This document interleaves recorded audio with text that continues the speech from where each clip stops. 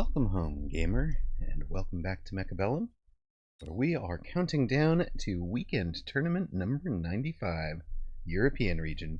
22 minutes out. Let's play a... Oh, hello, Belka Drake. Welcome in.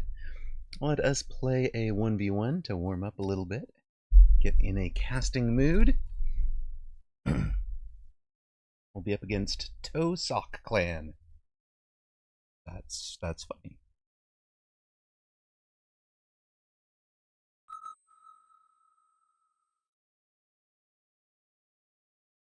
I am not sure we can defeat a Toe Sock Clan. I have to fight a whole clan at once. This is going to be disastrous. But channel point predictions are up for it.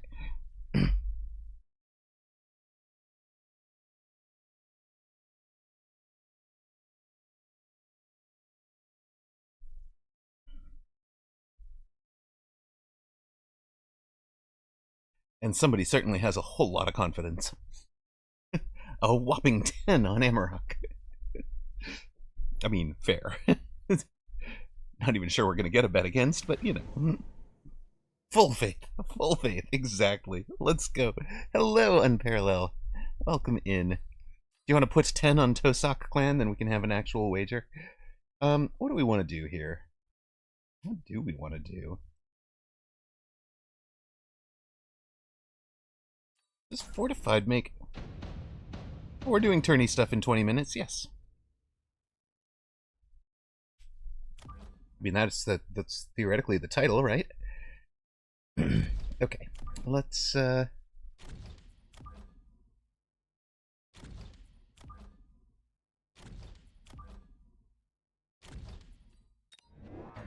have a fortified specialist with a whole bunch of these. Yeah, I'm hoping for a quickie before it. That's exactly correct.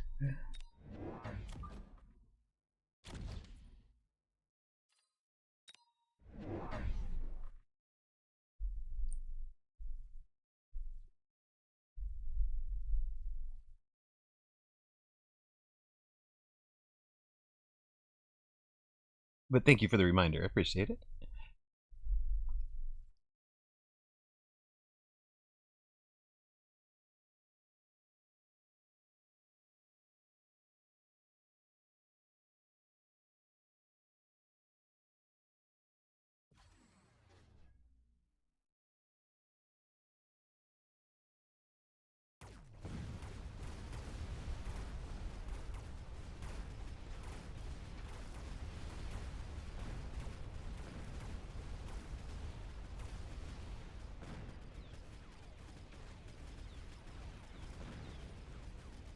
Well, apparently fortified hound is no better.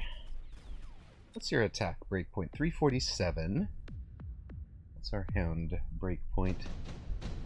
347 times 3 would be 1050 or thereabouts. Wasps are fun.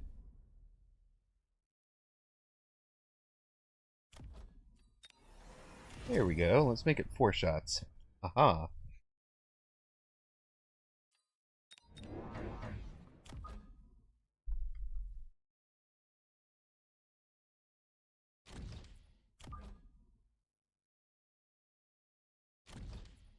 And we took the improved wasp, so we might as well unlock the wasps. You had a biggest, stumpiest robot ever. Very nice. A screenshot. A screenshot. Oh dear. Keyboard does not love you today, does it?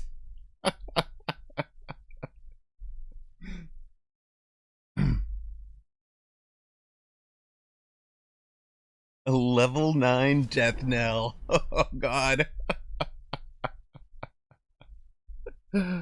Rude. How many players blocked you afterwards?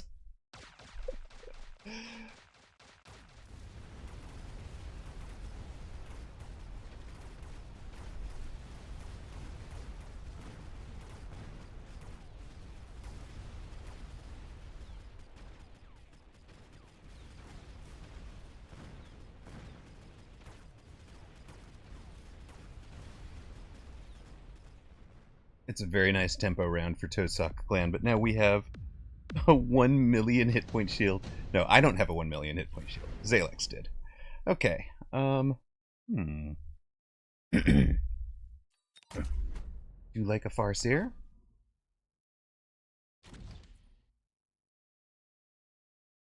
Let's put you on the side with the level 2 sledges already. You're close to leveling, so you can just get a friendly shot to the face.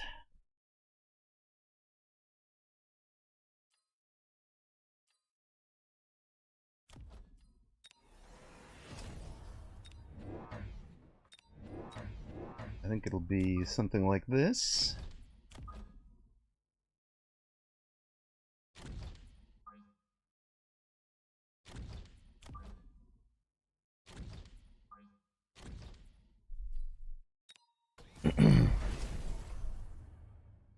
You won a game with Vulcan Hacker Elite Hacker card and got told to dear. That's yeah, that's rough. Oh, he ate my missile. Tosak, how rude.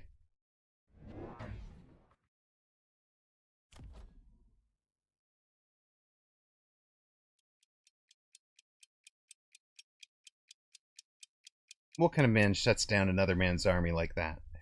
Another man's missile like that? That's okay. We have the level 3. Oh, he's got one as well. Slightly less cool.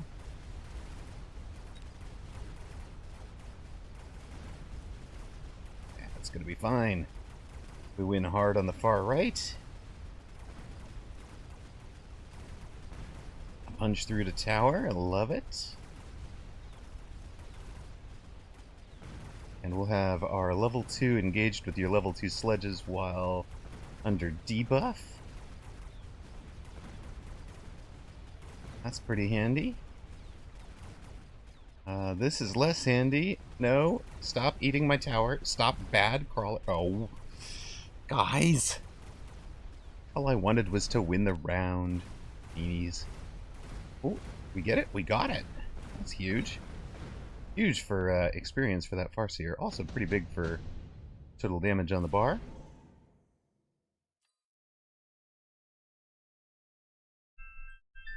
Tourney Reg is now open. You got 15 minutes out. Tourney Reg open.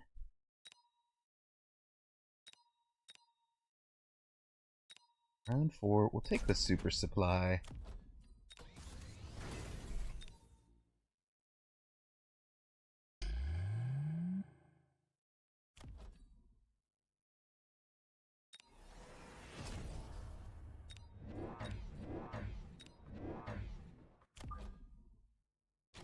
It looks like we're going something like this for now.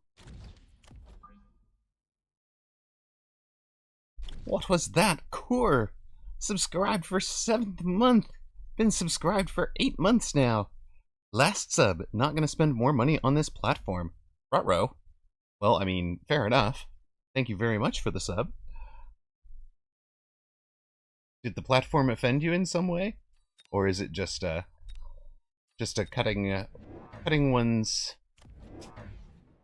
How to describe this? Cutting one's expenditures.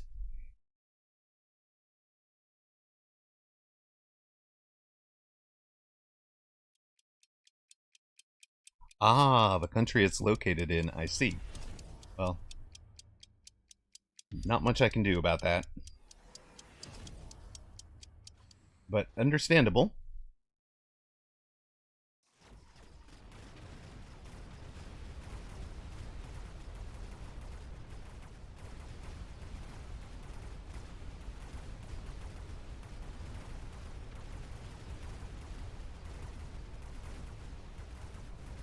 Rhino trying to get all the way into the tower there. That's fun. But, the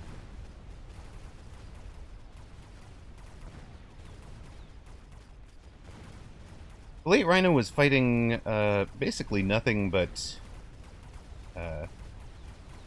crawlers all day.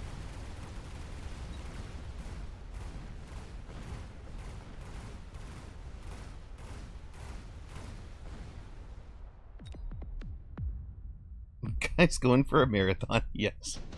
Yeah, it was a little weird, for sure. Now we have big monies. What do we want here?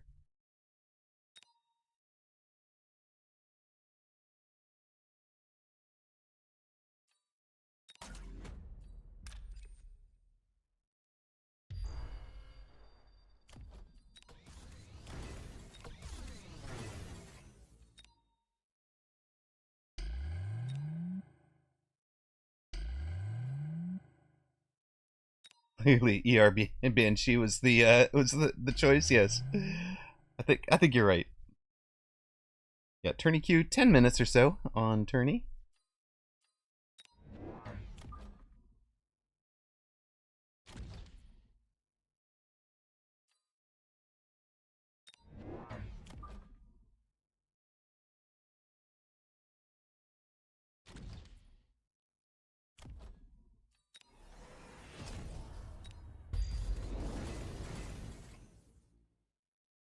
We shielded. He didn't. Our spell lands. His doesn't. Not really.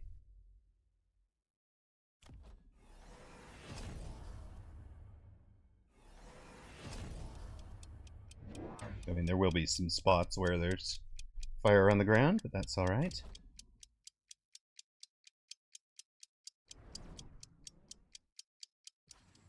Ranging the armored arc lights is an interesting choice for sure.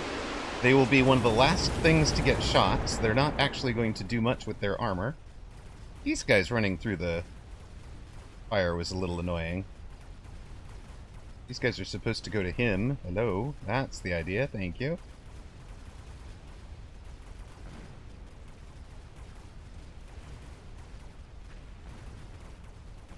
Did you missile out my crawlers? Hey, that's rude.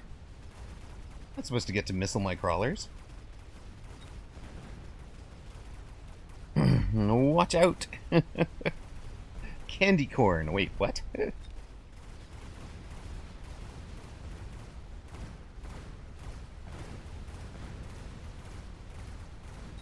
Hero Farseer. Hero Farseer, let's go. Did you level? Almost. Almost. Best candy, fight me. Wait, Rooster, what? Big raid! We are playing a warm-up game. We're not in Tourney. We will be casting Tourney, as is usual. But right now, we are just trying to kind of hold our own for a minute or two.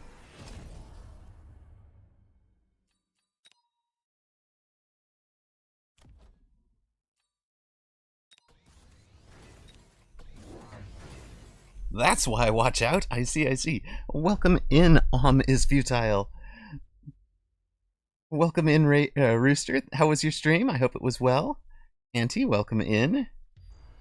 Reven, welcome in twice. Fury, hello. Ben Malls, thank you for the follow. Cardalaw, hello. Bimpy, hello. Tuvin.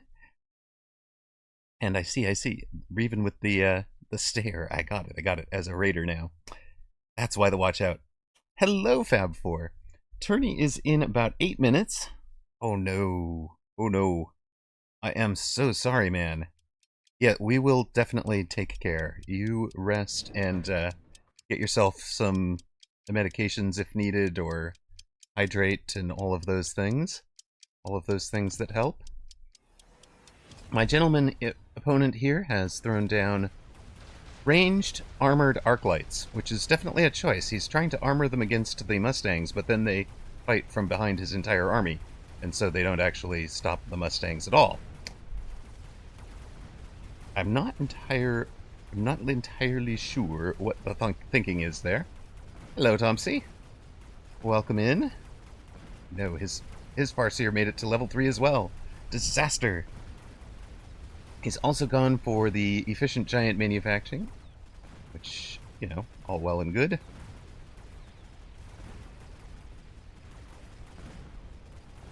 We did not. Why are there so many people here? We just had a big rooster raid, and we're going to be casting tournament in a couple of minutes. So hopefully people stick around and enjoy some tourney coverage. I don't think I really need any of these. We'll take Saber Cash for right now. Actually, you know what? Saber can go delete this thing, right? Maybe we don't even sell it.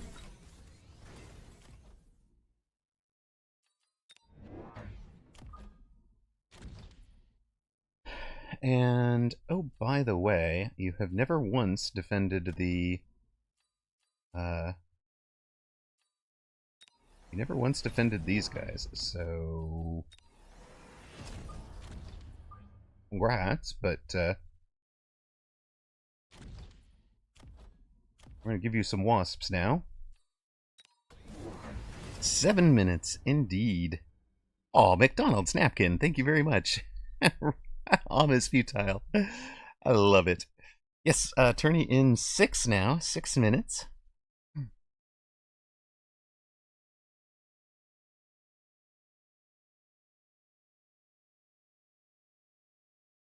So please make sure you are registered.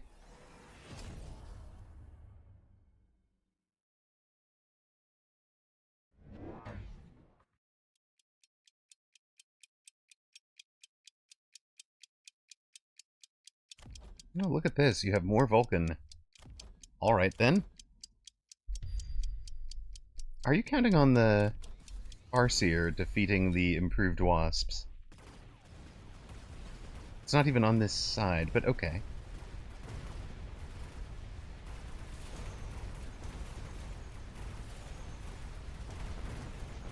As long as it survives long enough, I suppose.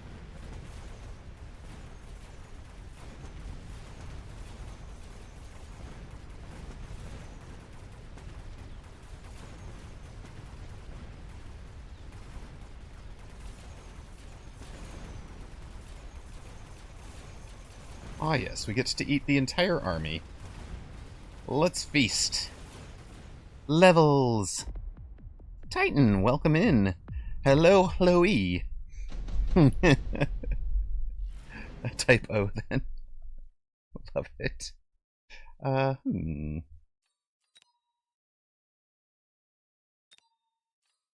You have left me a couple of very juicy missiles. Here? And here, right?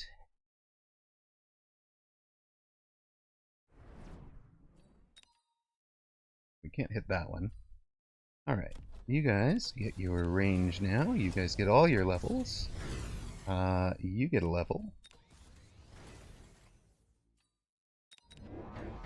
Brings us these two. Go get them. Lone range speed. Missile out the front so that we're landing things on the back line later, and think of it as good. What is that? AA Mustangs. Alright. Alright, and you did cover the flank drops.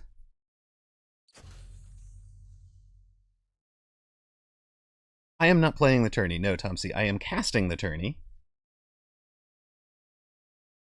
Plenty of time, exactly. 3 minutes, really. How I think of it. Yep, 3 minutes 30. For those who are planning to play, you should register shortly.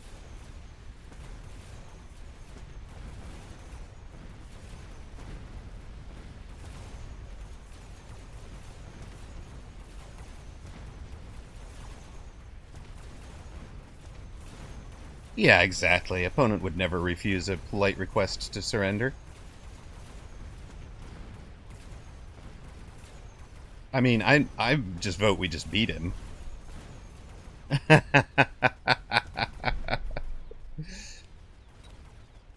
Improved wasp hopping off.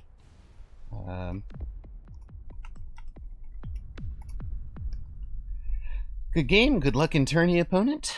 Congrats to those who trusted streamer to win first match of the day. Yeah, Imp was always scary. Exactly.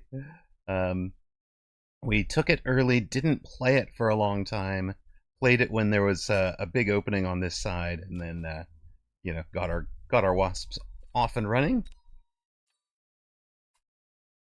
Improved wasp, improved wasp, not an imp.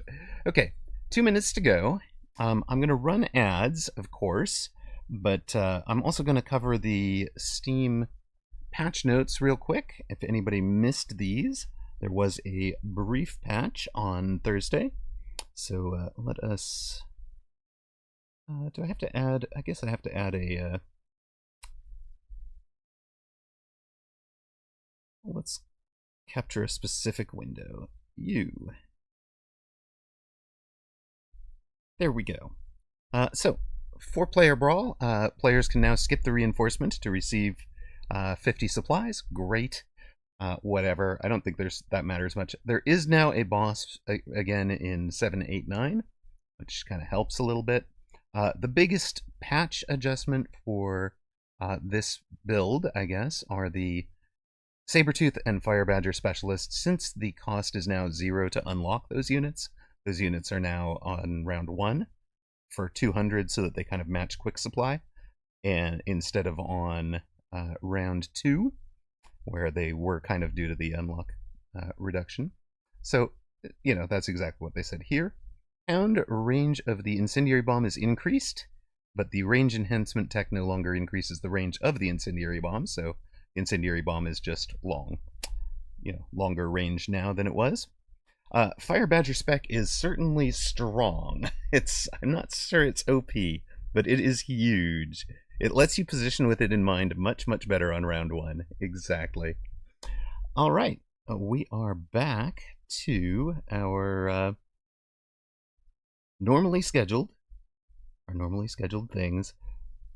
We're going to switch to the tourney thing so we don't spoil any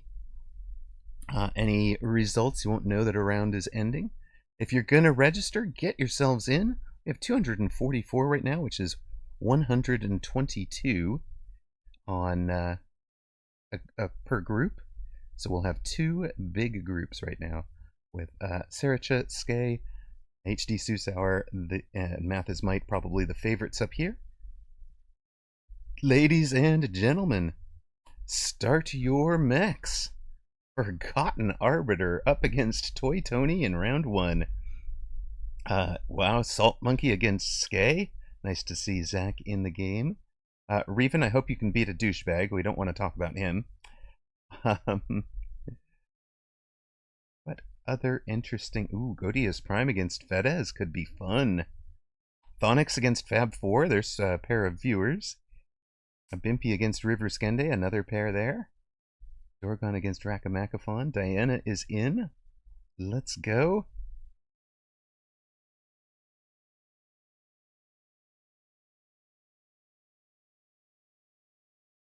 No, I think we might take Did we see something we like? Anybody? Let's take Steelsane and Zufil, perhaps. Or maybe we just go for one of the more close matches. Let's take Godia's Prime and Fedez.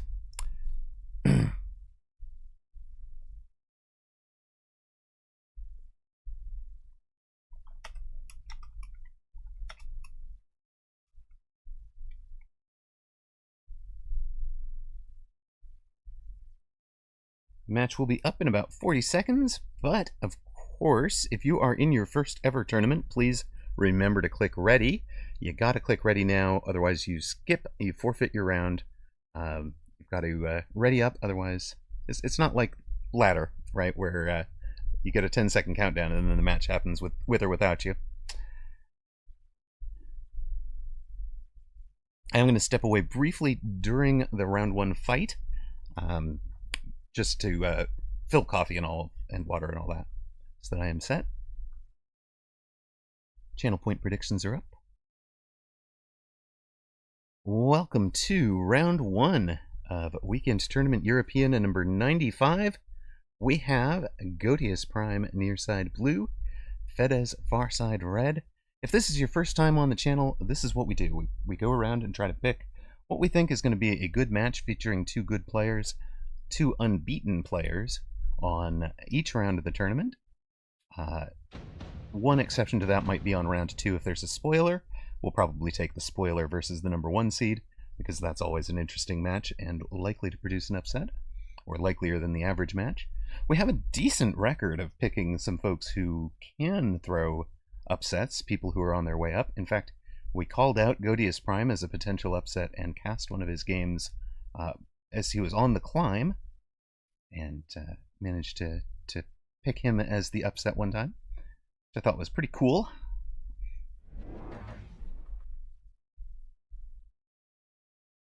Thonix versus Fab 4.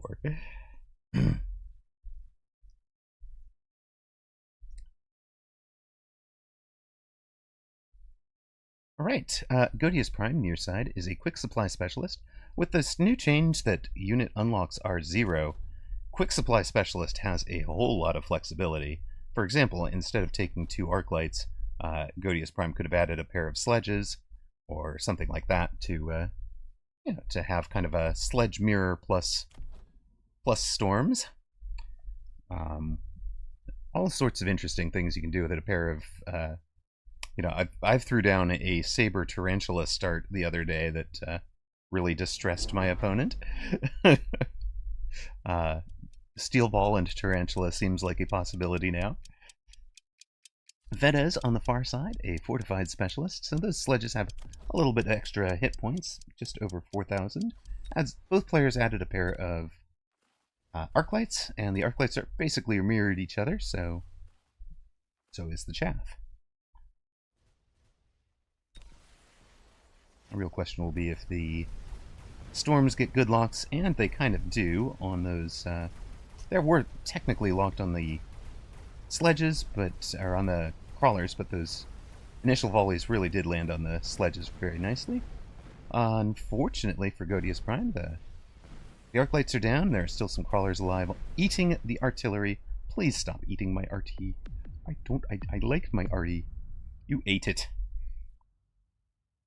Well, crawlers do what crawlers do. Round 2, we've got our unit drop already. Typhoon, Scorpion, Phantom Ray, Wraith. Fedez will take the Phantom Rays. And Godius Prime, I would predict, is thinking Scorpion into those steel balls, but with neither side really having any anti-air, obviously the 2 air choices are pretty strong as well.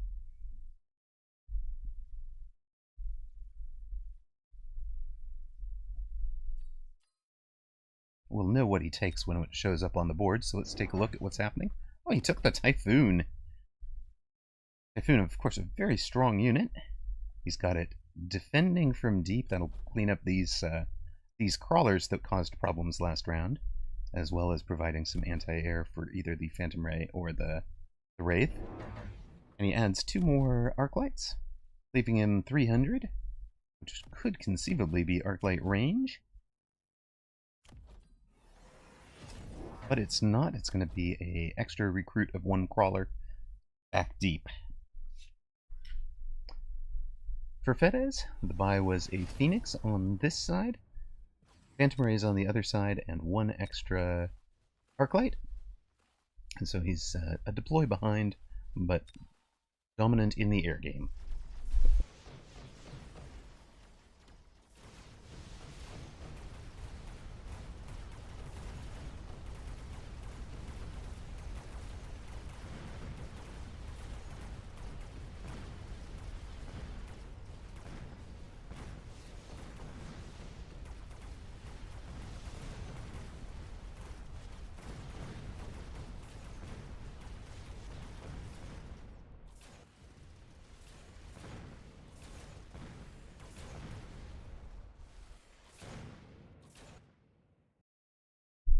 Came down to whether or not the Typhoons could answer the air.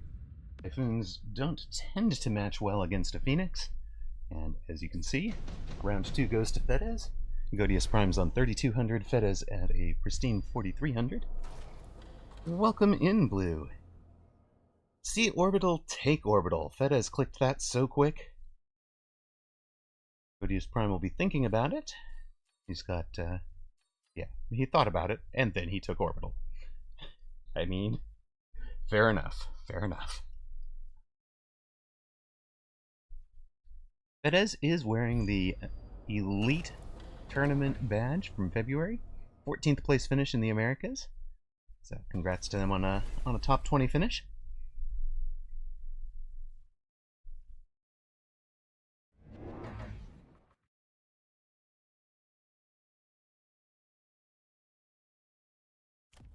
Two more arc lights for Fedez. New marksman to answer the Phoenix and Phantom Rays. Of course, one problem for Godius Prime is that the Phoenix leveled last round. The marksmen are going to be on the outside, so that's out of the orbital bombardment zone. And he can afford to get some shields up over the artillery. Also, I like this use of the that front crawler pulled all of Fedez's chaff into the orbital bombardment zone. So that was really, really clever placement from Godius Prime. I like doing that. I like that one myself. Hello, Lebex. Let's go EU tournament, indeed.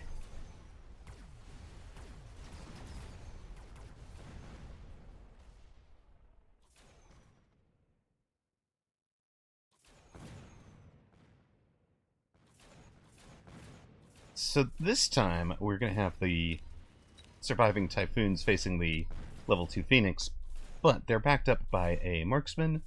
They've got some chaff that is eating some shots here, and that goes Godius Prime's way.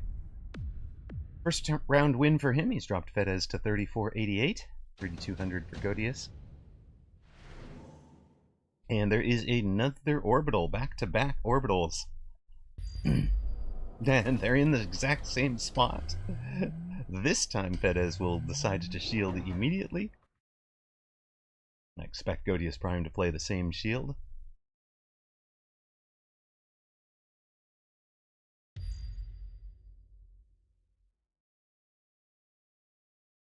We've got the same little mobile beacon.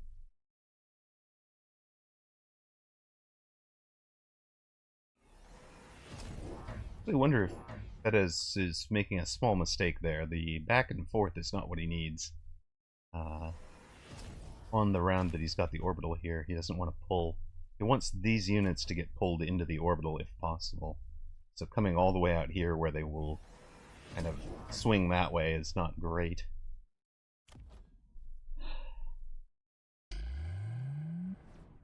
Godius Prime has now ranged the arc lights, does 2 bubbles, and has fleshed out the back crawlers on the outside.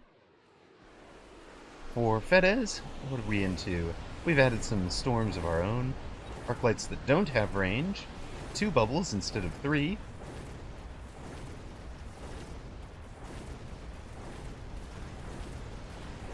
And that middle bombard does so much work for Godius Prime right now. We're going to have, I think, about the same result out here. This marksman is able to take out 1, so he's leveled. But we got one of the Phoenix. We've got the other marksman in danger. Danger, Will Robinson, danger. Oh, he's down. And so is the bubble, that stupid last Stormcaller, hiding in a shield bubble. Minus 100.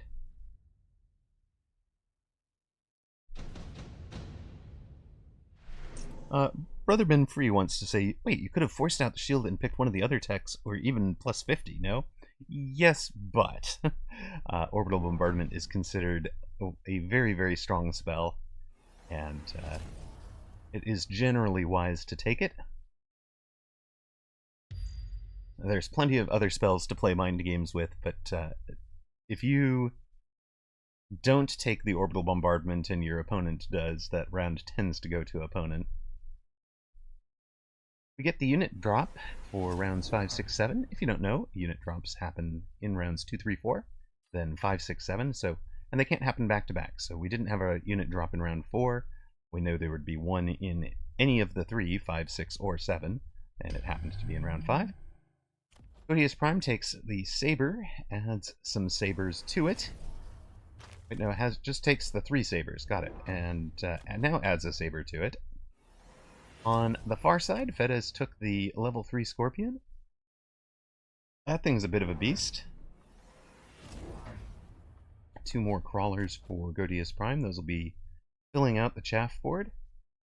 And this is one of the things Godius Prime's done very, very well recently, is really builds out these nice chaff boards that look reminiscent of some of the top players.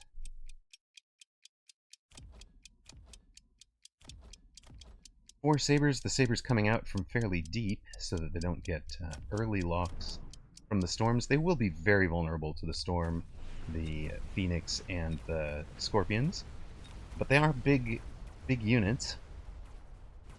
17,000 hit points. Won't survive a 31,000, almost 32,000 shot from a level 3 Scorpion. So yeah, 1 shot over there. Scorpion does not yet have a attack. But there's really just not enough single targets to take it out, I don't think. On Godius's board, he has beaten the Phoenix on the left side, so that's change. Having the level 2 marksman now helped a ton there. But this round goes solidly to Fedez. Good choice on the Scorpion.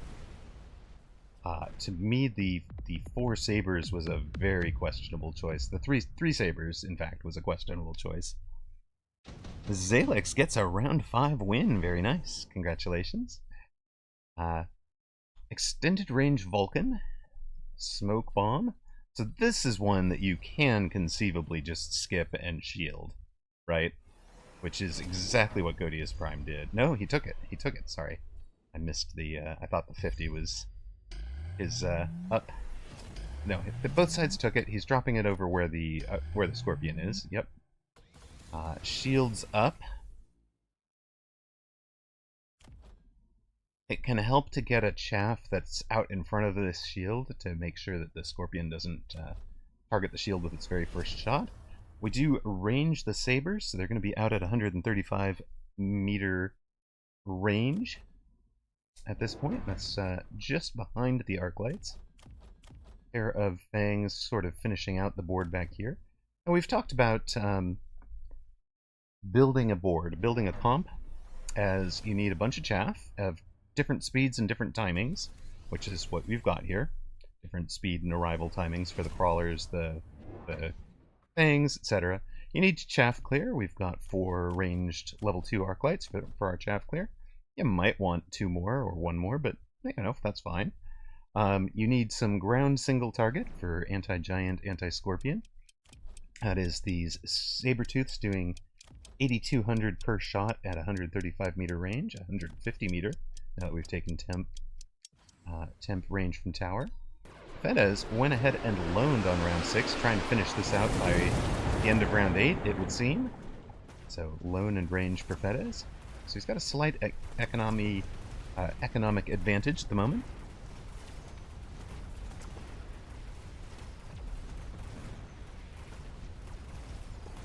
And the smoke landing on this guy has helped a ton. It's bringing a lot of units up here, but you can see what's happened. He's got the arc light locked on the Scorpion. Crawler's got all the way in on the Sabertooth. That just worked out very poorly for Godius Prime, just in terms of positioning there. We talked about that in that match with Ghosters the other night, the replay review that we did. And, you know, just talking about matching up to hit key units. Here he didn't know, right? He couldn't know where the Scorpion was going to be. Fedez wins again in round 7, has dropped Godius Prime to 84 hit points in a dream, and gets a storm. Lightning storm for the finish. And he's shielding up across the board. Can afford to. Godius Prime skips the lightning storm, takes the fire. Gonna try to clear out these running crawlers and any crawler that runs through there.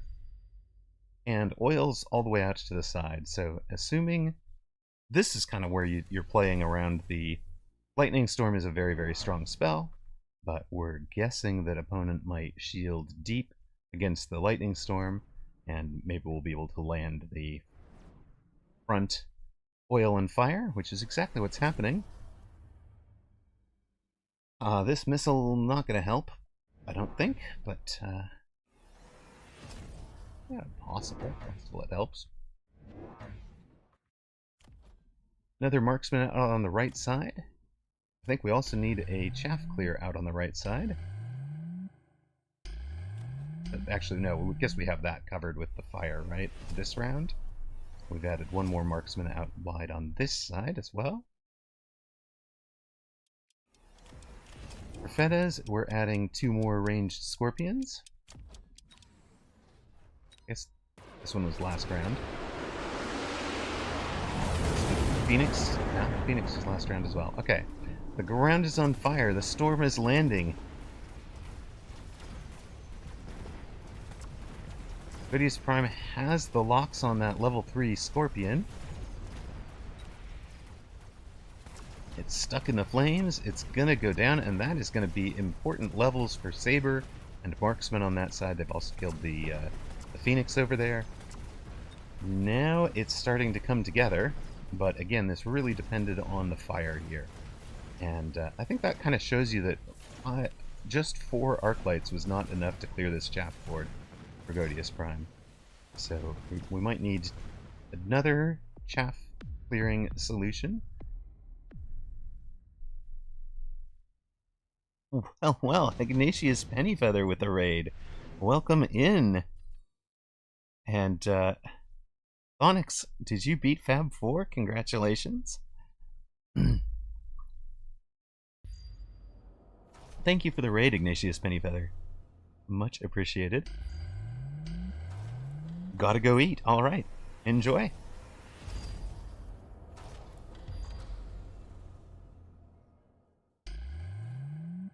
We get quick cooldown to bring in double orbital. And Fedez skipped it, took the speed instead.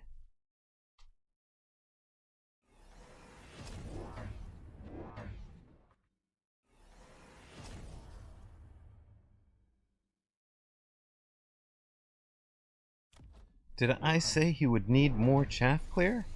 Take a look at that. We've added 2 elite recruited them, pair of arc lights on the outside, so he's going up to 6 arc lights. Fedez has taken wasps, and when we talk about building a board comp, clearing wasps is the 4th item that that comp needs to be able to do. And on this board, it is the Fang's responsibility to prevent the 3 untacked level 1 wasps from deciding the board. Now, running the wasps into the double orbital is also going to hurt, but they aren't getting pulled. Well, they do get pulled through the very edges of it, and again here through the edges of it. But it would take a lot of luck to hit them. We do lose half a pack of them. Oh, a whole pack of them over here, and half a pack in the middle. So a lot of those wasps didn't even make it to the front. The Arclights are doing their best. The Sabers never did get double tap, so we're relying on just having the better chaff clear. And now it can survive. It can tank 1 shot, and does in fact get the kill over there. There was some anti-missile adds from Fedez, but not enough to turn the tide. And one of them dies, the other one does not. Godius Prime wins the round, but not the game on his double orbital. Fedez down to 934, now he's got the orbital. Godius Prime does not, he only has the smoke. So this round should favor Fedez.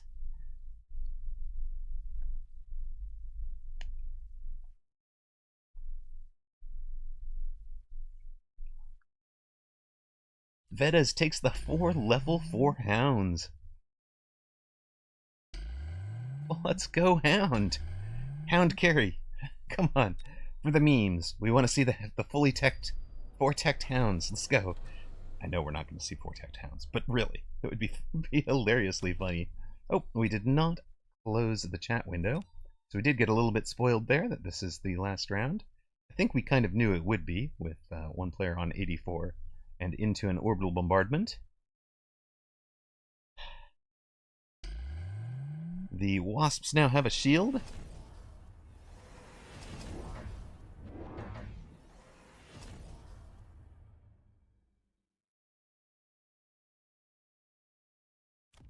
range and launcher overload on the overlords. So I feel like I make this mistake a lot, and it's one of the things you can kind of learn from.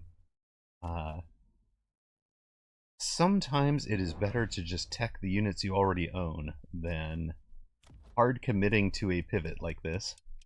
If you are going to hard commit to it, double teching them is sure the way to go, but I am quite worried for Godius Prime on this round, especially without temp range and speed. Oh no, no, no. Oh no, no, no. We don't have temp range. Opponent has temp range, temp speed. And eesh. That feels pretty grim. Hounds out front, an interesting choice. Those will tank a lot of those arc light shots, allowing the crawlers to pull all the way through. But then they kind of did on all sides. The crawlers got through, and that gets the left side tower with the left side tower down. The rest of the army will fall. Fedez with the upset win in round 1. Congratulations.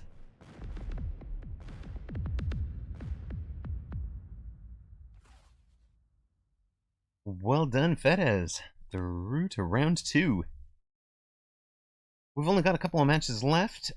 We can step into HR Giga Chad. It's not Giga Chad, it's Giga, the Swiss artist. Spoke with him personally about the matter, what preferred pronunciation he has.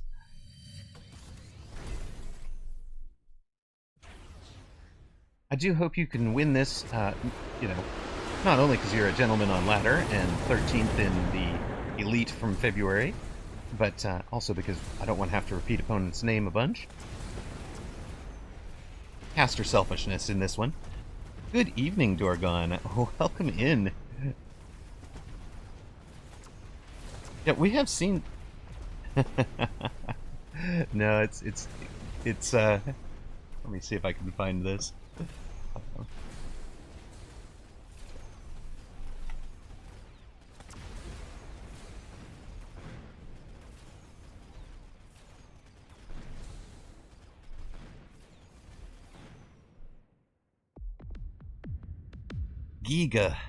Giga is the best I can do. German is not my language.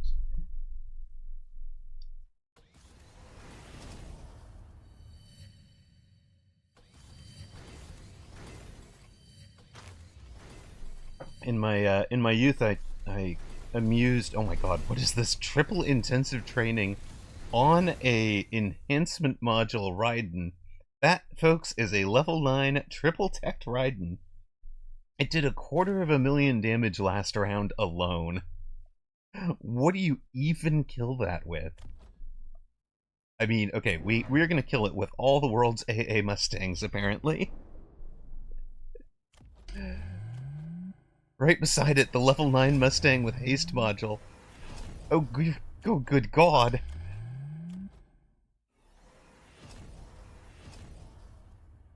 The username makes sense now. He's pooping out legendary units faster than you can identify them.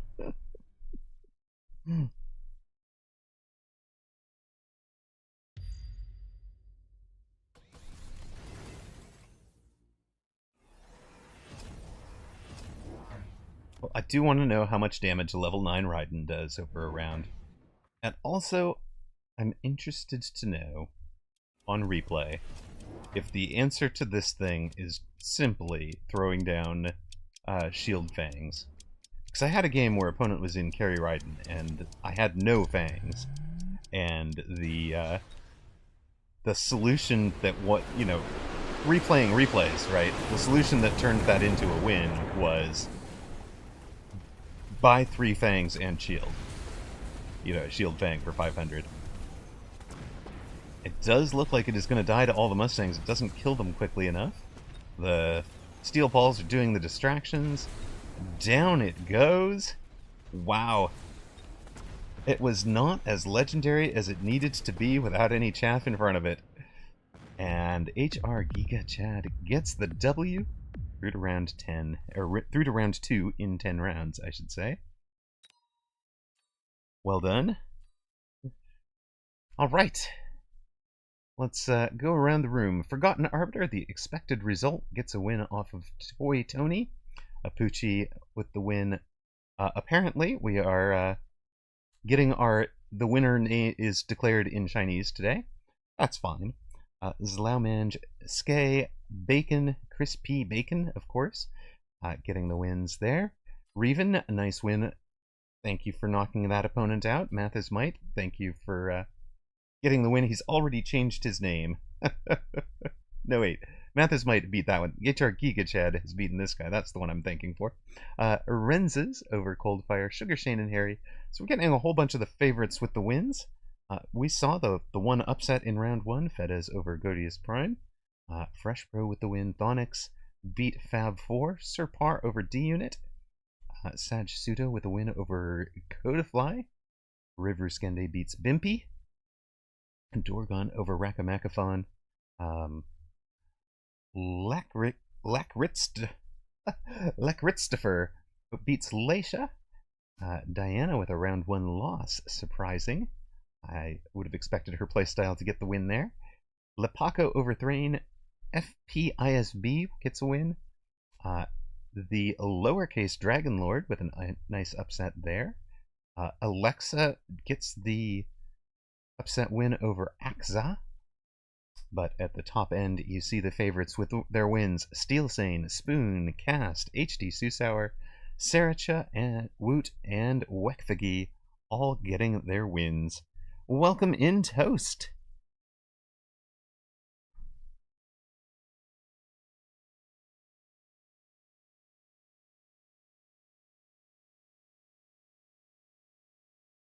Lowercase Dragon Lord is different from our Dragon Lord. That is why I called it out. At the bottom end, our winners included Ion, Mottel, Jan, Reshetilo, Fakari, Gorodik.b, Zenik, Nico Archangel, All You Can Hit, Rainier, Amaze Ashley, Fish, Jacked, Gav the Mighty, Juice, Orcrist, Flash, Nopiak, Nomag, Sharkath, Pi. Yay, Pi. Pi is through. Let's go. Caesar, Mithrandir, Zalex with the 5-round win over Hightower. Wolfguard, Scorpion. I see. Elon. Oh, God. Bot Mario, Vitatos, Swirlo, and Jill2. We have 124 out of a possible 128 there, folks. All right. Welcome home, Toast. Welcome. All right, we've got our second round. We'll have 62 unbeatens, no spoiler, unless somebody abandons. So what are we going to get? Things add up to 63 if you are one of the unbeatens. So like 32 versus 31 will be a match. Question, do we just go follow one of the top players? Because we know somebody is going to get upset. We know somebody's getting upset. We don't know who it is. But we can follow one of them and see what happens.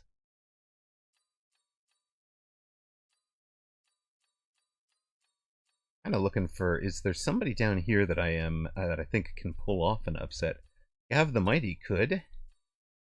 Might be the one to go follow.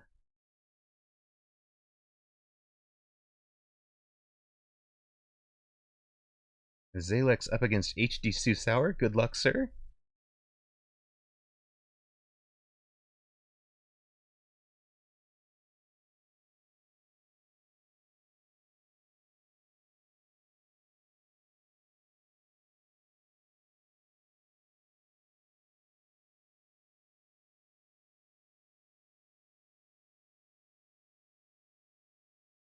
You know, sometimes I think you gotta pick by usernames. I have not watched anything from Crispy Bacon. You've got... Wait, You ended up pulling an all-nighter and possibly an all-dayer? What are you doing, Toast? What? Somebody's supposed to sleep.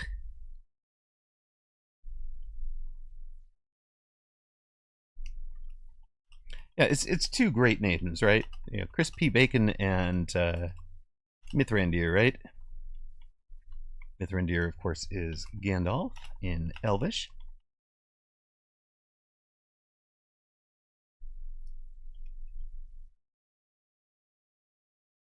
I figure if you're gonna pay my best, I couldn't sleep, and the sun is up. Oh, well, yeah, just no. I've had those nights where I couldn't sleep, and all of a sudden it's daylight again.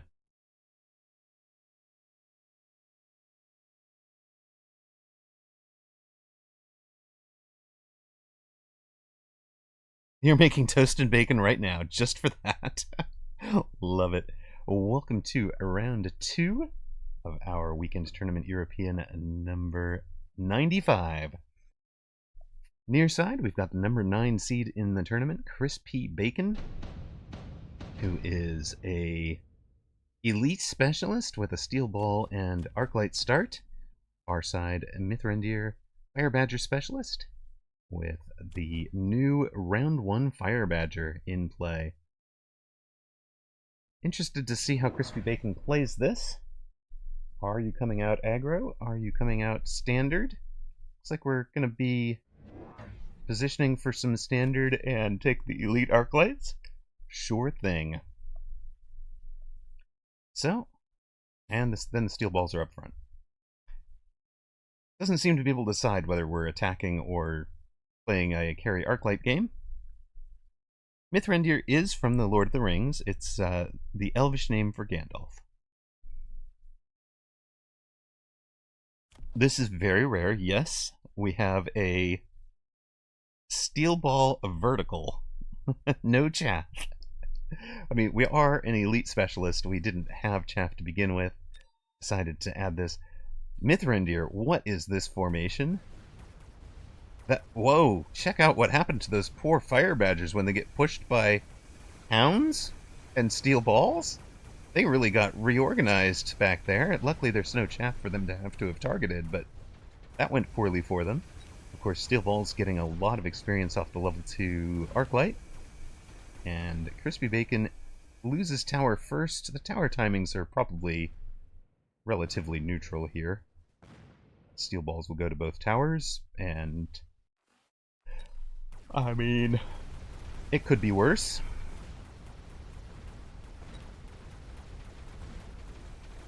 Arclight's dead.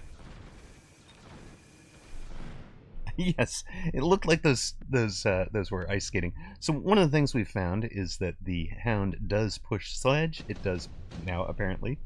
Steel ball and sledge push fire badger, which are not things we needed to know previously. Our elite specialist took a missile strike because why not? You can missile strike this entire formation. Goodness. Mithrandir took the subsidized steel ball, so now he has 150 cost steel balls. Crispy Bacon adds the charged shot for the arcs and a pair of crawlers by selling the far side steel ball. Right. I was trying to do the math there.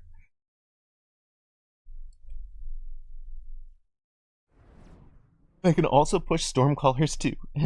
For whatever reason, you have storms in front of hounds. Go, Storm, go! Go faster. Let's get in the fight. Oh, we've even leveled those hounds for better value from this missile. Perfect. And of course, charged shot on the arc lights slows down the rate of fire a lot, but the increased DPS is important for handling steel balls and the fire badgers, for turning these into like a real carry arc light. And since opponent was attacking, he didn't need the range. Level 2 crawlers actually have some decent survivability against fire badger. Fire badger attack is very low damage, so having double the hit points at 554 helpful for Push me closer. I just need to hit them with my sword. Alright, efficient tech research for Mithrandir. Additional deployment for Crispy Bacon. I love it. You're gonna want deploys. You don't have any chaff. Yeah, he's gonna want deploys all game long. So we get a flank crawler, another arclight, a early crawler in this defensive side. So there's our 3 deploys. We could sell the steel ball for one more pack of crawlers if we really wanted. On the far side, we have subsidized steel ball, but didn't take the additional deployment slot. I don't think you're the real Gandalf.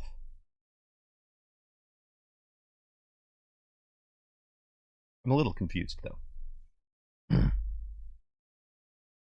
Yeah, this is probably one of the most scorpionable formations I've ever seen, given how tightly packed it is. But I also like this pull, where we've pulled the whole thing off to the side so we can handle it in detail. You know, defeat in detail instead of attacking it all out. Backside crawler pulls the level 1 crawler, defeats the level 1 crawler, and gets the tower. And gets the tower at about the time that his own chaff is run out.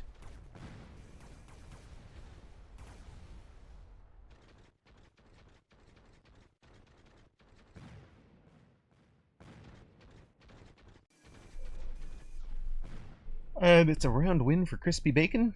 Crispy Bacon at 4820 and Mithrandir down to 3600.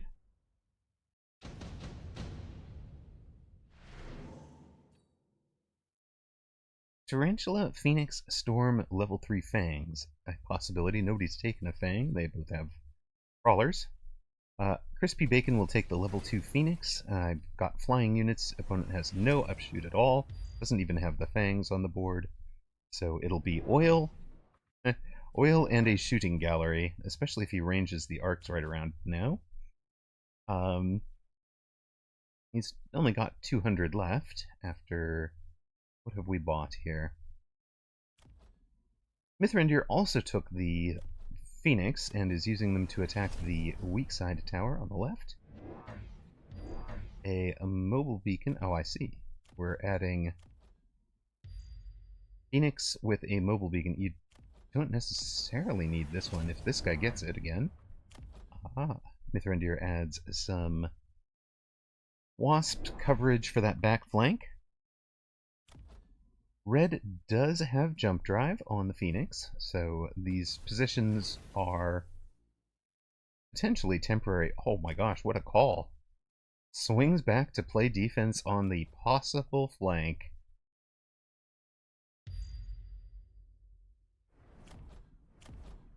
And kind of taking a look at, hey, I'm not the only one who doesn't have upshoot. It takes a whole bunch of level 1 Wasps. Some back here to defend, some here in the attack. They get out in front, but there's really no upshoot left. There's no Fangs, there's no Mustangs back here. So those Wasps are just going to get to feast off of elite level 2 units. On the other side, Crispy Bacon will get the win. And presumably gets the tower as well. But I don't think 2 Phoenix are going to handle this much surviving Wasp.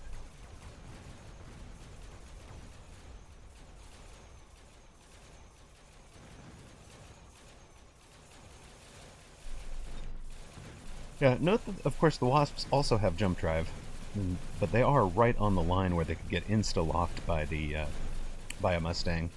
And I was wrong. There is enough surviving for Crispy Bacon that the Phoenix do get to clean up the Wasps.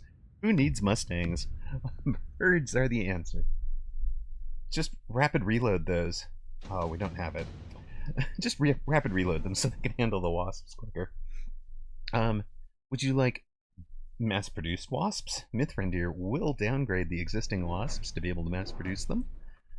Crispy Bacon extended range fortress is interesting for the missiles, but well, and also mass-produced anti-air Wasp would be a possible answer here. But I kind of just like don't know if he has the money for advanced offensive tactics. He does, for advanced offensive tactics and two Mustangs, but it would have been overwhelmed by 6 shield... 6 cheap shielded Mustangs. Let's go.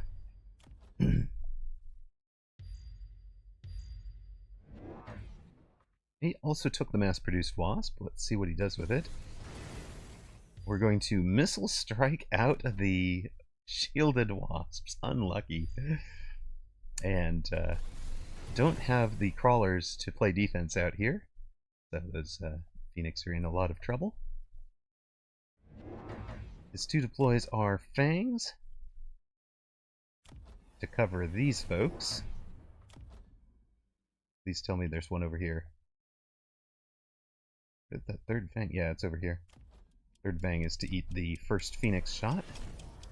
So nice mobile beacon from Gandalf here.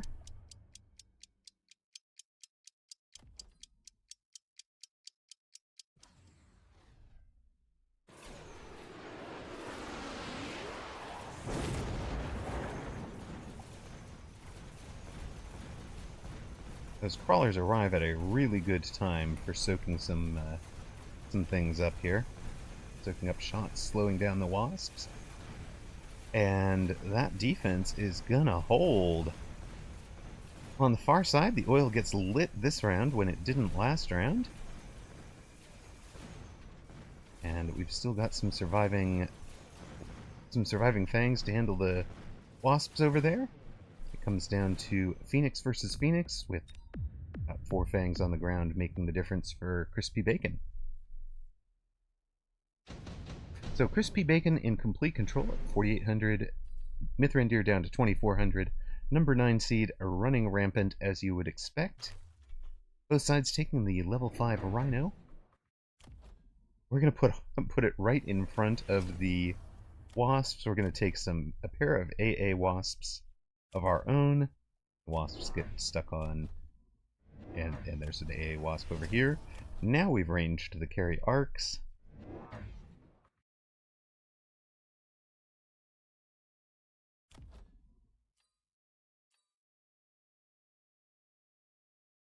There's no... Look at this tech loadout. There is no range.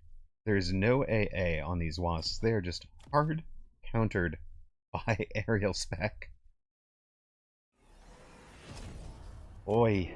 I mean, I can see some of the appeal in having electromagnetic shot and having energy shield. But I kind of feel like you have to at least have range on the bar. And at this level, at the Crispy Bacon level, you kind of have to have the aerial spec as well. Air Wars. I mean, really do think of the...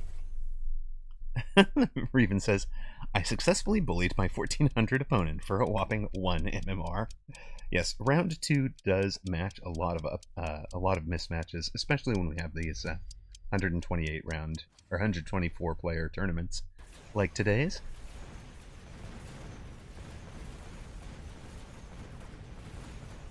How quickly can AA Wasps make a mincemeat of this? Now, the steel balls do handle the level 5 Rhino nicely. On the other hand, the charged shot arcs are going to just feed levels off of this, so...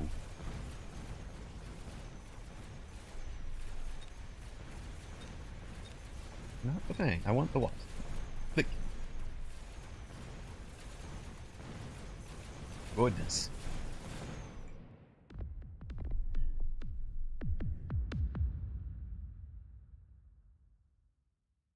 Fangs, Arclights, and Wasps. Let's go.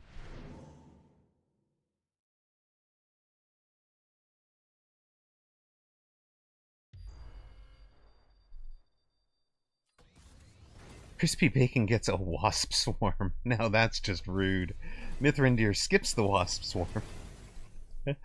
Now remember, they are mass-produced. So are Mithrandirs. I think they still win. Uphill fight. Now they're ranged as well. It gets ruder.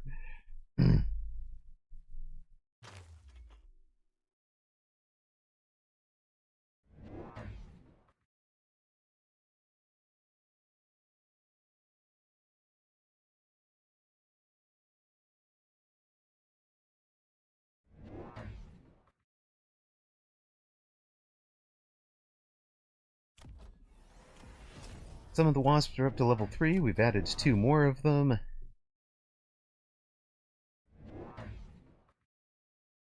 I don't think speed is going to help you, sir. Crispy Bacon sold out of the level 5 Rhino that got demolished.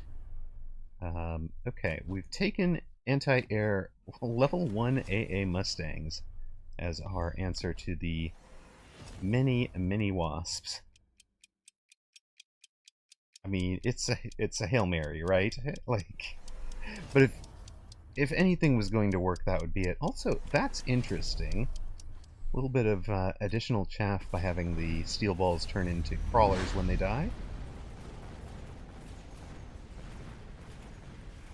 Mustangs are punching through over here in chewing up the mass-produced wasps.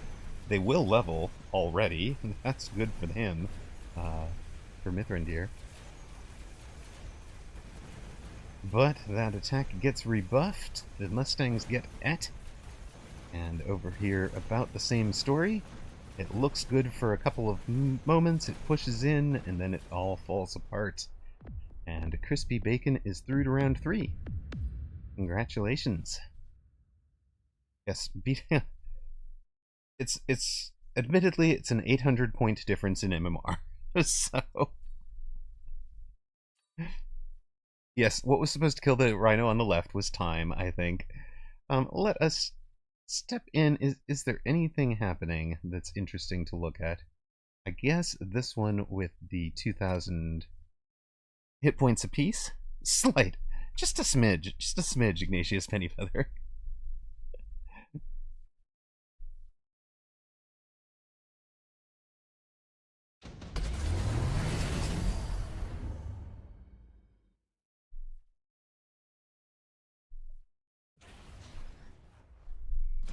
On this board, Yushe on the far side is a missile specialist with extended range marksman. Renz's near side is a marksman specialist with efficient light manufacturing and quick teleport. And a, wow, advanced group 3 mini tournament champion this week.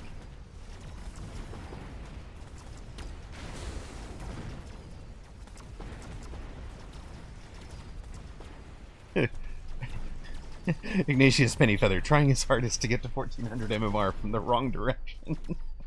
I made it down to 1600, but then they started making me win again. Love it, sir. I love it.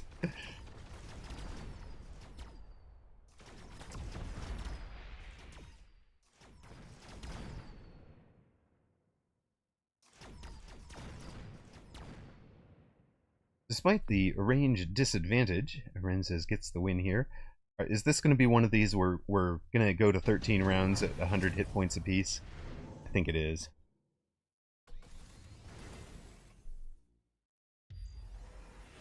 Well, not necessarily. Now we have assault forts, and that is ranged double shot scorpions. Assault fort, that's a little rough. Also, how did we wind up with front row? Is this really it's an unprotected EM storm in the tower cheese, not quite the tower cheese position. It's got room. There's room for something in front of it. This is amazing. This board is just awesome. Tom C, you picked up 13,000 combat power in Asia. Very nice.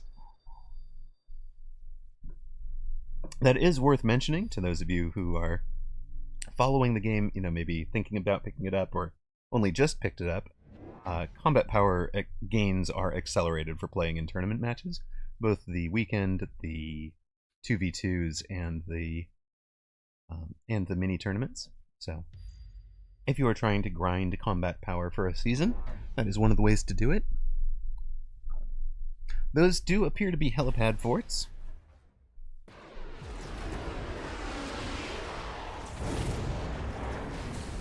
He did not have a forklift strong enough to move them. The forklift is on this board, see? It's right here, I think. Oh, the forklift's on this side. Maybe it's on a different board entirely. Nice little tower snipe from the Phoenix on the flank. Gets the towers both for Renz's, and that's a much bigger round win than last time. We get all the surviving Scorpions, and that is enough to finish it off. Guichet just did not have anything back there to protect against it.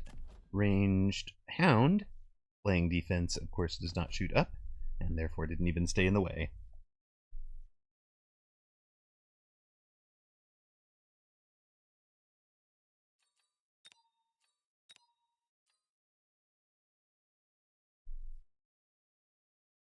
Alright, our top group, the expected outcomes: Forgotten Arbiter, Apuchi, Zlaumange, Skay all through. We saw Crispy Bacon get the win, or even beat Pie, despite the great name. Nomag didn't even bother against Claxy. Math is Might, Renz's, Sugarshane and Harry, and Fresh Pro all getting wins. Thonix, Sajsuto with wins. Fakari upsets Sir Par. Sir Par, what happened? Fedez over Jan. Ion knocks off Alexa. Dragon Lord beats Model, our Chinese player. This is the one that beat Diana, I believe. Also beats Reshetilo. Riveruskende. Dorgon. Christopher. Lapaco. FPISB. HR Geeka Chad. Steel Sane and Spoon all with wins. Cast is still working on it against Caesar, so we'll step into that in a moment. But Wekfiji, Woot, Saracha, and HD Susauer all with wins. Poor Woot had a not ready up from opponent, but yeah. Gav says, I got hacked to death. I hate hackers so much. Pi was the rookie champion of 2v2, so put some honor on his name. Excellent. Let's go.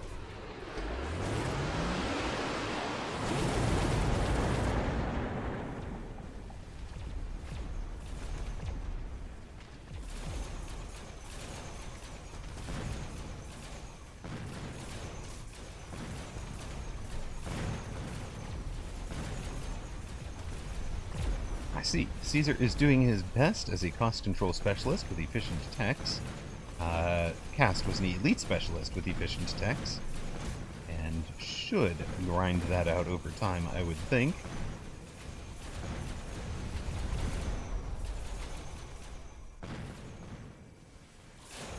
So Gav, you'll be happy to know that Bearlike has talked multiple times about wanting to rework Hacker to make the counters to it more obvious, and probably to move it to being a 300 cost unit. So there will be a change to it. He does really like the concept of a unit that steals other people's units, but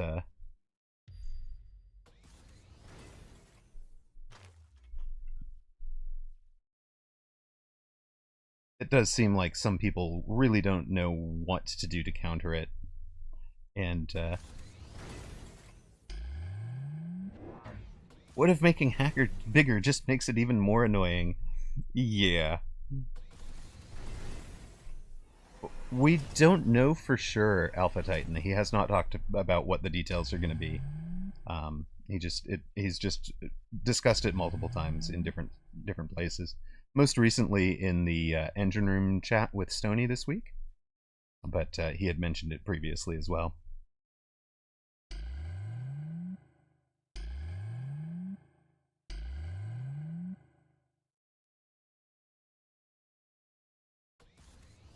Yes, I think that's exactly where people are. I mean, Stoney sort of I think Stoney kind of embodied the exactly what is wrong with Hacker when he said, like, I love hackers, I love playing them, people get so tilted. And it's like, well, yes, a tilting unit, that's a bad sign. There's a unit that tilts opponents.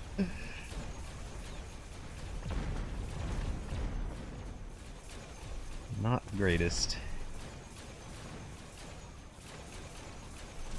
Well, near side, Caesar is making the mistake of fighting from behind tower. He's put up a good fight, but it's not going to last much longer. And Cast, as expected, is through to round 3. no major upsets in this one. I always feel good when there's no major upsets, because then I didn't miss the major upset. If there was going to be a major upset, I wanted to cast it, you know? That is going to leave us with 31 unbeaten. Dragon Lord, the lowest seed. Jan will be the spoiler. For your troubles, your reward is a match against a Poochie, sir. Good luck. Other matches should add up to 33, so we'll see the 16 and 17. Forgotten Arbiter and Wekfigi. That is the 1 and 2 seeds in this tournament have drawn each other for round 3. So that will be the match we cast. You'd also have Fakari against Woot, Saracha against Ion, Crispy Bacon against Fedez, Cast against River Skende, Spoon against Thonix. There will be some good matches, but obviously we've got to cast the number 1 against the number 2.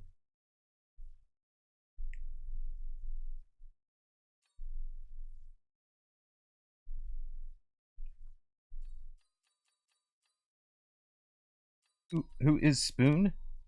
Spoon is this person. Do you remember? We've played them before. They're actually kind of nice on ladder. They're a gentleman, but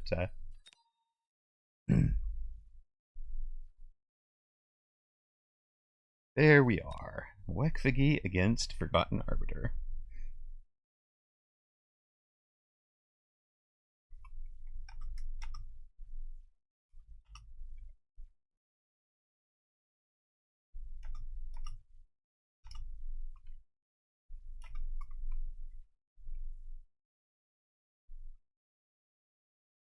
Don't forget to ready up if you are in tournament.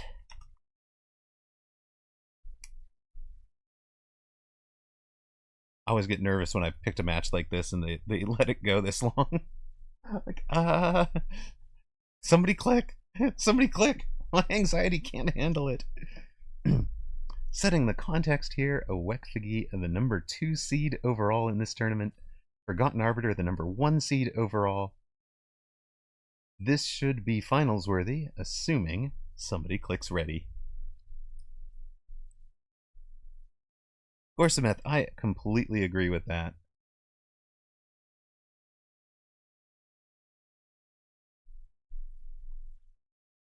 And probably another one at the 10 seconds left mark as well, right? In case I had stepped away from the PC to get a coffee or something and didn't hear the ding. But you are spot on correct. I think, did we put that in the Bugs? I can't remember if we put that one in the OG Bugs channel or not.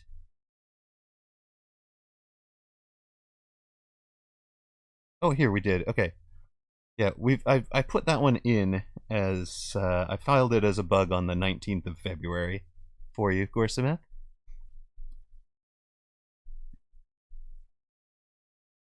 They just wanted the final 5 seconds drama to heighten the tension. Exactly. They knew I was watching.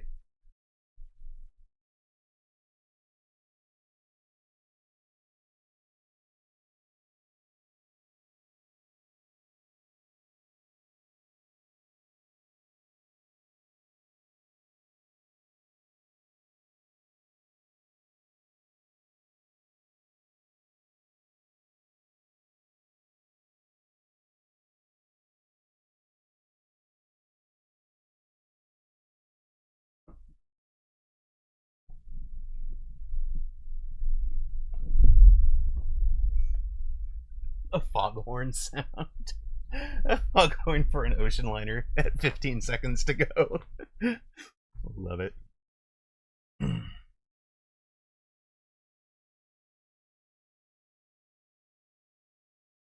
Welcome to the finals.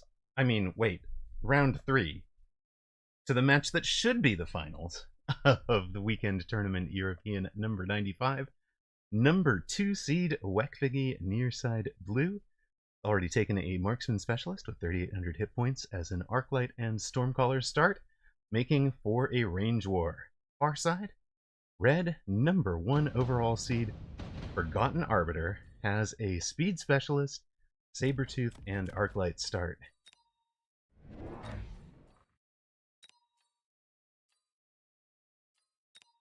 We are completely unbiased on this channel. We don't do any shenanigans, any biased casting of any sort. But we might bet on Forgotten Arbiter.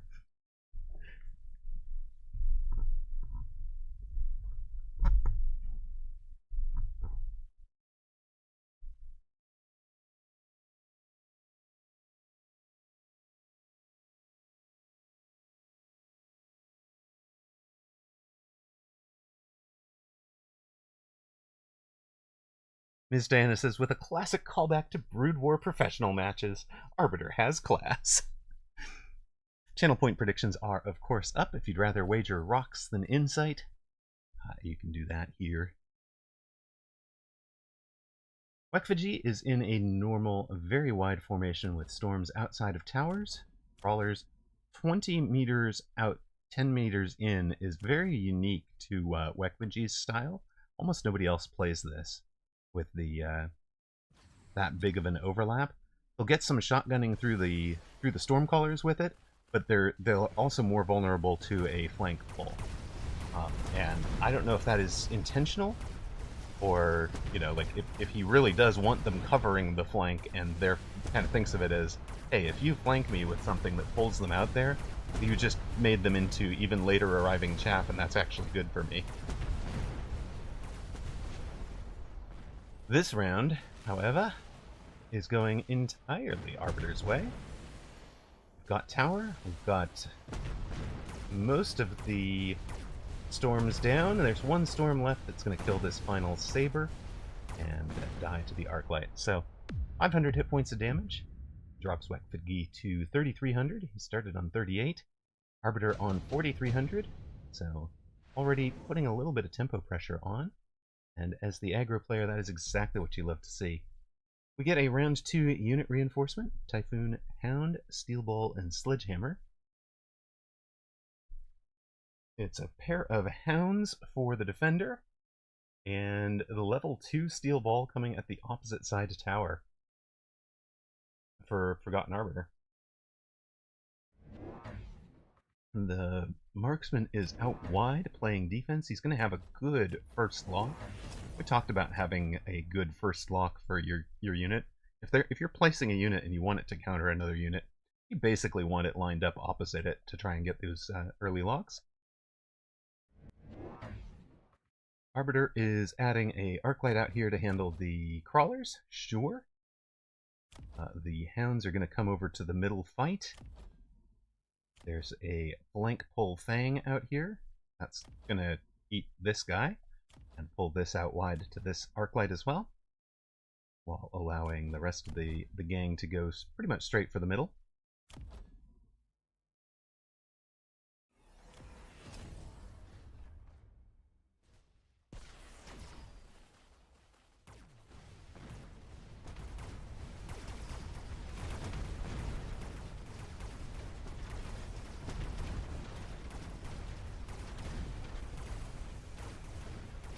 Those level 2 steel balls are going to get right in on tower, but you can see that the Wekfiji's defense has actually held the right side tower.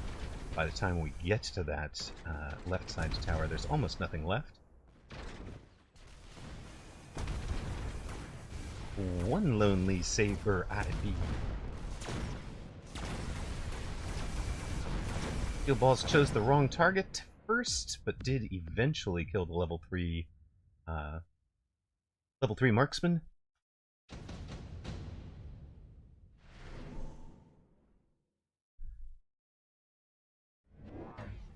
Advanced missile device that can missile out the level 3 steel ball over there. It can also do a lot of damage to these to the level 1 saber. 15,000 hit points out of 17,000. Forgotten Arbiter takes the laser sights. These will get missiled out, I think. I don't know. Arbiter takes a laser sight Mustang as part of the attack. Has them far enough back to do some flank screening if needed. They will also be a really good answer to the cast pull style if we do the flank and mobile beacon pull back there. Arbiter adds a set of crawlers on the flank. The right missile position would go to the steel balls still. Right missile position is right about here. I'm wondering if Wekfiji has it right or wrong over here. We'll have to pay attention to where that goes. It goes the wrong direction, so it only hits 2 of the 4 steel balls. You can see that it almost kills them, but leaves them alive. They're not going to be enough and survive strong enough to go get that tower, though. The Arclight is able to finish them. And Wekfiji has already stabilized against this attack. Wins on the left, wins on the right.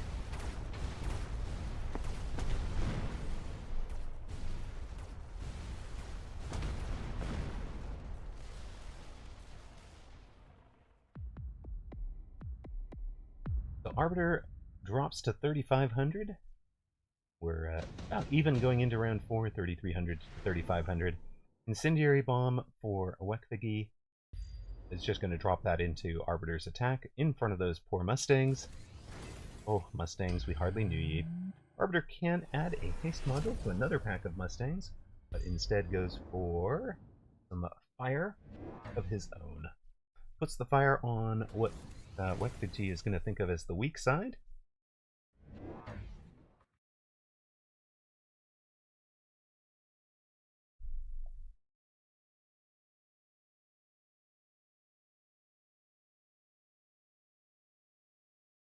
Missile here does what you want it to. Arbiter does get range on the Arclights this round. Can't really shield. It's range for both sides Arclights.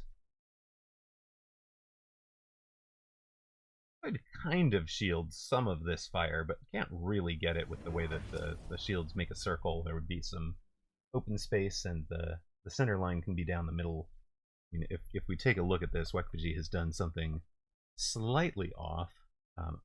If you want to guarantee that the entirety of the fire lands, you kind of want to have it just on the center line, just on your side of the middle divide line. And the reason for that is if the center line missile is blocked, fire doesn't happen in the rectangle that it is responsible for lighting. Same for oil.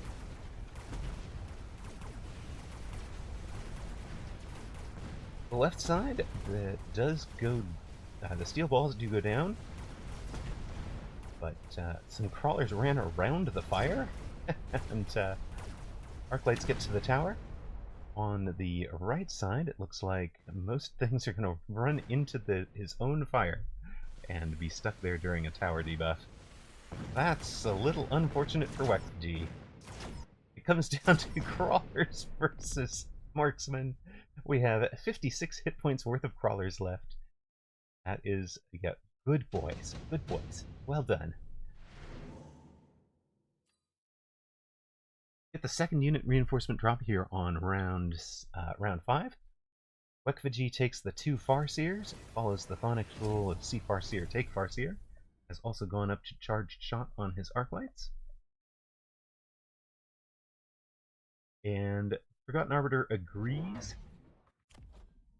Rat had posted a video recently questioning whether the level 2 Farseer is the game's most OP drop. I think that was an interesting one to see and think about as well. This is a kind of an interesting U-shaped defense. Looks a little bit reminiscent of something you might see in survival mode.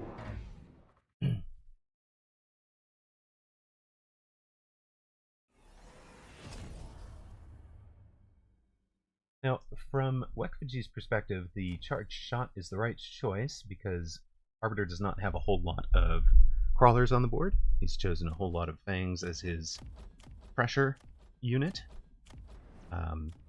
And the kind of the counter to charged shot Arclight is loose formation. Sorry, where is it? Loose formation crawler. There isn't even loose formation on the bar for Arbiter, so eek. Maybe he has a different answer for Charged Shot Arc? Maybe that answer is just Shield Bang. He's committed to more Mustangs? Arbiter has.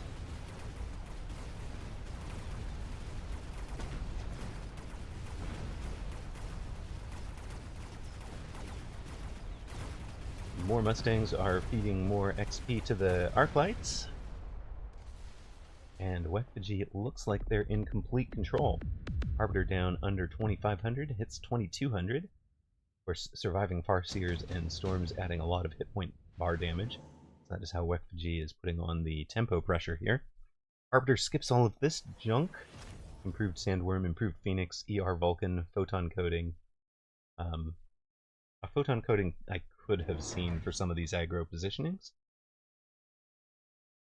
But that's about it.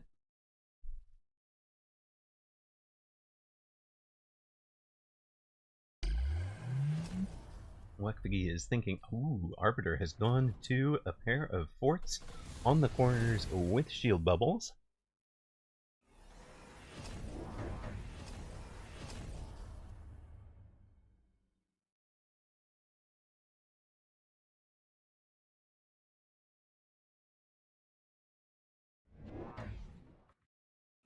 We have speed forts. They already move at 12 meters per second because he takes the temp range, or temp high mobility instead of temp range.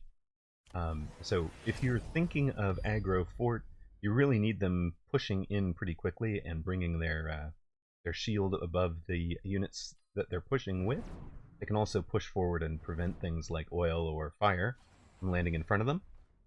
Wekfiji gets the oil down in a good spot that is not shielded. It's a little unlucky for Arbiter having run up the shields this round, and then having them not really accomplish much against the oil. They go down pretty quickly as well, and so do the forts. We know Mustang Fort can scale out of control, but right now a Charged Shot Arclight Carry Arc game with Storms and Farseers has it in complete control for Wekfiji. Arbiter down under 400 hit points. It is time to... well, can't afford to lose at this point. Can't afford to lose a single round.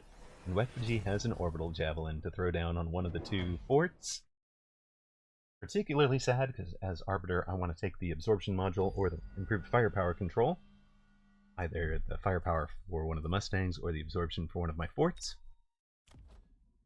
But... can't put the Absorption on something that's getting Orbital Javelin. It's not going to help. Instead, it takes the Portable Shield. That was not on my list of things to take, but okay. And goes for some level 2 forts. Elite Recruit. Big Shields. That's going to be the home for the Portable Shield, I would presume. And it is. On the other side, Wekfiji has taken the Elite Marksman on his Arclights, so they're all doing as much damage as they possibly can to break through those shields and otherwise get the job done. Other than that, there's no real single target, right? There's level 1 Farseers and an untech Marksman. And the Stormcallers, of course. Hey, look! Forts and oil. The meta is so new. I see your point.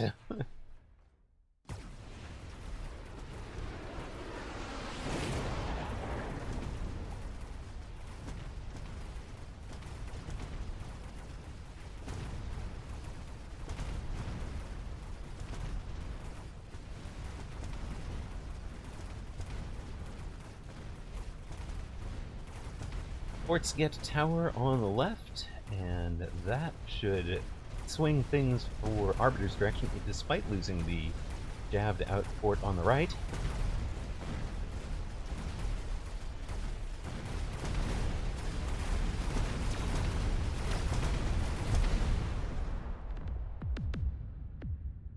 And like we said, Wekfiji had no single target. The Charged Shot Arclights really countered hard by high-level fort and shield. He throws down a fire for the chaff, a nuke for the shields. Well then. Yeah. Arbiter won this side, and it offended me. Arbiter takes a nuke for the opposite side. Sells out of something. Get up to 1150.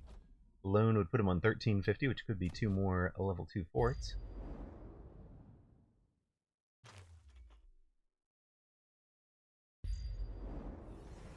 Thinks about where to put the fire. They're going to be kind of side by side.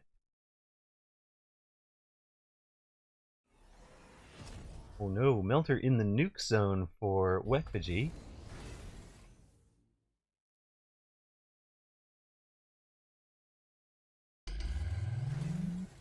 A level on the...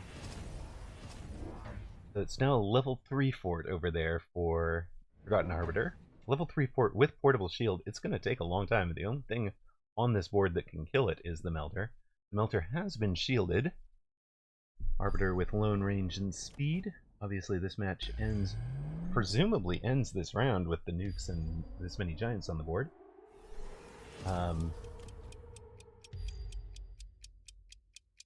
50 supplies left for Wekfiji. Mobile beaconing some things out of the...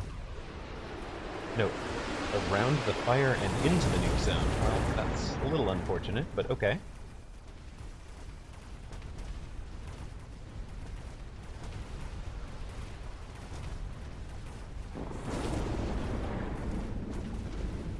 Shields are all down. The left side tower is finished. The right side fort is down. And the only Mustangs left are those about 8 on the right side. That's where the melting point is going, and it is down on very low hit points. It is dead. There is nothing left that is going to kill a ranged level 3 fort. Range on that fort was huge for Arbiter. And he'll have 1,000 hit points left. 1,000. Well, nope. 750. I guess 700 left, right? Drops Wekfiji to 786. It was not the last round. 2 heavyweights going toe-to-toe. Another portable shield. An advanced power system for Arbiter if that's what he wants. More speed. Mobilized battleship, of course, the spell to play around. Wekfiji takes the portable shield. Arbiter pretty much has to play around the mobilized battleship, doesn't he? Nothing back there.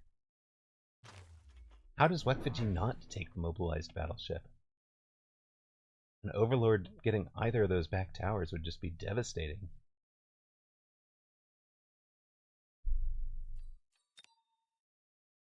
They're so open back there.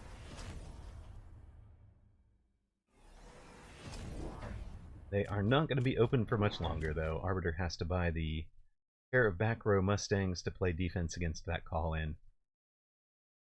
And Wekfiji takes the level... Two more melting points gives them range. Arbiter takes 1 more level 2 fort. So elite triple recruit. He's still got 500 lone range speed, leaves him with 400. There's a level here to take if that's what he wants.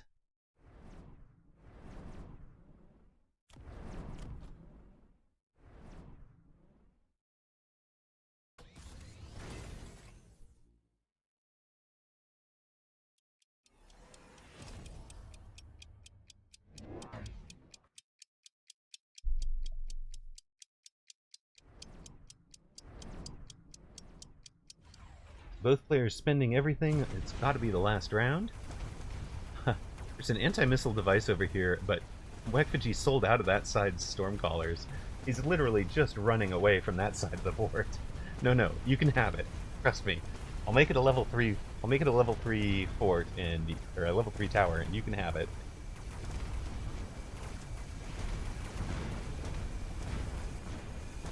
And here you go. Level 3 fort deletes 1 melter. Gets to work on the second one, and you can see the difference. The forts outrange the Mustangs. The Mustangs are acting as late chaff. Last tower falls. Last melter falls. Forgotten Arbiter wins what could have been your title The number 1 versus the number 2. Both players are right on 2400 MMR, 2371 for Wekpiji, 2394 for Forgotten Arbiter. Congratulations, Arbiter. That one's a good one. We'll save it for analysis later. That was wonderful. What a game. Coming back from 390 hit points. Arbiter in unfazed, untroubled. Hit points are a resource after all. And hey, look at that. We just about doubled our insight. Thank you for betting against. Other favorites getting wins: Apuchi, Skay, Dorgon beats Reven, Steel Sane, HR Giga Chad beat Sugar Shane and Harry, Spoon beat Thonix, Crispy Bacon over Fedez, Woot over Fakari. We saw Forgotten Arbiter knock off number 2 seed Wekfigi. Saracha gets a win. Ast and River Skende are going at it.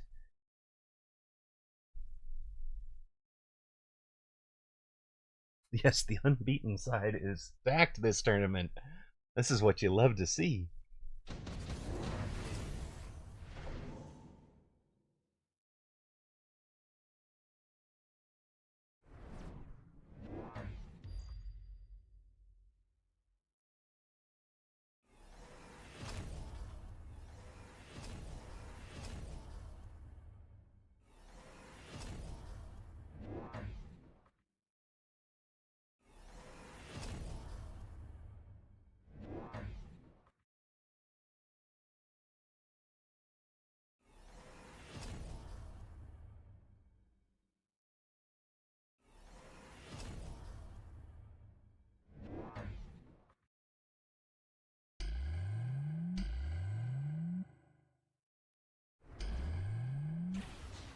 What we've got here, Cast is a nearside marksman specialist with all of the Phantom Rays and Overlords.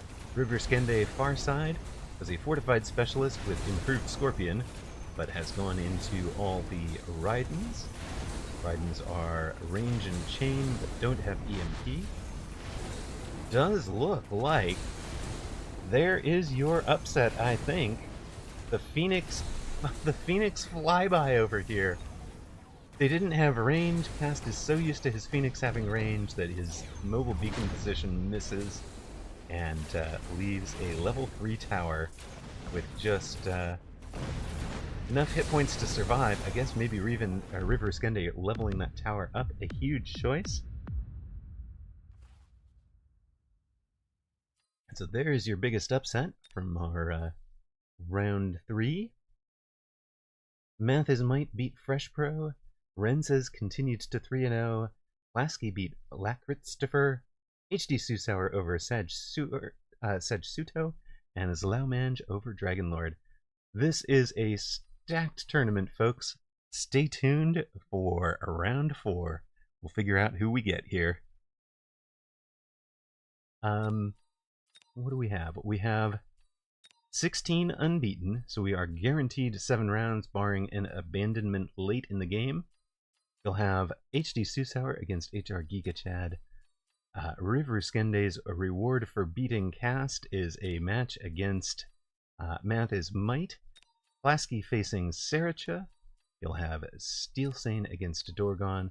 Forgotten Arbiter against Renzes. Apuchi against Spoon.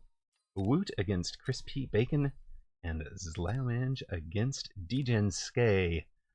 So I think we'll probably take the Zlaumange and Skay match, since Apuchi and Woot are each streaming theirs. We both know, obviously we know those names. We've just seen Forgotten Arbiter. I'm going to trust that he can beat Renzes. Steel Sane, I believe, should beat Dorgon. Saracha, I hope, gets through Klasky. River Skende against Math is Might. He's just pulled off one upset. Can he do it again? And these two, that would be a pretty close match. Susauer and HR Giga Chad. We'll take Zlaumange and Skay.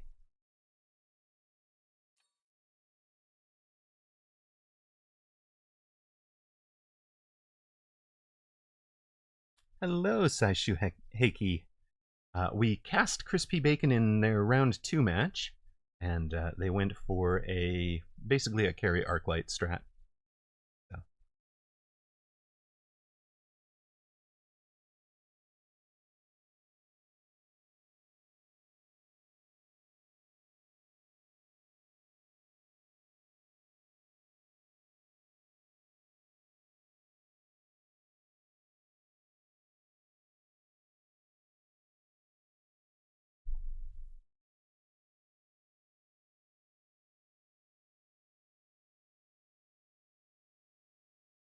I like the name pick, yes.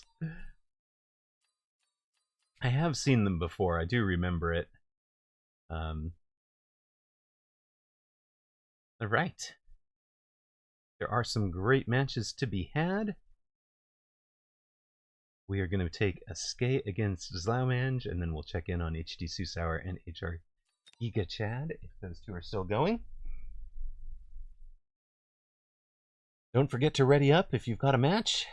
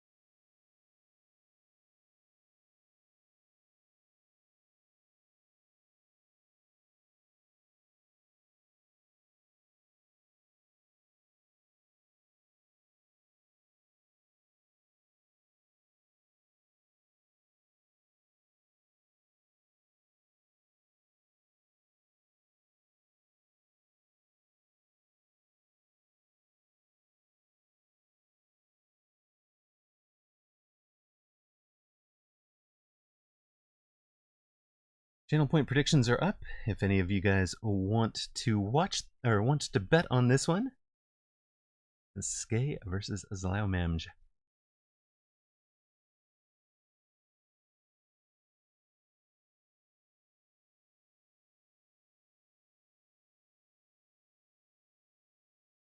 Welcome to round 4 of this stacked weekend tournament European number 95, Skay against Zlaumange. Skay, the number 9 seed right now, Zlaumange, the number 8. Perhaps more relevant, elite runner-up, second place in this tournament last week at the month-end tournaments. Zlaumange, Asia region advanced group 1 runner-up from earlier today. So, 2 runners-up in tournaments, looking to get through the round of 16 here. Skay near side, a training specialist with 3 arc lights. They're in front of tower, and that one is level 2. We've also got a pair of storms and some level 1 crawlers behind tower. Zlaumange with the Farseer specialist, hounds and sledges start, adding a pair of crawlers behind towers. And yeah, we're just going to put everything in a line. Let's go.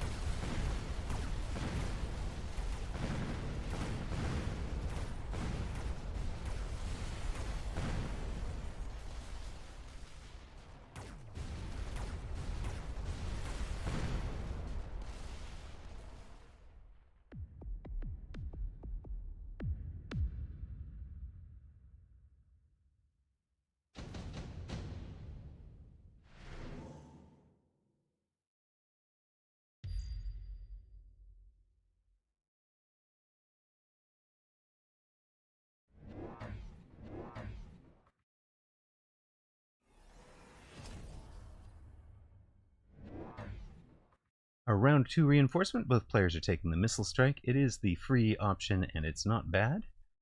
Really good to have. All game, there will be something that should be unprotected outside of the bubble. Slaumamge is going to drop it on the storms.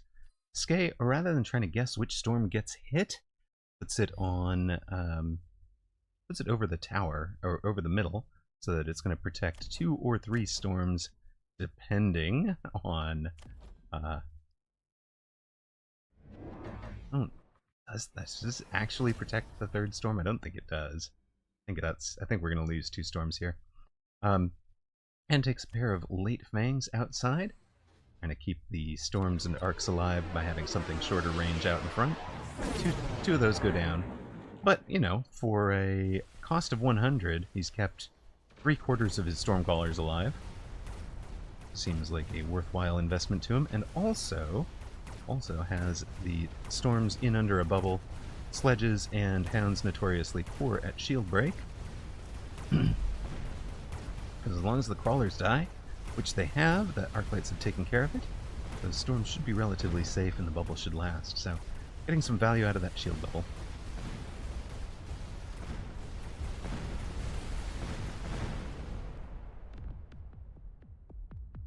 Yes, the Arcs are eating the hounds, especially at the level 2 over here. So, Skay on 4,000 hit points, Slaumamge just over 3,000. We get a round 3 unit reinforcement, Fire Badger, Tarantula, the smaller options, Melting Point, and Sandworm the Giants. Skay takes the Melting Point. What does Slaumamge want? We shall see. Melter is out wide. Slaumamge takes the Sandworm and puts it on the opposite side. So, you know, at least we're opposite sides for a bit. Is that actually really bad for Skay? Slaumamge adds a Phoenix to back up the Sandworm, so it's got some single target damage behind it. Probably to answer the Melter. Skay added an elite, recruited this, or not elite, but intensive to this Arclight. So it's 5 Arclights and a single target damage and shielded storms. It looks like a pretty classic board.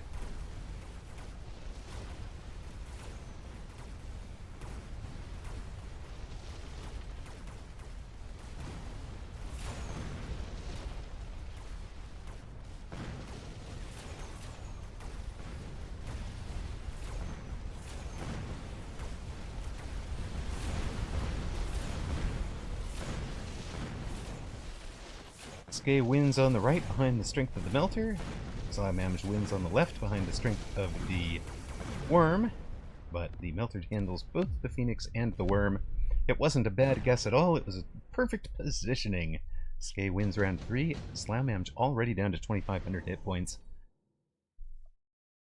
Now you've got the opportunity for a super heavy armor Worm. Oh dear god. I actually also like the Barrier Worm, but no, he skips both of those. Skay takes the Melter on the near side, and puts a barrier on the Melter on the far side.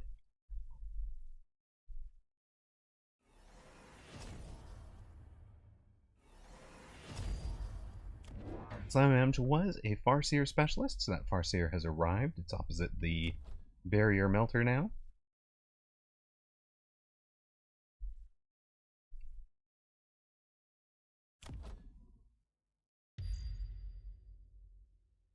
Mobile beacon everything away from the near side tower. That was a distraction. We're going straight for the Melter.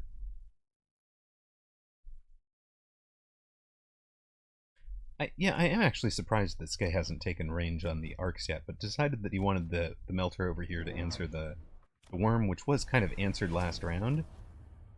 Slaumamge has now gone to replicate on the Worms, but didn't take any of the Worm giant items. So, looks like they may have decided to commit to the Worm a little bit after committing to the items.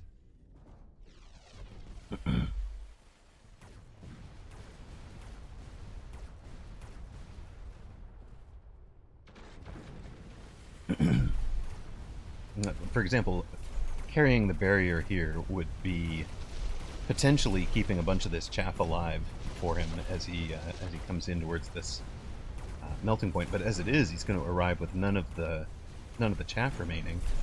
And somehow the Phoenix have left the mobile beacon despite starting in it. How did that happen? I'm a little confused. The worms are doing their best. It's not good enough. Farseer did its best, and it is good enough. Gets the tower. Working on the melting point, but no. Farseer versus Melter, not a fair fight. Skay wins again. Round 4. Drops Azlaumamj to 1976. Whose birth year is that out there? Surely one of the viewers, that's their birth year. Degen Skay, on 4,000 hit points, has finally ranged the arc lights, not playing the let it stay alive. Not leaving that till the end of the round, just does it first. Now he's going to decide what to do with his 600. I like this board. 1976 was the year. I'm sure somebody is our lucky winner.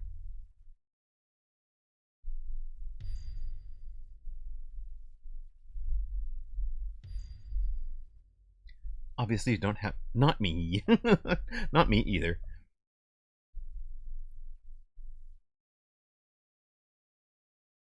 It's now we've got the heavy armor and 4 worms. 4 worms, we're doing the classic standard worm fight. So, running it now at level 2 melting points. They will have 4 little mini worms when they pop up for the first time. And the melter tends to lock on those mini worms because the mini worm will pop up in front, and it has a shorter attack range for exactly this purpose, for making sure that it is in front of the main worm. So those larvae, why the larvae have the shorter range. So 4 worms and their little mini-me's do in fact beat a level 2 melter. Azlaumamj gets the tower. They've also got the level 2 Phoenix behind now.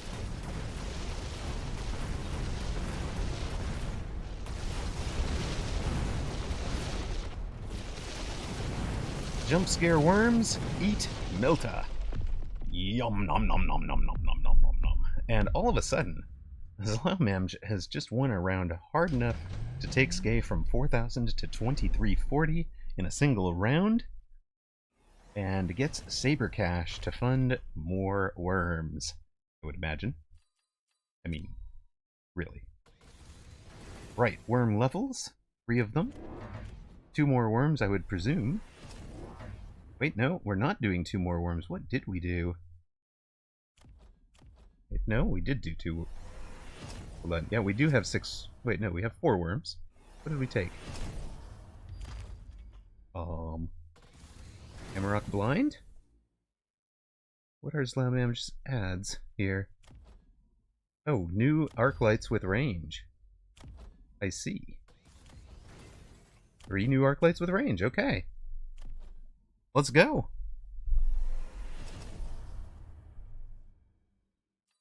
For Skay, it is level 2 Rhino on this side. He's sold one of them, I think.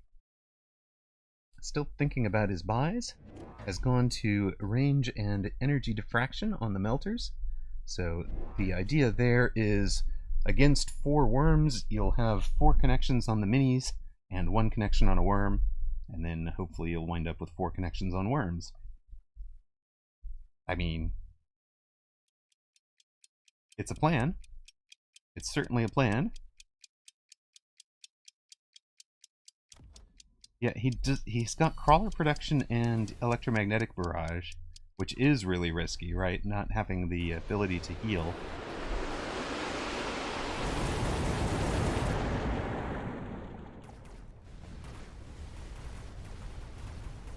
Reven says in his experience this usually ends up as a win for the worm guy. You can see we got 1 lock. They each got 1 lock, now they've got a second lock. They are killing some of those worms. But this one goes under, it breaks the lock. That even if they reestablish the lock, they'll need new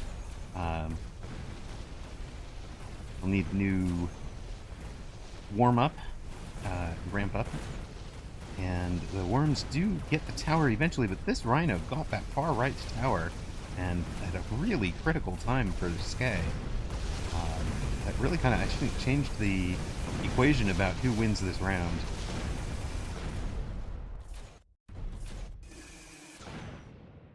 Rhino, really important, and I wonder, well, Skay on 2340, Zlaumamj down to 1424.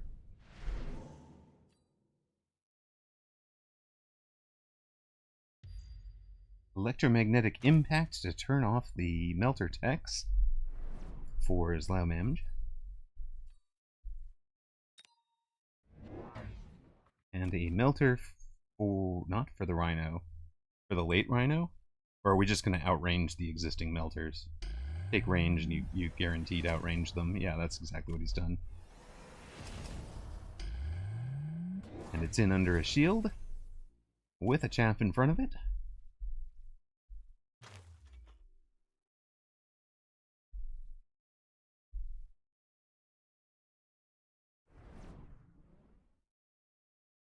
A worm up. Indeed, it's a pun. Worms don't do great at eating wasps, do they? So Skay takes 3 wasps. Doesn't have ground spec on them as range, air, and elite.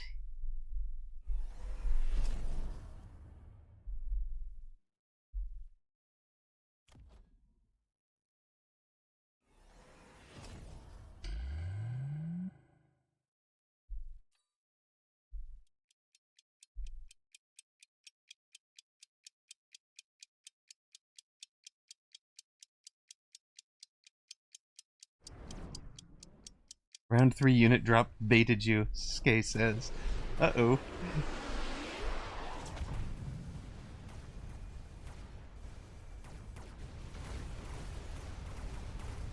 There is a lot of stuff for that round, that level 1 melter to have to deal with before it can get anywhere near these big melting points. But Skay sold the rhino that had been so important on this side, so he's not going to get the tower the way that he did last round. And I think that tower debuff was huge for the way that that round played out. So I think selling the rhino for other things might have been a mistake. Well, obviously, when I saw Zlaumamj buy the melter, I thought he was putting it on this side, so maybe it wouldn't have been a mistake. And either way, it's a win for Skay. Boom, boom, boom. Gets the round complete, gets the victory. What does bits do? Bits are a revenue for streamer. Thank you very much, Tomsy. I appreciate it. Boom. Congratulations, Skay. Yeah, adding the wasps was huge. That completely negated Zlaumamj's play here with the ranged melter. Without the wasps, this melter has a really good round, but there's no anti-air clear. We've talked about this, right? Where a board has to have wasp clear, and if you're looking at this board from Zlaumamj's perspective, the wasp clear is 1 pack of fangs, 1 pack of phoenix, and 1 melting point.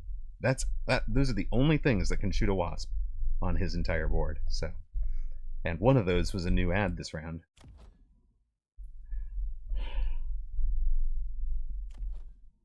Double tower defense so that he has the extra hit points. It makes sense because he has no suck. That is a really good call out. Thank you, Skay.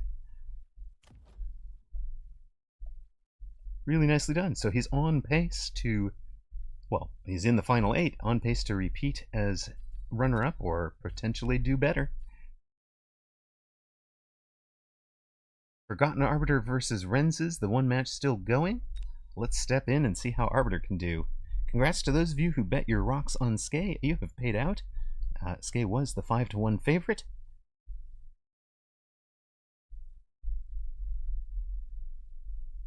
Tomsy, thank you very much for the support. I really do appreciate it.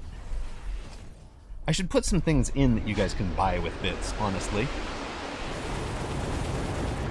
In this one, a Forgotten Arbiter near side, a giant specialist in his favorite forts with range, and making some fangs. On the far side, Renz is a quick supply specialist with additional deployment, double melting point. The melters are only locking on the fangs right now. Those fangs have shield as well, and appears to have started with a ranged splash tarantula build. Of course, ranged splash tarantula doing nothing against the forts, but does take care of the produced fangs, or should. Doesn't here. This is the round we know Arbiter wins. He does about 900 hit points of damage. 800 hit points, maybe? I'm guessing it's 2 forts and a arclight. In fact, I'm going to call it. It's these 2 forts and that arclight that survive. The fangs have to handle the phoenix. The forts should handle the melters.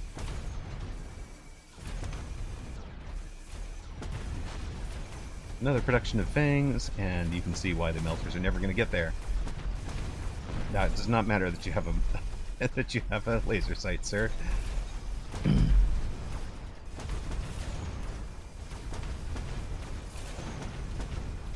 The melters almost took care of enough fangs to keep the phoenix alive, though.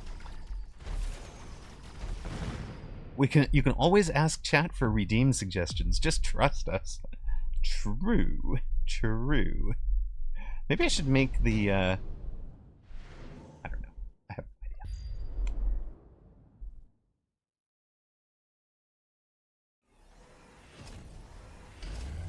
idea. Zalex has gotten to 3-1. Nicely done, sir.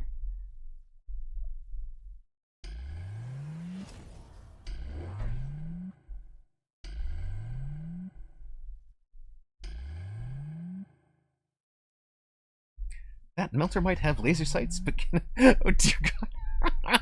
Can it see why kids love the taste of Cinnamon Toast Crunch? Oh my goodness. You're gonna shoot me if I ever become that streamer.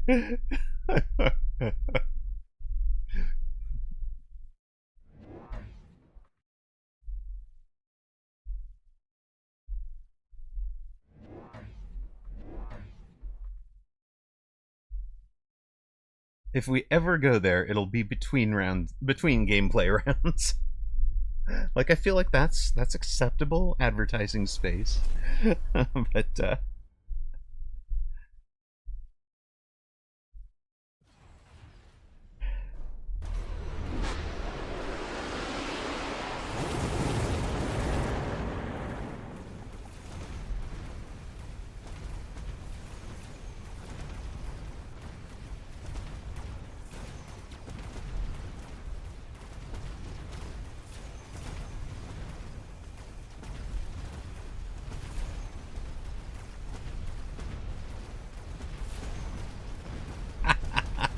add redeem. Make toast on stream 2000.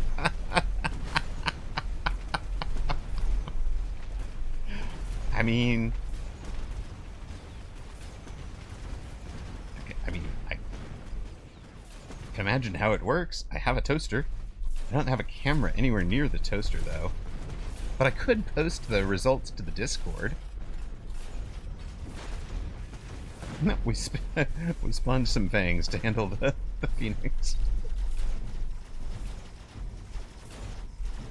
Yay, fangs! Let's go. Those fangs would have leveled with live commentary from Toast94. Critique. We'll get this style of like, oh no, man, the buttering is just terrible on this. It's got to go all the way out to the crust. No. Oh god, you don't use that kind of knife. Look, his butter placement is all wrong. The toast isn't the right side in.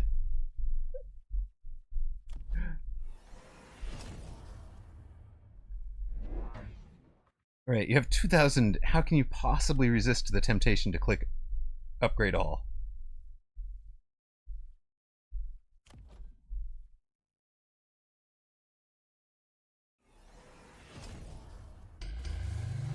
Yay! See, there was drama, Tomsy. Jam flavor tier list, blackberry. Blackberry S tier, all other jams not in the picture. Miss Diana is in the tourney. She just had an 0-2 start, Tomsy. Saskatoonberry, I've never tried. You really need to stop buttering us up. Oh, she's out of the tourney now. Aw.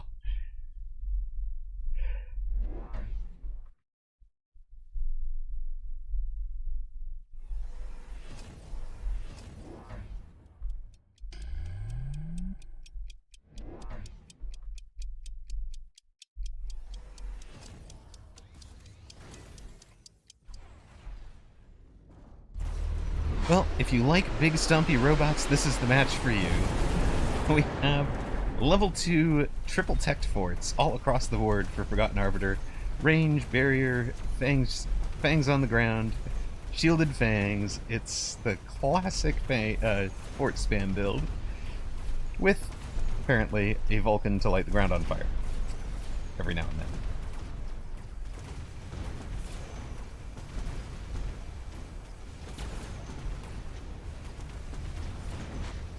Renses, however, does have 4 melting points. The melters are double-teched with electromagnetic barrage to break down the shields and potentially turn off techs.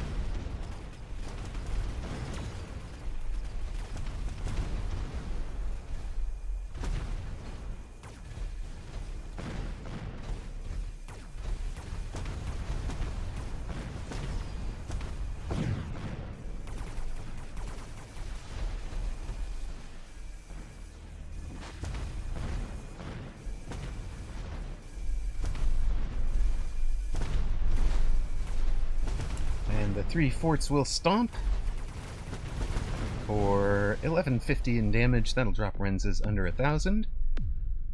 Puts him on 815. We go to around 10. Arbiter grinding it out, slowly but surely here.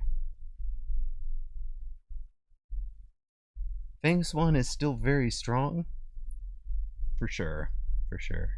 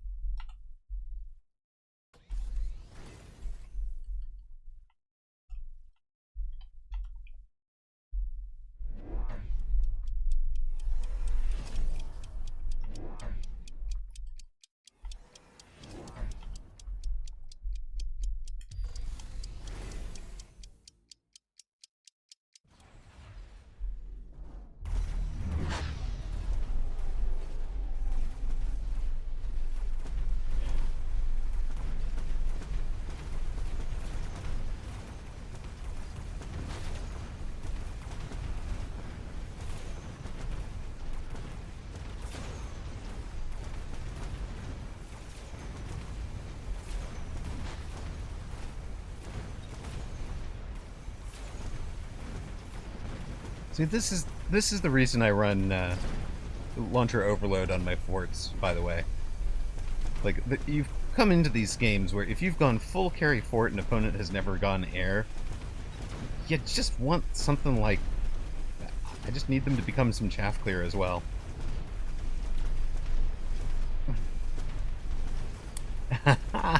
Bimby says, I have learned that Epic the Musical is about as long as the tourney, so it has now become my ritual to listen as I play.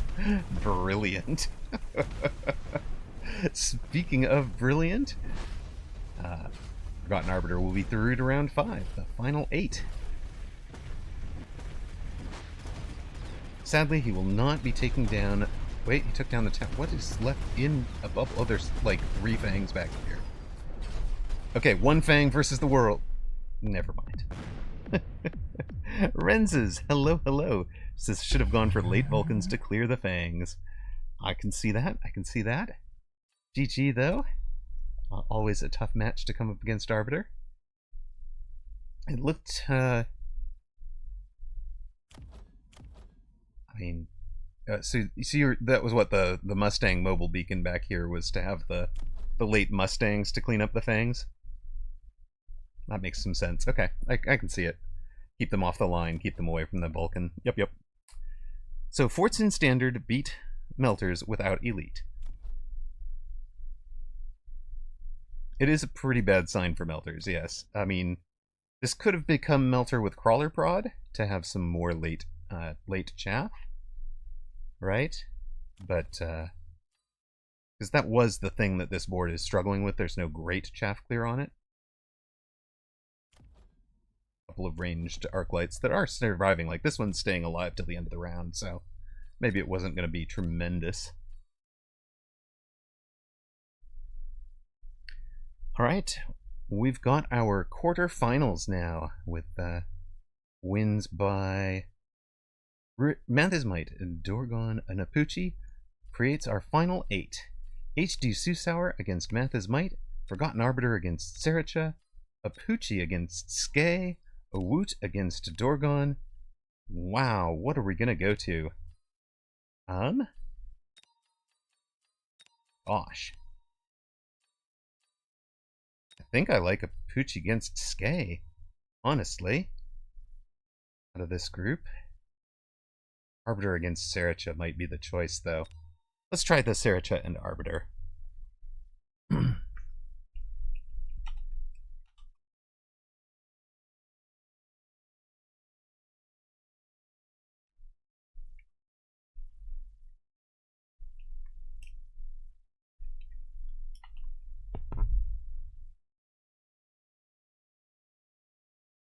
This is a fantastic match. I mean, a fantastic tournament. All 8 of these players are fully deserving of a tournament win.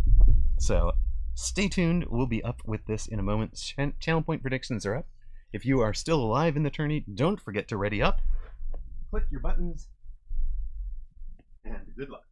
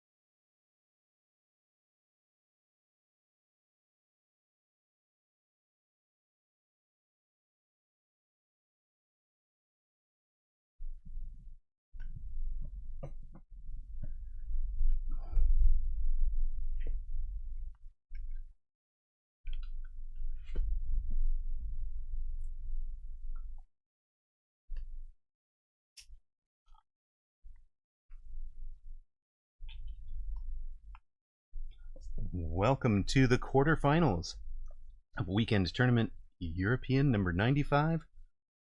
Sericha near side, the Russian aggro player. Forgotten Arbiter, the number 1 seed in the tournament, continues into the final 8. Far side red as a missile specialist. We've got Steel Ball and Arclight as a quick supply specialist for Sericha. Forgotten Arbiter, a missile specialist with sledges and arcs. And Age of Alpha Titan said, I have a gut feeling that Sericha is going to run Steel Balls galore. Well, what he has done, look at this, making use of the quick supply specialist and the 0 cost unlocks to run Ball Stang on round 1. I have my chaff clear. I have my steel balls. I'm going to ignore the idea that there might even be a need for chaff this round. It is a very fun start. And of course, you can do it two different ways, if you have the Steel Ball start or the Mustang start.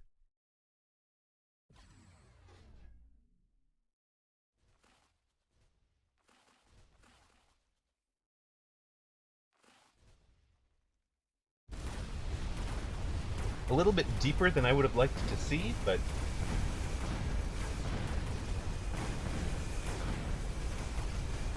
it'll work. It leaves room for the chap up front, I guess.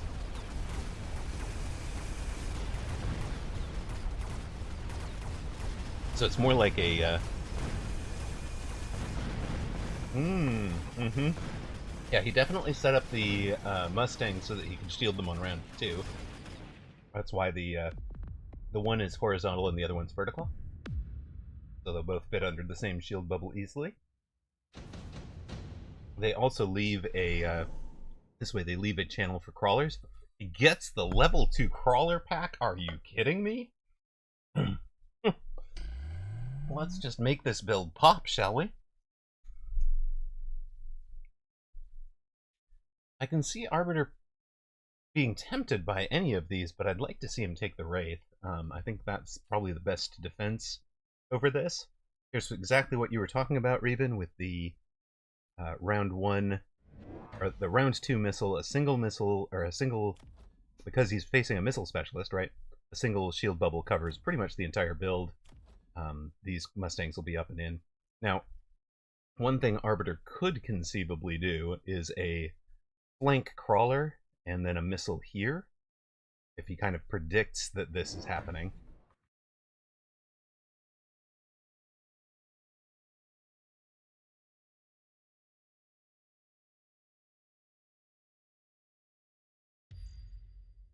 Nope, he's going to go ahead and plonk it on top of the shield. He did take the Wraith. I don't know if it survives the Mustangs or not, but I think it's the right choice for him in terms of overall defense. And takes 2 more arc lights. So we know Arbiter likes to run this kind of V of arc lights with range. So he's set up 4 of the 5 already.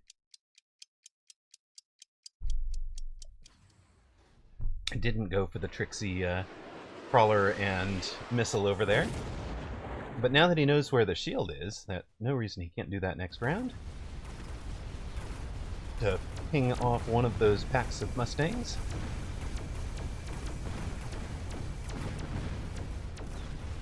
And the Wraith does survive most of this. Gets to work on the level 2 crawlers. It'll get a bunch of experience. It does die, but did a lot of work there. So this round going much better than round 1 did for Forgotten Arbiter, despite losing both towers. And in fact losing the round. So Sericha on a pristine 4300, Arbiter down to 3660.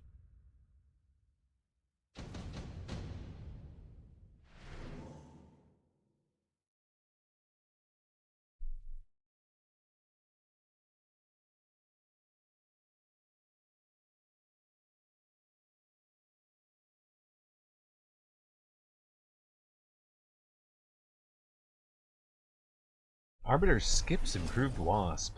Doesn't want to throw Improved Wasps into the Mustangs. Serich just skipped Improved Wasp and instead takes mass-produced Wraith. Wow.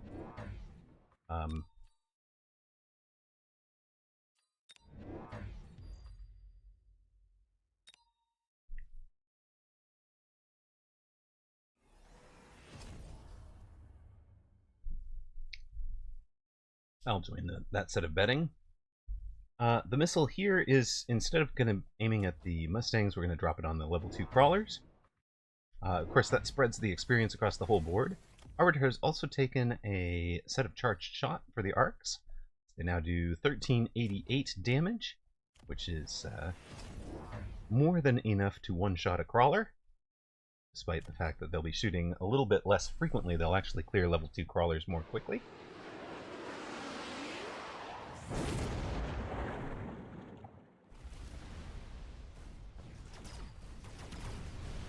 Arbiter has added Mustangs of his own, so we're going to feast off of those level 2 units.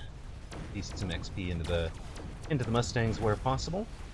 Again, the Wraith goes down this time to the Marksman here, the new Marksman.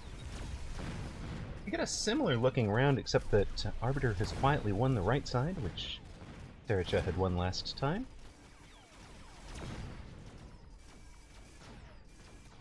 And is going to have some chaff decently positioned when these two sides engage.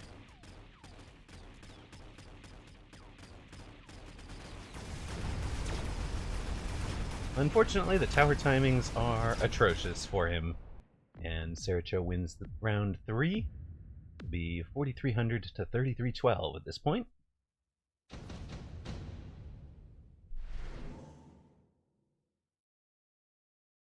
Heavy armor for Sericha. I would expect heavy armor on the Wraith for Arbiter, but that might be the level 1 thinking. Ion Beam really, really good, and you get it back. That is Arbiter's choice, and you can drop that in a way that it's going to pick up a whole lot of these units. There's a mobile, a kind of a angled shot here that will pick up all of the steel balls.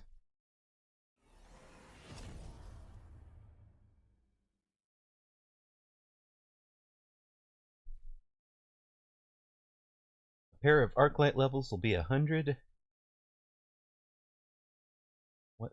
I mean, Arbiter could sell the Wraith.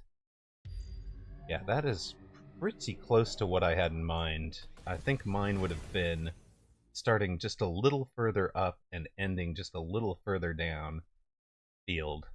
We'll see if that's right or wrong, because what I'm thinking there, the reasons I'm thinking there, is if I'm Sericha, I consider high mobility, and a slightly different angle on this can cover the high mobility play.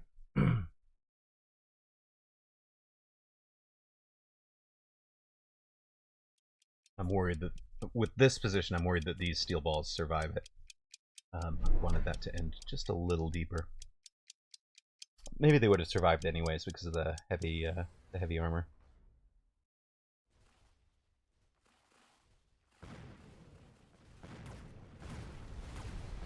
You kind of see what I mean here. They're going to be well out of play by the time it gets there. I guess even the positioning I had in mind wasn't going to do it. One way you can kind of influence that, of course, it would have been to put a Fang here to pull those steel balls more central and get them to stop and fight from in the mobile beacon location. On the other hand, none of that was necessary. Forgotten Arbiter wins with the Ion Beam has brought down the shield, so Sericha is going to have to pay the shield tax again with those two missiles coming up. Whoa, those were some quick picks. Improved Melter for Forgotten Arbiter. He's going to have the 20 range bonus, or be able to have Diffraction with only a 10 range penalty instead of a 30 range penalty. Sericha went for the additional deployment slot. If you've got mass-produced Wraith, now you've got additional deployment slot. Go for a zillion Wraith at some point. Arbiter has sold out of his Wraith. Ranged the Mustangs, ranged the Arclights, is up to a 6th Arclight, so it's looking a little bit carry arc, improved melter for Arbiter, Arclights for the chaff clear, improved melter for the Giant, or he's ensuring he has improved melter. This is one of the things I'll do, actually, is take improved melter when I plan to go forts, because if opponent tries to counter my forts with melters, then I have improved melters and have them beat in the ranged war. So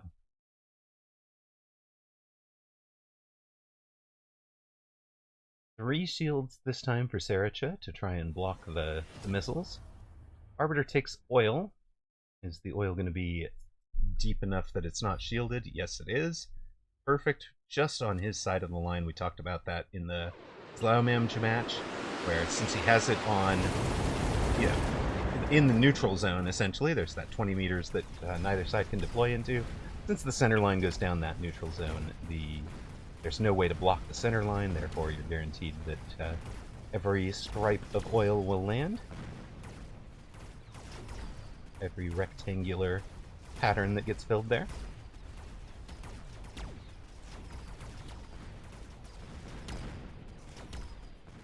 Well, you can see what a big difference the Ion Beam made.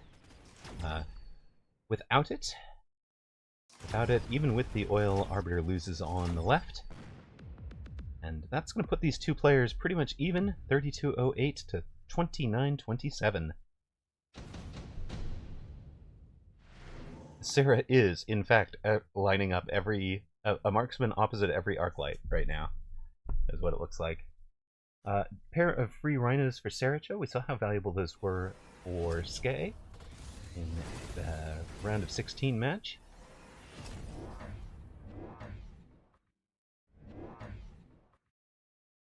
Arbiter against Vulcan, or Arbiter takes the Vulcan, even. Sorry. Vulcan will, of course, light all of this on fire, which is going to matter when the Mustangs get into it. And then he can always sell out of it later if he doesn't actually want a Vulcan there. Drops the missile strike to ding for 3,000 of the 16,000 on the steel ball, but take out the level 2 crawlers. There is your improved melting point on the far right. At 135 meter range already. That is without temp range, without the range tech. Yeah, I just have this casually have the same range as a ranged dark light. No problem.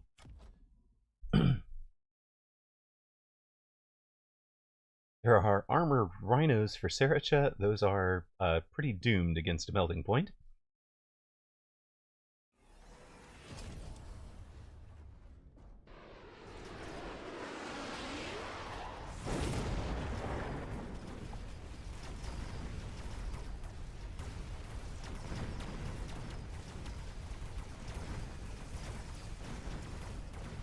The steel balls did eventually get their lock, and a little bit ironic, our Arbiter is pushing far enough forward that nothing is going to be in that fire for Saracha. Second Rhino does get the melter on the right side, and some of Arbiter's has done well enough on the left with the fire that his own Mustangs ran into the fire and died. Win for Saracha on round 6. Arbiter down to 22-10.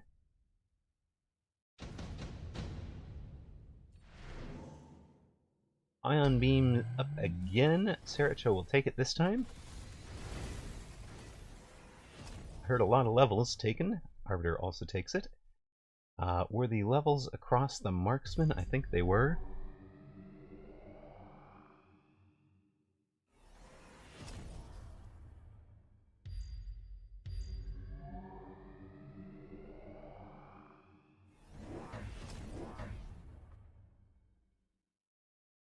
Is that ion actually just aimed at the shield bubbles? That's brilliant. I just want to take down these two shields so that you have to pay the shield tax again.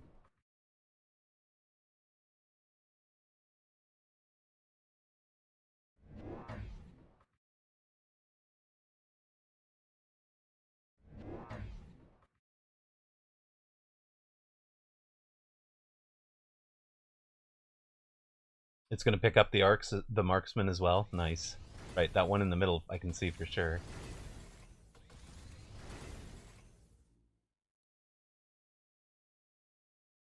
I hadn't paid attention to where the marks were fighting from last round. So,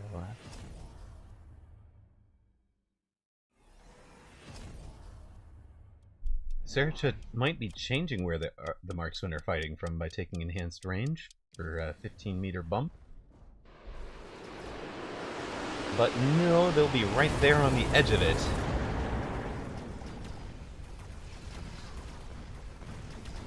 Yeah, one down.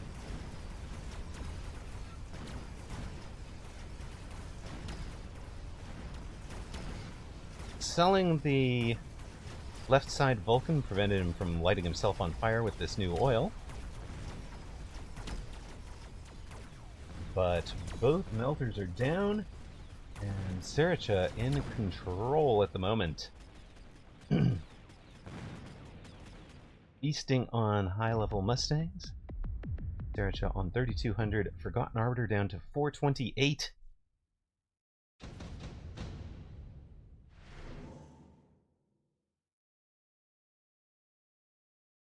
Acid, Elite, Hacker, Mass-Produced Sandworm, or Wasp Swarm. Dorgon got wooted. I almost showed that match, Dorgon. But Woot gets the win over Dorgon. He's the first one through to the semis that we know of.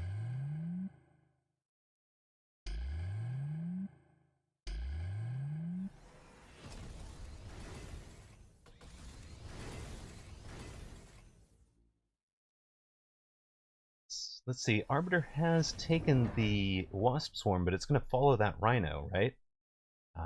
It will just follow the Rhino right up into the Mustangs, so not sure what it's going to achieve there. We're also ion beaming about the same as we did previously. Not trying to hit the steel balls over here, trying to hit this marksman, right?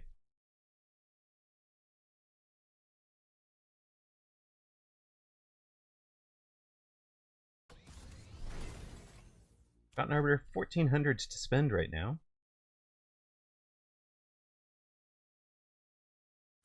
Already has range on the melters, so they're up to 190 meters with temp range. Adds a pair of Vulcans, so it's Vulcans with range now. Bit of the Exodia build. It'll be range and incendiary bomb. That is a little bit dangerous for lighting this on fire and torching his own Mustangs back there. But at least the first set of fire is going to be out in front, where it catches Mustangs.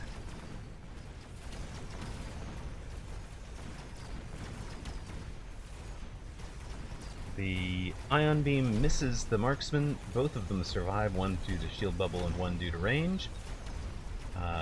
The Wasps did actually get this far side tower. So, nice work, Arbiter.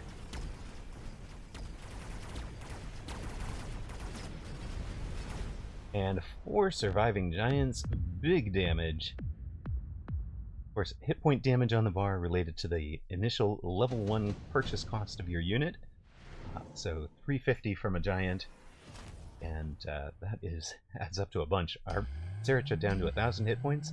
Arbiter holding on 428. Sericha takes the level 2 Sandworm. You've also got Overlord, Scorpion, and Storms to consider. And this should be the final round, right? Both sides have plenty of potential damage on the board.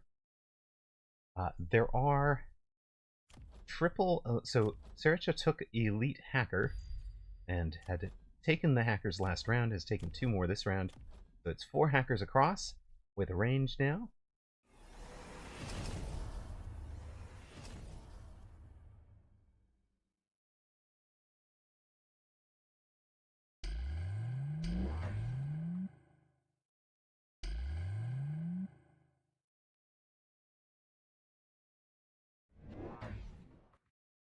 Of course, Hackers hack 1/3 as well against shield bubbles. Holy shield bubbles, Sericha! What is this? 1, 2, 3, 4, 5, 6, 7 shields. Well, we want you to take forever to work through the shield. Arbiter has his oil up, is going to be lighting that on fire with the initial incendiary barrage. And of course, did the same thing we talked about earlier, where it's in the neutral zone, so the shields are not going to block it.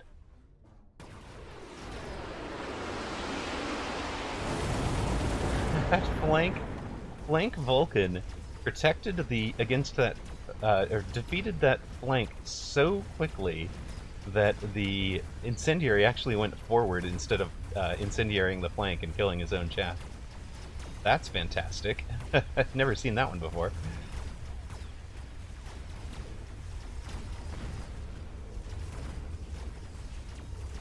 The Hackers have hacked a backline arc light there. They keep hacking the Mustangs as they get out front. But now all 4 Hackers are dead, and with just over, I guess it's 1,300 right now, Forgotten Arbiter will win this and get through to the semifinals. GG, everybody. He leaves it late, but when he goes Giants, he picks the right Giants and gets the job done. improved melters, and 2 Vulcans, Exodia build for Arbiter. And the hackers, they were doing their best. They actually had a pretty good round. About as good a round as you could hope for, but it is not pan out for Saricha. Forgotten Arbiter wins in 9 rounds. Gimme them rocks, says Whooped. Alright, here's your rocks. Congratulations. Give me that insight. Let's go. HD Susauer beat Math is Might. I missed Skay upsetting Apuchi. I should have taken that match. I had a feeling. Woot over Dorgon, Arbiter over Saricha, and then there were 4. Our finalists will be Susauer, Skay, Arbiter, Woot. Yikes.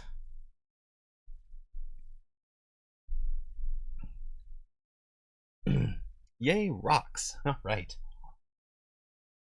Well, I'm probably not going to cast it with the same level of enthusiasm. Oh my goodness. Zalix has got HR Giga Chad on 483.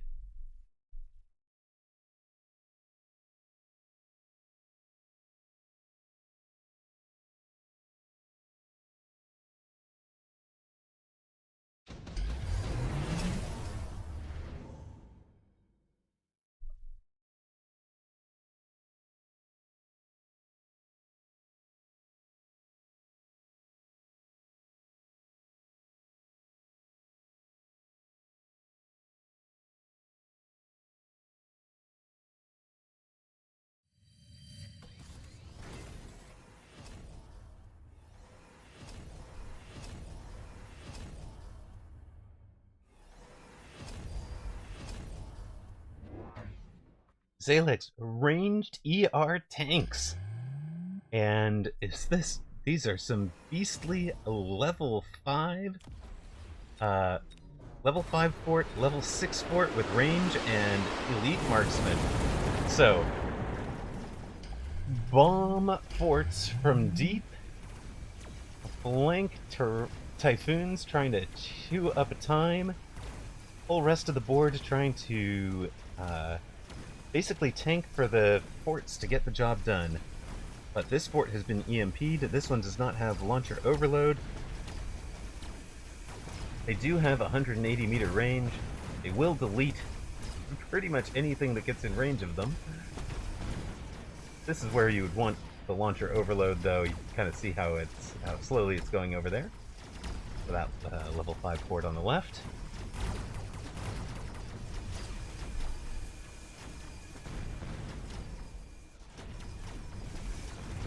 Alex is down to 350 hit points. He can't win it on this round. He can still lose it on this round. No.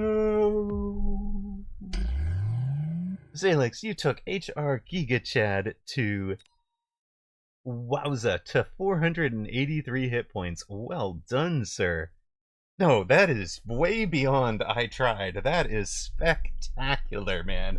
Well played. Let's go. I mean, bro, I honestly, I would be more proud of that performance against HR Giga Chad than I would be of the 3-1 start. You're doing great. Keep going. Let's go. Wow. Well, I mean, this is how many giants it took to beat you. It's an epic round 10. It really was. Wow. Wow. Okay. Whatever is still going, we've got the one match still going. That'll be these two. We're just going to let that one time out, I think. Do either of you affect Schildklot and Vitatos? I don't think either of you affect the top group.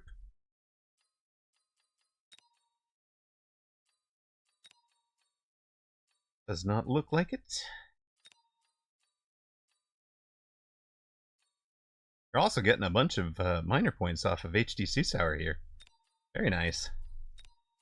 Zalix is having a great day.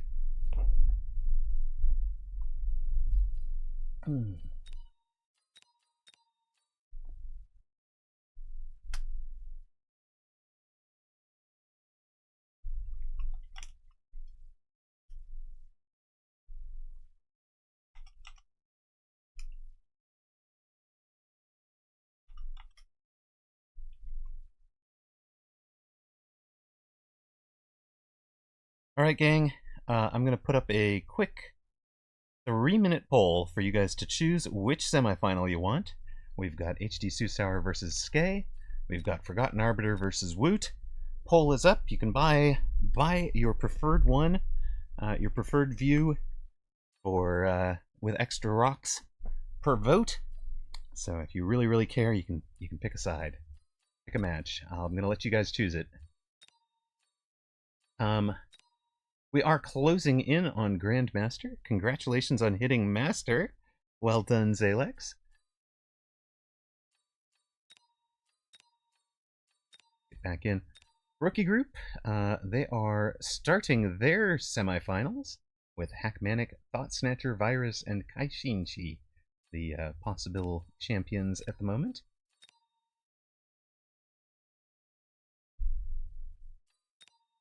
Honestly, I think it's just spam forts at that point. In the Asia tournament, by the way, we did not check in on that one. So, Raini was the rookie group champion. Congratulations. Advanced Group 1 went to Shiroha, one of my favorite players, honestly. Congratulations, Shiroha winner, Zlaumange second, Skay third. You know, a bunch of the biggest names were not in this, of course, because of the Mag 1 starting. Mag 1, if you didn't know, started at 6 a.m. Pacific today. There's another Mag 1 match at 6 p.m. Pacific today, so that will conflict with the Americas tournament. America's Weekend tournament in 3.5 hours starts at 5 p.m. Pacific. The Mag 1 starts at 6 p.m. Pacific.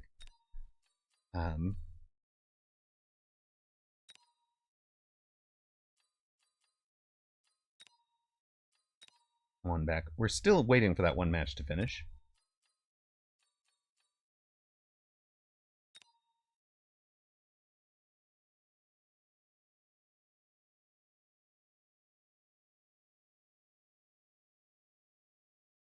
You would like to redeem a replay review after the tourney? Absolutely. Let's do it. I'm sorry I missed yours on Wednesday.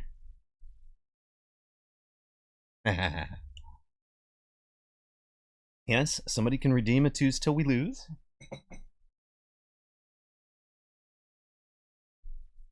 You will upload it now. Sweet, that gives me time to download it now. Love it.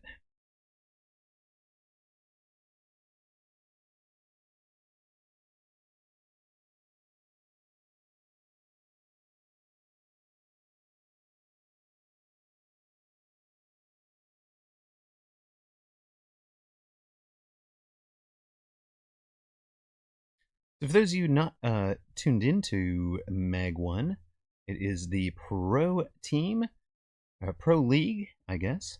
Group B is today, 6 p.m. to 9 p.m. Pacific. That'll be 9 p.m. to midnight Eastern. And you can catch it, of course, on Twitch TV Mag 1 Live. The group there is pretty stacked. I am honestly thinking I might be watching or casting that instead of the Americas today, with Rooster versus Agrup Nakoma, Apuchi versus B-Man, and basically win 2 matches and you're through. Lose your first match and you're in a best of 3 in the losers bracket. Lose your second match and you face the winner of the best of 3 in the final best of 3. So, you know, guaranteed at least, let's see, 1, 2, 3, 4, 5, 6, 7. Guaranteed at least 7 matches, as many as 9 matches. Be a lot of fun. And of course, the group there with Rooster, Agrup Nakama, Apuchi, and B-Man, a lot of fun. Broadcast coverage from Forgotten Arbiter and Time for Miracle on Mag 1 Live.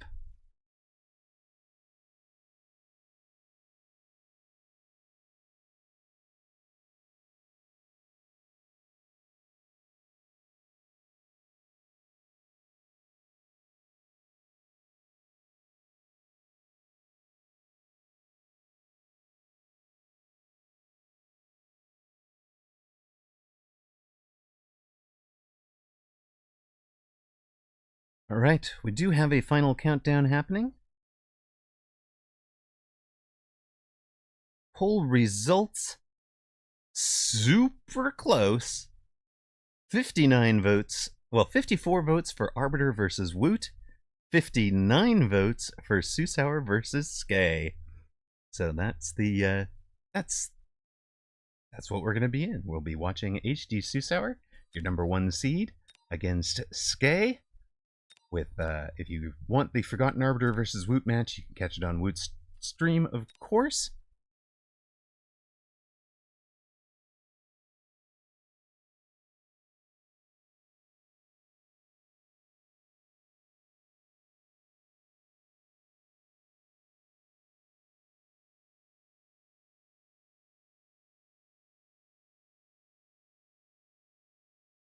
And rivalries are born in chat based on the poll. Love it.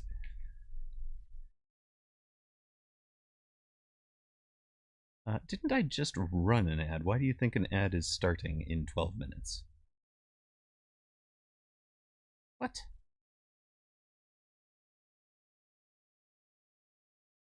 Okay, I cannot run an ad. And I would swear I just ran one, and it wants to run one again in the middle of this match. That is really annoying. I clicked into the button. Odd. Technical issues on the Twitch side, I guess.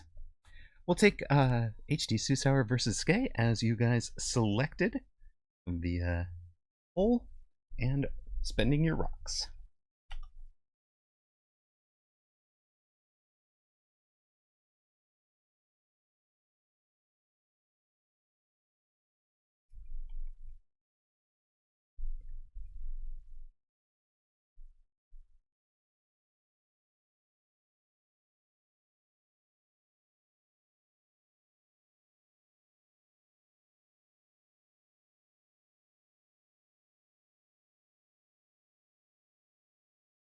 Channel point prediction is up for this one. Hello, baller. I was just telling Alpha Titan that I need to charge nobody else, just you and him, more for the twos till you lose, because we go unbeaten so long. Totally tease it. Whoa, the Illuminati is here. Help! They're watching us. They know who you really are, baller.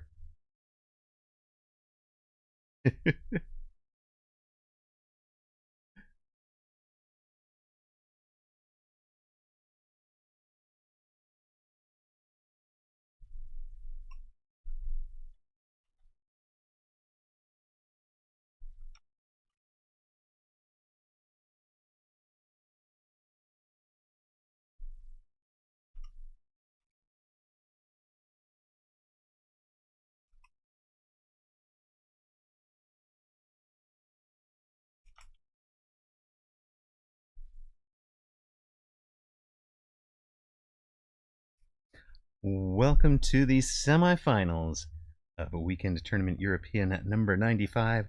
Stacked tournament. 4 remain. On the one side, we've got Woot and Arbiter. Winner of that match will face the winner of this one, HD Susauer, near side, 4th place finisher in the Elite Tournament last week. One of the final 4 in this week's tournament. Skay, runner-up in that very same Elite Tournament. And again, one of the final 4 here. One of these two will be playing for the title. One of these two will not.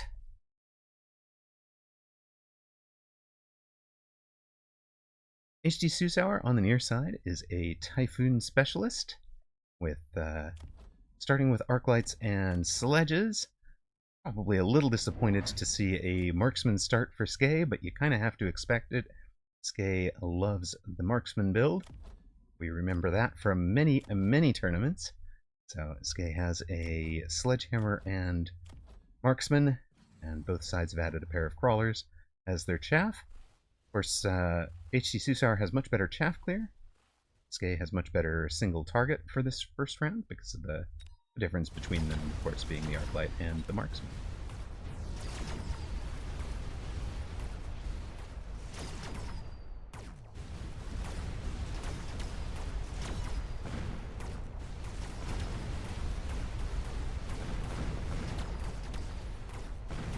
Getting through the chaff first, let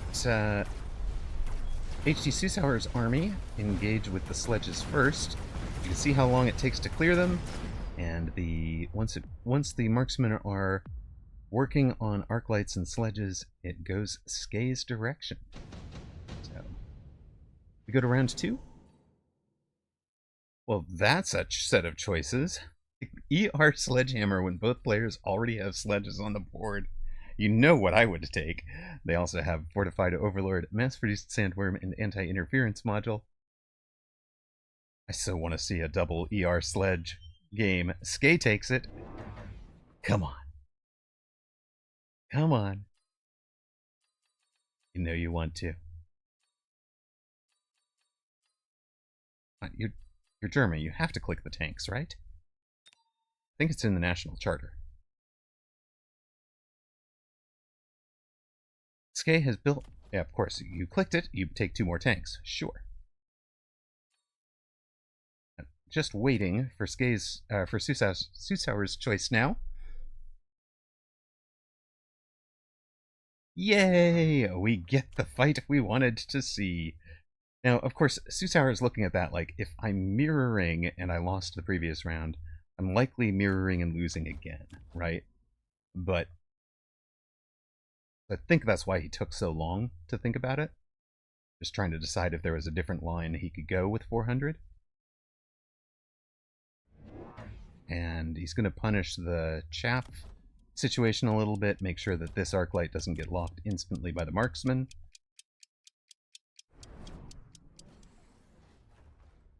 Sure, it's a few generations out of date. What? That is a pretty decent value missile, so changing the equation by buying 1 fewer sledge, but taking a extra chaff and a missile. So 50 behind, a sledge behind, but the missile kind of evened the sledges for each other.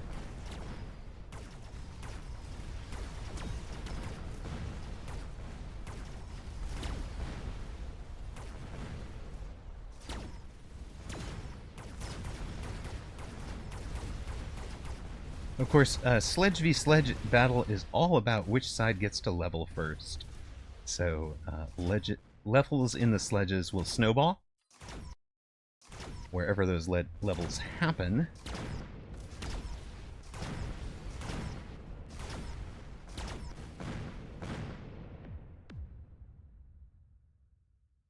Susauer wins round 2.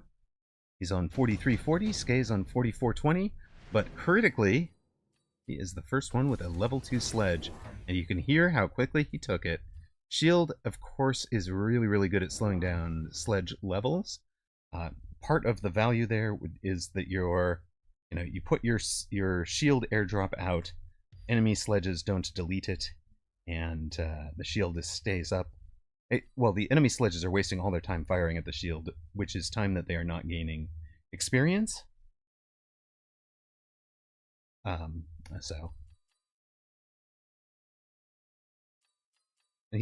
both sides take it. It's the obvious choice in a sledge v sledge, I think. Skay puts it on, is this his highest? I think it's his highest XP sledge. That is the one that he's most likely to get missiled out, so that's the one he's going to protect. Instead of buying more sledge, he buys 2 marksmen. For HT Susauer, it's a flank with the shield airdrop over it. It'll be a flank crawler, flank sledge. There is a level 2 marksman on that side and a level 1 marksman, both of which will... I think they take their first shots into the crawlers, right? And then the shield drops. Maybe this guy takes his first shot into the shield. He does, yeah. His first shot's into the shield. This guy got a crawler first, though. Which isn't good, right? He actually wanted that shot to be on the shield.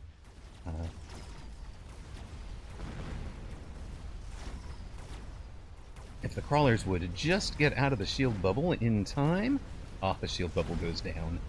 Well, that's not quite the way that HD Susauer drew it up. And of course, his sledges are stuck here, which is denying experience to all of them. These guys have leveled.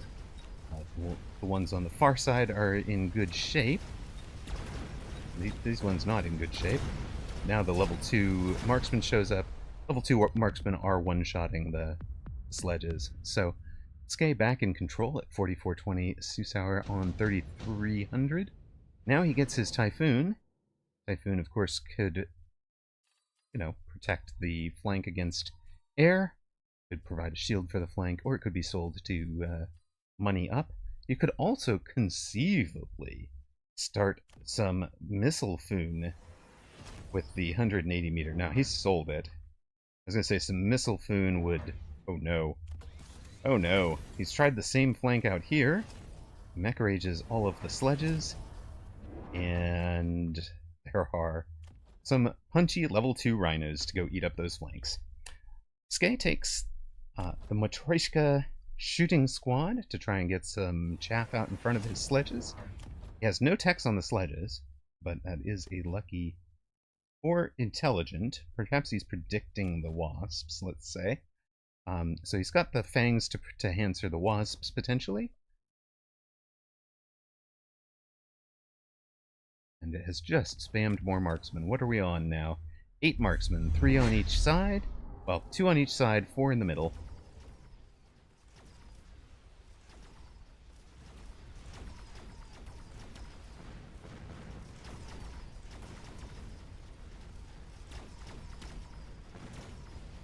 With those corner pulls, HD Susauer does get to engage the main army first, and with Mech Rage, he's cleared the chaff much quicker.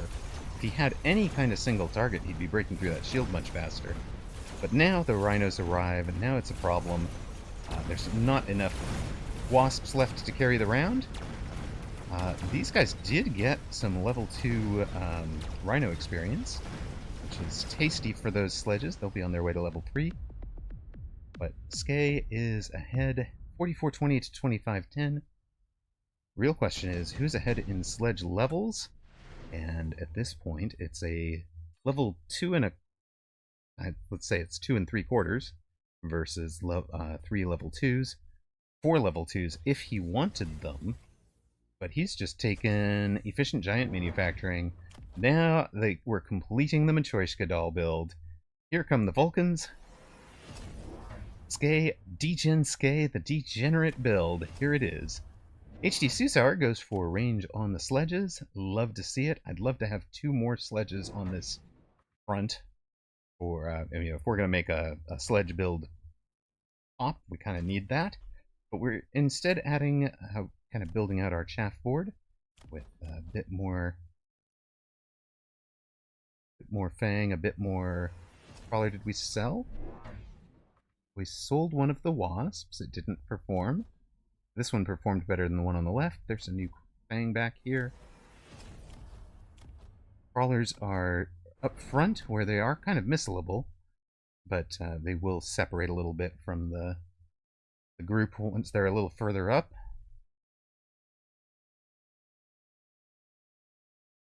Yeah, these Vulcans are going to have 95 meter range. These guys have 165 meter range, so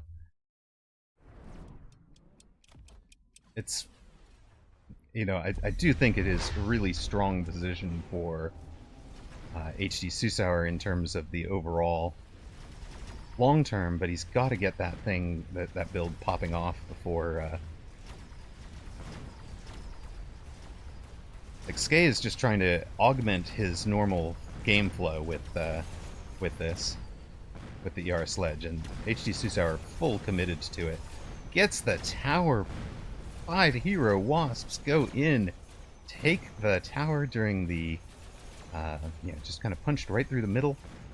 Vulcan almost led them to it. Last round they had come and fought in the middle because of that shield bubble. This time they go and get the tower. And that's huge. That's huge for HD Susauer, because now he gets to clean up the board and funnel XP into every single sledge, including the Amp Core level 2. That'll be an Amp Core level 3 now. Oh my god, Skay gets another efficient giant manufacturing? Are you kidding me? 300 cost Vulcans. Well then.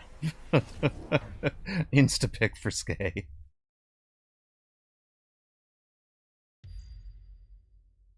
Lightning Storm.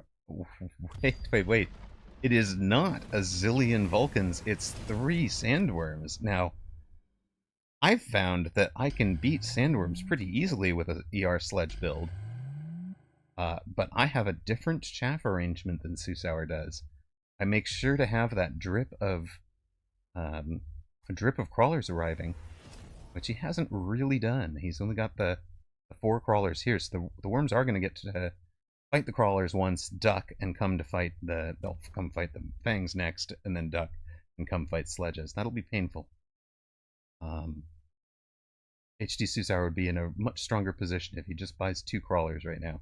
Just 2 crawlers back here. Oh no, it's not 2 crawlers back there. It's Cell and 2 more sledges. Okay, I did say earlier I wanted him to have a 6 sledge line. He has done it. These are in a flank screening position so that a flank crawler doesn't pull for too long.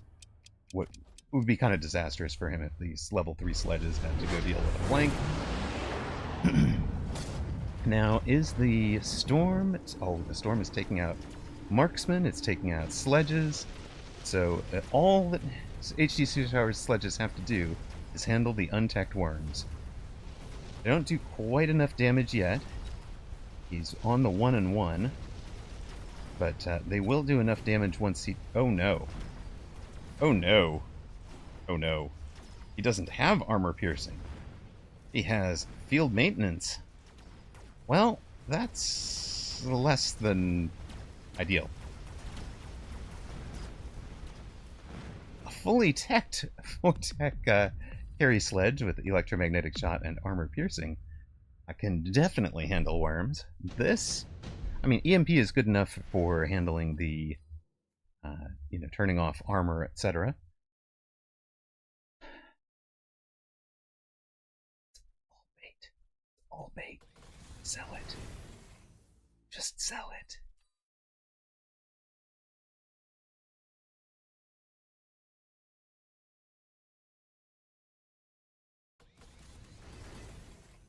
What was bait? Oh dear. Okay, we've gone EMP, preempting the worm techs and or Vulcan range Scorch, right? Neither player agreed with me that it was bait, because Skay has taken the fort and put it up on the line as well. There's the range on the Vulcans, so ideally now, for Skay, the Vulcans are deepest, well, the marksmen are deepest, Vulcans are second deepest, then the sledges at 125 meters, with the fort up at 100 meters, and the sandworms in your face. So the key units die last, so that is Skay's formation. And even the rhinos arrive kind of late after handling these flanks.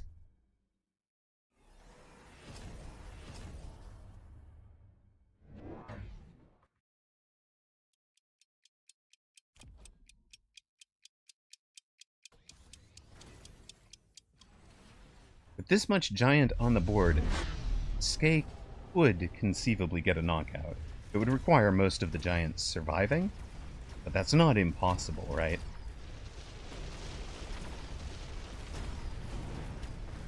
We do insta-EMP the 4 now worms, with our leveled steel balls doing a pretty good job. Their level 3 steel balls from the drop did a pretty good job deleting the worms quickly. Now you've got the non-AP sledges trying to do their work against the rest of the giants. And that's a level 3 rhino over there causing lots of problems the same way, even if it did get slowed down. But HD Susauer wins on the right. Wins from left to right here. Skay dropping hit points, but like Alpha Titan said, he's on a clock, right? Degen Skay is playing the full econ greed game, and HD Susauer playing kind of finds himself in the tempo game. Now, the sledges do keep scaling. Look at this. We're going to have level 4, level 4. Electromagnetic shot can drop on it, but or electromagnetic blast can drop. But we're going to be putting up shields for sure. Right? So it's level 2, 3, 3, 4, 4, and 3 for the sledges along the back line. This out here is just holding, right? Now, I kind of like what Skate did here. The worms on the flank will go down, come up to fight the worms, go down, come up to fight these guys, and that'll give him 2 more larvae off the back corner that arrive kind of later. So it's sort of interesting. Yeah, the upshoot is literally 3 packs of fangs on HD Susaur's board. So a single Wraith might be devastating. Skye has no shielding happening. We're going to be... But there aren't really techs that... you know, like he doesn't have range double shot on the marksman or anything like that. Range on the Vulcans is going to hurt. Some oil in the middle to slow everything down. Even more than getting slowed down by the... Wow, that is going to be some slow units. In fact, we're going to just keep an eye on this. This sledgehammer has a 7 meter per second speed. We'll see how slow it gets. 2.5 meters per second with the oil and the EMP on it at the same time.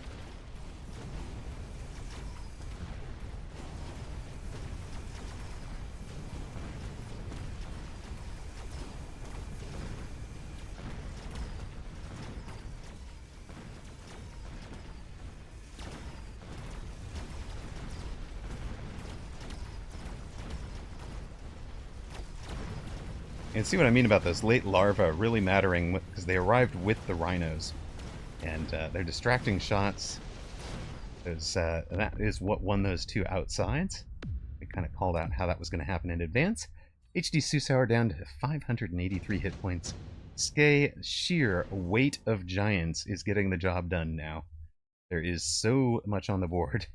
He doesn't care about Vulcan hit points. He'll take the range, I would expect. Although a laser sight is possible, and, you know, electromagnetic impact also.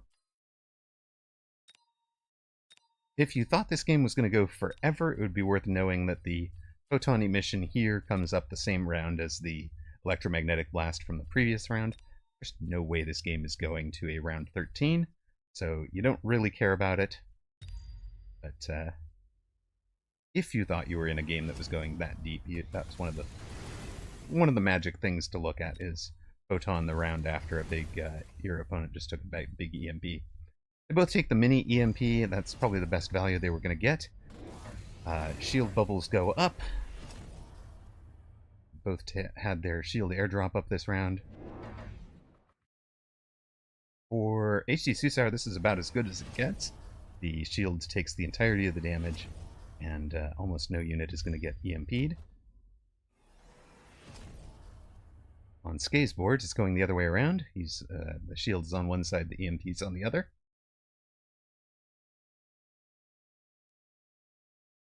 But Skye has added 2 more worms. He noted exactly what I did about the flanks there. Now HD Susaur starts to have the full set of many crawlers, with each steel ball killed turning into crawlers, the backline turning into crawlers. We talked about one of the ways to kill a worm is to keep it on the surface. That is so that you can stay engaged with it. It's also so that it stops making little larvae. If you can just kind of keep having your crawlers arrive and keep the worm on the surface, keep them targeting the crawlers. If they target a steel ball, the steel ball turns into more crawlers to keep them distracted. But again, we've got a disaster coming on the outsides.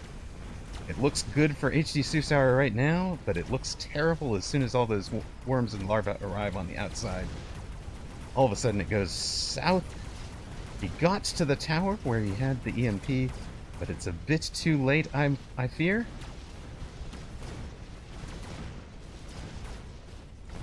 And Skye has beaten HD Susaur. HD Susaur a great run to get to the semis. Skye is through to the finals, where He will be facing, I mean, this was just an economic incredible for a giant specialist with efficient giant manufacturing. He collected every giant except for Overlord, War Factory, and Melting Point. But I'm sure that one was a lot of fun for Skay to play. HD Susauer wound up in one of my favorite builds, but there's just no way to compete with 300 cost giants.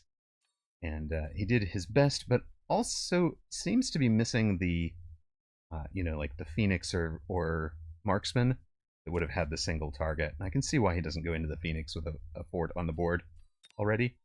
But yes, too many giants is OP. Skay will be facing Forgotten Arbiter in the final. Arbiter threw a clean sweep at Woot, 4,500 hit points. Looks like he tempoed Woot out pretty early, I would guess.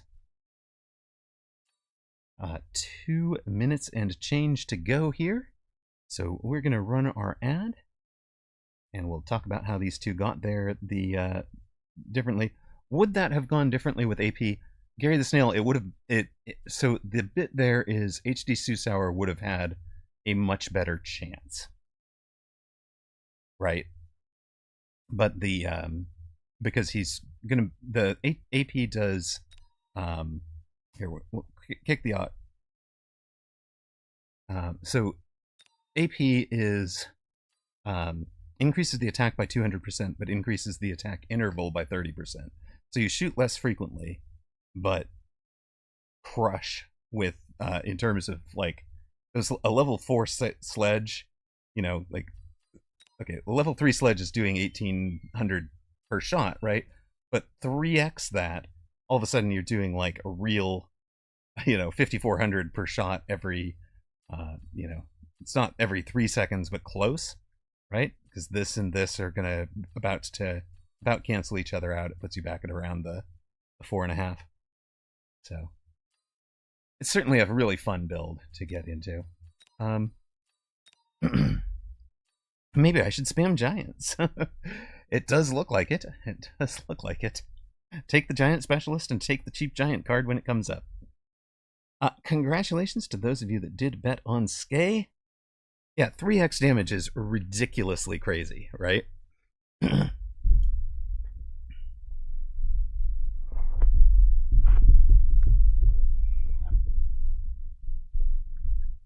All right, let us put up our prediction for a final. Our finalists are Forgotten Arbiter and Skay.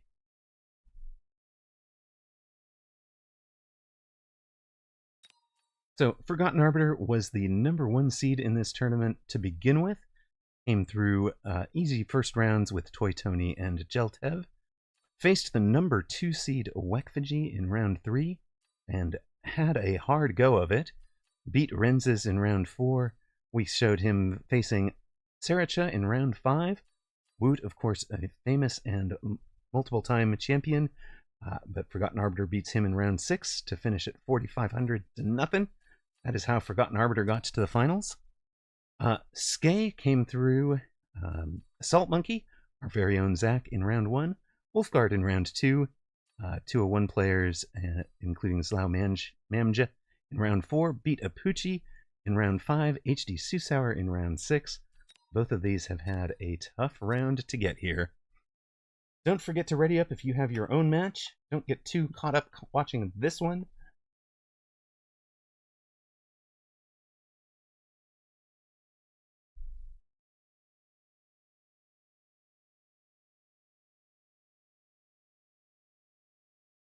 Channel point predictions are up.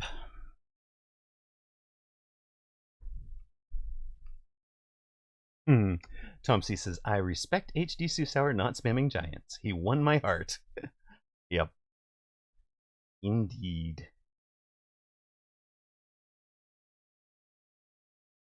Welcome back to those of you that saw ads. We should be all the way through the final ad-free. Thank you guys for choosing to be here during the weekend tournament European number 95. I appreciate that you have many channels you could watch, and I really do appreciate you guys being here. We are ready. Welcome to the final of weekend tournament European at number 95, number 1 seed, Forgotten Arbiter, has made it all the way through, beat the number 2 seed, has had some great games along the way.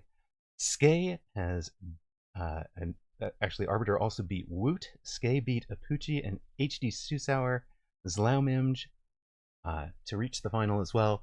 Forgotten Arbiter Forgotten Arbiter near side. Blue takes the Sabretooth Specialist. New change this week. Sabretooth is Specialist now gets their Sabretooth on round 1. Skay, far side, a Supply Specialist with Stormcallers and Hounds. No Marksman start, no Sledge start. Arbiter has the Saber out on the right, Sledge is in the middle, Fangs behind Tower. So basically, this position is, I want the Fangs to be useful in the mid to late game.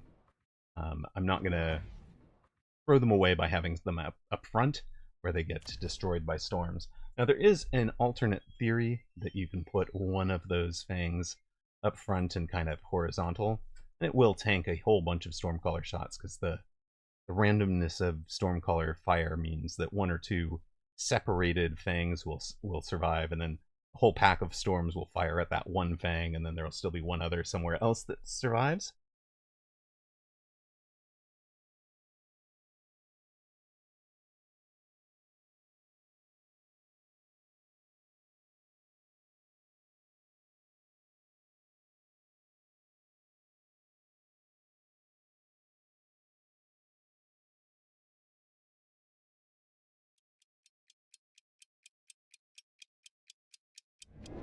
Arbiter thought about it a long time.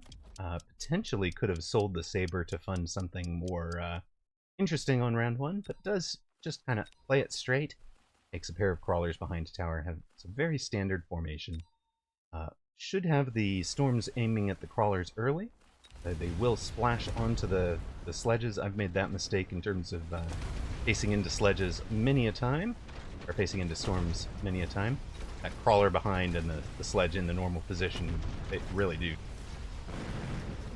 kind of run through the Sledges right at the right time to get the Sledges targeted by the first Stormcaller volley. But even if the Storms are missing the Crawlers, they're actually hitting a value target. You can see how few Sledges survived the opening exchange. There's what we're talking about, where one Fang drew the entire volley of the Stormcallers, and that is making a big difference. Forgotten Arbiter will barely win round 1 with a Sledge and about 8 Fangs left. Drops Skay to 4,006 hit points. This is an epic final. 2 of the greats of the game. Love to see them going at it. And Forgotten Arbiter will be one of the casters when we get to the Mag 1 this evening. So it would be awesome for him to show up to that with the... Oh yeah, and by the way, I'm the European champion. To his resume, show up and then cast a Mag 1 from there.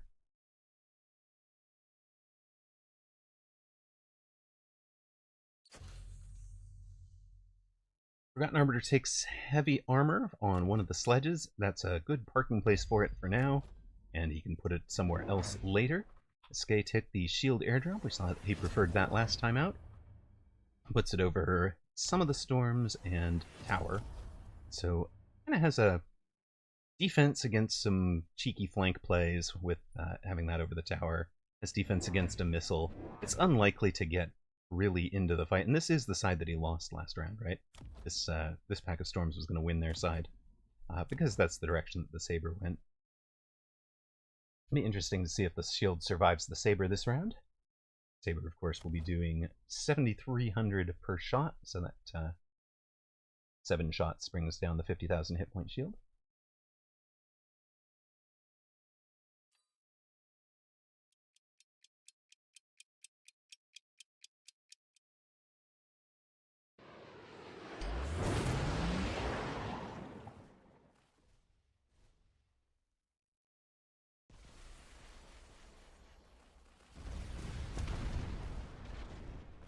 More Crawlers for Forgotten Arbiter.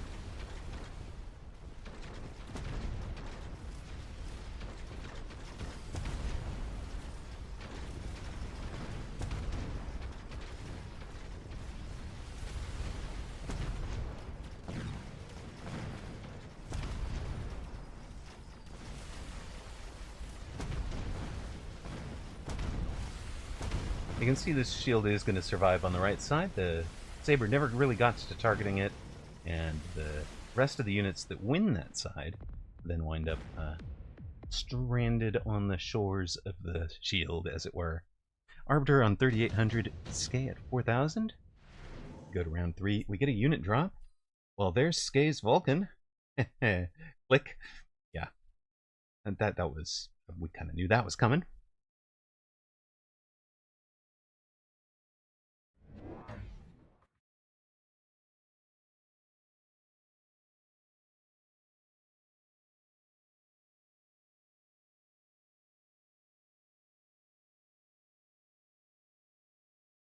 Both sides take it. Arbiter on... they're both on the same side, so let's see what we've got. Arbiter is running Best Partner, Range, Incendiary, and Scorching Flames.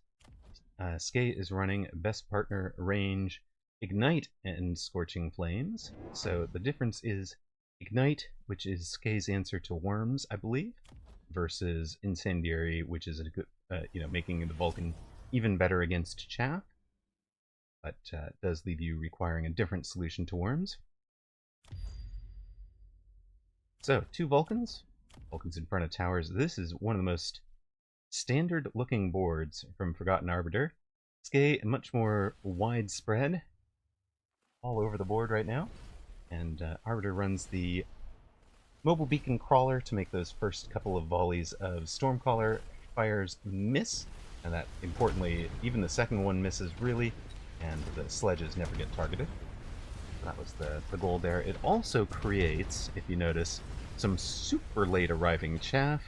If you're lucky, you'll have things like the Vulcans have targeted another Vulcan, and nobody ever gets the detail of cleaning up this set of chaff. Of course, because of the splash, many of them will still die if they run right through the... oh, never mind. That one made it. Oh, well, he didn't last long. But at least you ate a marksman shot.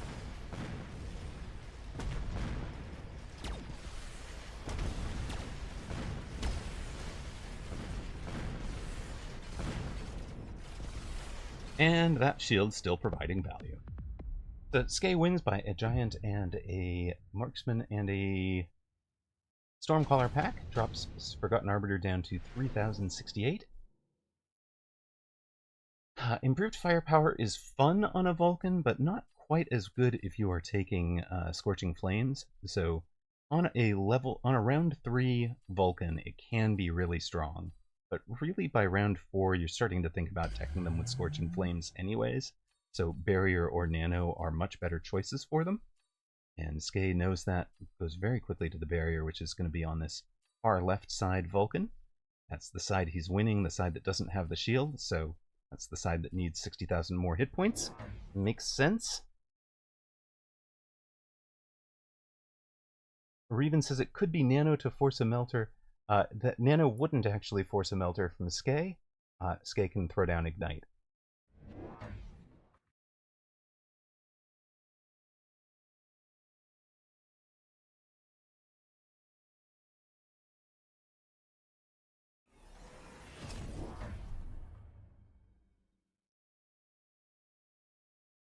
And you can see Skay's got 1-2 Marksmen out, so he's starting down the Matryoshka doll build already. 1-2-3 Marksmen out. That's his deploy this round.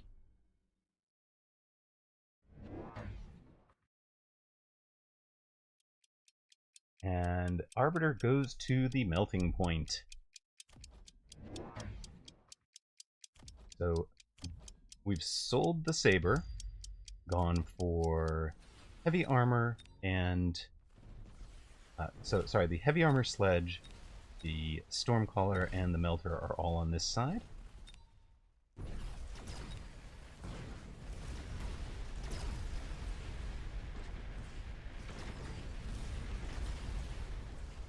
Melter gets a pretty good lock. We talked about positioning units where they will get a good lock. That's exactly the lock he wanted. Exactly the lock he gets. And now he's, stuck cleaning up some chaff.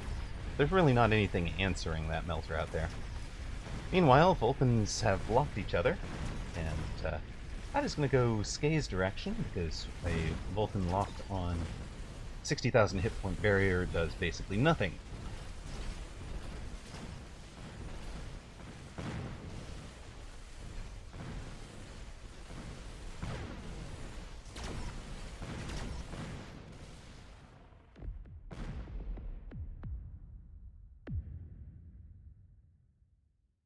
Skay is well ahead after 5 rounds. We've seen Arbiter get in trouble multiple times and sneak his way out of it. He's on 2140 now. Will he be able to wiggle free yet again? He seems to really come alive when he drops under about 500 hit points. Skay takes a pair of steel balls. Level 2, those are a good answer to the melters. If I'm him, I'm predicting a melter on this side, so I put the steel ball here as well as here. So he's not just answering the melting point he knows about, he's answering the melting point he 100% expects out here. I do think we're likely to see Forgotten Arbiter sell these sledgehammers to put the armor on something else. Instead of putting it out here, he puts the melter in the middle. Tricksy, tricksy. I like it. We've ranged the melters. Skay has ranged the Vulcans. And Forgotten Arbiter does have 350 left. Sold exactly what we thought he would sell. Has his barrier on the left side. Puts the armor on the other Vulcan. They have shorter range than the melters. They'll always get targeted first. That is the place to have the extra hit points. Skay with a cheeky little 5 hounds out here. It will be in under the Stormcallers pretty early. They're not going to distract this melter for very long. Do just do a little bit of distraction.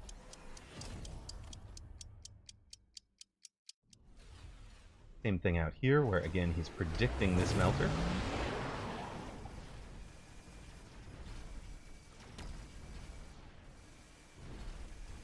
Has also split these steel balls nicely. Look at the kind of the shotgun effect on the steel balls. There's a steel ball everywhere. Is that good or bad, actually? Steel balls on the right have all pretty much died. But one of them is going to get in on tower. Level 1 Vulcan died. There are some Mustangs now acting as the Fang cleanup for Arbiter.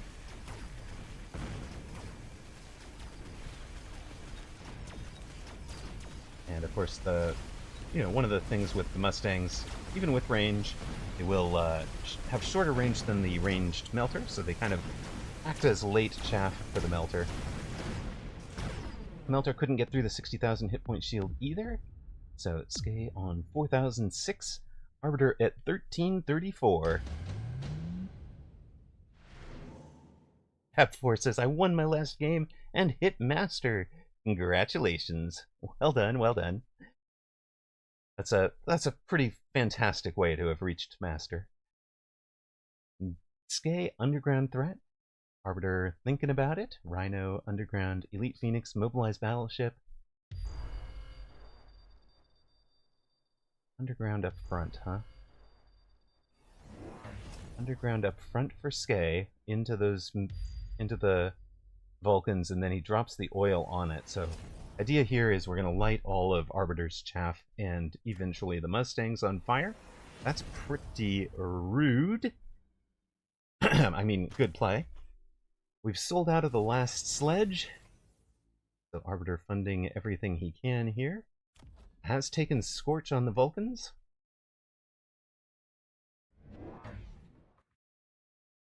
What are we going to do out here? Temp range.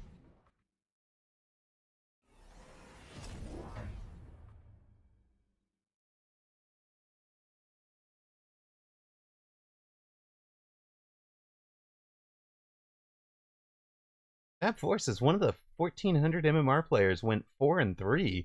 Who is that, Fab Four? Well played, man. Whoever that is. That's impressive.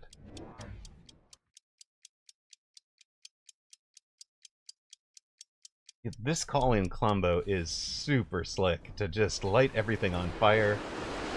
There is a new melter out here, but this is just... Ouch.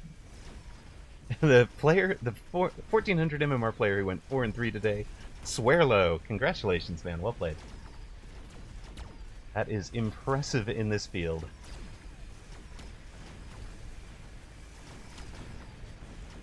Even without the chaff, how is this going? The Melters are still alive. They locked onto a couple of the Vulcans, but now all the Vulcans are dead. Well, except this one on the far right. Arbiter in a ton of trouble. Is this 1,000 hit points? I don't know if it's 1,300. It's real close. Okay, now with that one down, it is not. He will buy one more round. Ooh-wee! Yeah, that Vulcan going down makes the difference between Skay winning this game on round 6 and Arbiter staying alive into round 7. 138 hit points. We've seen him get out of a jam multiple times. Can he do it one more time, or will Skay be the champion? Skay takes another underground threat back corner this time. No oil, not playing the same trick. Arbiter skips it. Does not play the same trick himself. Skipped it to take the oil off of tower. Adds another Vulcan. Now it's ranged Vulcans with Scorch. Please stay back and hang with my friendly Melters.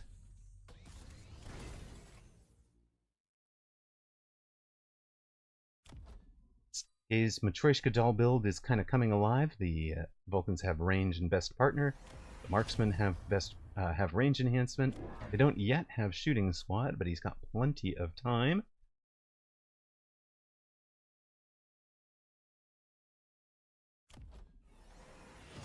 Surely range and lone. Yes. Okay, range and lone leaves him with 150, which will be defense enhancement on tower, rather than the level on Mustang that most players would have taken.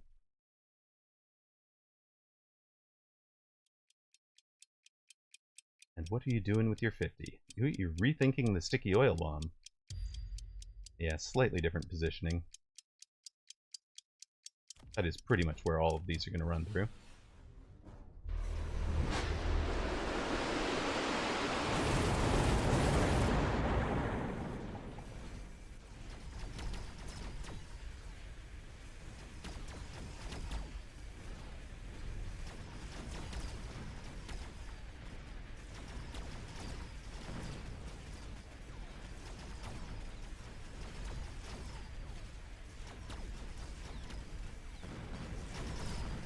Melters are getting locks, but those marksmen are getting stronger and stronger on the back line.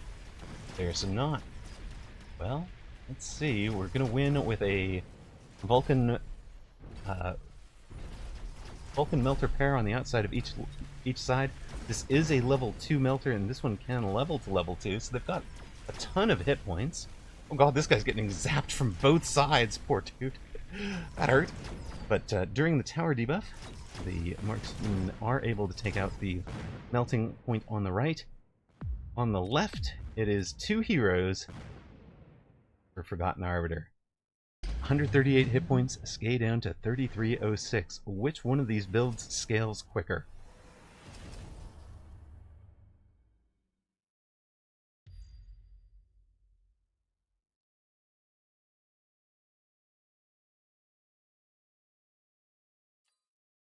All right, well,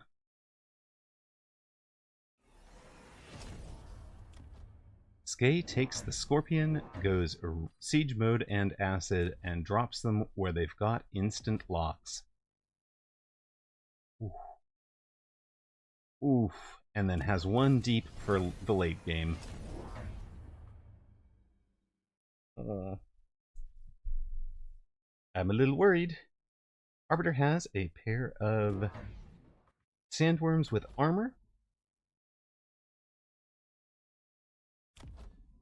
Drops one more Vulcan in the middle. Does not have the chaff protecting the giants up front. I've made this mistake. Alpha Titan has called this mistake out to me multiple times. So, At least I've eventually learned from it. It hurts, but it does prevent this kind of surprise. It prevents the surprise melting point with an insta-lock. You just do not want to be giving up insta-locks at 138 hit points, right? Or anywhere that you're in danger of dying. Orsameth, thank you very much for the follow. Quite appreciated. Oh, let's see how grim it is. Boom! Well, that's not awful yet. Boom! The Vulcans are in a lot of trouble over there. Vulcans are dead out there, so these outside melting points that survived last round are unlikely to survive this round, but now the worm gets in on that corner. The worm becomes the chaff clear up the middle. The worm is dead. We're down to just melting points. Forgotten Arbiter's hopes now lie on this level 2 worm getting a tower. The marksmen are out of control. The ranged siege scorpion is out of control. We do get the tower. We get a scorpion. We show up to eat another scorpion, but that is it. Skay is your European champion. Beats Forgotten Arbiter in the final. Well played. And indeed, the gut shot that these two siege mode acid attack scorpions, and Skay could see it, could position it perfectly, willing to just throw those down to take out the outside Vulcans. With these outside Vulcans surviving, I think Forgotten Arbiter is able to win that game, or at least that round. But Skay with the W. Congratulations, man. That scorpion play was awesome. Also, the underground threat plus the oil to light all of Arbiter's chaff on fire like 2 rounds before the final round, that was huge. And I think also taking the steel ball on the side that he was anticipating a melting point on, even though, so Arbiter dodged it by playing this middle melter, but that allowed the steel ball to get the tower that round instead. So really, Skay made 3, I think, spectacular choices along that game that kind of tilt the balance of it in terms of the creativity of play, etc. This is a very standard and, I would say not creative. It's more like a idealized board. And Skay went for the idealized. He's got his idealized build. We know what his idealized build is, but he added the creative wrinkles that are enough to change the equation. And really, really well done. Diana, great call. Says the flank hounds discouraging the forward chaff is actually part of, kind of sets that scorpion up later. Sugar, Shane, and Harry, thank you so much, man.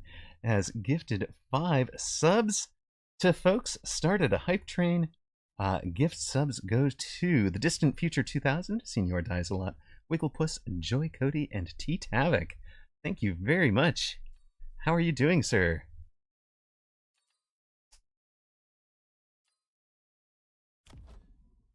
Gold damage dealer on this board, by the way.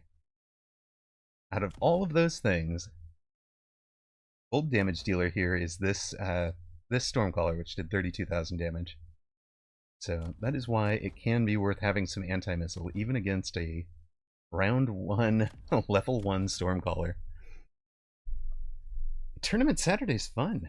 I really enjoyed that final. That was good. And congratulations to our top 10 Dorgon, Bakari, Woot, Renzes, Sugar, Shane, and Harry. Wait a minute. Celebrating with some gift subs comes 6th. That's tremendous, sir. Only loss coming to HR Giga Chad in round 3, and then cleaning up the rest of the way. Well played, sir. Forgotten Arbiter, of course, we saw in 3 of his matches. Gets 5th. Spoon came 4th. Only lost to Apucci. HD Susauer comes 3rd. Only loss in round 6 to the eventual champion Skay. Apucci, 2nd. Only loss, well, in round 5 to eventual champion Skay. It's not like Skay did this the easy way, with wins over Zach, Wolfguard, 201 Guest Z, Zlamenge, Apuchi, HD Susauer, and Forgotten Arbiter. What a way to take it! Congratulations, sir. We will show, of course, the remainder. I want to get all the way down to showing a certain someone, 1400 MMR, came up to finish 21st. Congratulations. Nicely done. Lost to Wekfiji, so number 2 seed overall. 6th place finisher Sugar Shane and Harry, and Fab4 200. Well done, man. Well done. We'll show our 21 through 30. And, we had a full field, so we'll show all the way down to 50th place here. Those of you having a good day or a bad day, there you are. But again, we'll go back up to the top and say congratulations to Skay, Apuchi, and HD Susauer. Well done.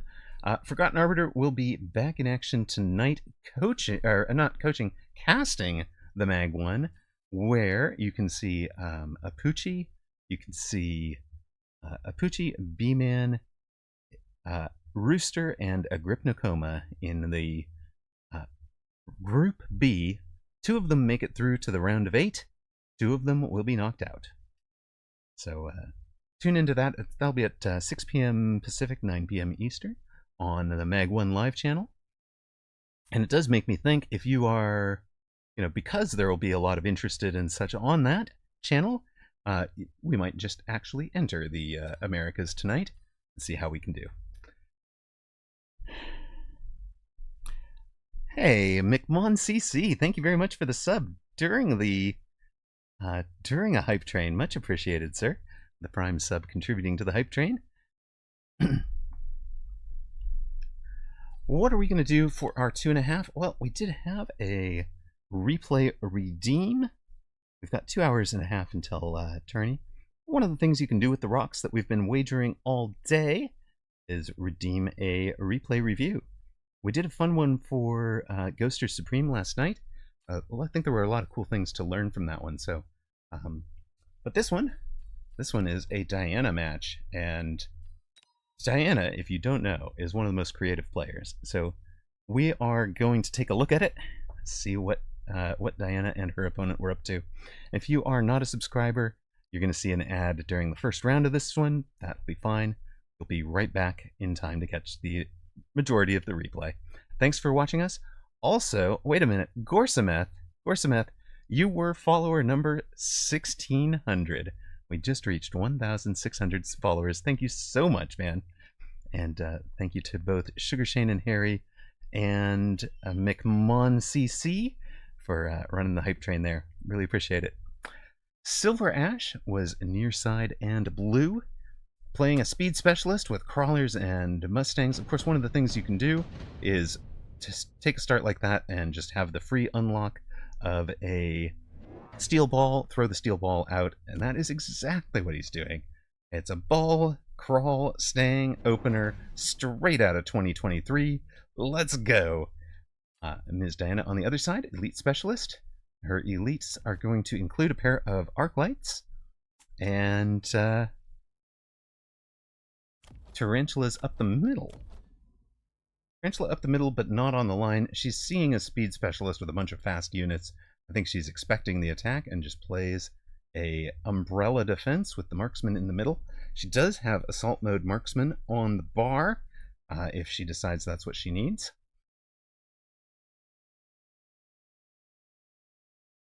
By the way, yeah, she's elite specialist, which you could tell by the level 2 arc lights. Right.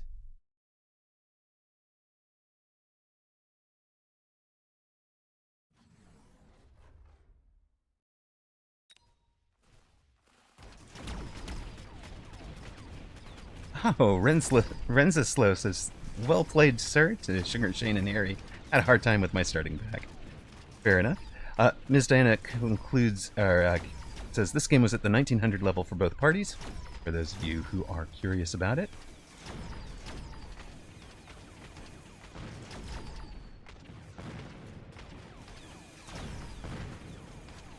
Yeah, formationally, the Tarantulas are right in the middle where everything will come to them. And you kind of saw that the attack actually looped around them, got the tower, and came back to finish off the tarantula. Kind of a fascinating formation where a lot of times you'd want that pull to just pull across, and pull across without a mobile beacon, of course. But the level 2 Arclight is able to delete the steel balls and clean up, so Diana wins round 1, and Silver Ash is behind 1 deploy, by virtue of having taken the steel balls on round 1. Attacker takes redeployment. I love it. In a any kind of aggro position like this, yeah, having the ability to throw down, redeploy, come over, and suddenly be attacking the other side with a key unit is really huge. Miss Diana is one of the people I would hate to see redeployment come up in a game where I'm facing Miss Diana. She is just far too damn creative to have a tool like that in her toolbox. Here's her first play with it, is to pull a Arclight out of that defense to jump away from the steel balls. Right? The Arclight was kind of losing to the steel balls, but more importantly, it pulled the steel balls out to this corner, and the steel balls then went to get to the tower. What she really wants is to pull the whole attack across the face of her army without exposing the tower. So, the Arclight has jumped to the other side of the board. The Silver Ash takes a crawler on the deep flank and adds a level 1 marksman over here. Sir, why did we take... What are we missling there, sir? Oh no, Ms. Diana's missling. That makes much more sense. And she has also pulled with... so this is sort of a tell that she's going to go to the assault mode marksman. She's got one down in the corner with the level 2 marksman down there. Just dying, right? It just dies. No problem. No problem. Oh, they moved a Mustang, and that missile was going to get a Mustang. Got it. That makes more sense. But I had originally seen it as on Silver Ash's side because of the perspective. So I was just really confused why Silver Ash would be missiling into your tarantula. Like, what the heck? Okay, this round has not gone as well for Ms. Diana, in part due to that unanswered flank on the corner getting the tower. But she has set herself up with the possible flank assault mode marksman and the ability to jump these other 2 assault mode marksmen, assuming they're going to be assault mode marksmen. Also takes level 3, level 2 hounds.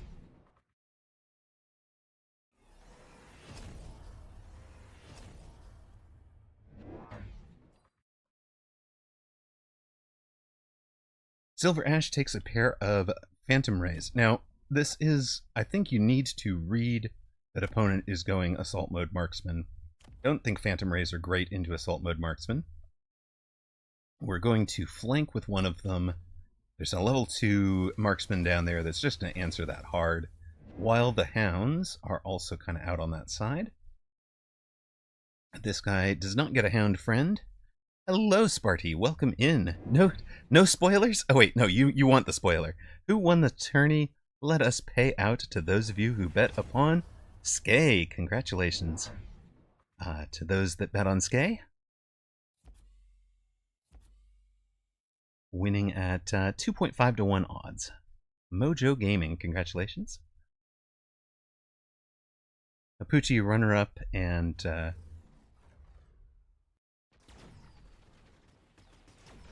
Wait a minute. I'm blanking. Poochie runner-up, HD Susauer third, I believe. Renzaslow, thank you for the follow, my friend. Appreciate it. Follower number 1601. Missed the special number by 1. Yeah, Assault Mode Marksmen are cleaning up. They cleaned up this flank Phantom Ray really easily. The one on the corner didn't do great, but it bought a whole bunch of time where the chaff wasn't down here. The Hounds are answering the Mustangs pretty darn well. Okay, we got the tower. It's a little late, though. There's nothing else alive but these 3 Phantom Rays. Let's speed things up, because this one's over pretty quickly. Right. Okay, Diana wins round 3. drops Ash to 4284. Diana's on 4718. Now, I think this replay is coming about because of the kind of watching me play some Assault Mode Marksman. I was trying to do Assault Marks and Hounds, man's best friend, Marksman's best friend, Assault Man's best friend, but it didn't really work out for me the way I wanted it to. They're both too vulnerable to the same unit, when that unit, of course, is Hacker. Silver Ash realizes how dead this pack of Phantom Rays is and pulls them back to be part of the flank defense. This guy was a much more valuable part of that flank defense, having done about 19,000 damage last round, worked his way. Most of that is... Wait a minute. He did 19,429. This guy had 19,464 hit points. So...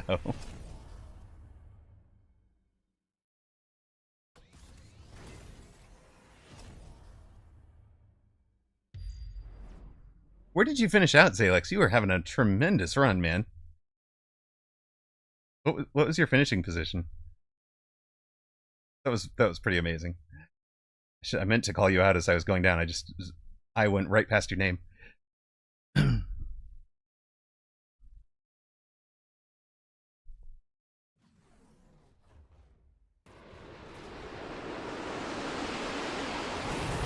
There's going to be a new Assault Mode Marksman out here, tanking this group of crawlers. And that's going to let everybody over here get straight in on tower. The missile slows one down. The others are unslowed. Other Assault Mode Marksman will just stream right on by. Most of Silver Ash's units are stuck in the oil. Now, I do know ranged Steel Ball does actually counter Assault Mode Marksman, but you have to have more of them than just one. Can't trust it to do all of them, sir. Yes, in this round, the steel balls outrange the marksman, which is why.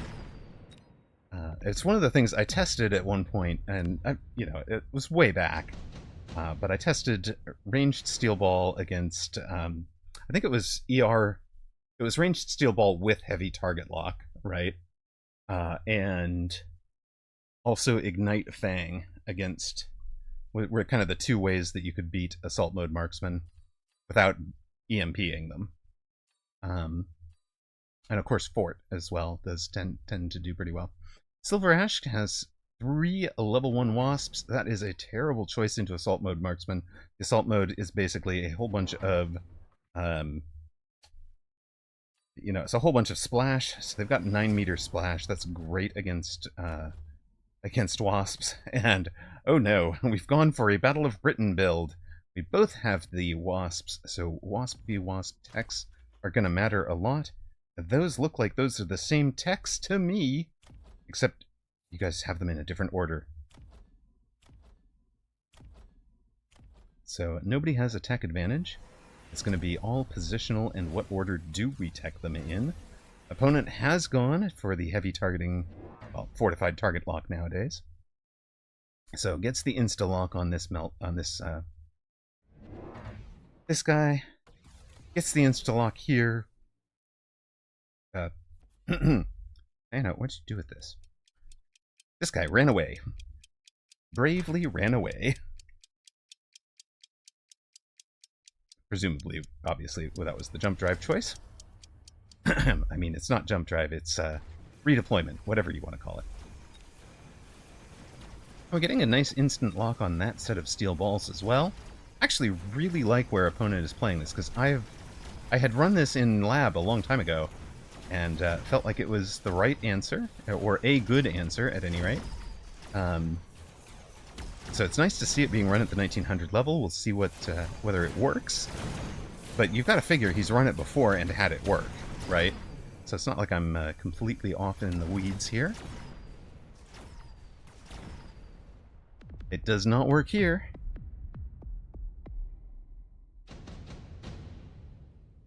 $47.18 for Diana, $2,600 for Silver Ash.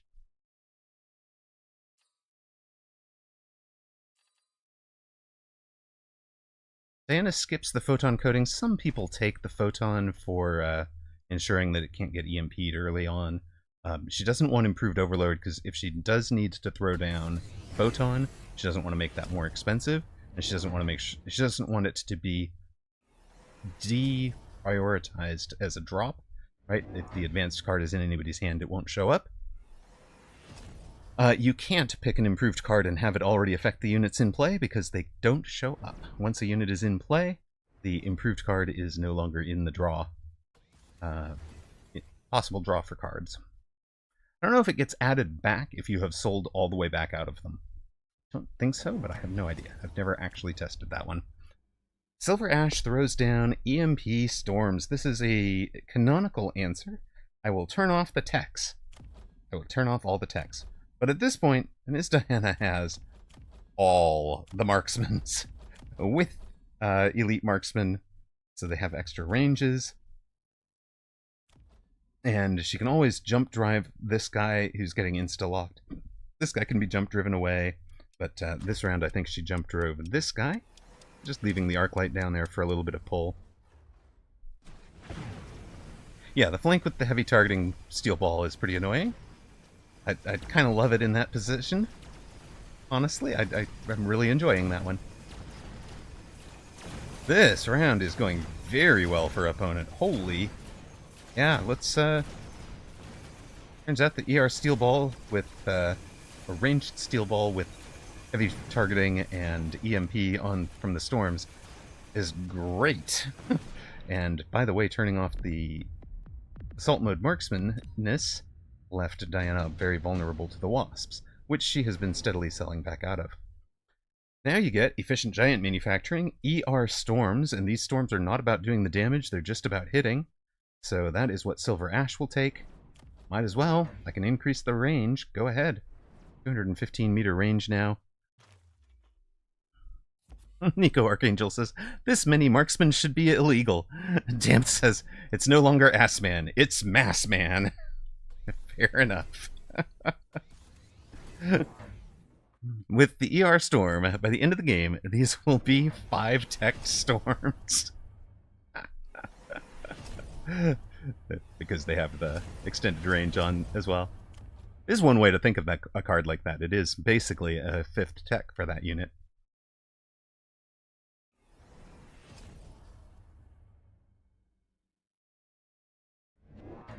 Still haven't jump driven away from this. We're going to missile out the crawlers first, I guess.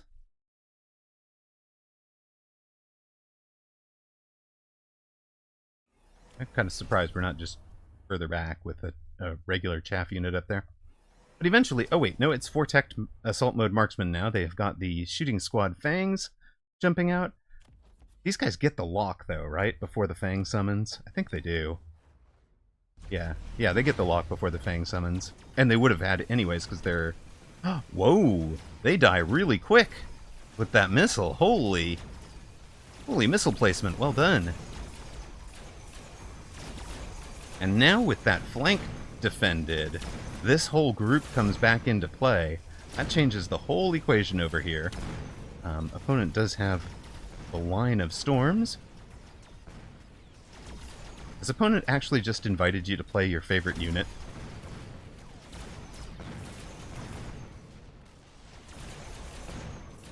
Note also that, you know, when you debuff the marksman, you take off the vortex, it does turn them back into 155 meter marksman there.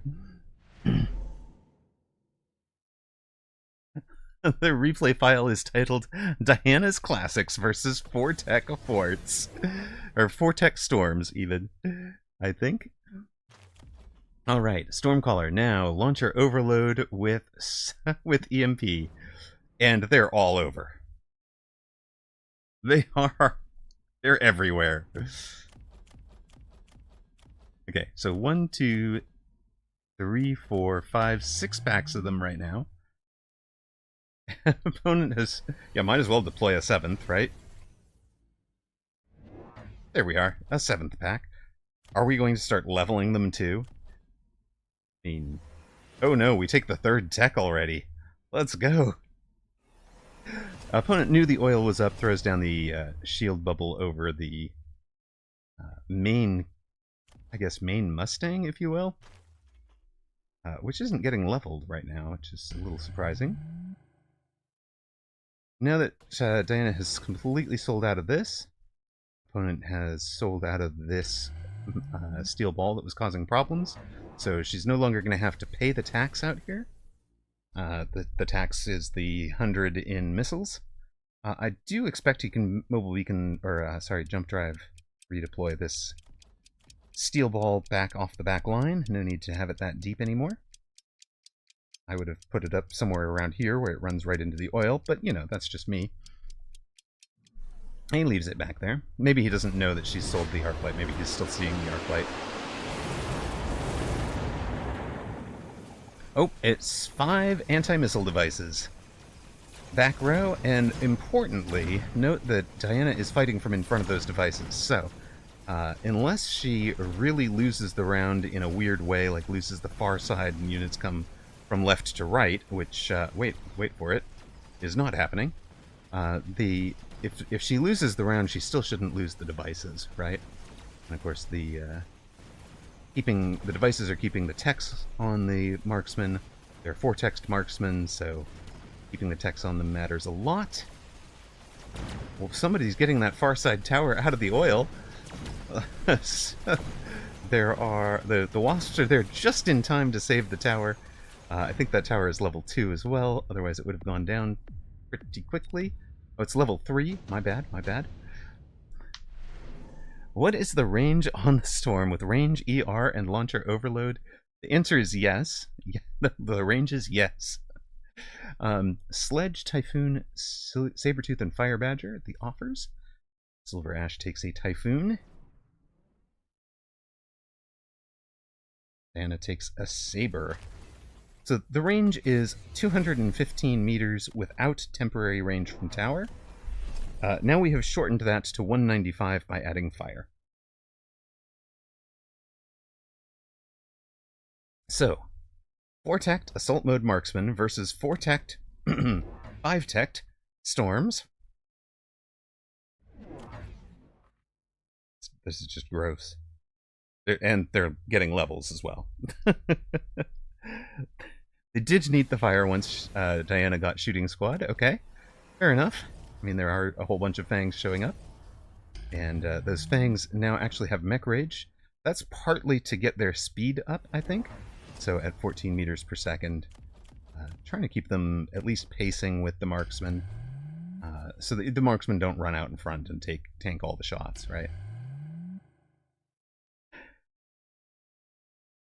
Yeah, extended range Stormcaller is plus 35 meter range, right?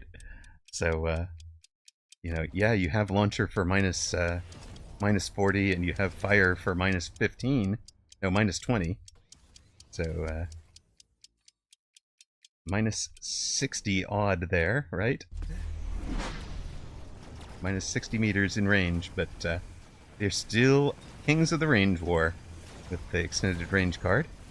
And note that that's perfectly balanced, right? So that the extended range Stormcaller with 35 meters of range, if you took the 35 away, they are right around 180 meters, which is their initial range with temp range from tower. Diana buys way more anti-missile devices. We're going to make sure we don't lose this level 3 tower this time. And you can see what it's doing.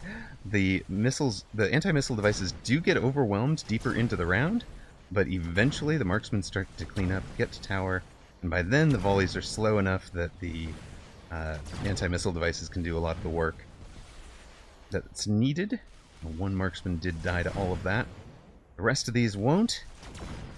We're going to do this 3 marksmen per round. We'll finish Silver Ash off by round 95.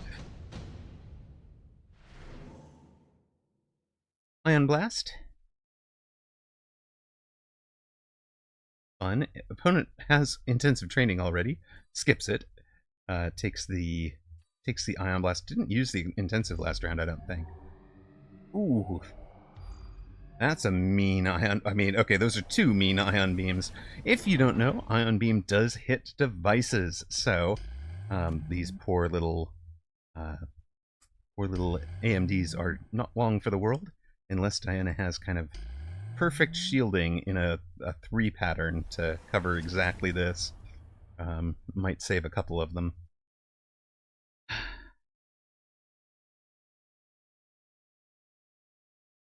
It's a really nice Ion Beam, Silver Ash. Well played. I think Ion Beam is one of the highest skill expression call-ins. You know, Orbital, you don't control where it's going to land. You just kind of have this big thing. And you know, same with Storm or whatever. But Ion Beam, you really have to lead targets by how much they're moving. You have to kind of find the spaces where units of different speeds might be overloading. There. Oh, hello. We've got some... We've got some... Oh, wow. She's using the Elite Specialist Elite Recruited to pick up some level 3 crawlers. We've got some level 2s here. There was a level 3 here that's turned into a level 4 now. So Impact Drill, Replicate, Mech Rage. This is a Diana Classic. One of the people that runs full carry crawler techs on the bar. And is not afraid to run them into fire. Right? By having them have enough hit points, enough levels, they can get pretty deep. And if they can replicate, they do a lot of work. They've gotten to this left side tower. That's completely changed the equation everywhere else. So that despite losing all the AMDs on this side... okay, all but one. Sorry, my bad. Despite losing all those AMDs, Miss Diana is going to win the round. And still not the game. Do we have 3 marksmen survive? You know we have to have exactly 3 marksmen, right? Nope. Oh, I'm sorry. Silver Ash wins the round. Yes, you are a hero. That one late Stormcaller. Electromagnetic Impact, Giant Manufacturing, Amp Core, Rhino Assault. Electromagnetic Impact for Diana. We're going to try and turn off some key... Yes, huge loss, right? Diana losing some 50 of her 3,380 hit points. EMPs, alright.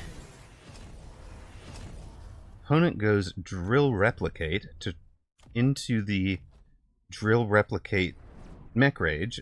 You should lose that, but maybe it's mitigating some of the damage. That one Stormcaller's name is John. Thank you, Nico. Neko. Thank you, Neko. Okay. We've added a flank crawler here to take a whole bunch of fire and place a bunch of fire there, but importantly, that brings... it's going to bring a bunch of units up into it, but that's from last round. What else are we adding this round?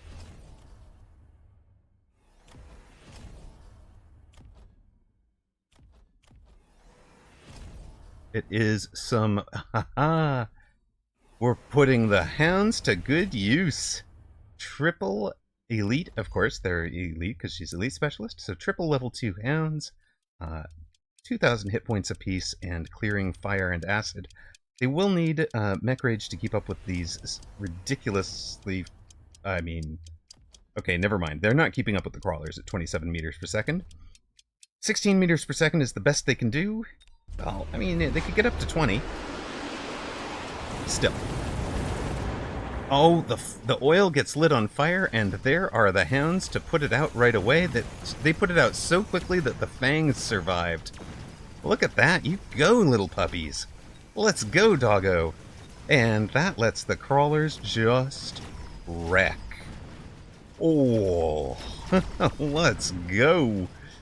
And now we didn't even rebuy these AMDs. We're just going to win the left side. And, John, I think you and your mates are in trouble here. You are replicate fodder.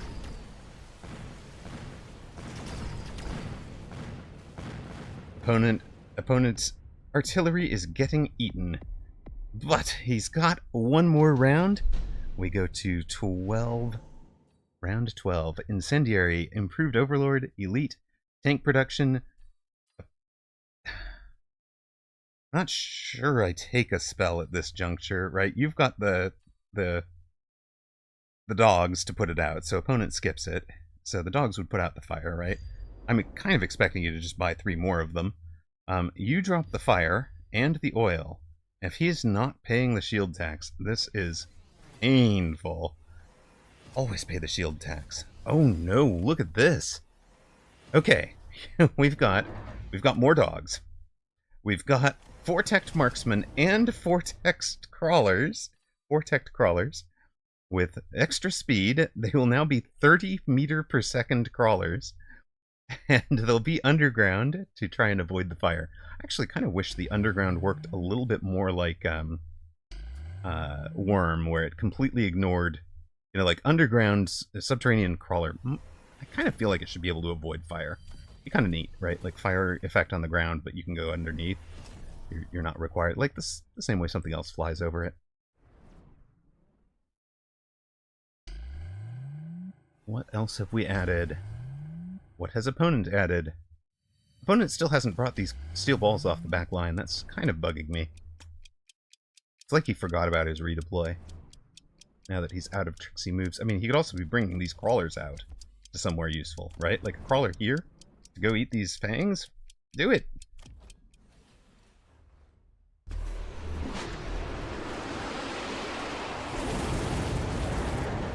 Fire everywhere, but the crawlers will survive. There is a big gap. Look at this pole. There's a big gap right there to get through to tower. There are some hounds through to tower there. That is really nice. Thump. This Vulcan, I think it... Let me just put it this way. When Diana has taken the triple-teched crawlers, or any opponent, it is too late to go Vulcan. You sort of needed the Vulcan to dissuade them from going to triple-teched crawlers in the first place. Because now you're behind on levels. And the Vulcan actually takes too long, right?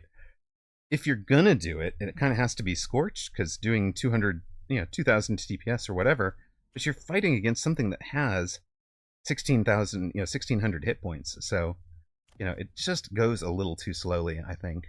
And of course, you saw that in this. GG's. Right, like, and this is the whole, like, I think Subterranean, I love the way it works for, the Vulcan's flames are above the target, but it's targeting them, whatever. I just want it to be able to dodge the fire effects on the ground. I think that would be kind of cool. Alright, GG's, Diana, well played, and thank you very much for sharing that one with us. That was fun. We'll be back with, I'm probably just going to go play on ladder. I saw Zalix offered to take a look at the, at a replay but from his tournament, but I'm thinking I might actually want to play in this. I'm debating.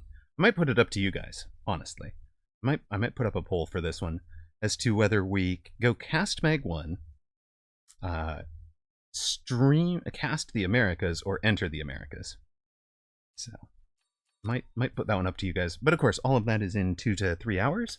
So, be back for that in a moment. I'm going to get a quick, debating playing Americas. Spicy, exactly. All right, I'll be back in a bit. Just going to grab a quick sandwich, a quick coffee, and some water.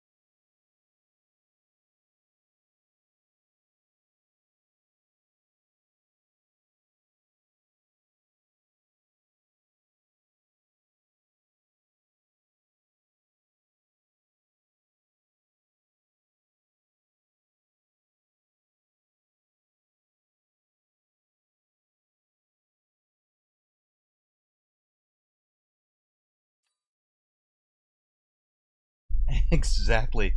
Diana, that's exactly where I'm at. I like you playing in tournaments, and I like custom tournament support. I will put it up to a poll. You guys can buy. You guys can buy it with rocks and control which direction we go. It sounds like sentiment is leaning towards North America, but we'll see who's around at the NA time for that one.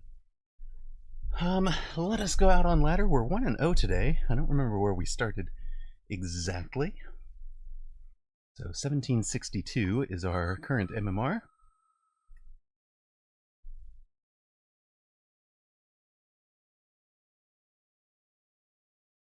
Was that person's name Bieber? B-I-B-E-R?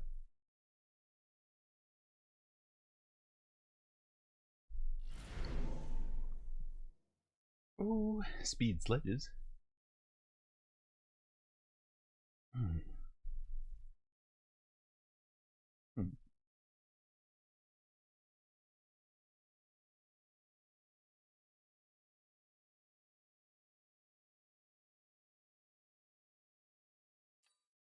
We'll try it.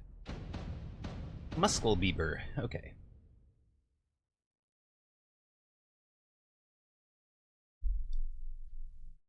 Channel point predictions are up. Yeah, speed sledges are always fun. An opponent is a Fire Badger specialist with Stangs and Hounds, so the sledges are better. Better than they were. Do I want to just be deep? I think I do. I think we're just going to play from deep.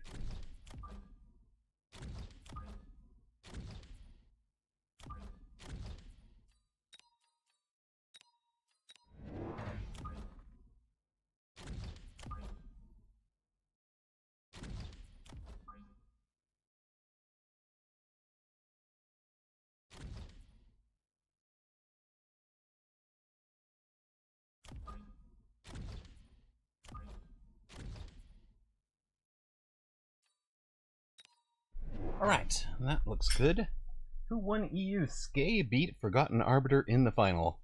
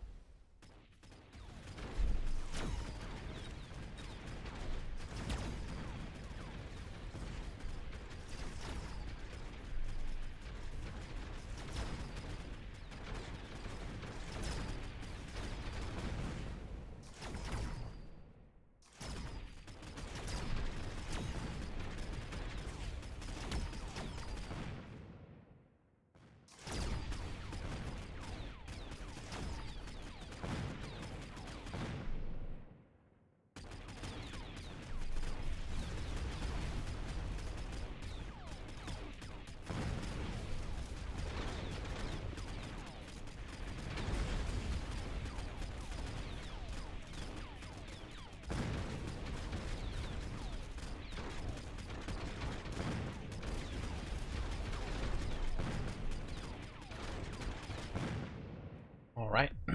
Muscle Bieber does win round one with their big frontline aggro.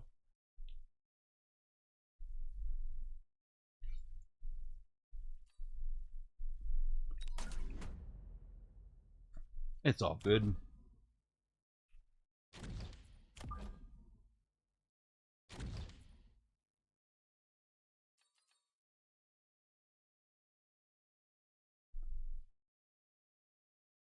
Yeah, Degen Skay. Exactly.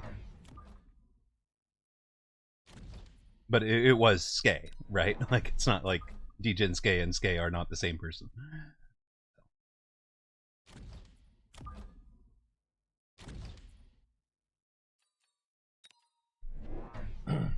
A Farseer over the top. Okay.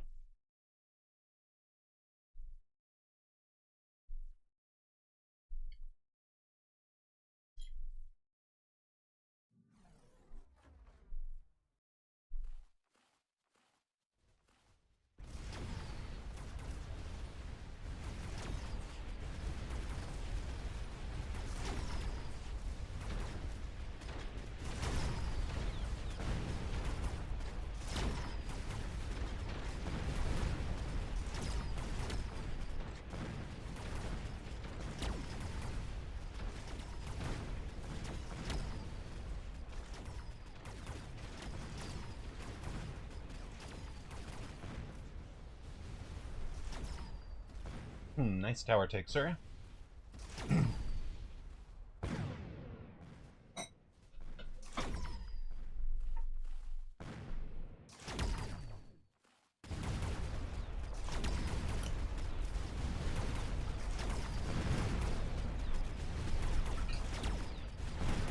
Well, this just keeps going worse and worse. Let's feed him XP. Excellent.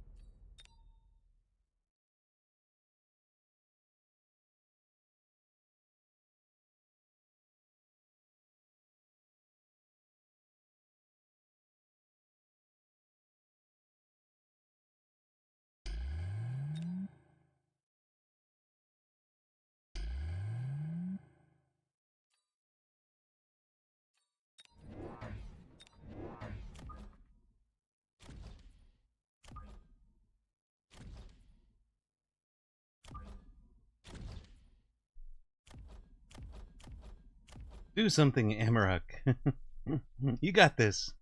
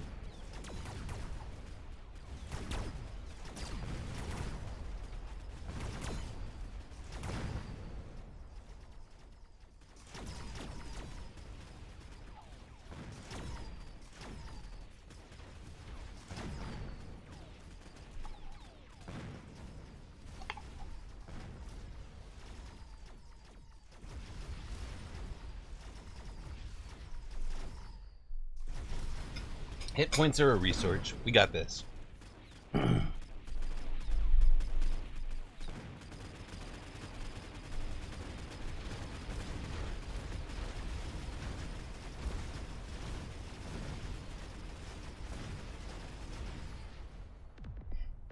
Yeah, 27 meter per second Mustangs. I love it.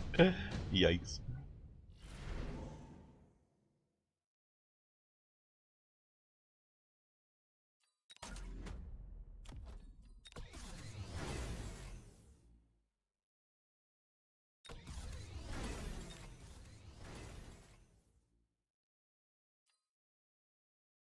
They should actually just fly at that point.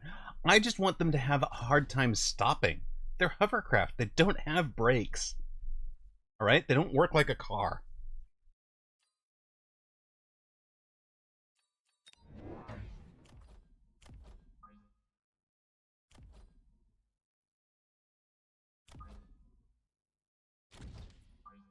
That's just not how any of this works.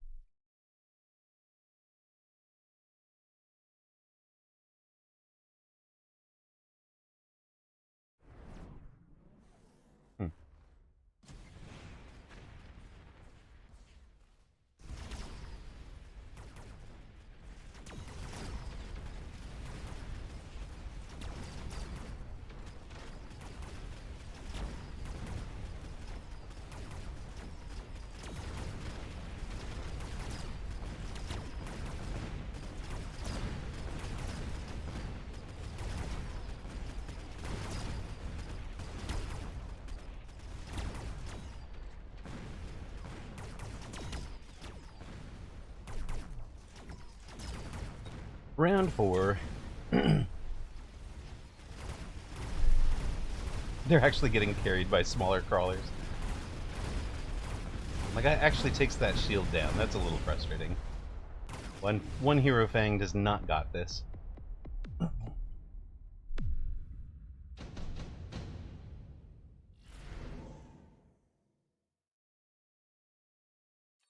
That's interesting.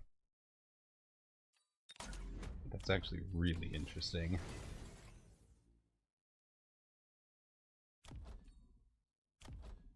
We're gonna take you.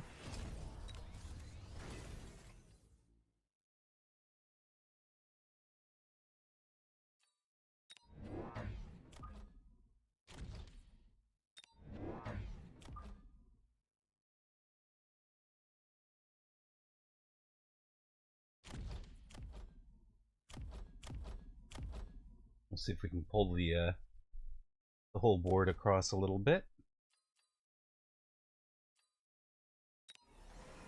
Oh, wait a minute.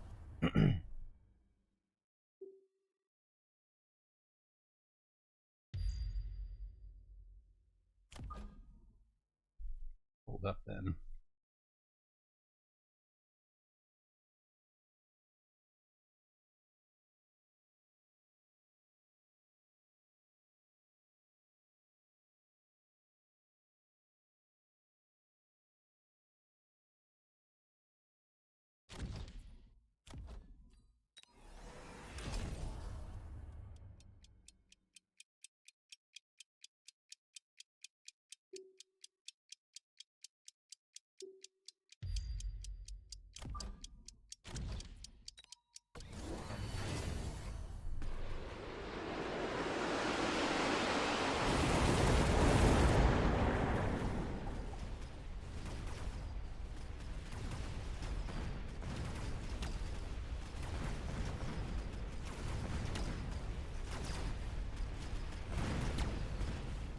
Degenerate oil user throws oil on enemy.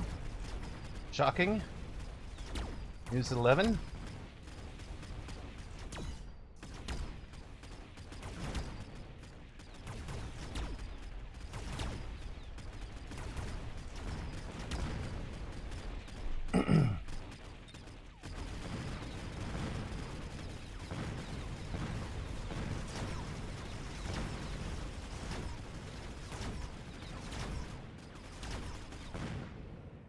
Wow, did we manage to keep that oil alive or what? Let's go.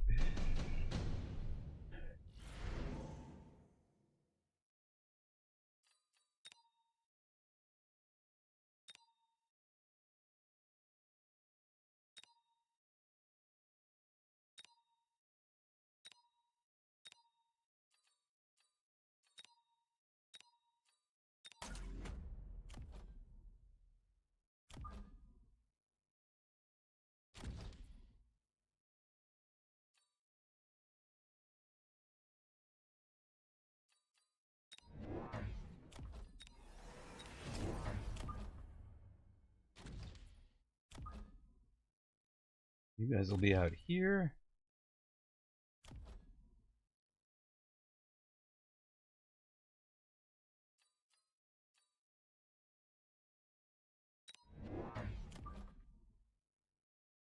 You guys can be right about here.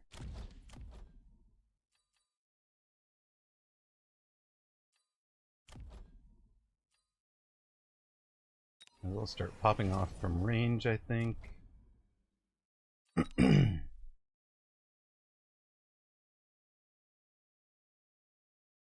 And he should be thinking something clever like oil back this direction, or not entirely sure what, but nope.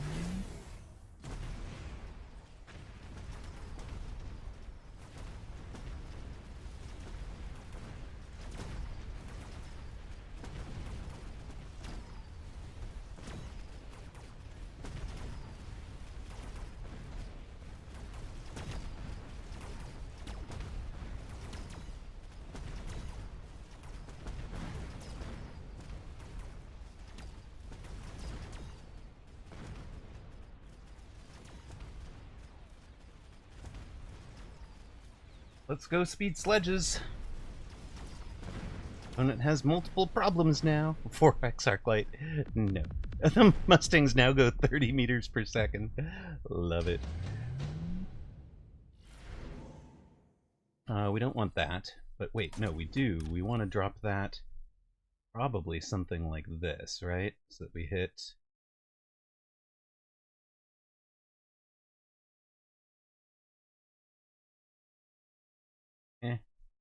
we can just, like, hit this grouping. You... that. That. We take that. We take that.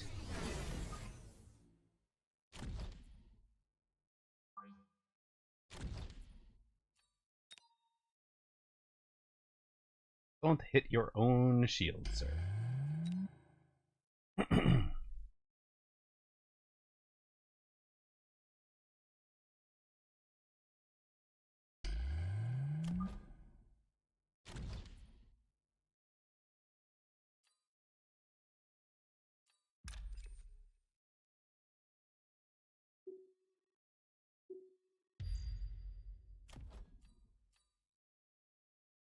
Loan, range, speed, and a new unit somewhere, right?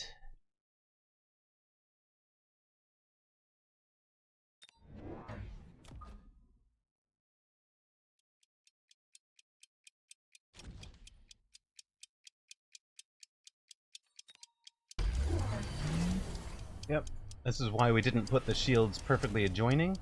I figured he was going to be doing something like this, so I wanted to shield both. I wanted to make sure none of the text got turned off, except for on like one or two of the units, and that the shields were far enough apart to not be overly concerned. Then the plan is to rapidly fire on shields until opponent is dead.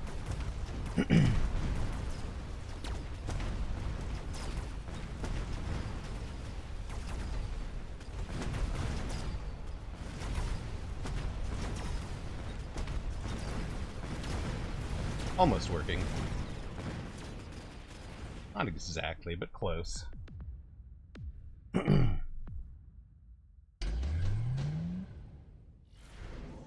Yes, the Scorch Fire Badger wins against the sledge, right?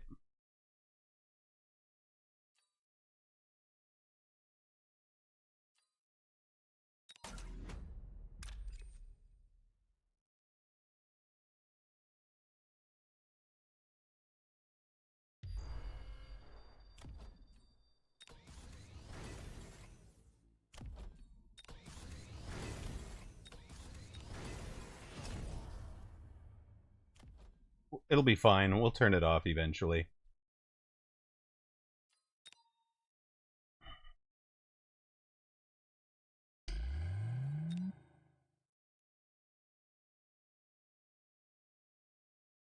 This round, this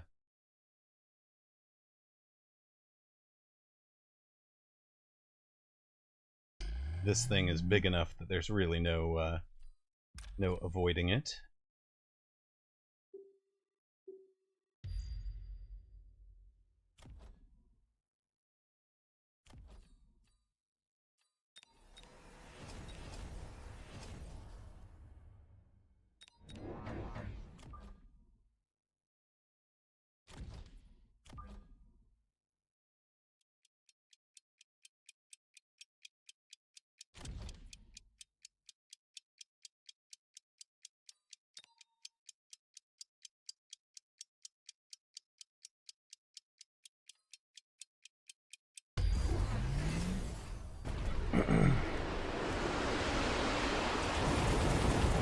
But as you can kind of see, it's the crawler v crawler in front, right? So the crawlers kind of charge in on the surviving sledges. Part of what's going on there.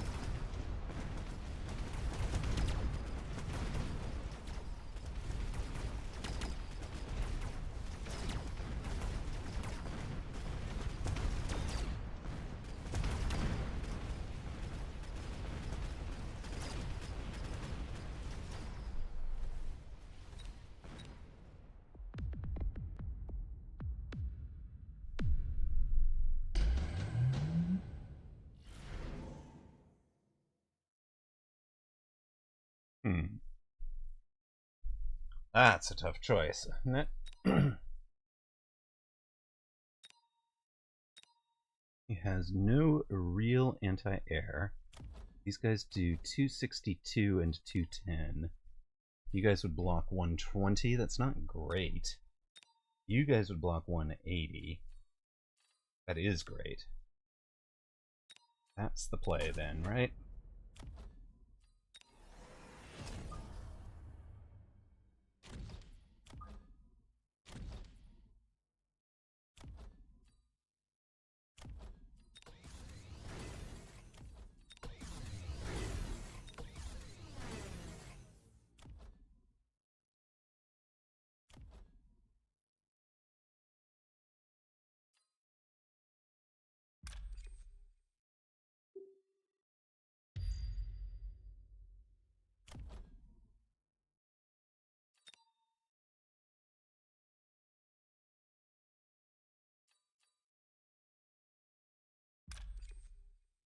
I think we do that, right?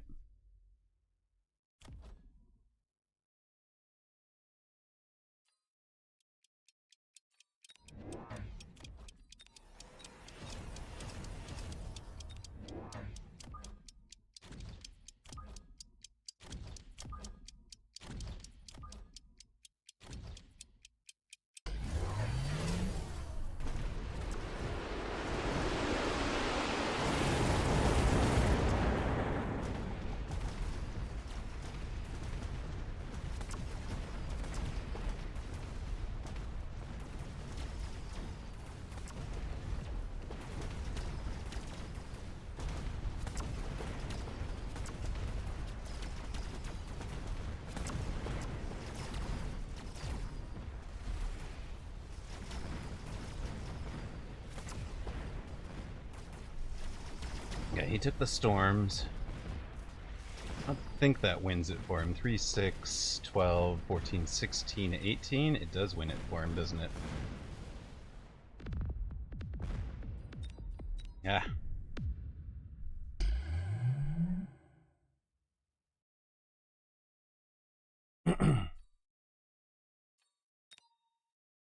Oh, I should have saved replay.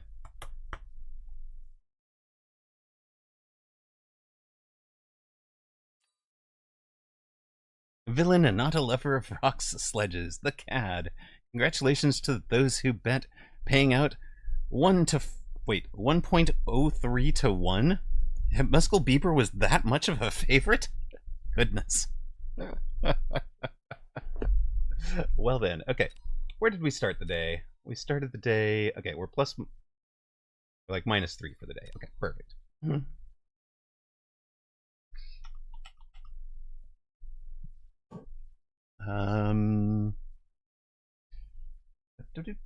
40, 17, 37, -3, and 1. Well, that's fine. We've got food digesting in the belly. The winning streak should start soon.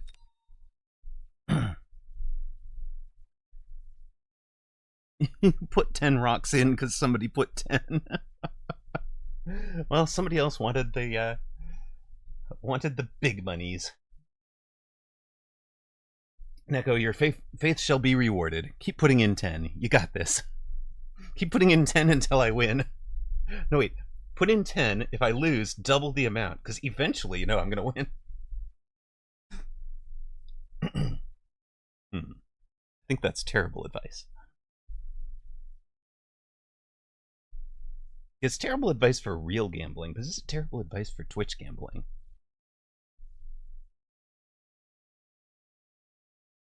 Oh god, we've got aggro again. Ay. Well, don't bet the 10. Don't bet the 10 on this one. Yeah, it would have paid out 40 to 1. Exactly. He dodged aggro to try and snipe you. Well.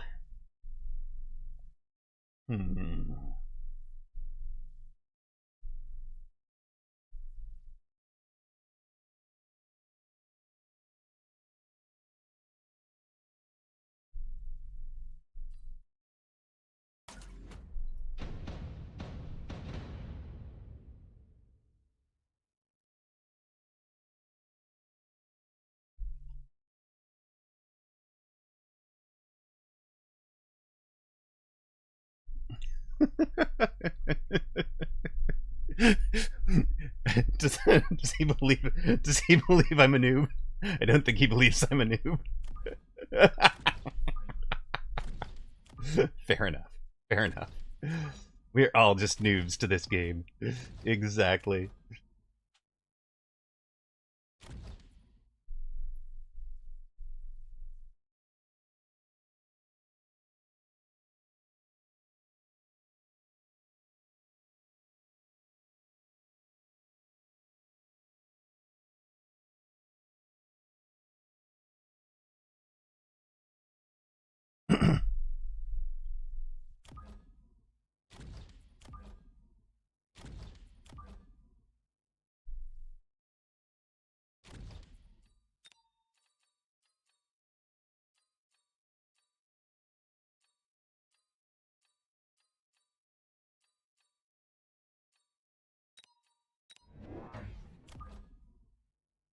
Wait a sec.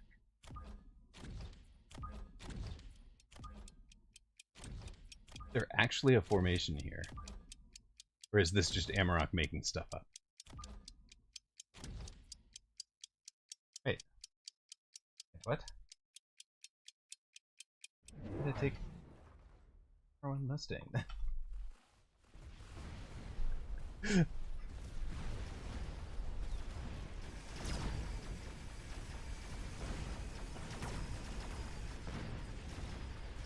Alright, we've actually got, I think, the whole board covered, right? All we're missing is chaff. We cover wasps, we cover chaff, we cover single target, we cover single target air.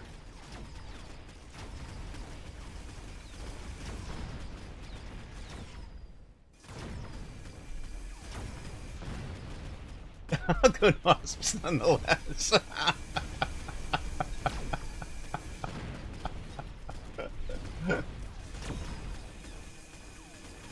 The wasps, anyways. Diana bets immediately.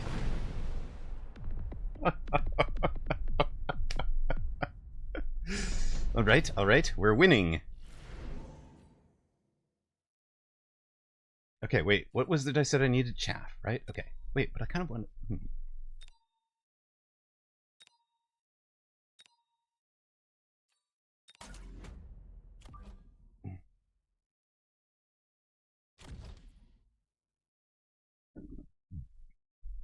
Alright. Hold on.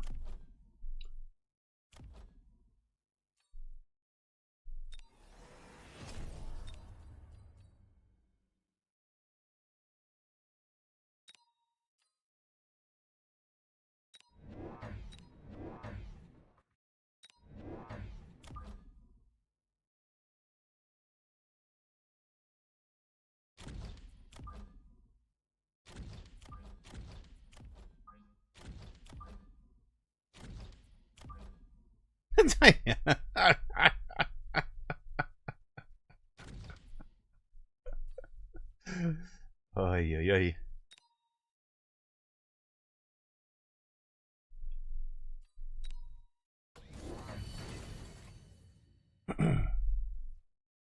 You took a raid into my triple marksman. Okay.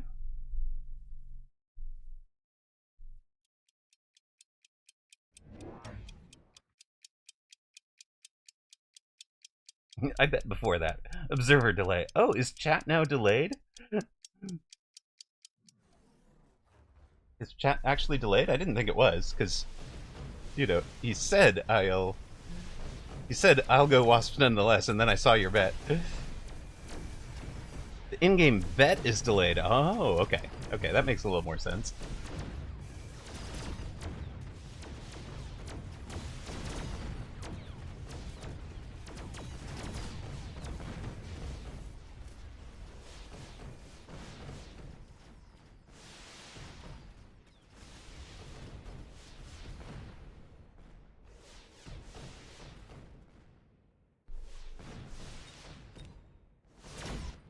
I mean, you have made me the 10-to-1 underdog, which I appreciate.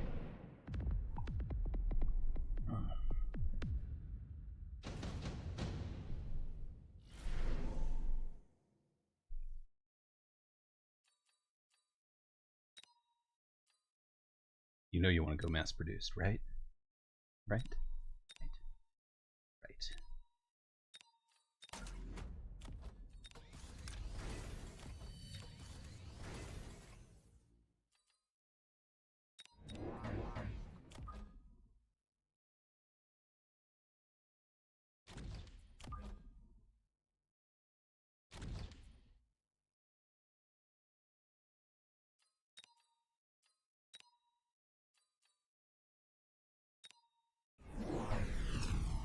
Is that mass-produced? It is. We called it.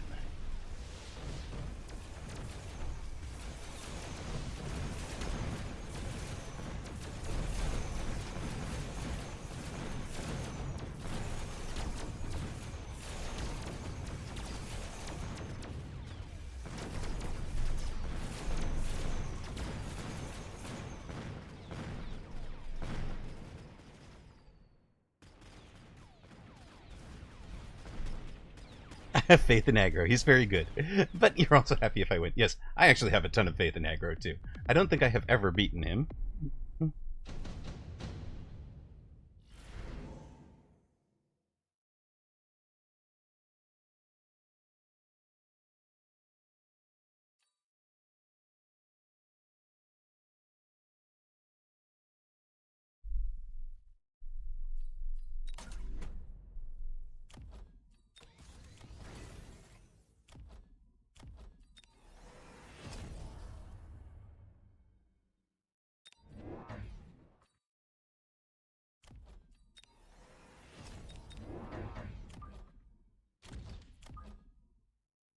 It's supposed to be healing over there.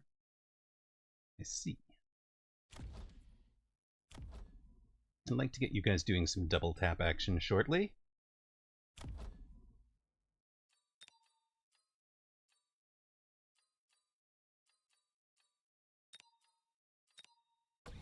You bet 20 squats on me and 40 on aggro. Yeah, each one is a triumph. Absolutely. Any win over aggro is one to savor. Okay, it is now armored and shielded. I love it. Bring it.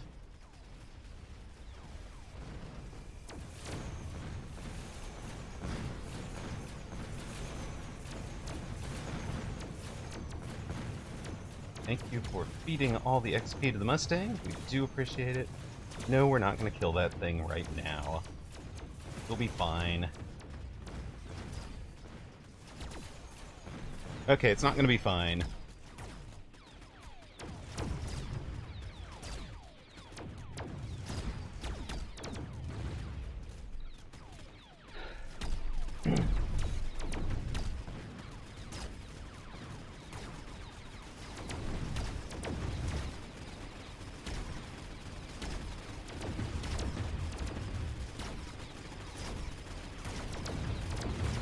Panic, panic, panic. I mean, we have mass-produced Overlord. B, we have... Yeah, I don't think we panic, yes. Oh, well, you know, it could be a barrier... Could be a barrier melter.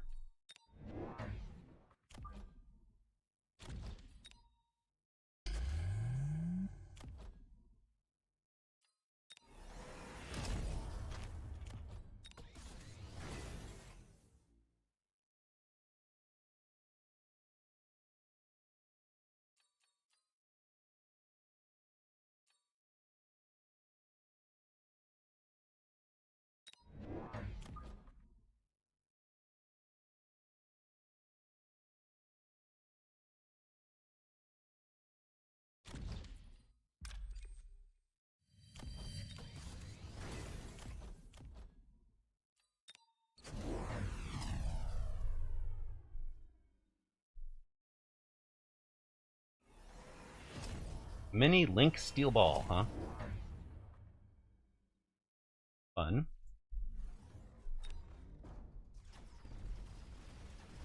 Well, that is Mini Link Steel Ball, I see.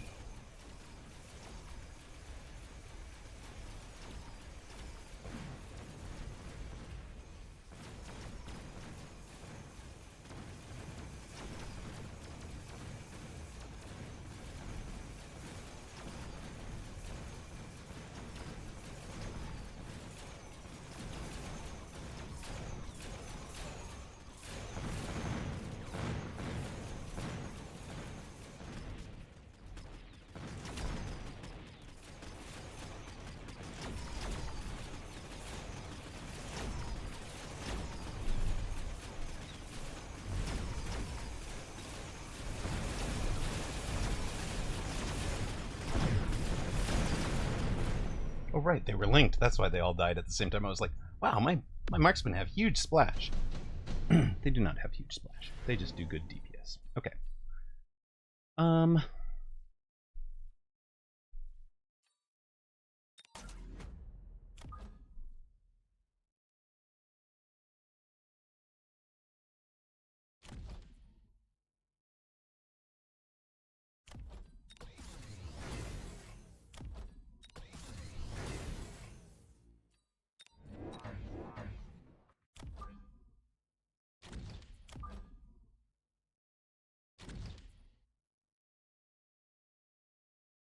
Looks reasonable, right?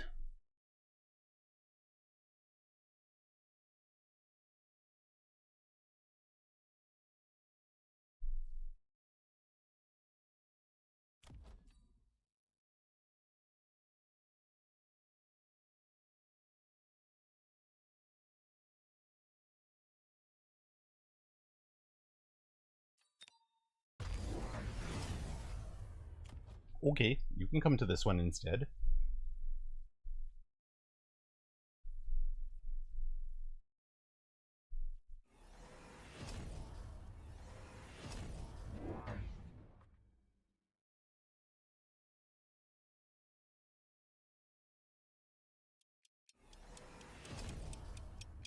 Thank you, Neko. I mean, you notice we have been building a symmetrical formation quietly, right? It's still missing some components, but it's not like we've been building a super asymmetrical formation here on purpose. Unfortunately, there's not quite enough defense out in front of that melter. But it's kind of fine. Hey, good night, Zalex. Thank you for being here. If you do show up again later for Tourney, great. If not, have a good night. Enjoy yourself.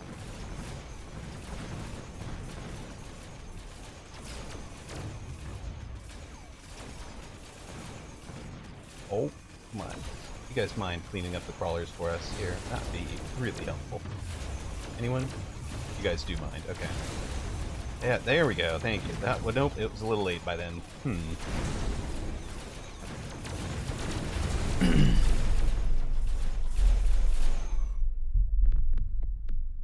Nice. Nice round for aggro.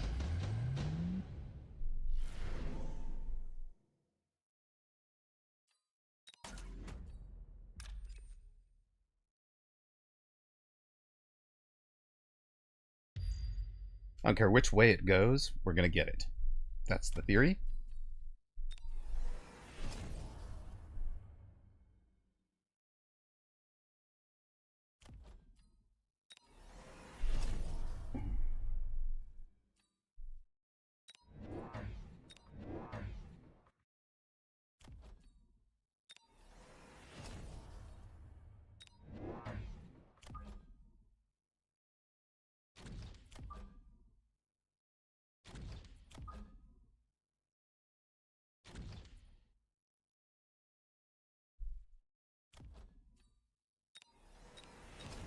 Clone range speed. You should probably just go ahead and be level 2, thank you.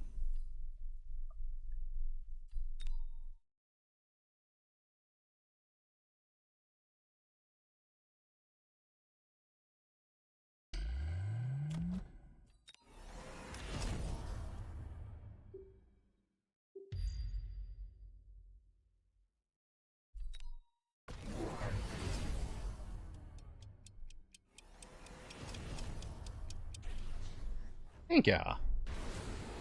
Just set that out in front of it.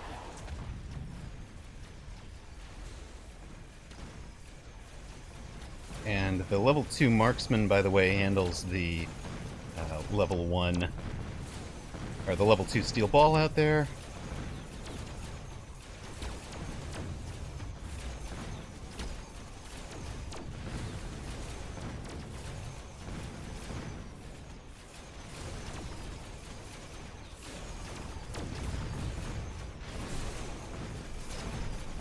Those shielded wasps now, that's become a problem.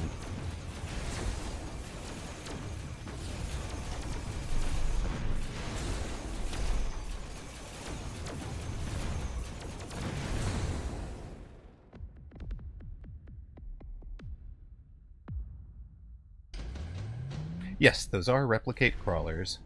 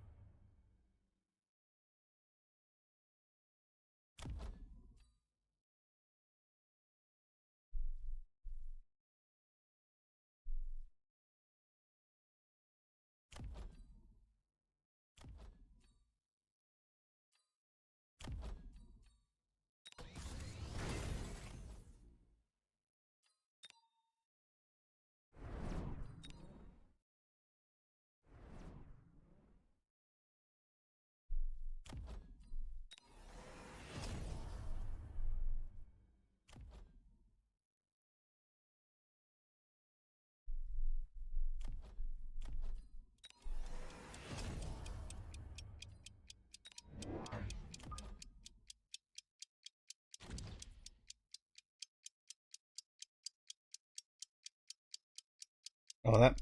Never mind. That's gonna just get shot down, right? Never mind. Yeah, that was silly.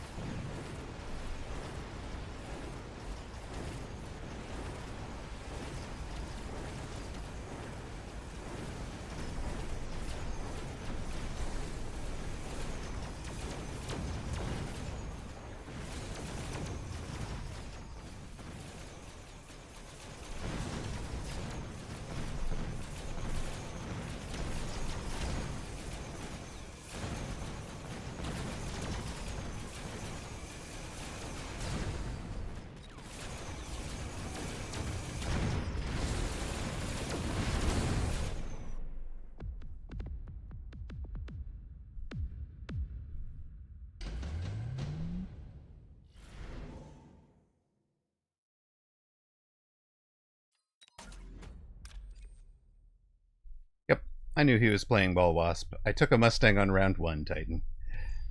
We knew exactly what he was going to be in.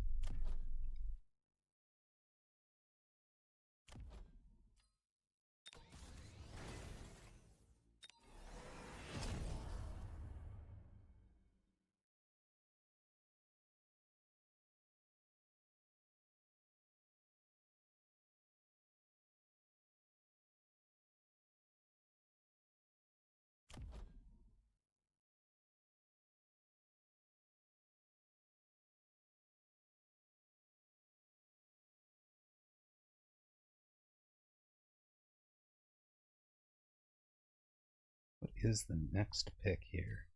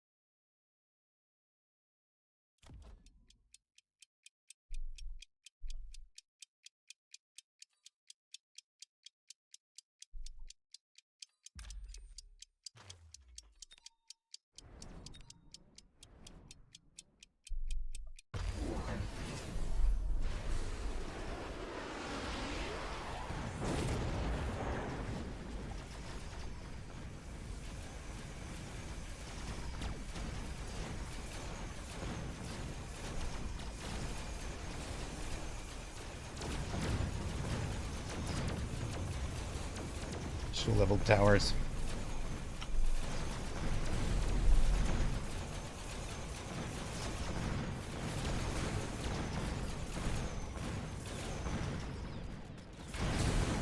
Should have leveled the left side tower.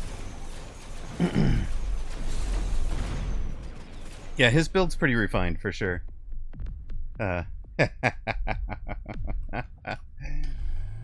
Always. I just regret doing 5 too many hit point damage.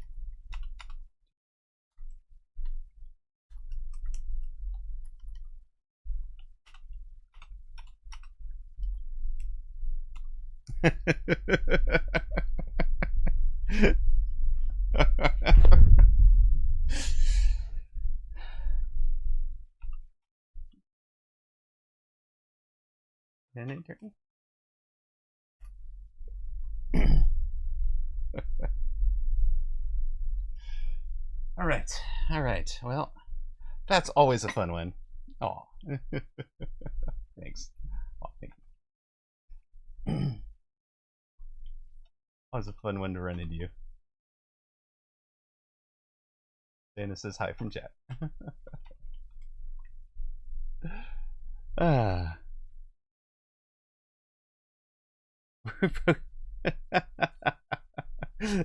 we're we're talking pickup lines. Hold on a minute. Wait, what has happened to my chat? Oh no, my insightage. Bing! I love it. Wasp Wonder Twins ignite. Wasp Wonder Twins activate. All right. What have we done to ourselves? We fell like 3, right? No, 8 for that. Oh, we must face must die.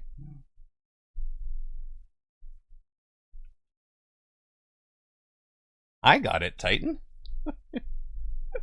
Okay, Whooped and I are more on. Wait, we're tied in MMR now? You know, the only honorable thing to do is dodge Q until we match into each other. There can be only one.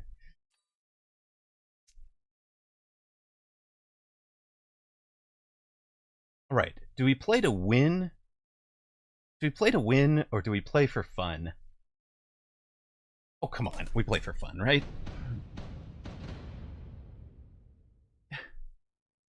I feel so betrayed. He's playing 2v2 without me. You agreed to Asia 2v2. Very nice. Very nice. Okay, that's fun. That's fun. I hope you guys do. Yeah, I'm not going to get up for Asia. I tried it. I tried that the first weekend. It was unwise for me. All right.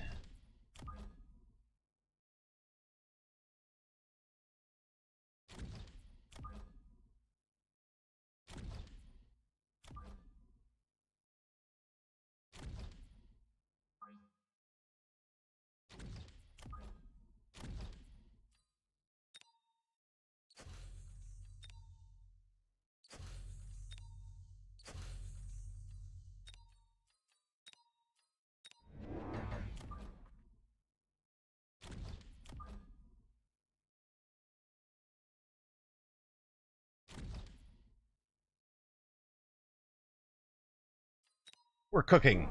I don't know what we're cooking, but we're cooking something.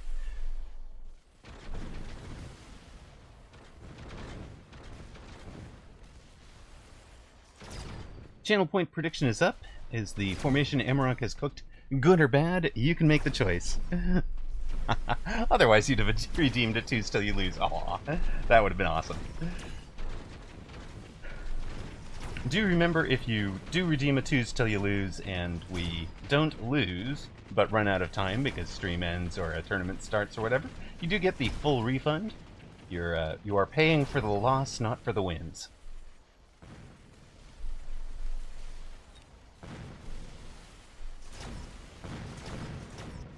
That's what happened to us last time, sort of. It did happen to us once. Alright. Formation is a winner. Obviously, we just extend it left to right, right? Surely. Surely that's the right answer.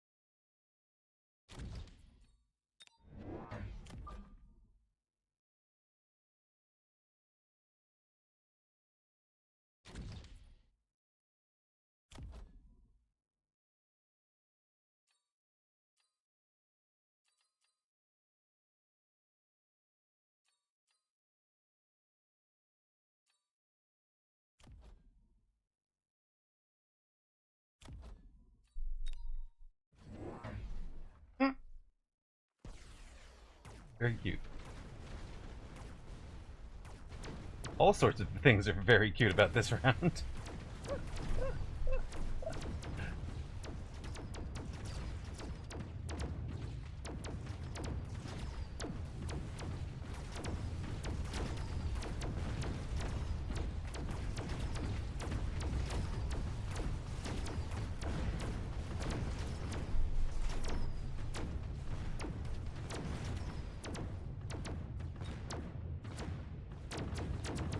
Don't mind buying some Phoenix now, sir.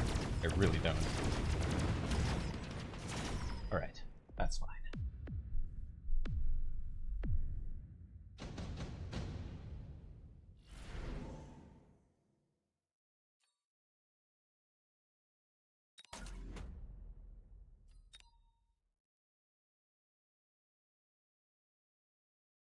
Okay, you'll be deep shield.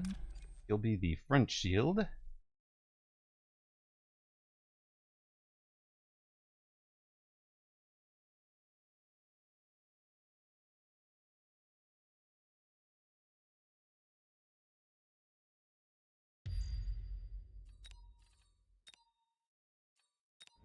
We take a pair of Phoenix and a Storm level? Sure. Sounds like a plan to me.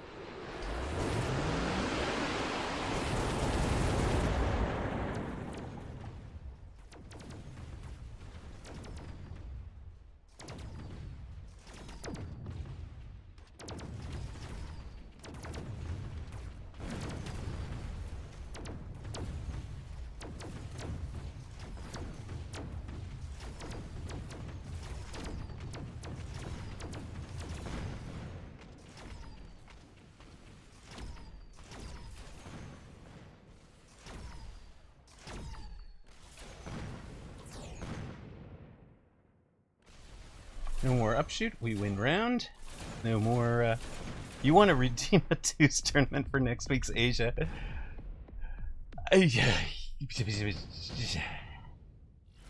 4 a.m.? Is that after the time change or before the time change? When's the time change?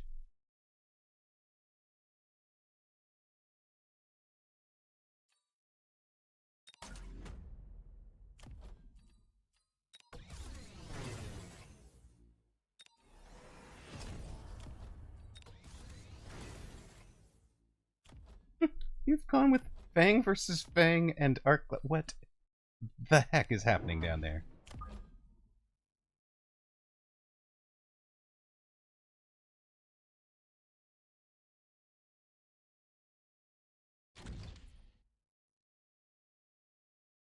It's the day of the time change. Okay, I mean, maybe. Might be doable.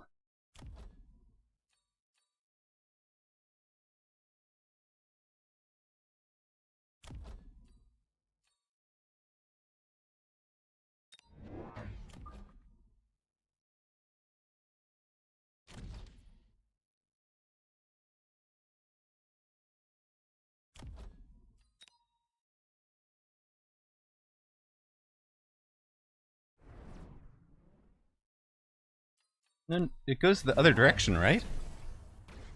Spring forward? Oh, wait. Well, yeah, you're right. Hold on, it would be like 3 a.m. now. Okay, God, that'd be awful. Maybe I just stay up for it, right?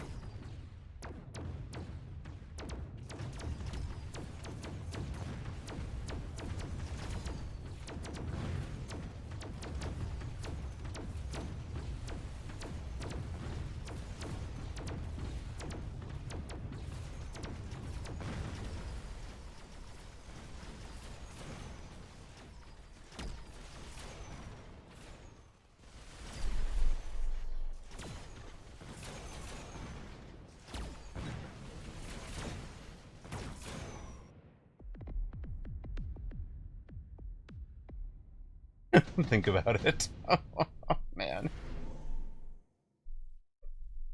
I don't want to think about it. It hurts to think about it. Why would you make me think about this?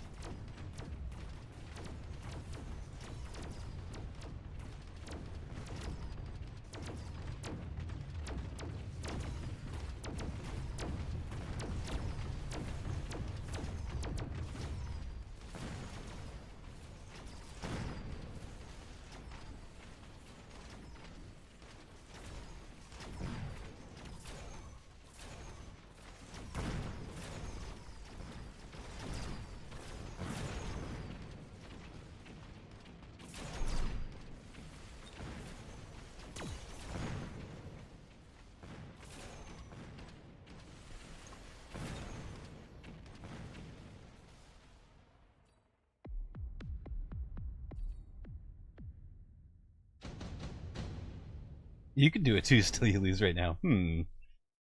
Does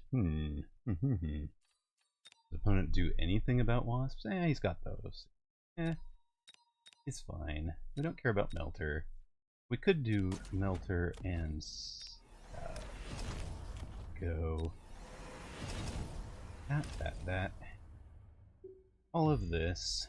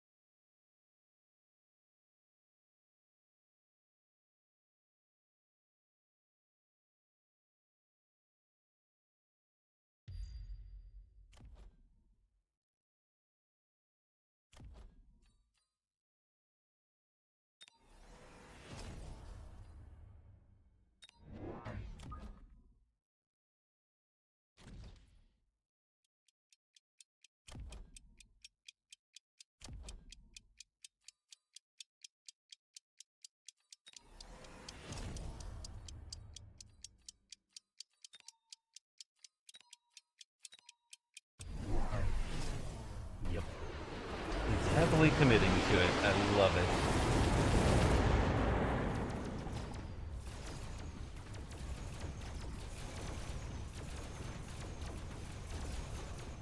You also go wasp.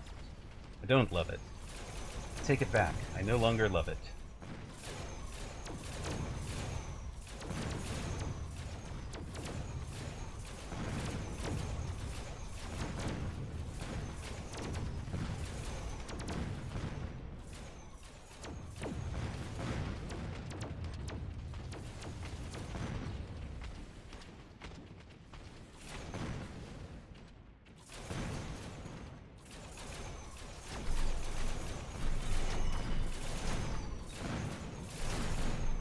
That's around.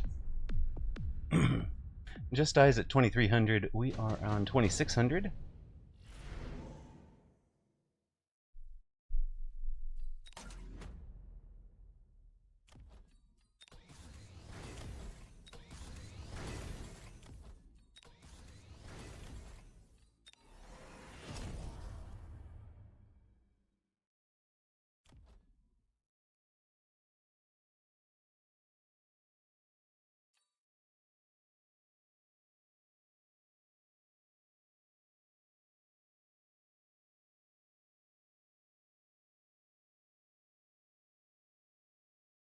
Interesting.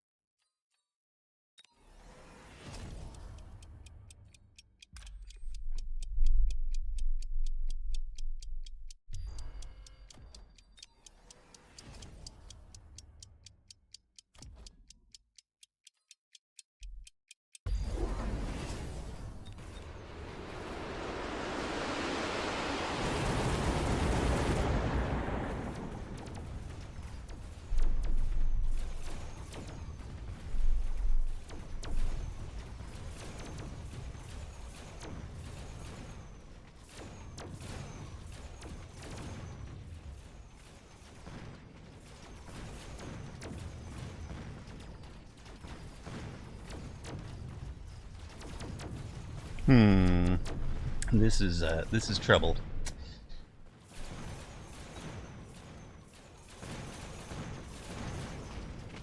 I feel like we have the wasps controlled, even though there are wasps alive at this stage.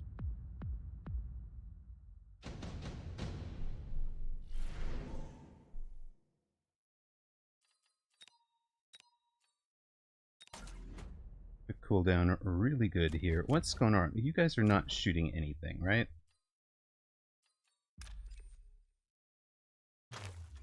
So you were useless.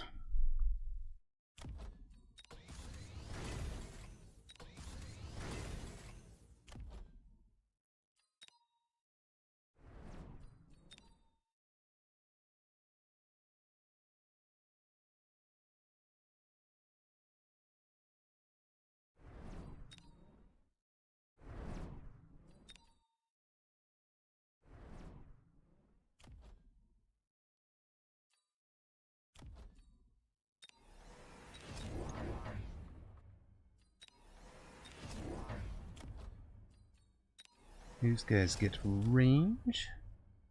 Where does the range go?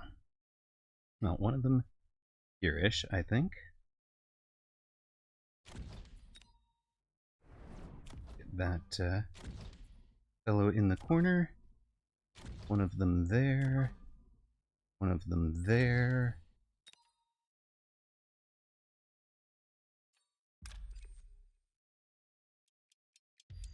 Shield bubble. Lone range.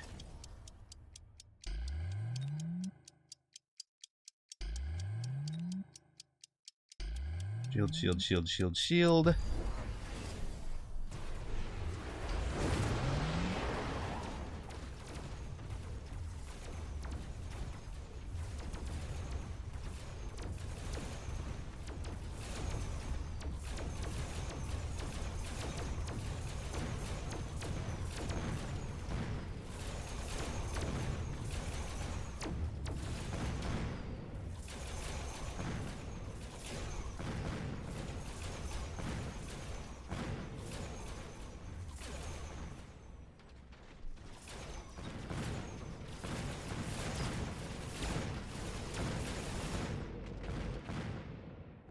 Close.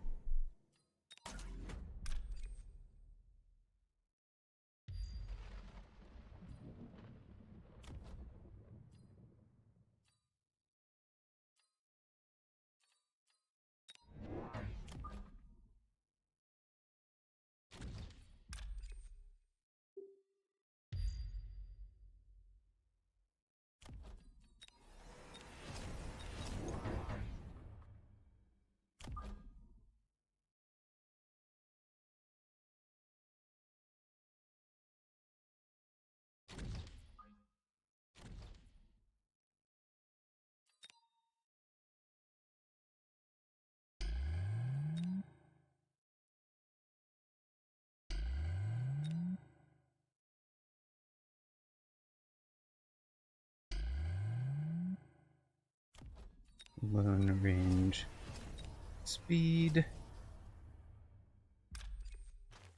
A lot of that, so we don't want to be replicating out there.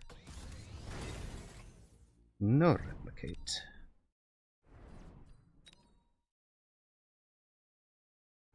No replicate. Use no replicating. Use no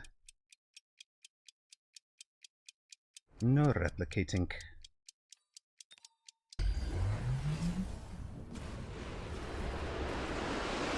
Much replicates denied.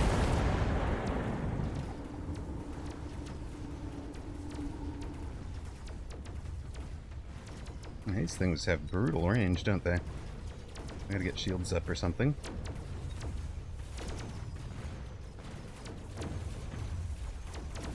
Barely got it.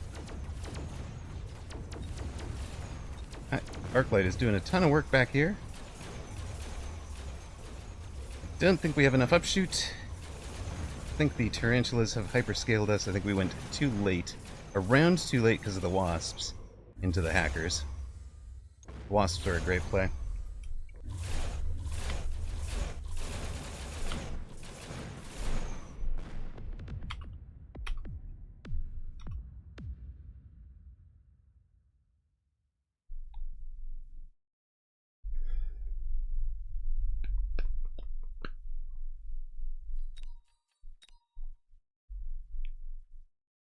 Well, Must Die has must-died me. Marrakesh RCF, thank you for the follow. Much appreciated. Must Die, you could chat a little. I mean, okay, I guess you can't if you're... Is that from that one super creepy Doctor Who? The library? That's kind of what it looks like.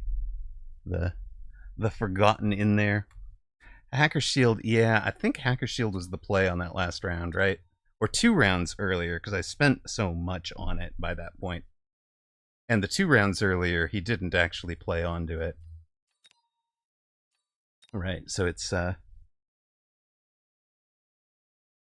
those, I also just needed some chaff out on that left side, right?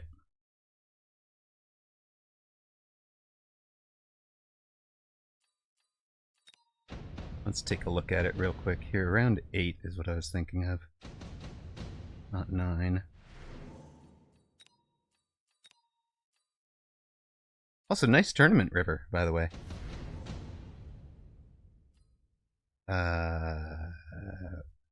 We took quick, right? Then it was all of you guys.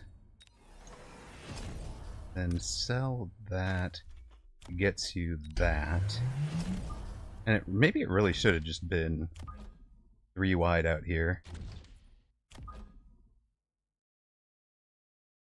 More like this.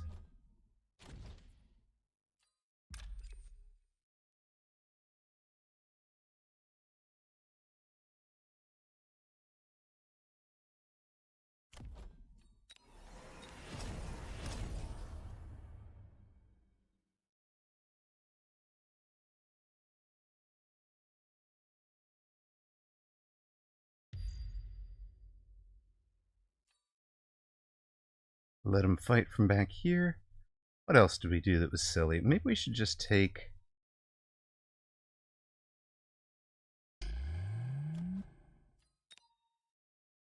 those 2 here. We did a whole lot of missling out replicate crawlers last time out, so we'll check and see if that was unnecessary. Yeah, shield the flank so he doesn't break it instantly. Yeah, these guys take care of replicate crawlers. I shouldn't have been so worried. We lock on this guy. Yeah, look at that. We lock on that guy. We've got yeah, we don't need to hack that thing. We just kill it. So I had a hacker in the wrong place down on that bottom corner. Now we've got some late fangs for the many wasps. Yeah, this is all that was needed. Range and barrier. Range barrier and 3 hackers instead of 2. And then we just win. Thump, thump, thump, thump. Alright, so that's what we needed there. Oui, well, c'est la vie. La vie. Right, tournament is in 41 minutes if you guys are playing. I am going to put up this poll that we were talking about. So,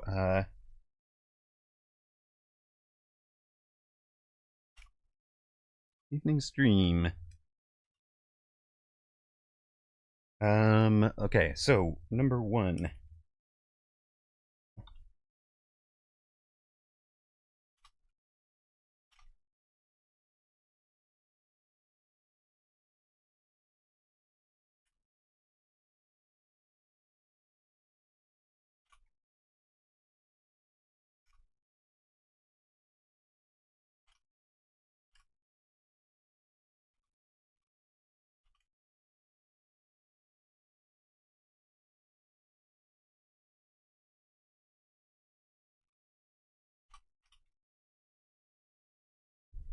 All right, we've got a 10 minutes with a tall pole, exactly. You can spend your rocks. If you're here, if you're planning on being here from, start of this tournament onwards, let me know what you would rather see me do. I think I'm going to put them in kind of, maybe my...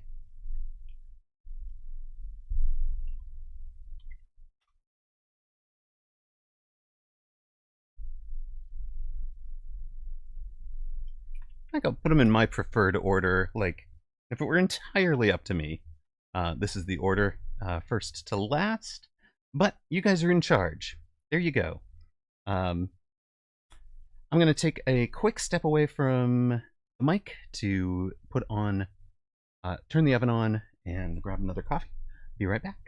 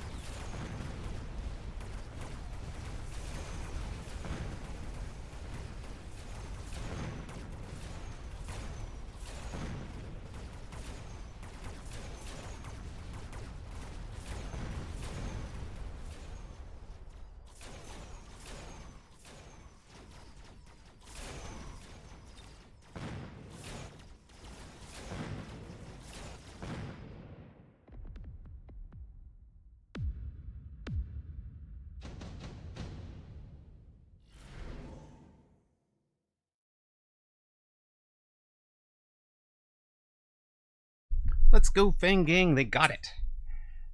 We will run an ad during this match. Apologies for dropping the voice there for a moment. I had mic muted and didn't realize. But I wanted to say, let's let that ad run. I don't want to snooze ads on tournament day if that's the direction this is going.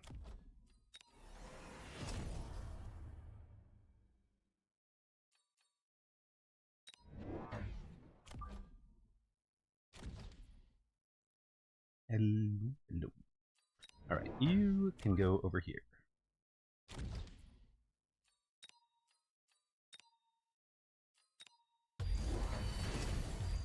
Opponent adds more Phoenix. Okay.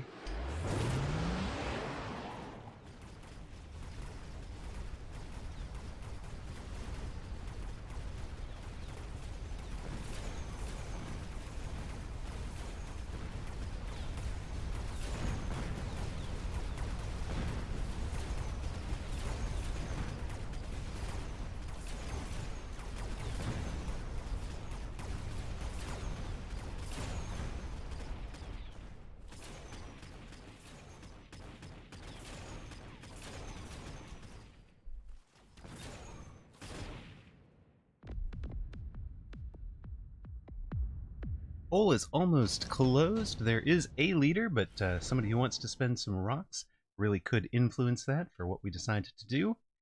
There's only 8 votes in it right now, and you can spend 100 rocks to buy 9 votes. Well, 900 rocks would buy you 9 votes and give you commanding control of that vote. So if you really, really, really want to influence what we're doing, go right ahead. Well, that's kind of fun.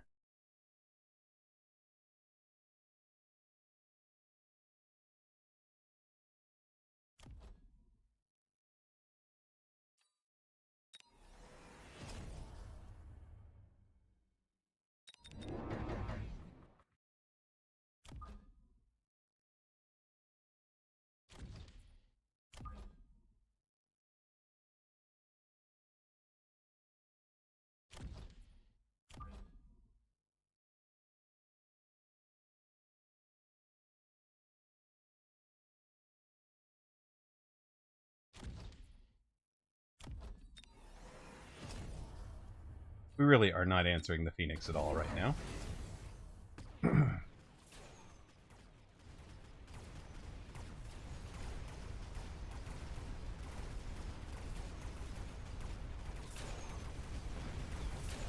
Alright, poll has ended. The poll was play the Americas Tournament. Alright. We will be playing. We will be entering that tournament when it shows up in a bit. Opponent has a Nano Repair Rhino, which is just going to win round. That's fine.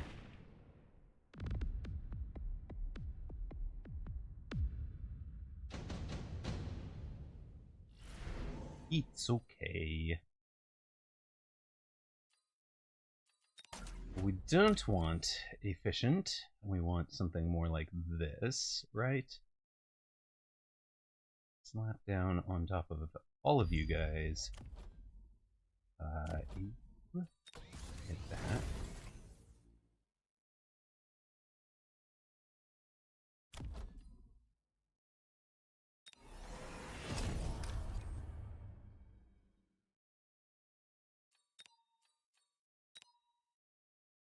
Right, we sell a steel ball to bring out probably 3 of you, right?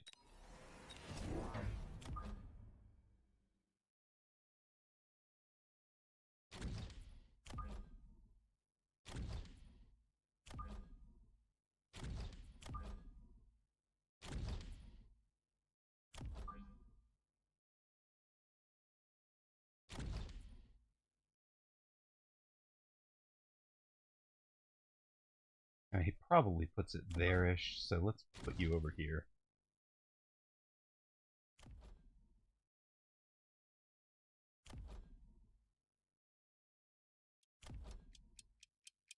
Yeah, I'd put it there if I'm him. doesn't take it at all. He does take a shield, so we managed to hit the shield and the Rhino and the Mustangs. So a lot of things slowed down in there and not as effective as they could have been.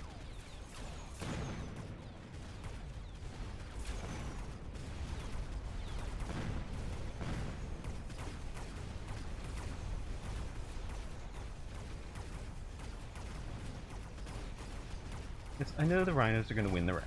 Don't worry about it.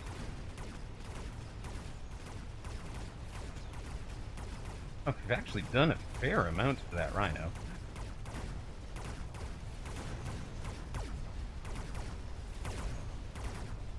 If that thing weren't healing, it would be dead already. On the other hand, it is healing. That Rhino is not messing around, it's true.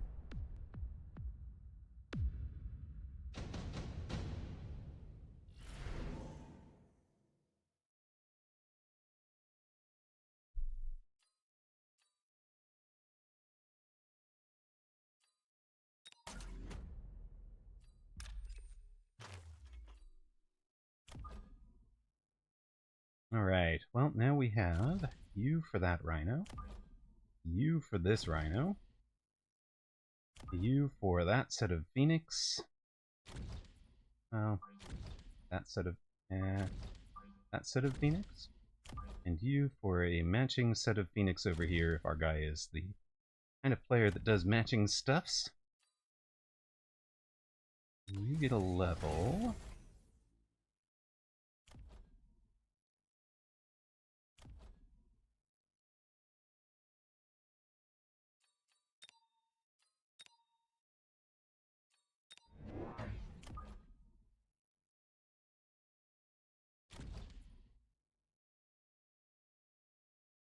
You get existence.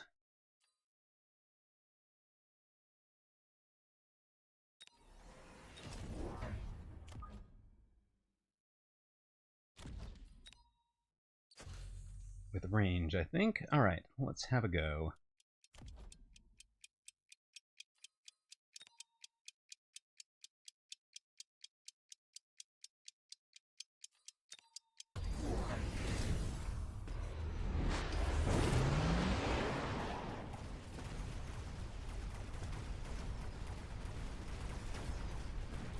Oh, I should have ranged the Mustangs at least before the port. Oh well.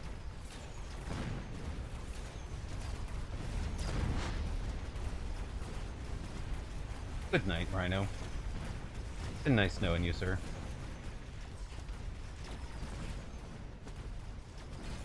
I mean, in this case, we threw down a steel ball and it destroyed a Rhino, and now we're throwing down more steel balls late in the round.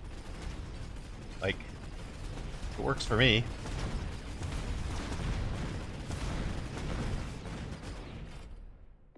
I'd had that as a plan for that Rhino for a while.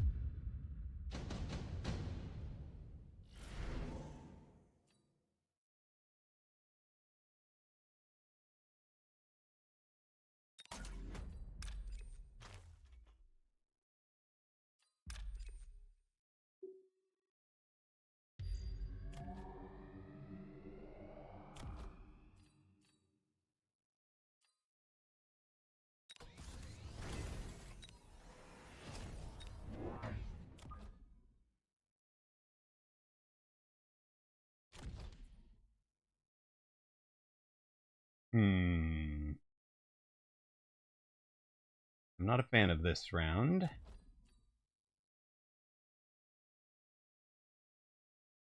Base tanking an ion beam seems like a poor choice.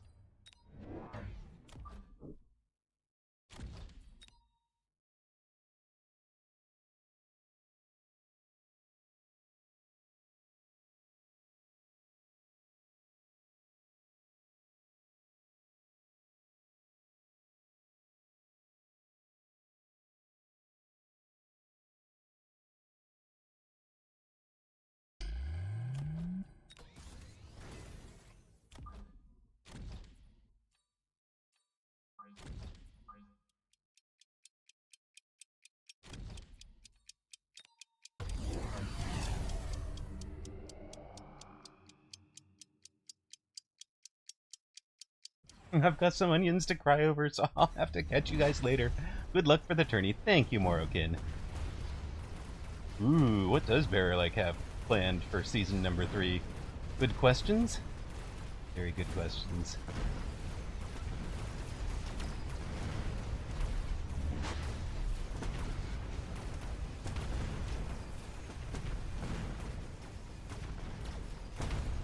And if that thing was a boom rhino, it would be a little scary, wouldn't it?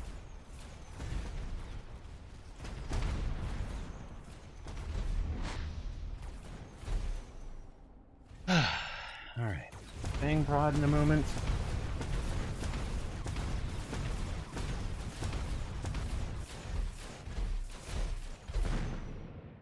You feel like the new unit's coming at season 3? I mean, that sort of makes sense. Is how he planned out season 2 for sure. Oh, wow.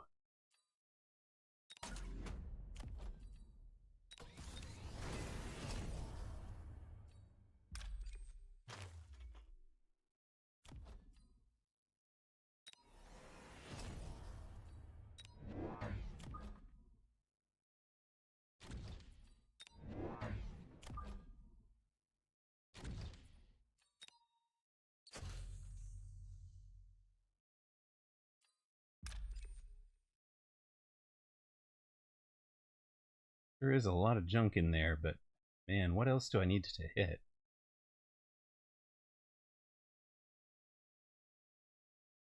I kind of feel like we just have to hit all of this, right?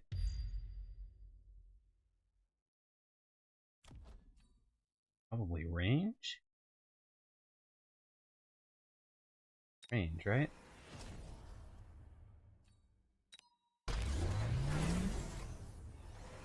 There's the milker.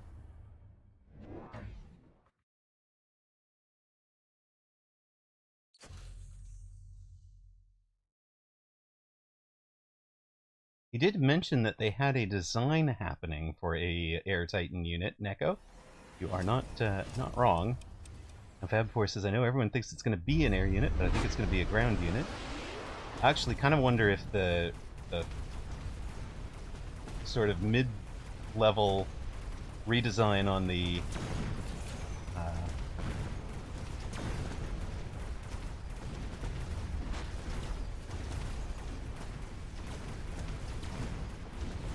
look at those steel balls doing their job, protecting their fort. Let's go.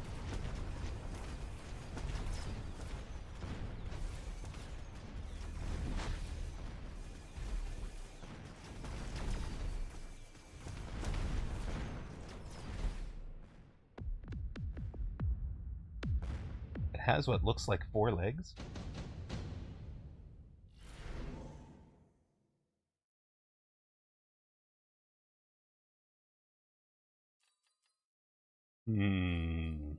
What are we doing here?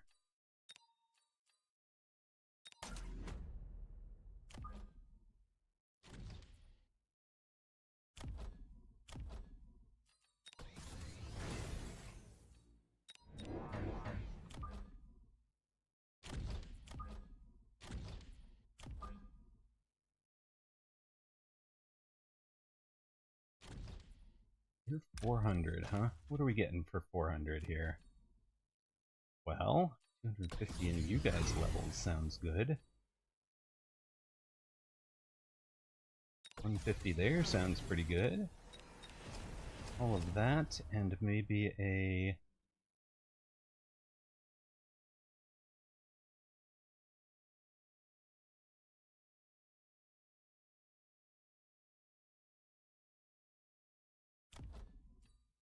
maybe a shield over here, right? There should be a melter over here.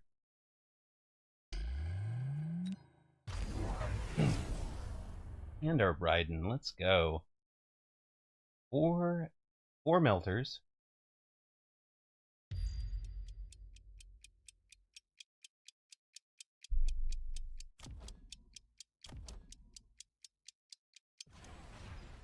Without temp range, we equal his melters for range.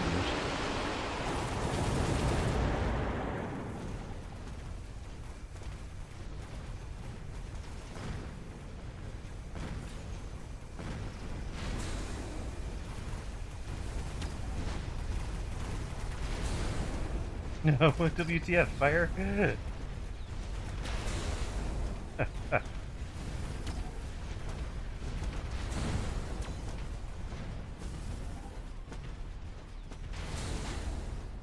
The, oh, I think.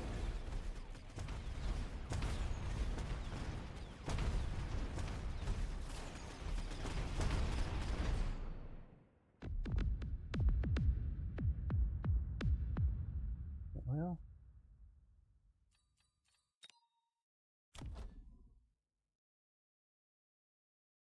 Huh. Yeah, Arclight. I think Arclight took out the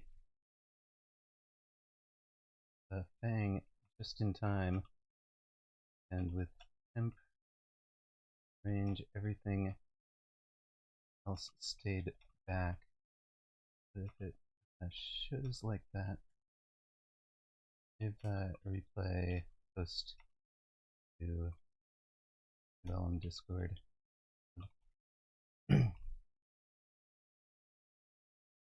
Having the replay is huge for a dev. Yes. All right, let us. We're also going to save replay, but GG, well played. Anyways, it was super close. It was super close.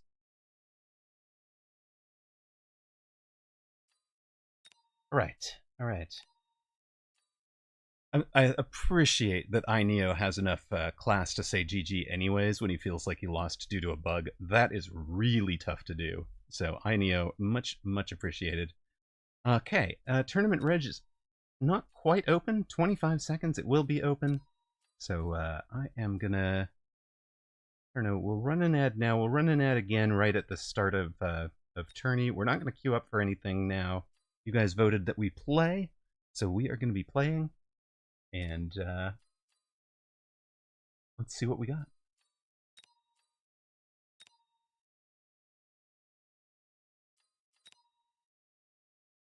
Haha! There we go. Number 1 seed, done. My work here is done. And no longer the number 1 seed. Oh.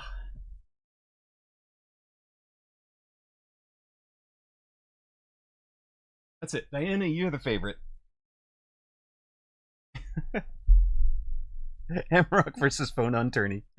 What bracket would a 1660-ish fall into? You'll be in advanced group 1 with the top folks. You'll be right here with Dasite and me.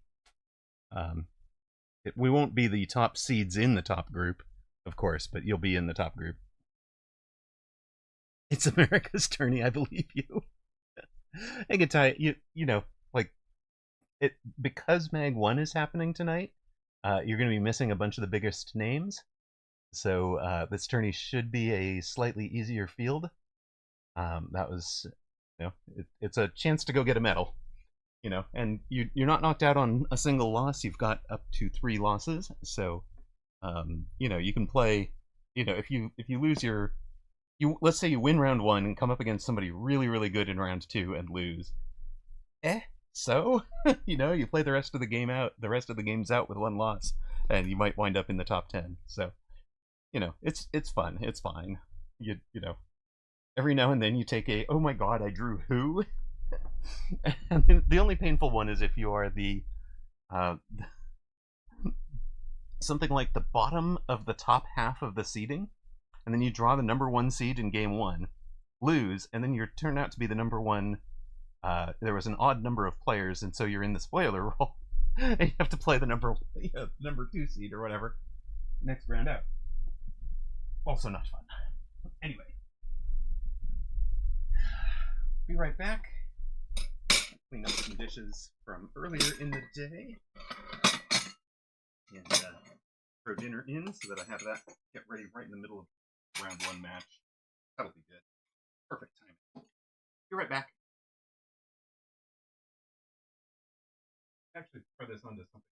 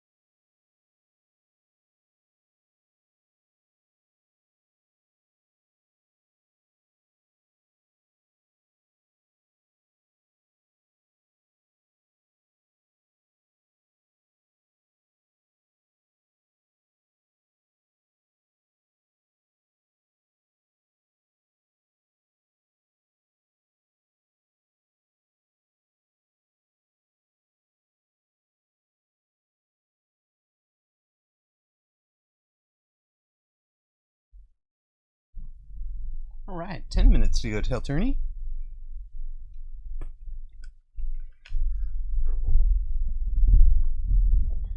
Magic the Gathering.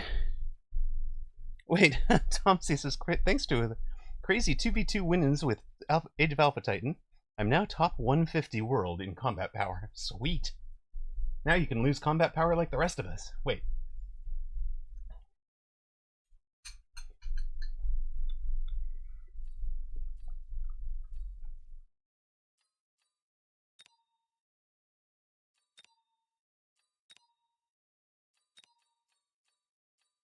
What are we doing right now?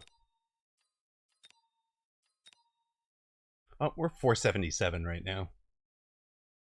Gotta grind a little bit to get up to the to cracking the 180. Grandmaster here. Looks like about 40 odd have done it.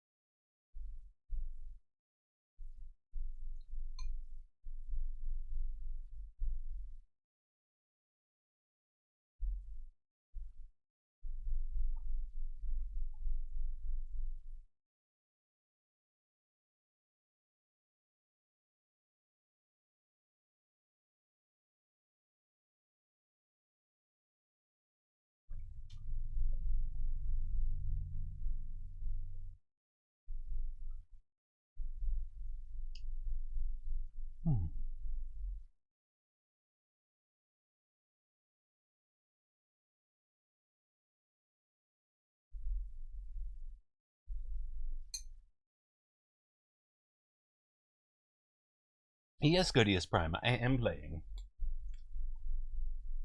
Sorry, I didn't see that comment for a bit.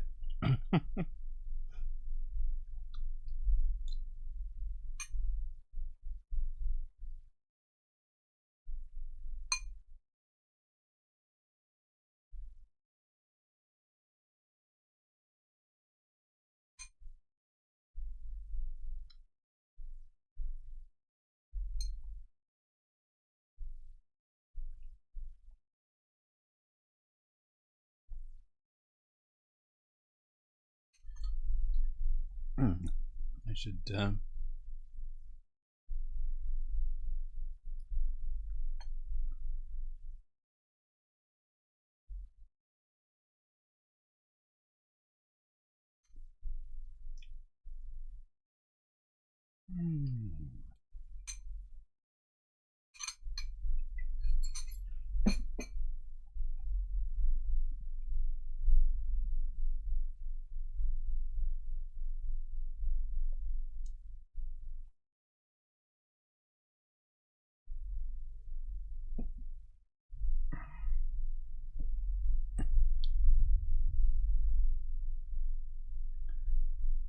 Why am I still in the top 10? You're just that good, Fab4. Also, there's only 107 participants right now. If the tournament were to start right now, we would all be in one huge group with, you know, Alabrel and Garguno facing each other in the round 1 match. We should have just enough more registrations to break to like 130, I think. Maybe 140. Which would be 2 small groups, so likely to be 6 round attorneys.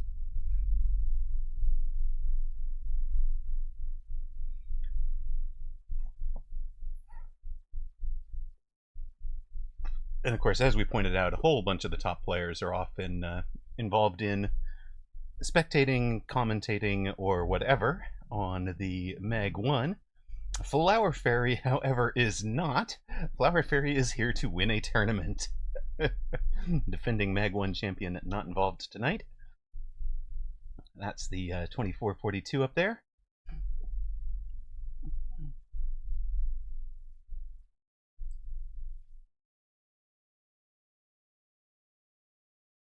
What is the name you are playing under tonight, sir? Ah, the pigs eat the world.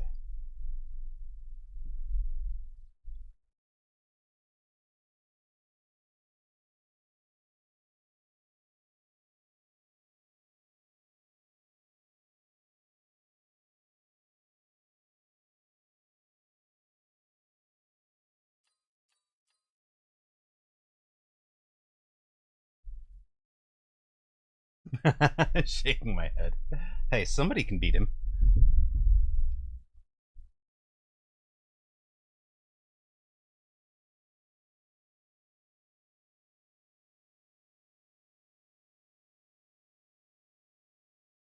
Yeah, time for some.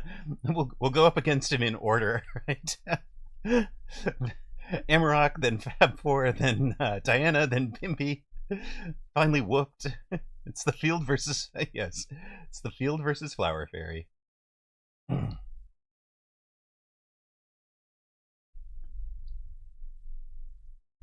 We will run our ad. We'll be back in time for the start of this tournament.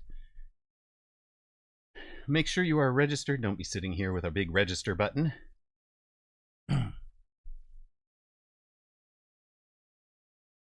We got this. Exactly.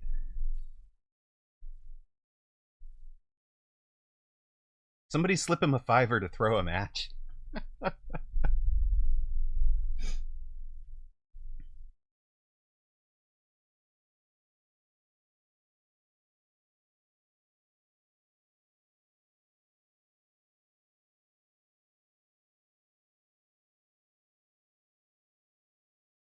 Go against everyone until they lose. Oh my god.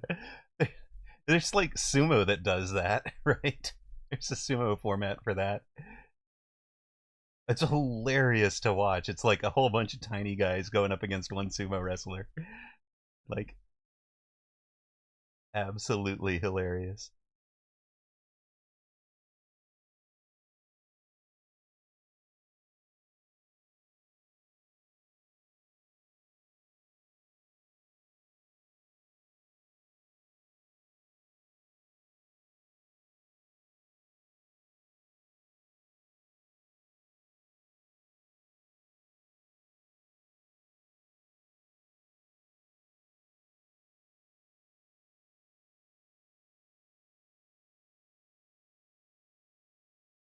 It is actually an impressive sport, yes. The MMR gap between the number 1 and 2 seeds, yes. It's ridiculous. Flower Fairy, of course, is one of the best in the world. Playing under the name Pigs Eat the World tonight. Miter Peters, you know, one of the best in France. Hey. How many before it breaks into 2 groups? 129. So it has broken into 2 groups of 75. That split will be right around here-ish. Let's scroll down to there. Looks like it's going to be right around the 1250, 1260, 1270 mark. This might push up to like the 1300s because some of the top players will jump in late. More top players will jump in late than bottom players, I think. So. 60 seconds to get yourself into this, or grab your drink of water or whatever it is. Don't forget to ready up if this is your first tournament. You will, unlike on ladder where you have a click to cancel, here you are assumed to be playing, but you're assumed to be playing, but it's the Jack and Coke, locked and loaded. Not for me, thank you. Rum and Coke, alright. First tourney, let's go. So you will get a instead of having the cancel button, you'll have a 90-second countdown with you have to click ready in those 90 seconds or you forfeit. And then between rounds, there's a 3-minute like countdown clock, and then you get that 90 seconds again. So, you know, don't miss your ready up button. I'll show it to you when I have mine. But we are ready for the words you guys are waiting to hear. Ladies and gentlemen, start your mechs. Oh my goodness, Bellicose Drake, round 1. Now this is just not fair. I mean, not because it's not a fair matchup. It's a perfectly fair matchup. It's just not fair because I don't want either of us to lose. We have a chance. Not that many top players. Okay, so failure to get ready within the time limit is abandonment. Click the ready button. I did. I got Bellicose Drake. channel point predictions are up for this one. It just means I'm in the bottom half of the top half. I'm in the middle court. Wait, the top middle court. I'm in the top half of the middle half? Yeah, something like that. All right.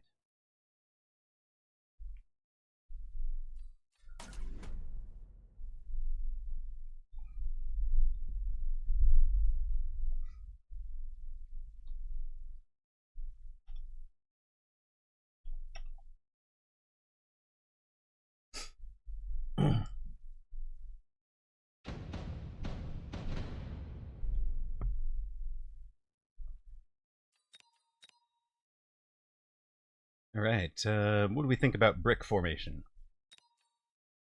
You're not going to bet rocks on this one. I see. I see. You only have faith when you think I can win. Hmm.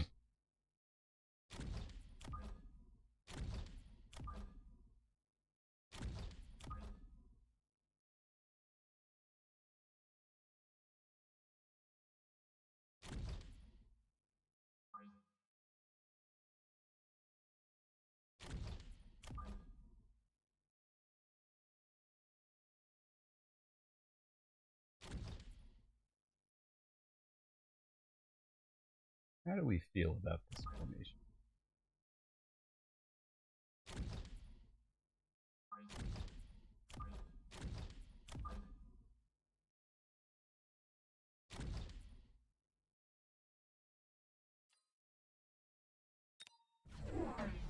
All right, elite specialist with nothing but arc lights and steel balls on the field.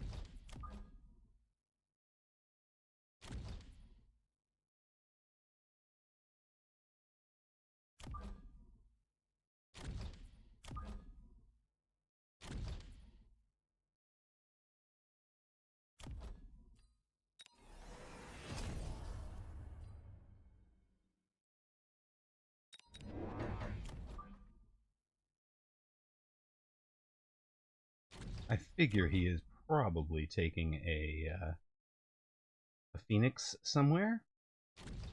So I'd love to have a Fang back here. We're also going to have a little bit of flank screening. Yep,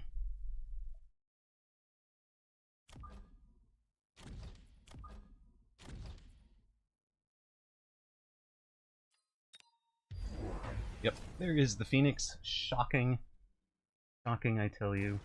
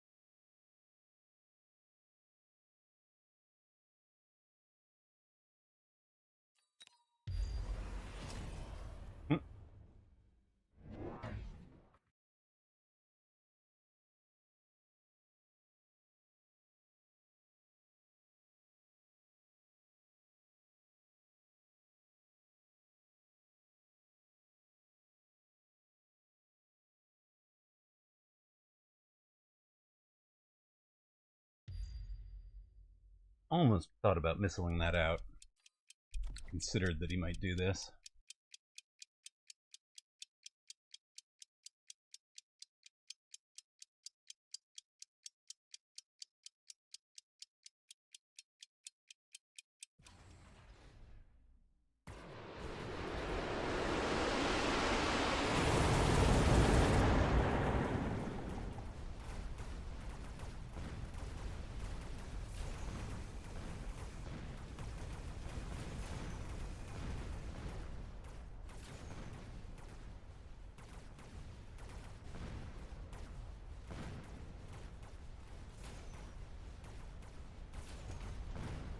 I'll leave my tower alone, yo.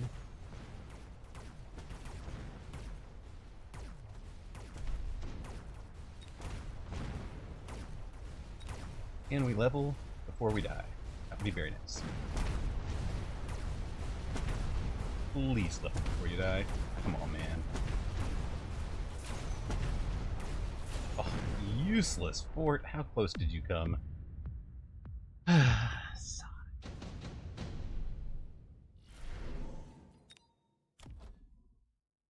9 experience away. Thanks.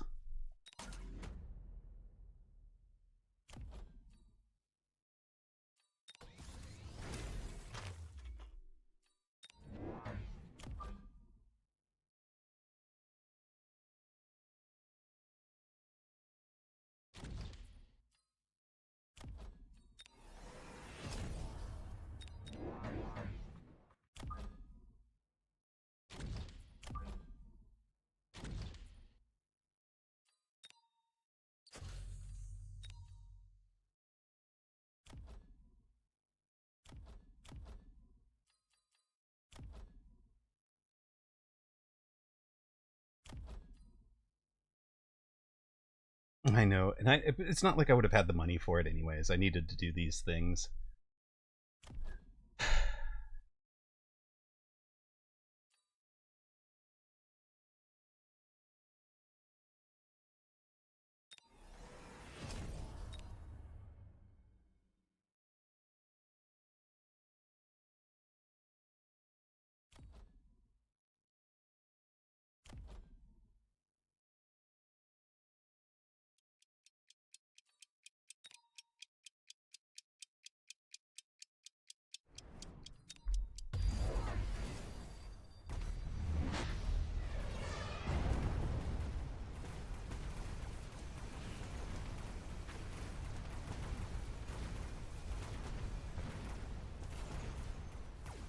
He's got it now, but man, it would have been parity with this stupid steel ball push.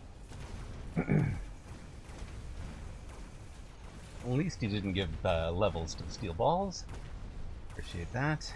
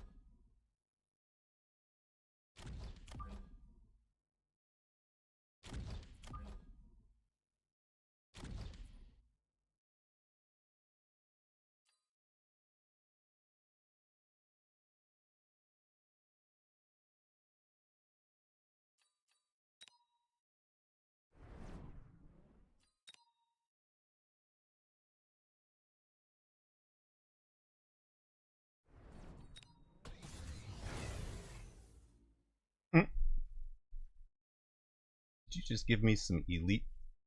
You gave me some elite sledges to work on. Okay.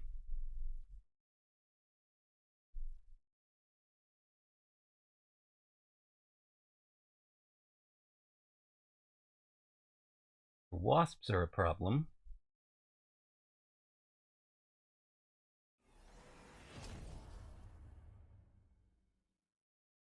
This life is amazing. Yay! Polities, aww. We read it with open arms. Aww. Yay, polities. Alien dance. I think the sledges are there to buy some time because I didn't have rapid reload on, but I do now, so they're just meat. They're just ground down quickly. The wasps are the real problem this round. We'll have some fangs doing some work, but the rest of them will not, because they are dead.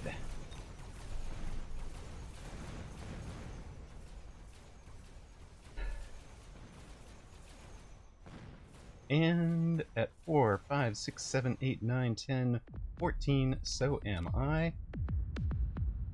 Just barely. Should have taken... No, we are not. Should have taken Fang production that last round. Maybe instead of... Yes, you two. You too, my friend.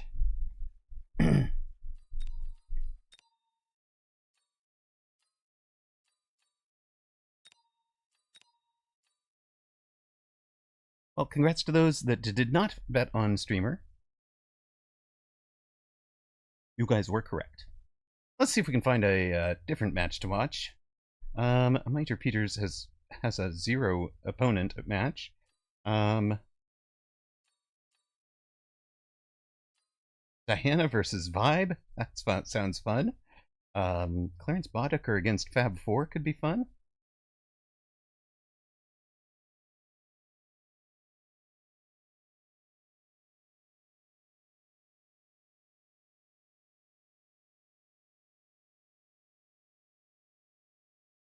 We'll step into that one. Vibe versus Diana. Yeah, that looks very, very good.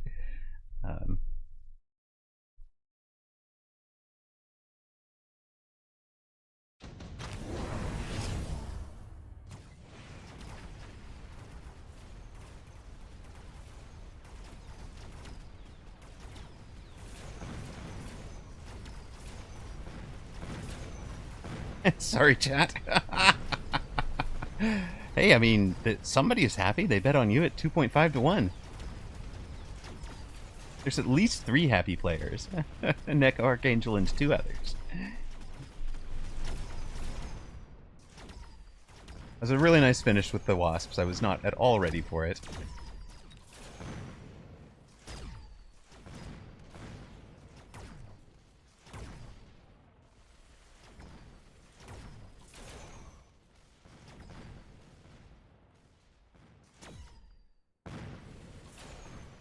Yep. Yeah, missing AA missile on fort, but it's not like I had them. The doubling the 10 rocks each time strat wasn't working. I see. He just figured go all in on Amarok losing, and that makes sense.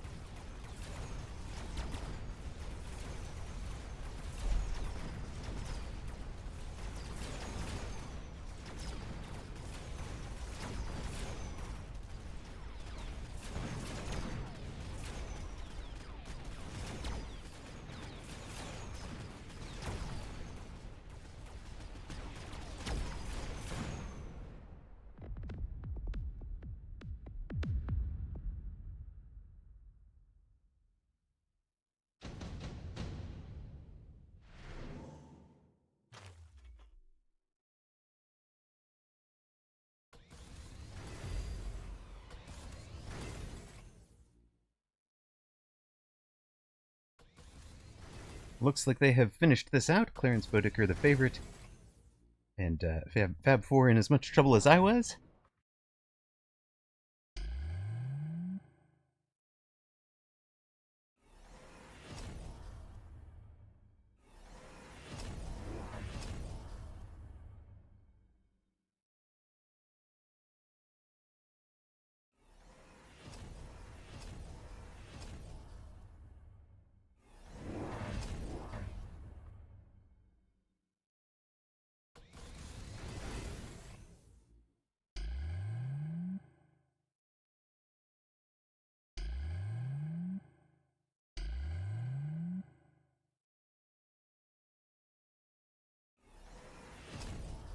blocked the smoke. I actually wonder how much impact the smoke had on the game that we had, Bellicose Drake. Didn't feel like it was dramatic to have not blocked it, but it was a little bit of tempo. And I was going to have to shield it the next time out.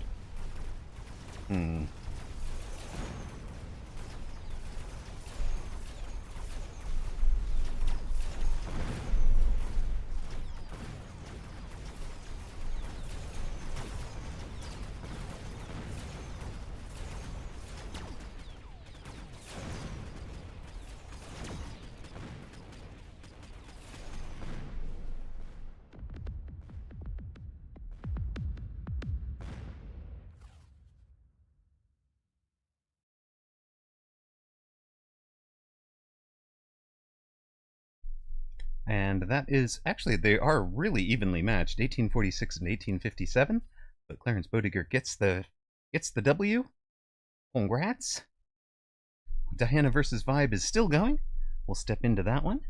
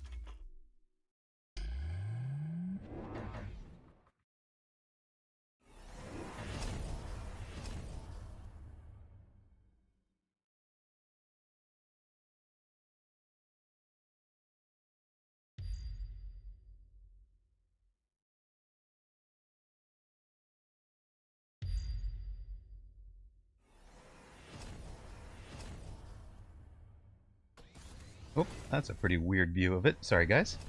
Diana is again in the Vortex Assault Mode Marksman. Hey, if Vibe had watched an Amarok stream, he'd have seen how to play against this, or what not to do. Unfortunately, we're not up against Vortex Stormcallers this time. We have a zillion hackers. The hackers do have EMP, but Vibe has not taken it. What else do we have? Oh, it's a lot of loose formation crawler.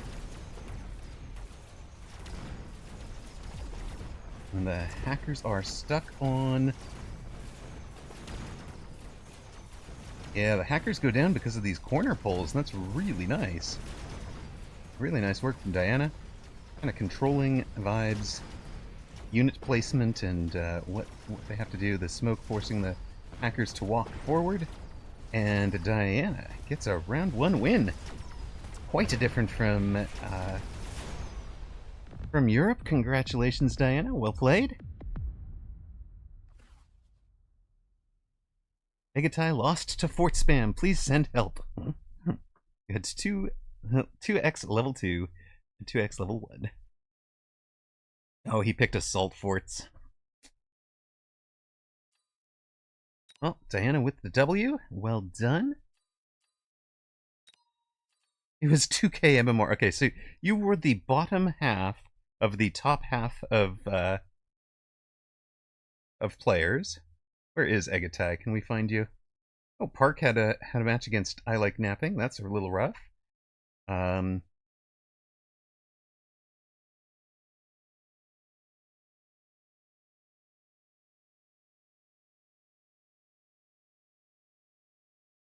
Whiskey Wizard. Ah, okay. That was up here, right? Whiskey Wizard facing Legion Hong. Legion Hong is very solid, but we can definitely. One of the things we can do there is we will just grab that replay and we can look at it later. You know, on another screen or another stream or something. How many groups do we have in this tourney? We have 2. Oh, I can't jump back out. We had 2. We have an advanced group 1 and a rookie group 1. But we'll download that one so that we can take a look at it later. There are still 4 in progress. I'm not sure we care about going off and streaming them.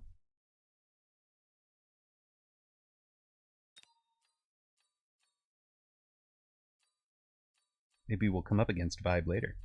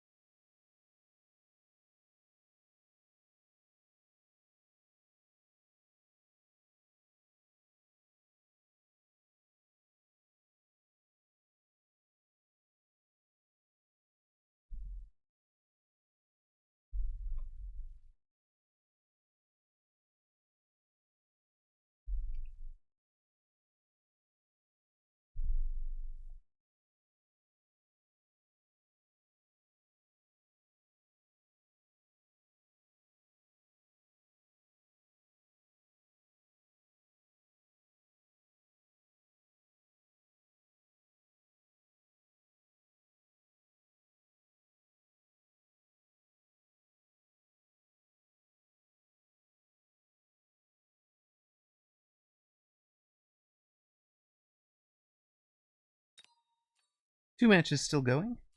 Our round 1 winners are Flower Fairy, I Like Napping, Mater Peters, Legion Hong, Potts, Stardust, the favorites all getting wins there. Mao with the upset over My Meat.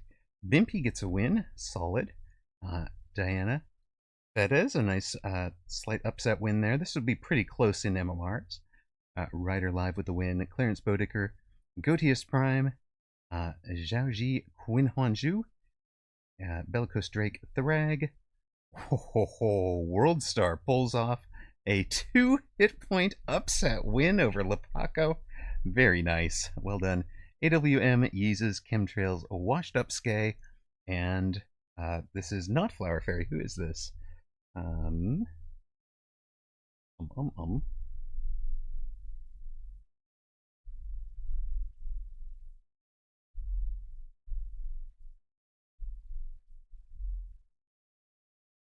Look up at the sky.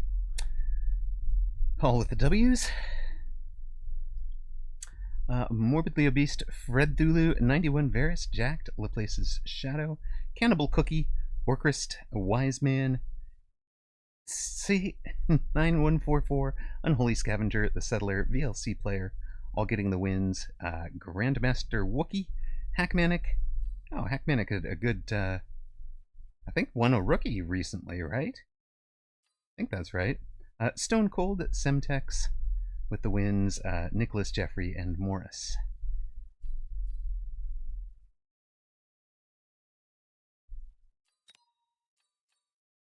we had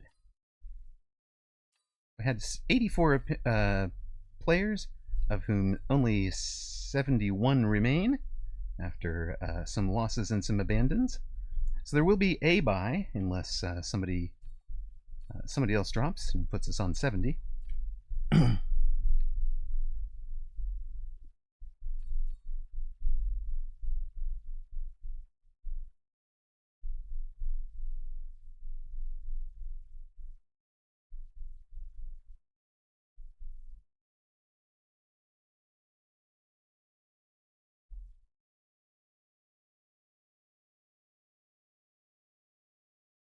We are all losing the first round, right? Yeah, I had Bellicose Drake. It's a little rough. You're in our group. Hello, Settler. What's the MMR range? We don't know for sure. We would need to hear from like Tryon Tiger, Dog, maybe Crazy C, somebody like that. What the bottom of the group was? Anybody knows Morass, Crazy C, Nicholas, Jeffrey, Zach, Jamie, Semtex? Those are the folks at the cool end of it. You're sitting around 1400. And which one are you? Which player are you, Settler?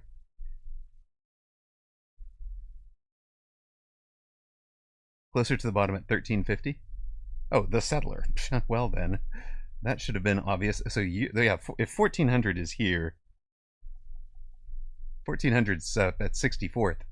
So there's plenty of room to drop further down.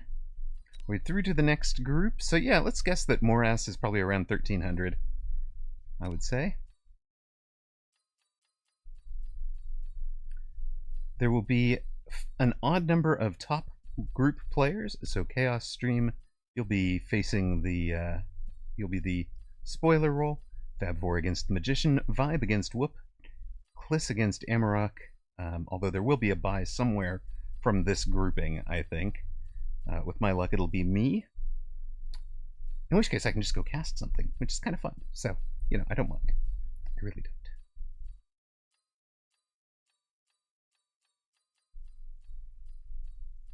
There you go, the Settler. You are officially ahead of Mater Peters, Chaos Stream, Fab4, the Magician, Vibe, Whooped, Kliss, and Amarok. Take a screenshot.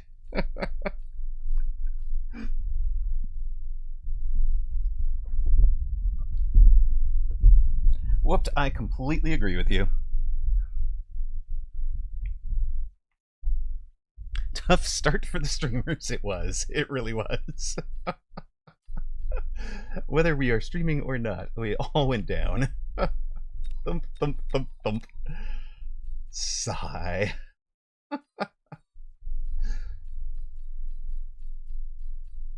So that makes casting this the right choice, right? I failed this city. The lads all grouped together. Exactly. Fab4 is going to go save the kingdom with Henry. Wait a minute. All right, who is it? Oh, it's poor Chaos Stream has to face Flower Fairy. Ouch. Dimpy's our only hope. He doesn't stream. Maybe that's the secret. Maybe that's the secret. Bimpy and Drake. Drake's a streamer. He's the only streaming hope right now.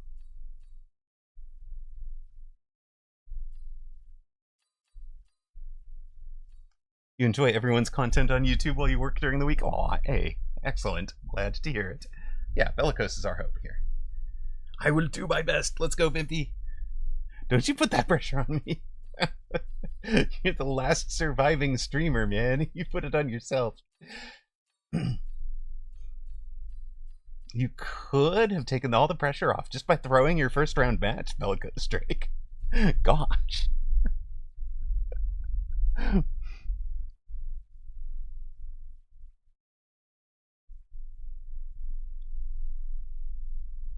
Right, we have our round 2. Don't forget to ready up. Yeah, man, you chose to win. That's on you, exactly. All right, we're facing a Cool Man RP. Let's go.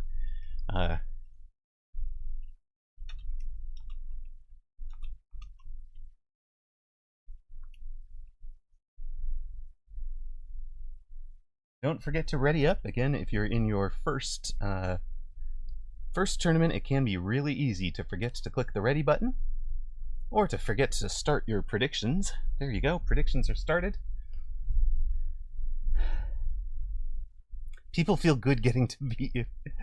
Oh, Fab 4 drew Flower Fairy. Oh dear.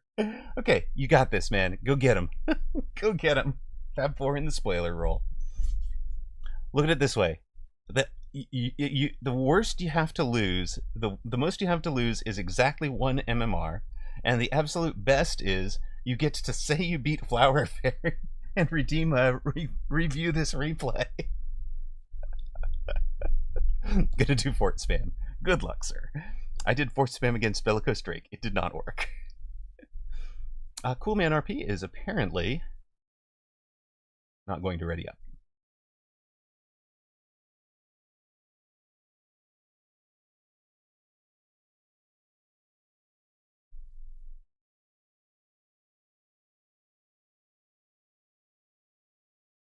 Yay! I winded my match. All right, 1-1, baby. And yeah, we're absolutely going to. There you go. Congrats to the person who bet 10 on Amarok. Let's go. Come back win.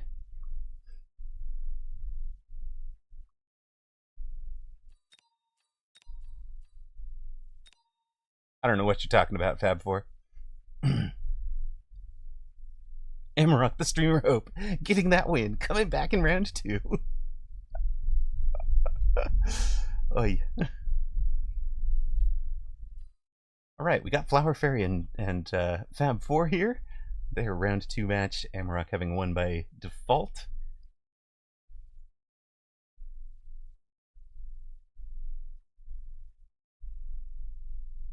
Seriously, let's do this right. Welcome to round 2 of Weekend Tournament Americas. Flower Fairy, near side, the number 1 seed. Fab 4, the far side. 0-1 after losing in round 1. Draws the defending Mag 1 champion, playing under the name Pigs Eat World.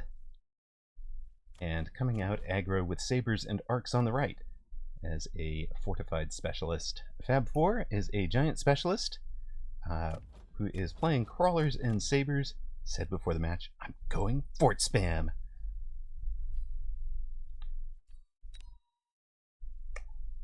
Sure. I should really go in for the 1. There we go. Have some insight. I'm backing you, Fab 4. Now we're gonna hide chat, because I don't want to see how bad the betting gets against me. We have instant locks. Let's go. Both sides. Okay.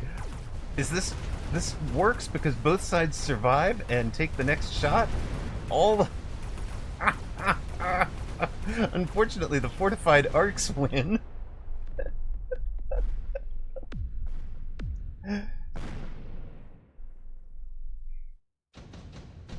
Hey Gary, it's just insight. What's the worst that could happen? I lose some insight? It's fine.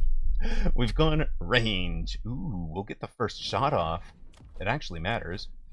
Flower Fairy takes a Phoenix, puts it above the fight, takes a crawler for presumably attacking the other side. Nope, puts the crawler up to draw the initial attack. Yeah, I guess you kind of have to. So, everybody's first shots go on the crawlers. That will be in a slightly ripple order. Bang, bang, bang for Fab 4. Might be pretty decent. And it's Crawler, Crawler, and Fang. The Fang on the front line. Not going to be able to shoot down the Phoenix. So Flower Fairy will win round 2 by Phoenix.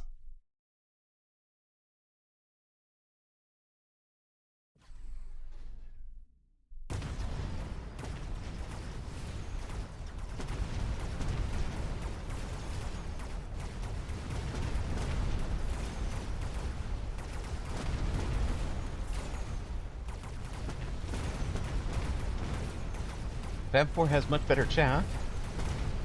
The chaff lasts a lot longer. Of course, the Phoenix are going to win the round either way, so kind of know. But both sabers survive. If it hadn't been for flying, That pesky flying thing that Flower Fairy's units have invented, Fab Force have not. Hero Phoenix.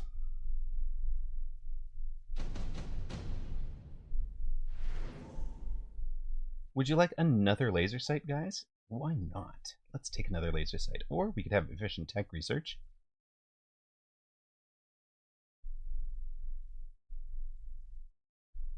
Flower Fairy, of course, the econ specialist all the way, takes efficient tech research. He will play this every single time.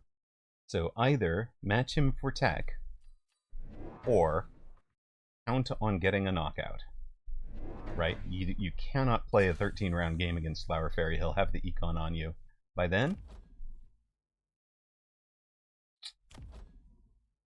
Fab 4 leaving the weak side tower completely unprotected brings in some Mustangs. Now, we know he's planning a fort build. Takes attack enhancement for the Mustangs rather than tower enhancement. So, you know, tower fortification, I guess.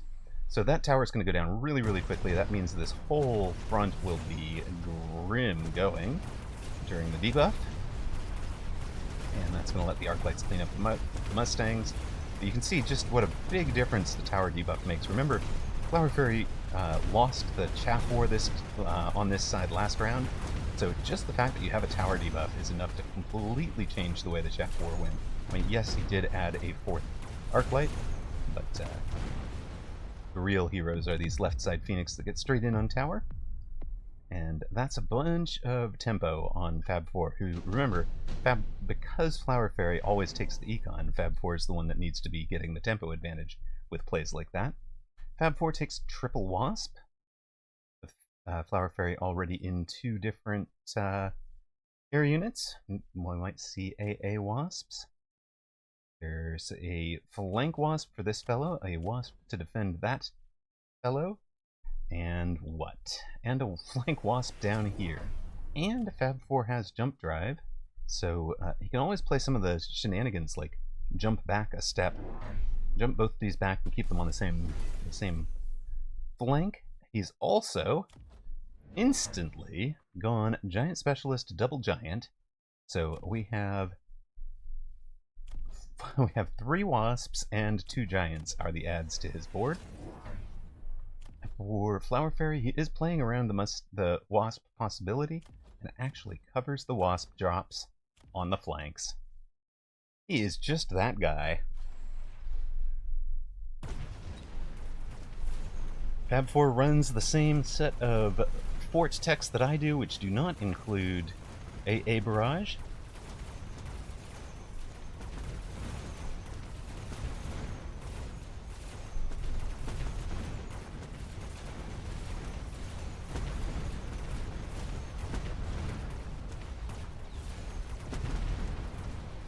There is no upshoot left. This is another round that Flower Fairy is going to win by air alone, if not also by taking the tower on the left side, and then destroying the forts with the Saber Tooth, then getting a level into the Saber. I mean, that's another way to go. It does not look good for Fab 4. He's on 1540. Takes a Rhino Assault. Flower Fairy, I know you always take the econ. Are you seriously going to take Super Supply at this point? He is, because he knows that Fab 4 can't, and Fab 4 is not going to win this in 2 rounds. So by the 3rd round he's breaking even, by the 4th round he's turning a profit. He just knows that this cannot go that badly. For him, it is jump drive to salvage these Wasp positions. So the jump drive Wasps jump way back off the corners. The Rhino drops in the middle. It will be dropping right into some crawlers and a missile. It's not likely to go very far. But we've got a 3rd fort. We've got Fang production. We're foregoing a squad in order to have a deploy. Personally, I'd love to see us selling the Sabers to convert them. Like you could... Hey, look at that. Perfect, let's go. Now we have a fort with laser sight.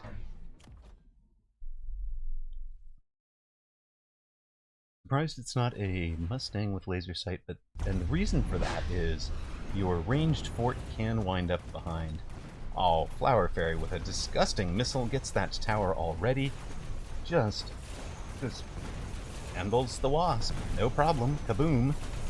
Gets tower. Now he's got the same as previous round where he has the heavy chaff win. Forts are doing nothing but shooting chaff. Now they're finally shooting chaff sabers. I mean, one of them was. It's now dead. This one is shooting chaff mustangs, I guess. And I think that might be GG. 5 rounds and done, despite taking and not profiting. Hold on. Flower Fairy takes and loses money on both the super supply and the efficient tech research, but goes all in on taking this tower. Just takes that tower twice, and that is such huge tempo. It's just... Yeah, it is. Neko, you're not wrong. Seeing how they surgically place the needed unit in the right spot is a sight to behold. Especially watching it with us, having seen that Fab 4 has placed the units back here, and it's almost like Flower Fairy read his mind with where to put the Mustangs, and then oh, I'm sorry. I'm so sorry. Fab, I'm so sorry. It was a 2 MMR loss.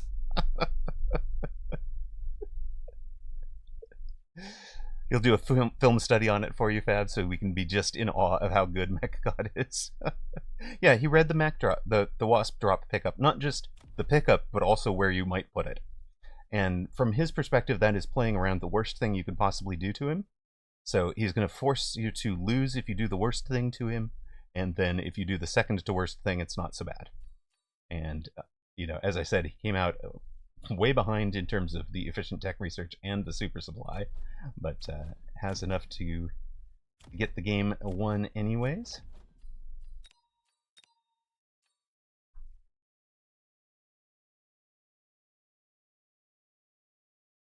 I did lose my insight, I know. It's sad. Apache, not to be confused with Apuchi. We could jump into Drake. No, maybe we'll do Zhaoji Qinhuanzhu against Unholy Scavenger. They seem to have hit points. They'll be one of the long poles for this match, or for this round, I would think. Maybe that's your 2 losses for the tournament. I mean, you're going to be in the bottom group. It's only up from here, right?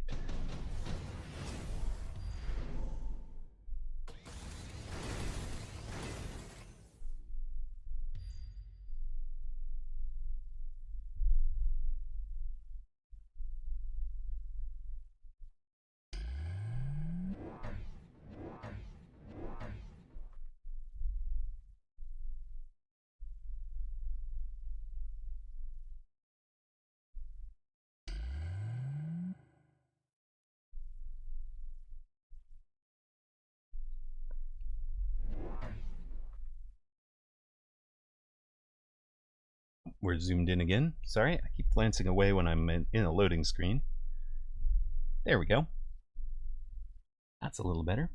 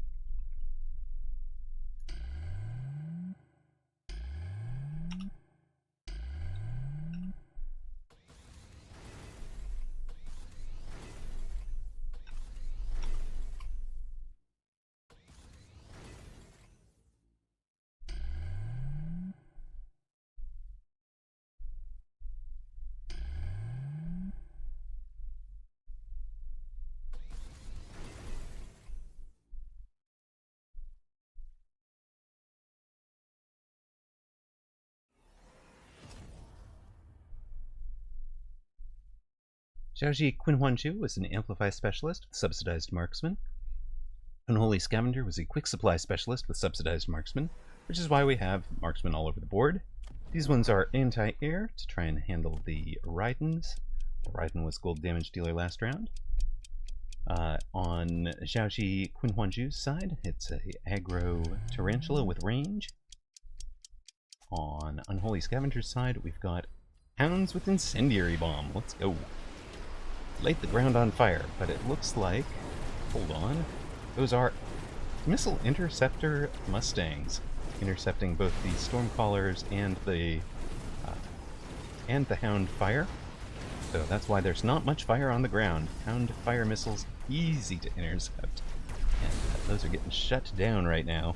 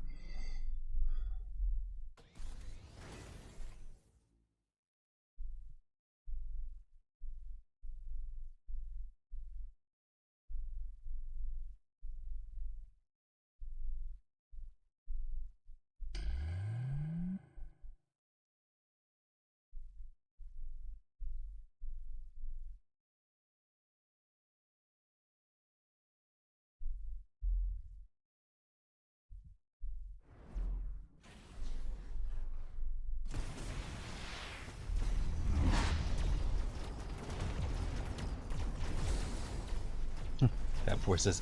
I'm a few drinks in, so not the best decision making, Miss Dana said, but fun decision making. True. And I mean, if we can't have fun on this game, what's the point, right?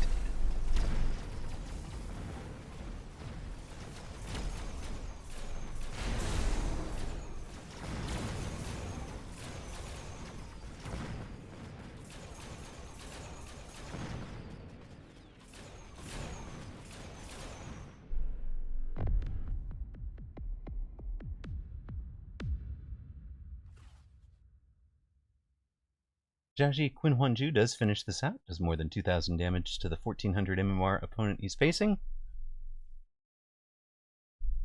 There's still a couple of matches ongoing. Drake against VLC player. Maybe we step into that one? Sure. Take a look at it.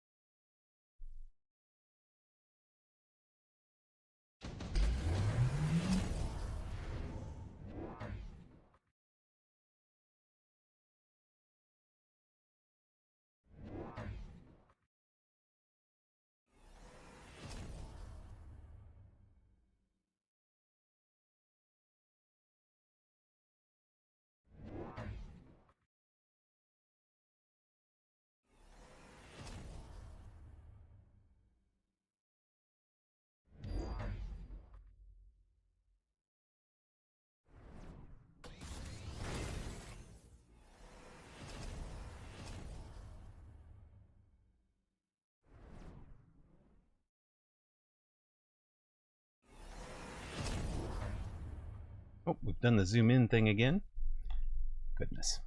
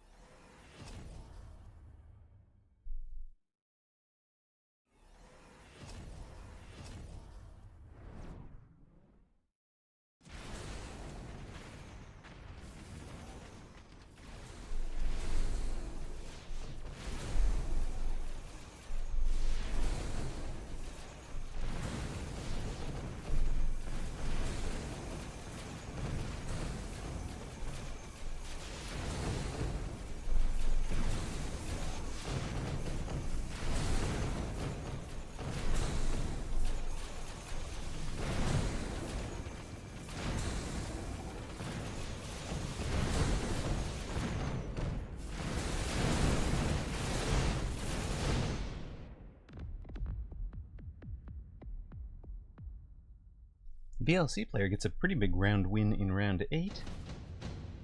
Come on, Drake, I need the minor points.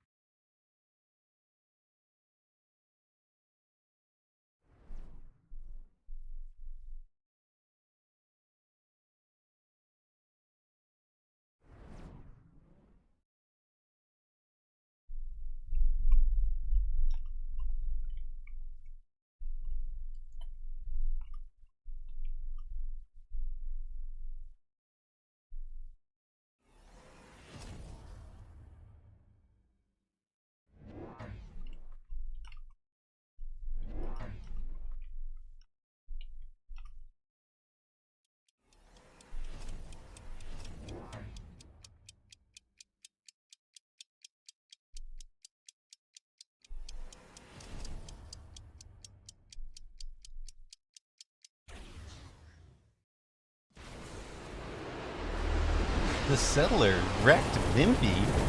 Very nice. Well done, well done. Oh no, you lost your hardcore WoW tune today. 43 hours invested. Ouch.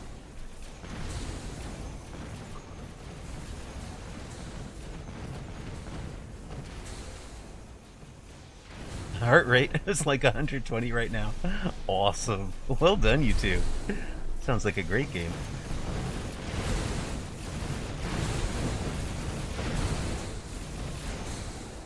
So now Drake really is our last hope. Well, Drake and the Settler. All right, we're taking over. We're now rooting for the Settler, right? We kind of have to be. All right, we are through to the next round. There is. What do we have now? I Like Napping and Li Jin Hong have both abandoned, so there are 19 unbeaten left. Tryon Tiger, Hackmanic, or Bimpy 11 will be the sacrificial lamb thrown up to chemtrails. Looks like Flower Fairy will be in the 8th slot, facing probably Godius Prime. Streamer is here at 27th, and we'll be facing either Whooped or Mao, I believe. All right then, let's go. A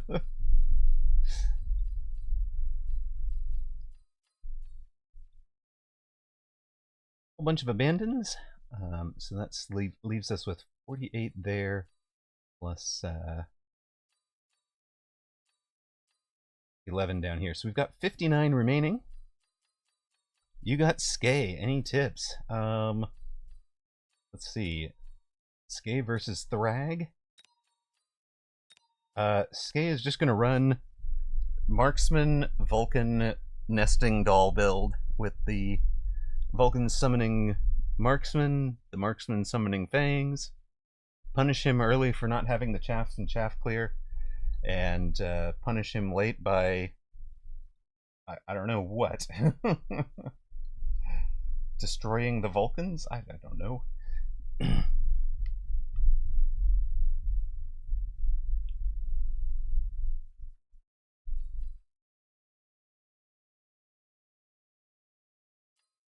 Yeah, down here it would be... should be you two. Somebody up here will get a bye, I believe, since I think we're on an odd number. In the strange case that we have... what do you call this? 49 minus 21... no, we don't. We have an even number of 1-on-1s unless somebody abandons. So you won't be playing up. You shouldn't be playing up, Fab4. You should be fine.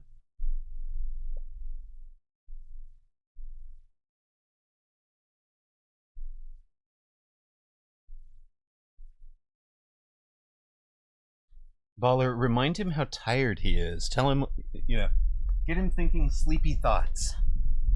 Sing him a lullaby. Tell him he's won enough tourneys for one day.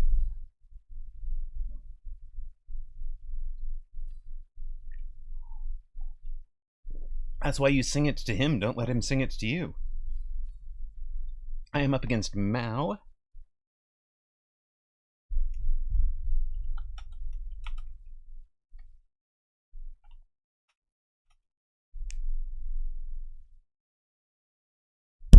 Oh, sorry about smacking the mic, guys. That woke everybody up, I'm sure. Hopefully it woke Baller up. You're in the 1v1 upset. Okay, you had to play up.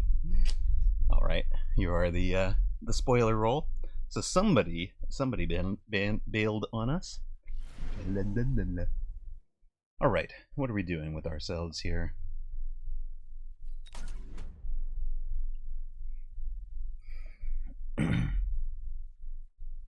Fitness specialist, by far the best specialist right now with this 0 unlock. I get to see what opponent is doing and bring out the right units, whatever those are.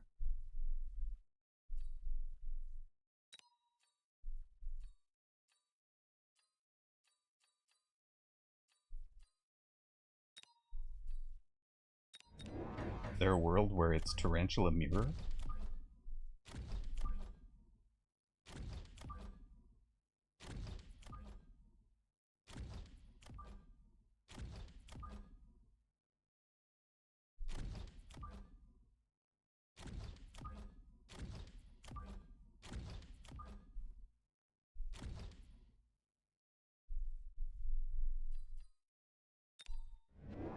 It's 3 tarantulas versus Tarantula Mirror. Alright then, let's go. 4 fangs, know the mission.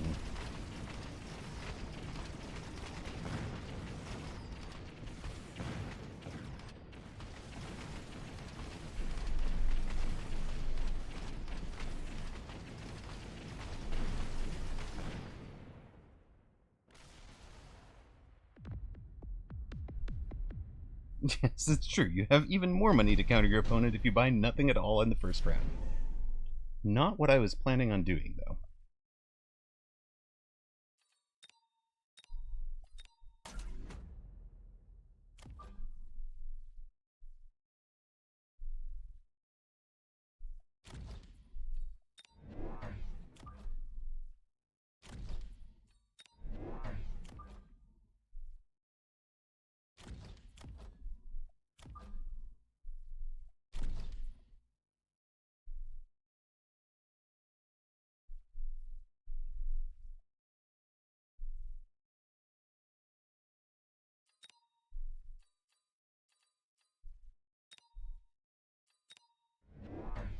Heh.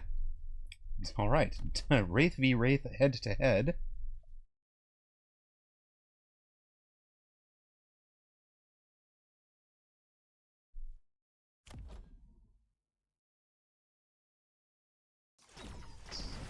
Some Phoenix out there.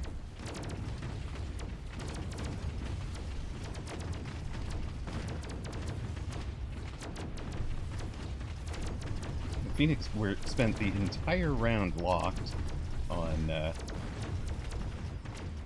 Fangs, but eventually showed up to clean up. Let's go, Fangs. Finish this off. Come on, baby. Finish. Oh, no, no, no, no, no. Disaster. Okay, well.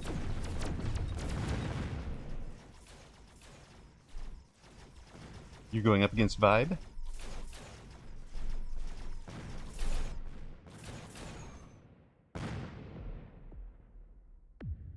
Channel point predictions are up for this one. It's currently about 1-1. Pretty close. 54%, 46%. I think obviously we take the Orbital on top of the Phoenix and Friends.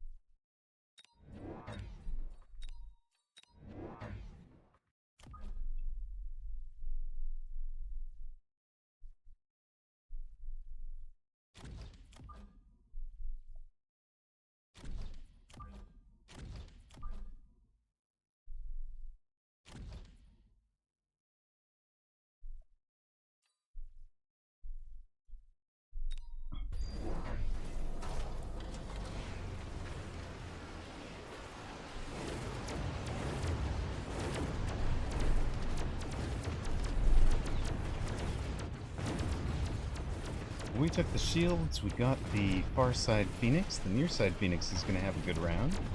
We have had some surviving Mustangs and a surviving Wraith. And somehow we have trolled this thing across the front of our shields. So we're winning a round by shield bubble this round, it looks like. And Mustang, let's go. Win by orbital.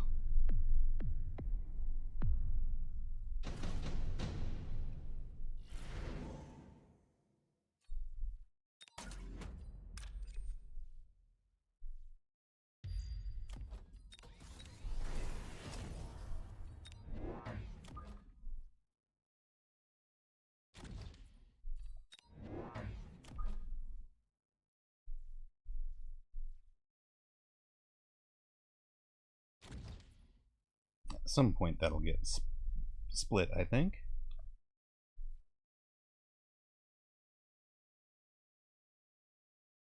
It's a very polite game. Neither of us have gone after the back flanks at all.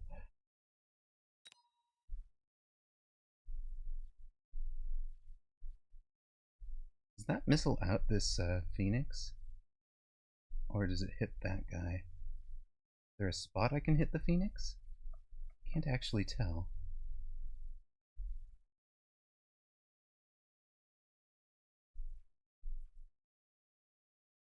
I think that winds up on the... I think that's actually perfectly played from him. Huh. Alright, never mind. It's a lot less fun if it works for him. There, I just was mentioning how polite this game had been.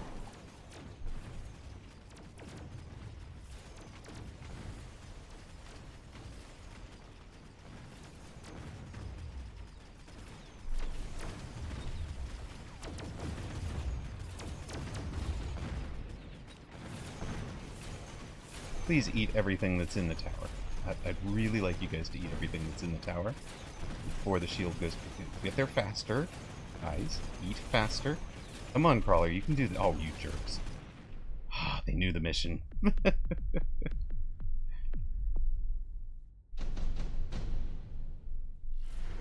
Oh, thank you, Mojo Gaming. Much appreciated.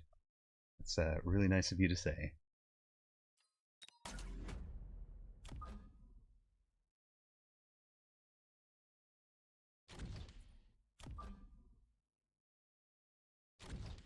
That is what I'm going for. I want to be both entertaining and informative.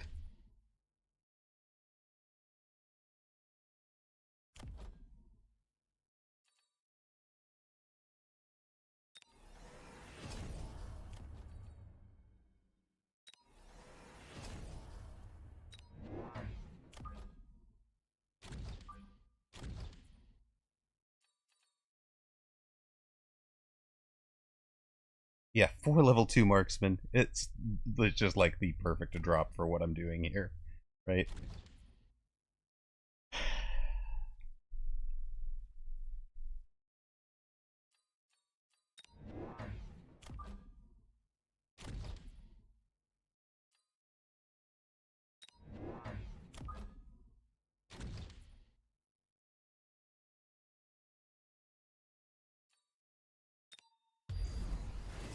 Well, hello, a whole bunch of phantom rays.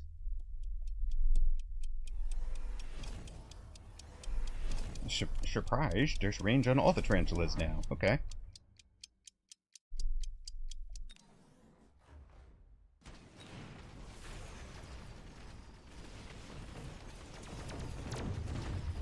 Glad we added this extra marksman out there.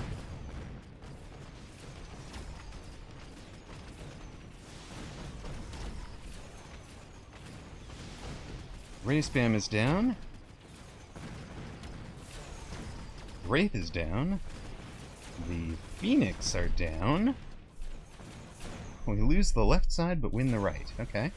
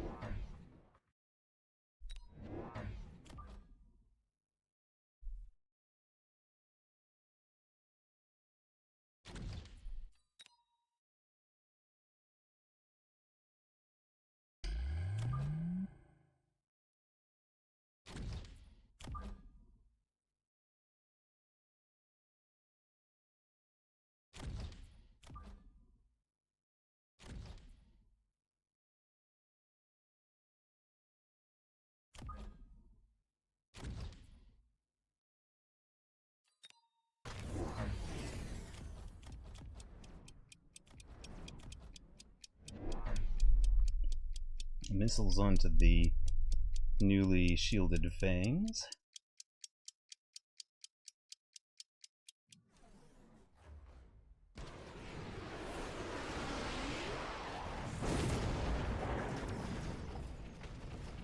Missiled out the newly level 2 Phoenix. That's going to make a huge difference in the left. Left side needs a little bit more chaff.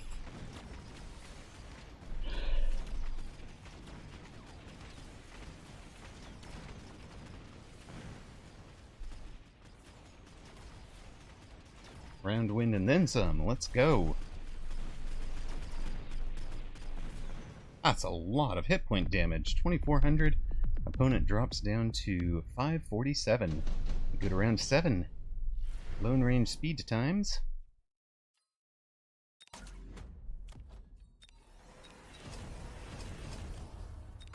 Levels.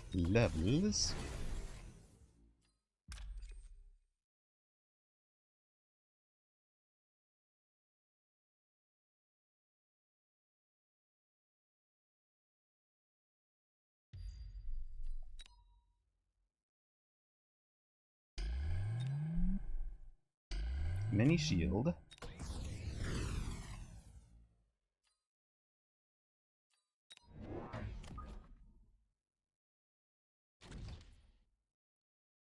We need that. We need this to protect against like a wasp swarm on the flank.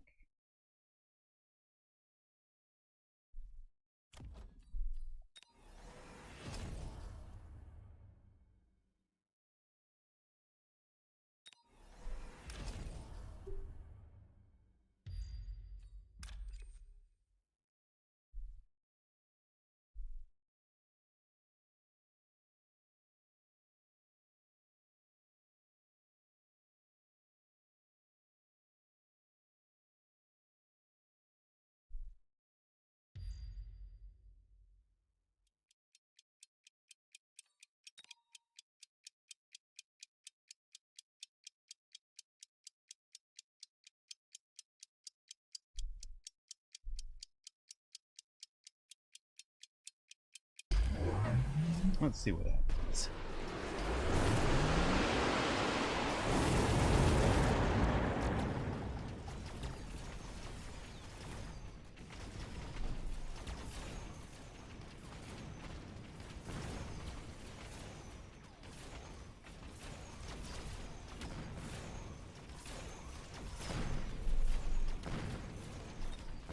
Did take mech rage on this. They have better chaff clear, but we have better air clear.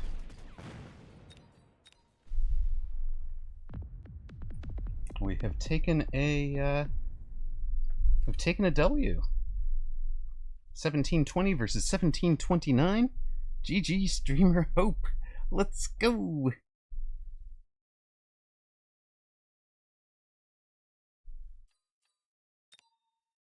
I liked actually the way that played. Just deciding that if he's in double Tarantula, I could come out with a Tarantula mirror and just count on out-Tarantula-ing him. He actually out-Tarantula'd me, but we had the whole rest of the board covered, I think. So, big 1200 combat power, that helps. 174, 988. We have a thing, but we can't go get it. Let's see about Skay versus Baller. I think that sounds like fun. Actually, the other thing we could do is find the Settler up against Yeez's. Let's find the Settler here.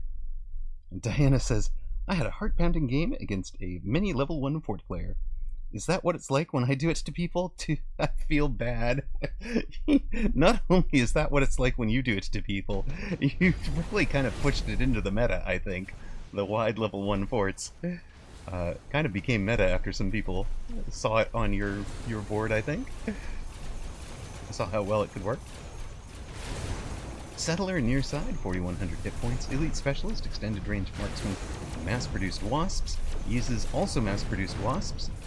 And those are level 3 ranged with aerial spec for the Settler, while Yeez's is trying to fight him in the air. We've got Raiden versus Raiden, neither side has teched them. It really is an air war right now, isn't it? Yikes. Surely we have AA on the bar for the Settler. Let's go. Yes, yes, they did. They saw it and they improved on it. It's not wrong, but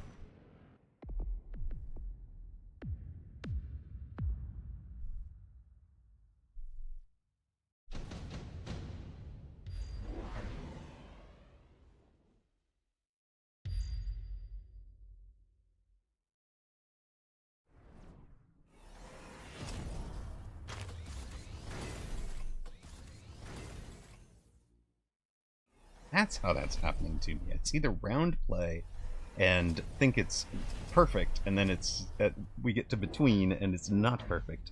I see, I see.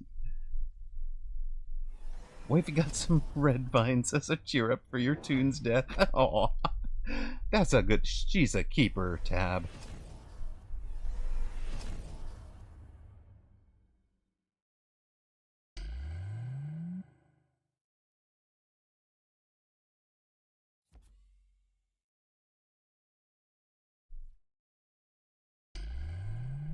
No, I hope so. I've been with her for 18 years.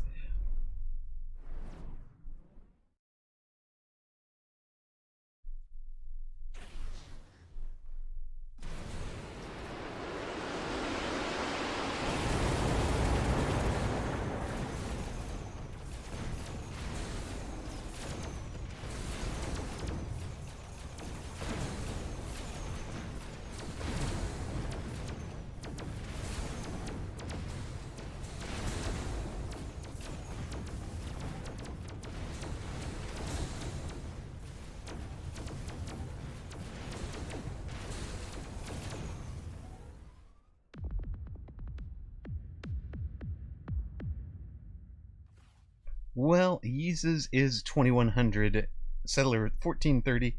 You know, you were the 700 MMR underdog, my friend. The unbeaten run did come to an end eventually. Fair enough, sir. Fair enough. You were so poor playing Elite. But Yeezus is very, very good. So, no shame in that one. Reconnect after crash works with a tourney now. He does indeed. Yay! Bellicose Drake, the last hope for Streamer Central. Sometimes the sacrilegious win out.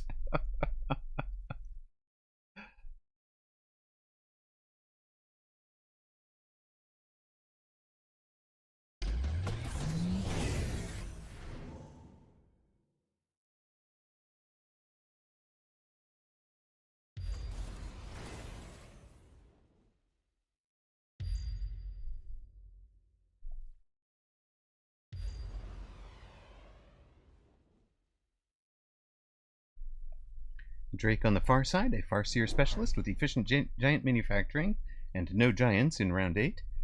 Near side, I think this was look up the sky. Look at the sky is advanced targeting, advanced defensive techniques. So extra hit points, extra range, subsidized Mustangs, many Mustangs, and EMP melters to discourage Drake from getting into the giants. Drake has instead level 4 triple teched tarantulas with items. Let's go.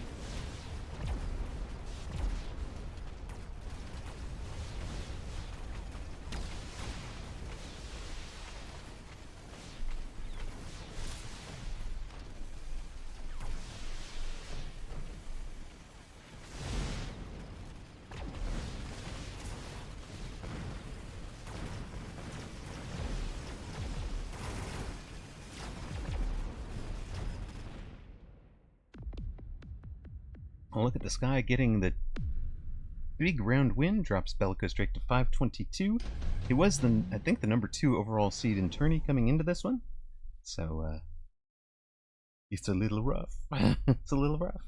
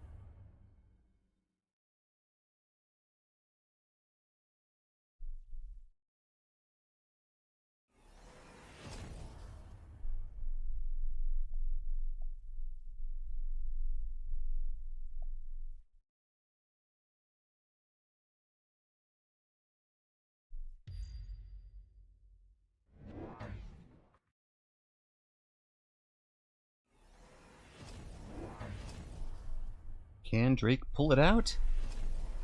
4 of us are in here at 2 and 1. We'll run into each other.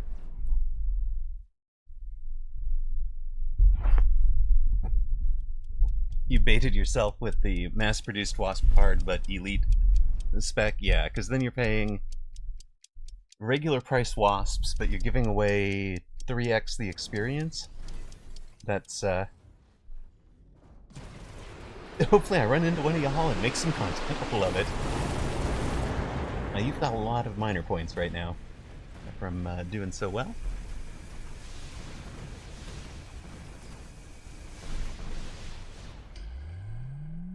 Drake has surrendered. Look at the Sky gets the W, so everybody is 2 and 1. Let's go. That is actually ended the round. So here we are. Winners at the top end: Chemtrails, Fred Thulu, Fedez, Rider Live, Washed Up Skay, AWM, of course, Flower Fairy over Godius Prime. Diana gets to 3-0 over Clarence Bodecker. We saw that Look at the Sky beat Bellicose Drake. We watched Yeezus beat the Settler. And that is it. We've got down to 9 unbeaten. No, 10 unbeaten. Red Thulu against Look at the Sky. Fedez against Flower Fairy. Rider Live against Skay. Diana against Yeezus. There you are. Further down, I believe we play side by side. So it'll be Zhaoji Quinn Huan against Hots. Barist against Clarence Bodecker. The Settler, you're up against Thrag. Godius Prime against Broj Juan. Becca Mellum here. Looks like it would be Whooped against Amarok, but of course, if there's an odd number here, and there are, somebody will be, Fab4 will be playing up again, I believe, coming up into this spoiler roll.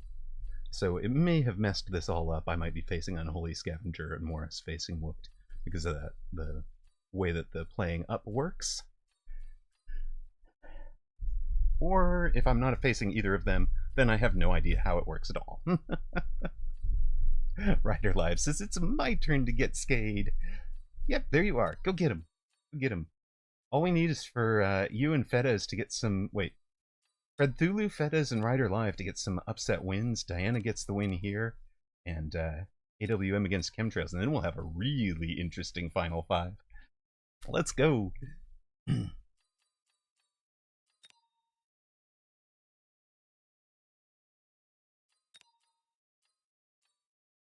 What about you? You don't get... Hey, what about me? Goodness.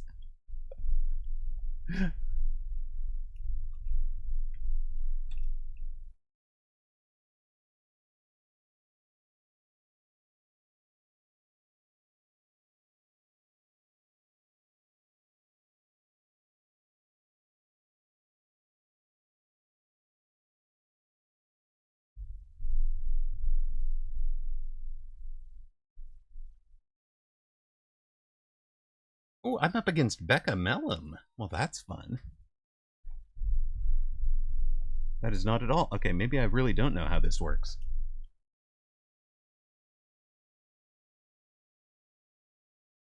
Wonder if the second group also does the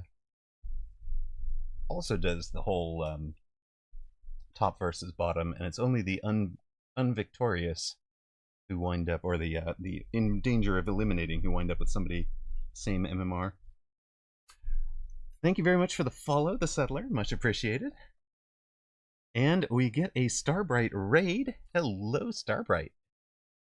Welcome in. Let's take some speed sledges. How was your stream, Starbright? For those of you that don't know, Starbright, I do say this every single time she raids me, but she is one of the reasons that I played Mechabellum in the first place. So, oh, Tab beats streamer to the shout out. Well played, mods. Well played, mods. Okay, Mechabellum, former tournament winner, by the way. Tournament is going well. I'm 2-1 at the moment. Lost my first round match, but beating the opponents in front of me since then, or, you know, had a bye, as the case may be.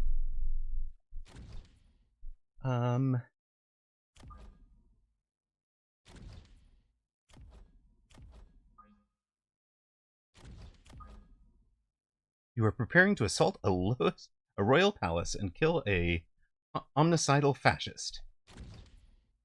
I'm gonna presume that we're thinking that we're... Yes, in metaphorical terms, exactly. Go away, FBI agents. That's exactly what I was going to say. I was going to say, I presume we are talking metaphorically. Although it would be Secret Service, not FBI, for threats on certain individuals. I only know this because I have had to serve a subpoena, or not serve a subpoena, respond to a subpoena on behalf of a company with a list of things. Essentially, somebody in a chat much like this. The game is called Metafoyer. Oh no, it's literal. It's just in Metafoyer. Got it. The game. Okay. Metaphor, the game. Got it. I'm so confused. At any rate, the whole, somebody had made an ill-advised threat in writing in one of our chat rooms. You know, a chat room like this one, right? That's one of those, you think of this as kind of like ephemeral. It goes, you say something stupid and it's gone forever. But no. No.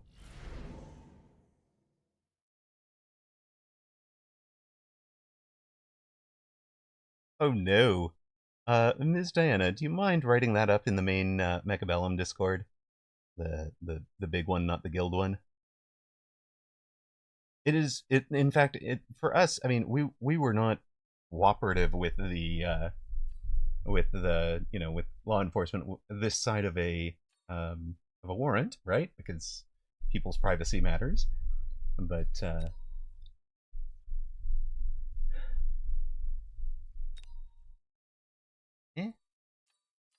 do I like quick teleport on this board? Not really. I think we'll take that. At any rate, what I was going to say there is you're the one behind. Oh, you don't have the main Mechabellum Discord. That's quite alright then.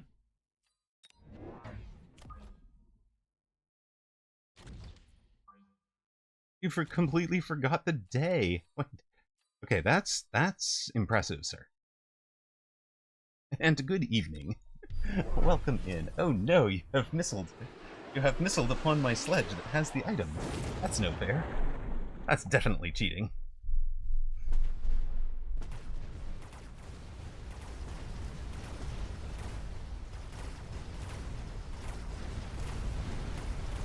Poor sledge with the item is getting destroyed over there. We had a very fun European tournament, just in a casting regard. Here we are in a America's tournament against former tournament champion Becca Mellon. We are 2-1. I mean, they did pretty well against the Saber previously. We've got our Phoenix on top of that group as well.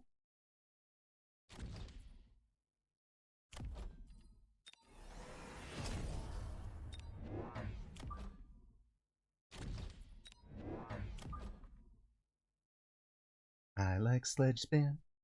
I like sledge spin.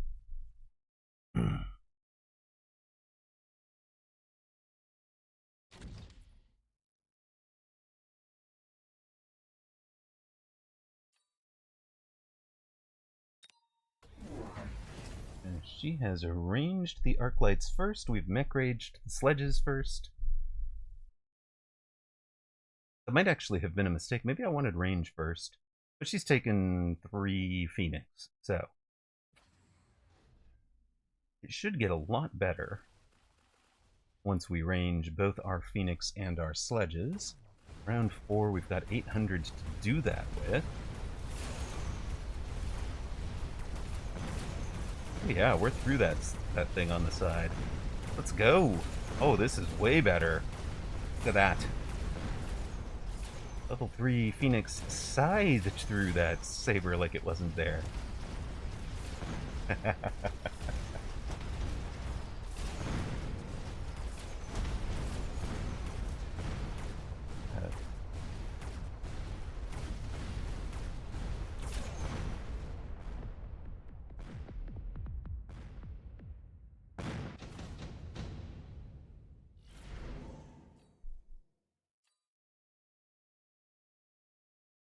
Well, orbital's orbital, right? You take the orbital when offered. You put it over the double bird.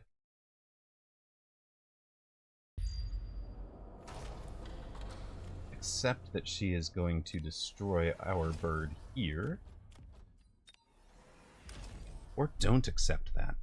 Maybe you don't accept that.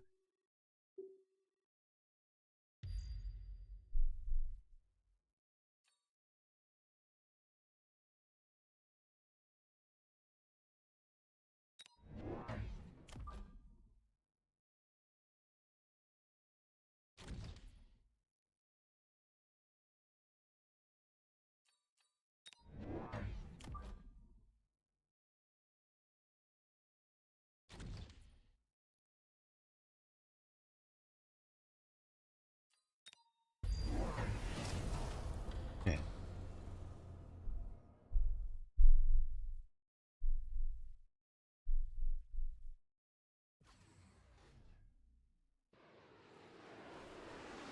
The chaff clear got caught on tough gristle. It's true, because they were shooting into the sledges. Now they've got charged shots, so they're worse at actually clearing the chaff proper.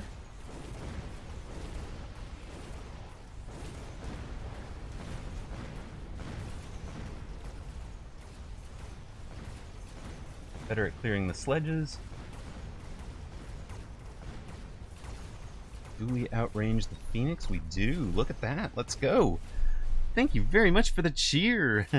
Back-to-back chaff coming up. Let's go.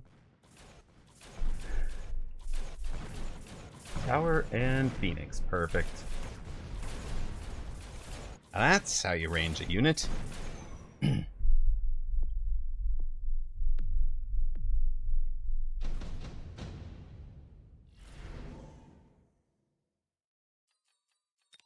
Am I Flower Fairy?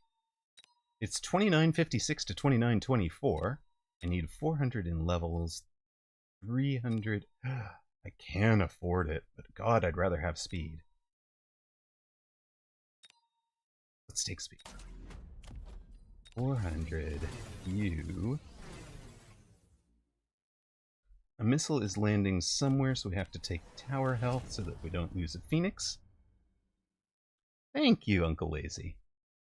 Covering up the... in theory,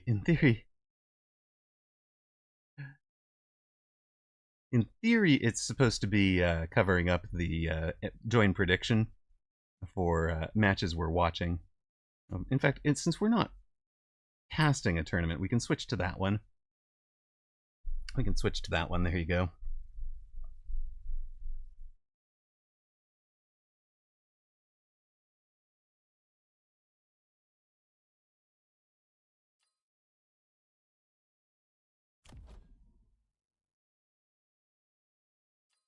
I think this round sucks for us. Not sure there's a real way to avoid that.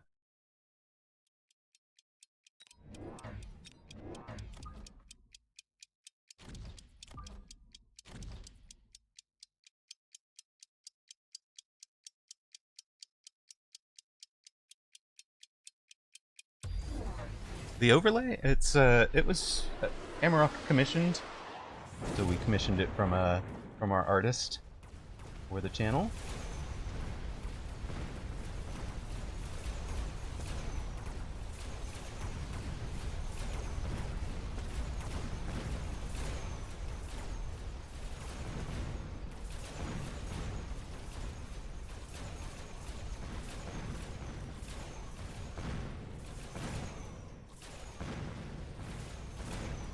Alright, that's a lot of Phoenix down.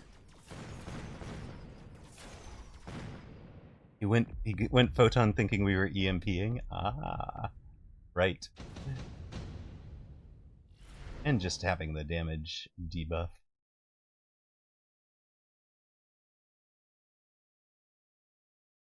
Do I care?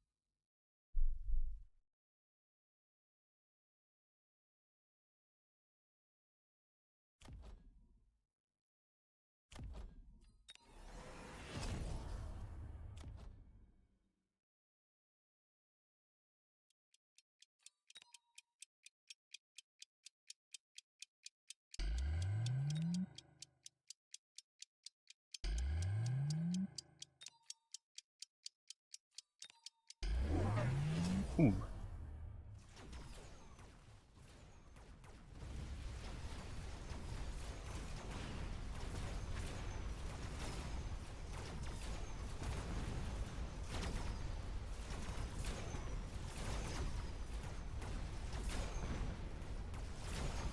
Right side pull went really nicely. And that'll win the left side as well.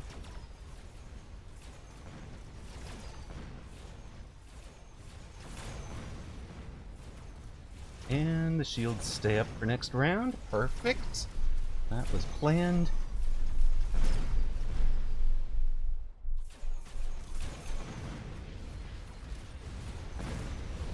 We're not messing with charged shot or anything that would change our range on the Phoenix.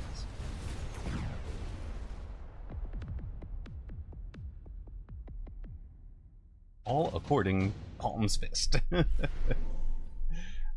Oh goodness. Well.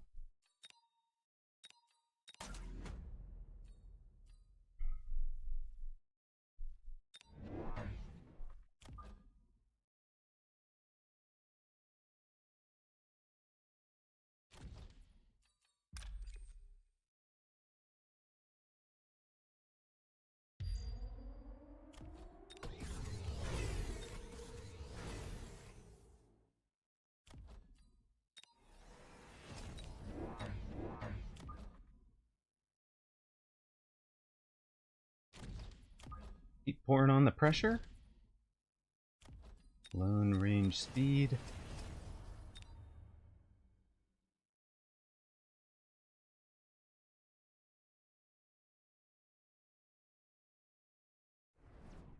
Missile out something.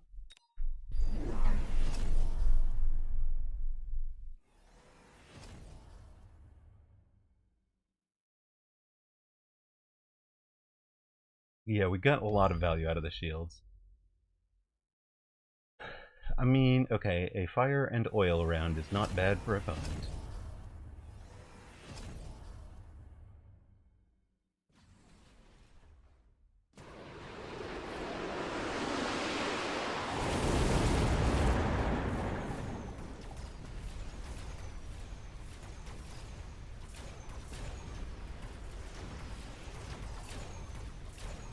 He takes out that entire corner, however.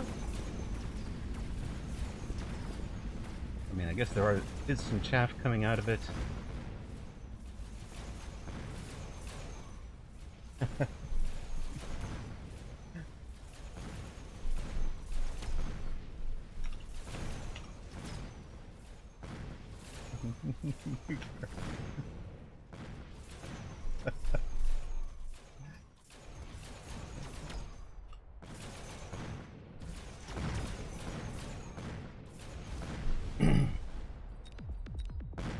The nuke for sure. Mostly because I didn't even notice it. Ouch. Ouch. Yeah. Whoosh.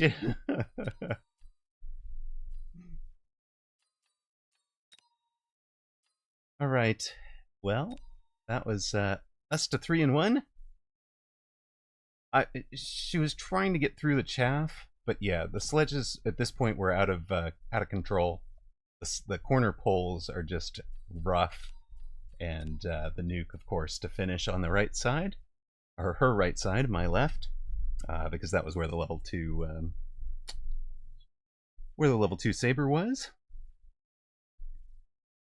Another 1,500 combat power puts us within 4,000 of getting to the top. Flower Fairy has beaten Fedez, but Look at the Sky is on 5 hit points. Yes, Grandmaster, that's the word I was looking for.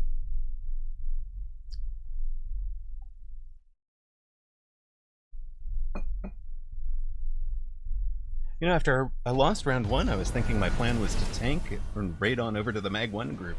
But apparently, instead, we will be playing well. Fine. Be that way. Brain. Brain is just that way sometimes. Look at the Sky near side. Fortified Specialist with subsidized steel balls. Red Thulu on the far side. Amplify Specialist with hackers. And War Factory. War Factory does not want any part of the tower. It's just going to dodge right past it. It led the hackers to the tower, but doesn't actually want to get the tower. Instead, it's more interested in leveling off these things over here. There you go. Leveled Launcher Overload War Factory. And yeah, that's pretty solid for Fred Thulu. I can see how Look at the Sky wound up on 5 hit points. And he turned it around from here. Oh, you just got it with that game. Very nice. Yeezus abandoned after playing you. That's rough, Settler. That's really rough.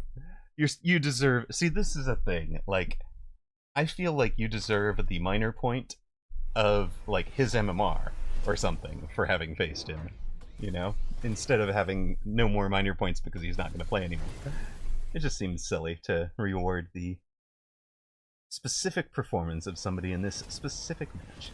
Alright, well, here is an interesting one. That's a really interesting one. Raiden with ionization straight over that War Factory.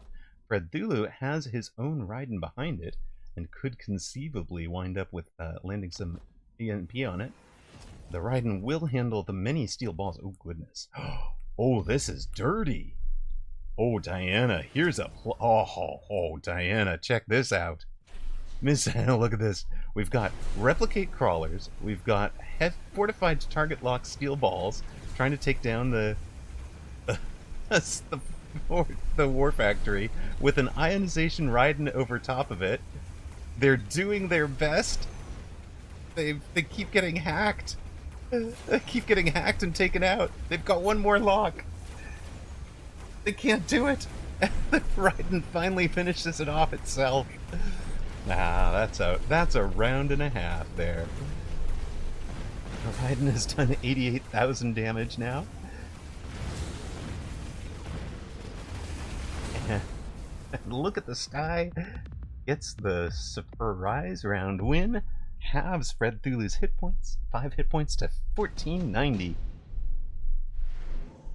I honestly don't know how y'all end up with all these giants. Selling things, the Settler. Selling things is what you get. Rider Live says no skay today.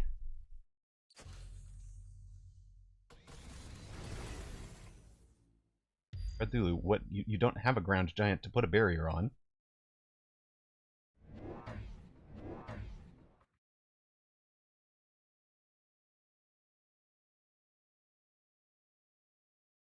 Yeah, if you always click upgrade all, it definitely sucks your money. Shield above that War Factory and a second War Factory. But there's nowhere to put the barrier. The game's not going long enough to have the barrier. It takes the range. So we're going to keep those a bit behind now.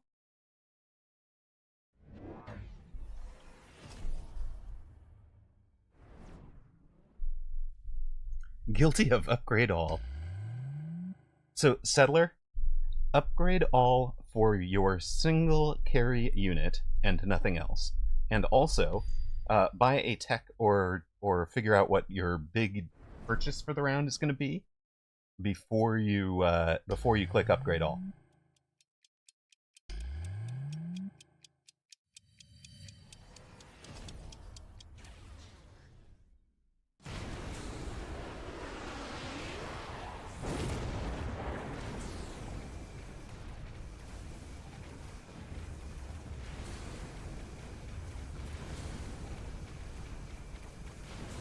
Stealing the heavy lock steel balls is so funny. They turn around and lock on the most important thing in the defender's board. But eventually they get there. And now the hackers are in a lot of trouble.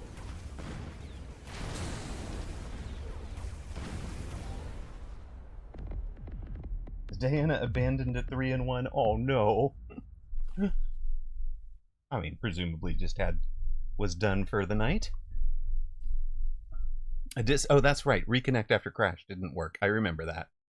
I remember that. Disconnect issue. Exactly.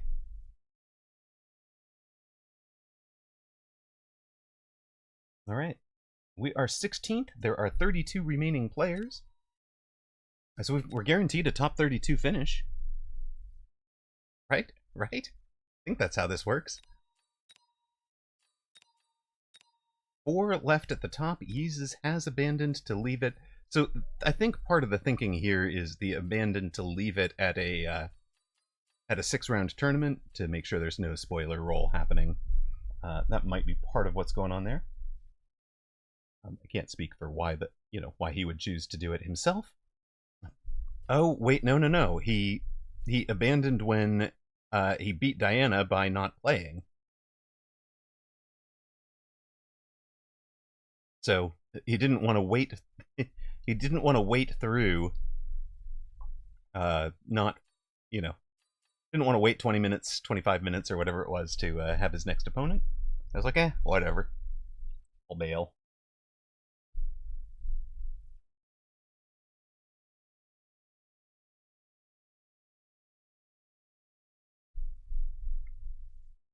That leaves 4. Rider Live and Chemtrails, you are the hopes of the 501 and 301 respectively. 2 very good 201 players remain. Further on down, we are the bottom of the bell curve, I think, at the 3-1s. We are side by side, and I don't know how that worked on the last round. I wanted to look.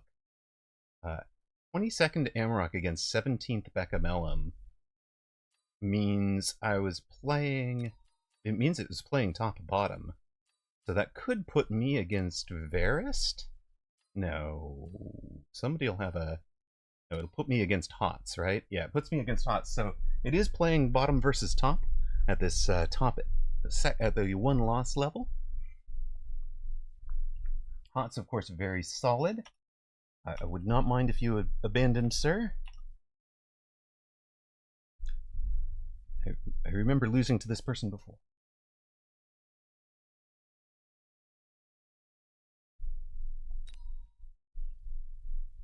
Channel point predictions are up. Fab 4 has been in the upset seed every round since he went 0-2.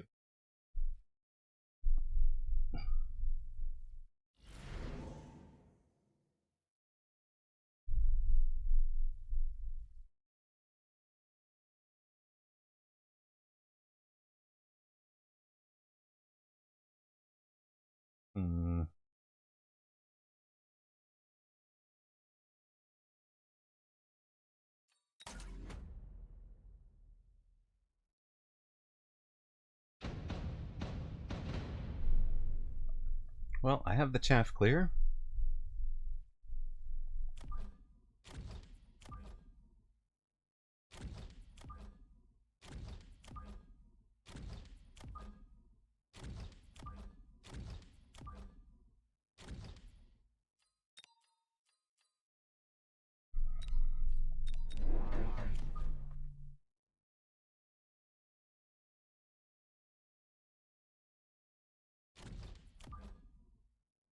Definitely time to bring some units over from the far sides. I want to force him to pull into the middle where we can fight him on more even footing. We are slightly not perfectly centered because we have off by 1 there, right?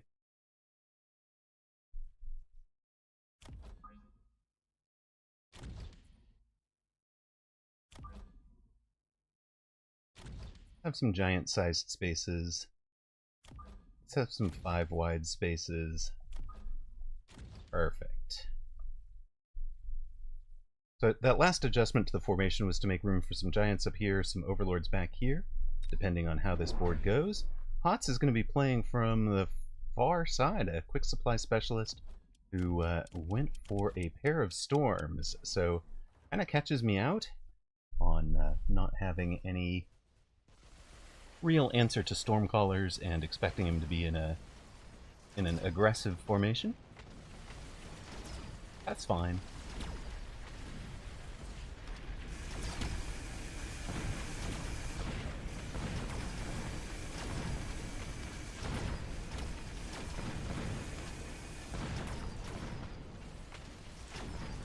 Marksman get the steel balls. That's a good round for us.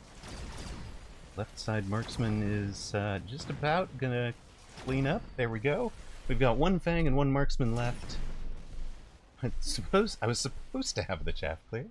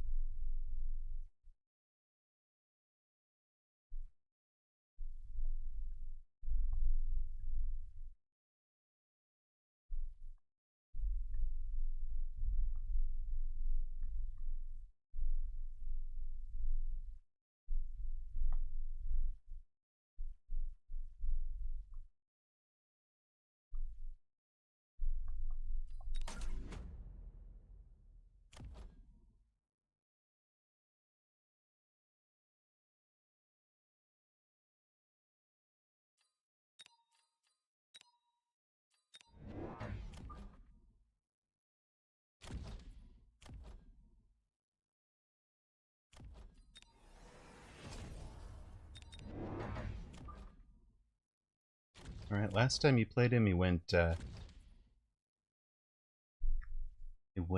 worm round 5 behind storms and arcs.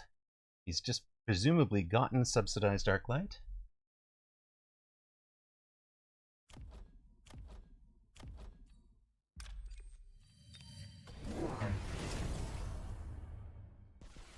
Yep, took the subsidized arc, took a Stormcaller level. Is that with a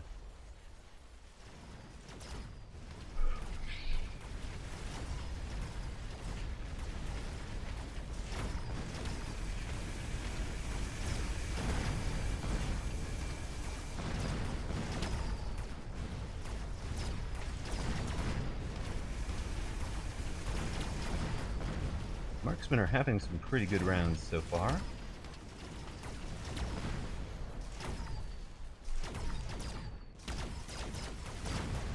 Storm's obviously doing well as well.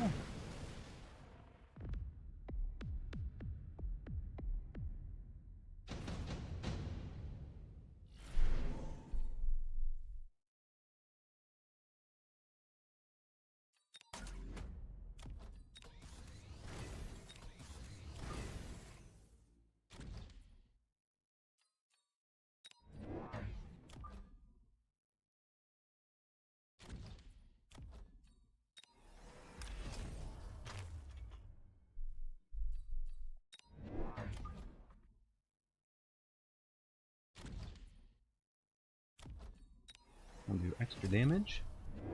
Melter for both.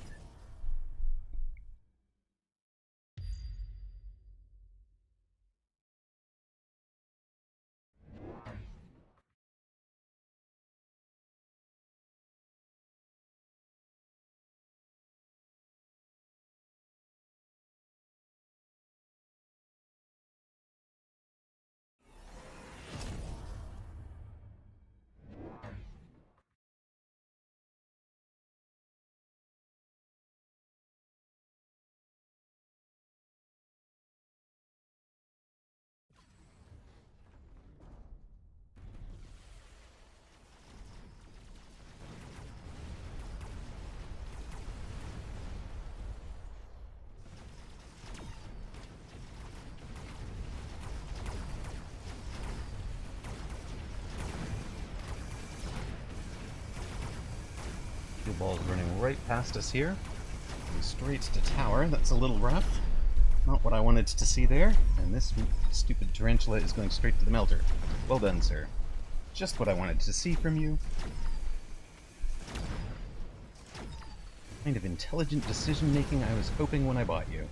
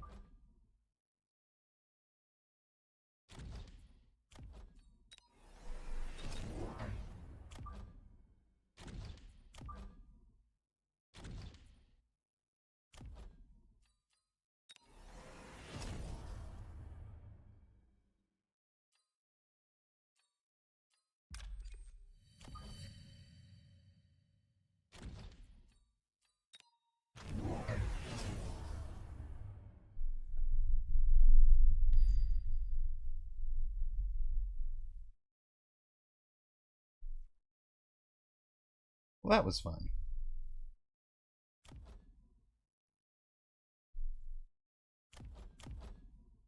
Range staying at 135 meters, outranges the tarantula at 120. But I'm glad we have this mobile beacon covered. Boom. How about you guys all slow down? I'm moving 12 meters a second instead of 16 now. Of course, untech'd as well.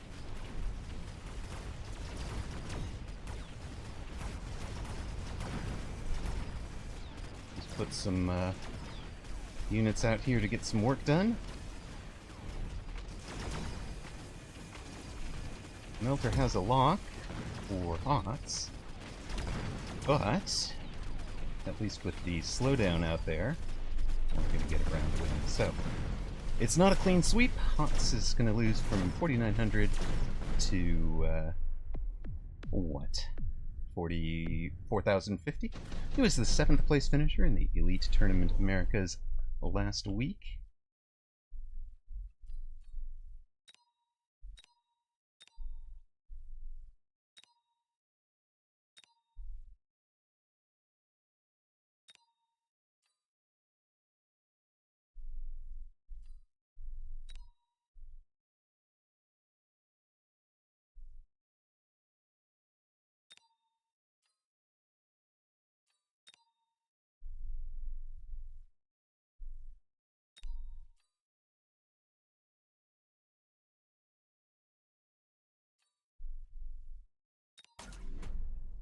You know what? I think we're just going to let you guys arrive from deep.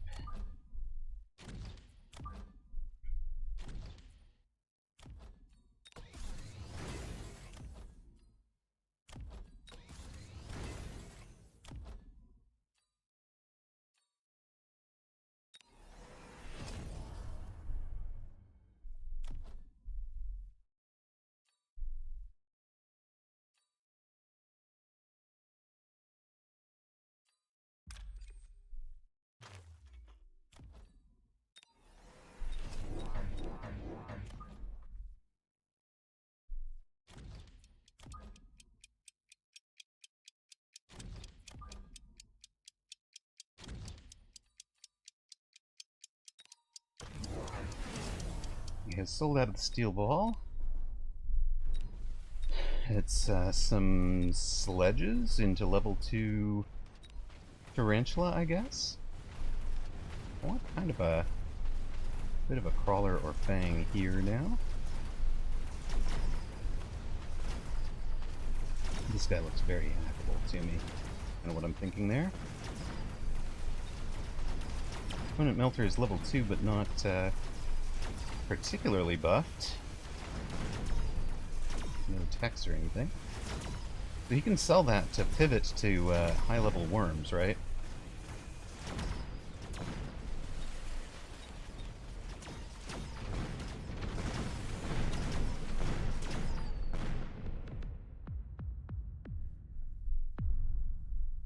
Drop him to 3160.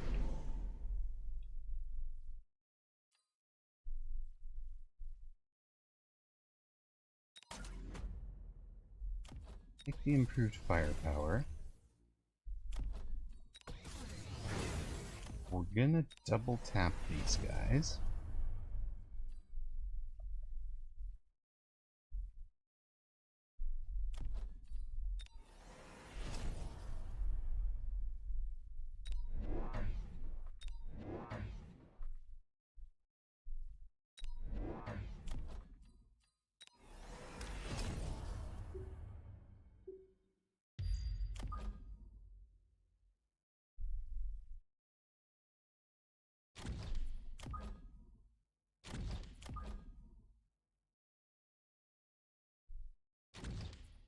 So for all of that,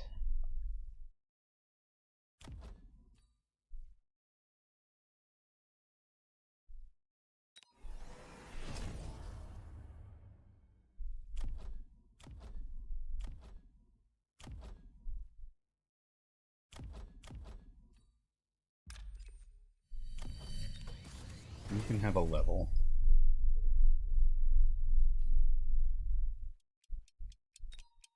Cold damage dealer. You can have the item too. Forts. He's switched to forts.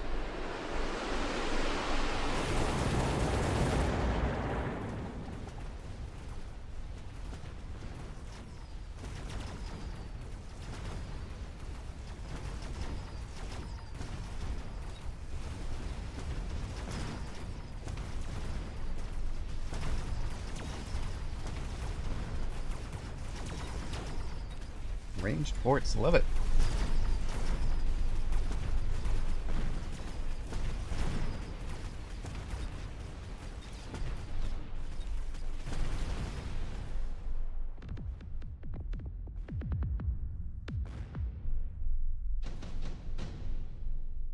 Level 3 hounds don't crossfire well, it's true.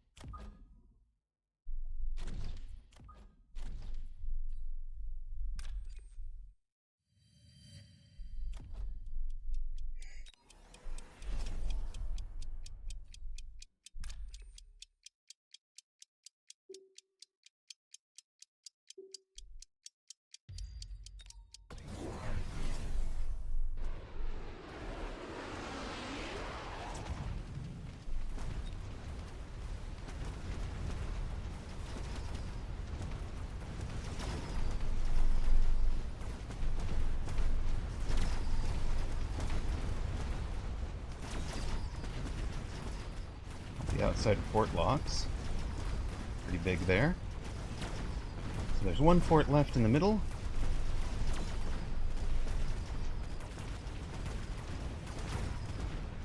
Unfortunately, I think that one fort gets the job done, doesn't it?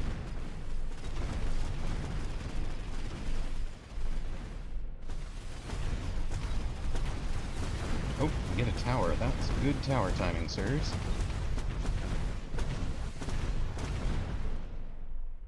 Oh. Oh, whoops. I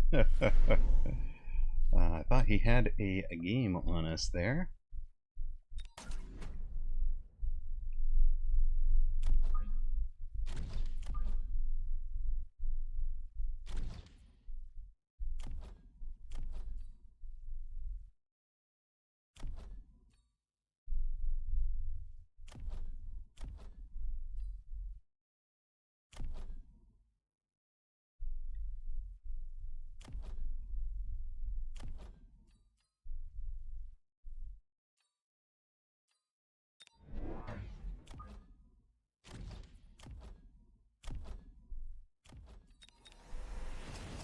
Man, what now?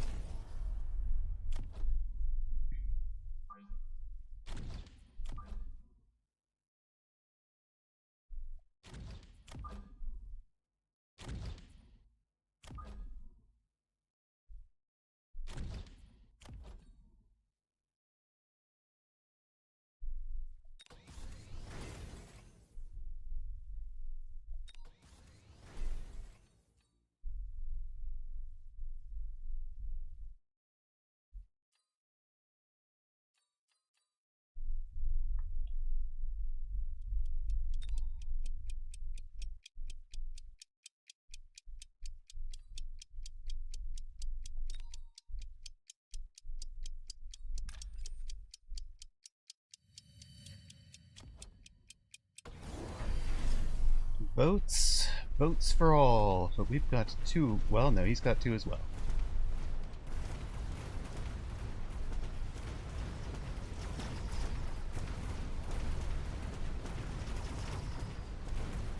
I think we've run a pretty good mirror here.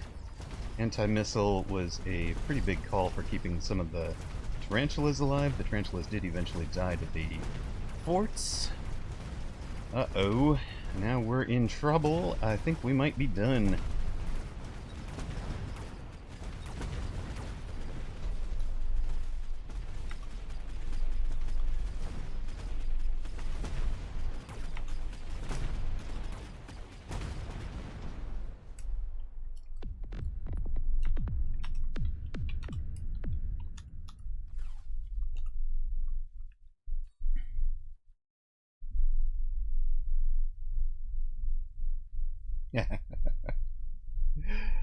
Alright, man. Good luck. Have fun out there. Shall try, indeed. Go get that top 3, you deserve it, is what I told him.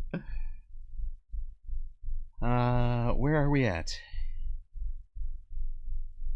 Down 9 from that one. We're now 3 and 2. What's going on at the top? Chemtrails beats one of our 201 guests. Look at the Sky goes down to Chemtrails. Now, wait a minute. That's kind of funny. Look at the Sky loses to Chemtrails. Look at the Sky. There's Chemtrails! Okay, Rider Life Unfortunate goes down to Flower Fairy. You know, as one does. No, not very many people beat Pigs Eat World or Flower Fairy.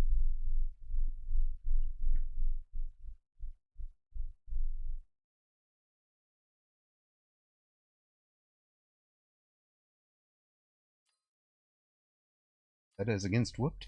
91 Varus against Fab 4. There's some good games still going.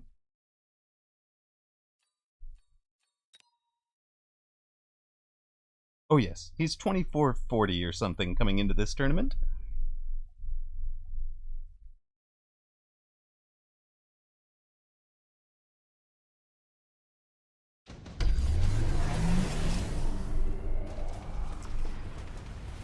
Varus, near side Typhoon Specialist. Fab 4, far side. Smart Marksman, improved Phoenix Speed Specialist. Fab 4. You've taken all the cards, but I do not see any Smart Marksman or any improved Phoenixes. I am confused. There are, however, a lot of Phoenix on this side of the board.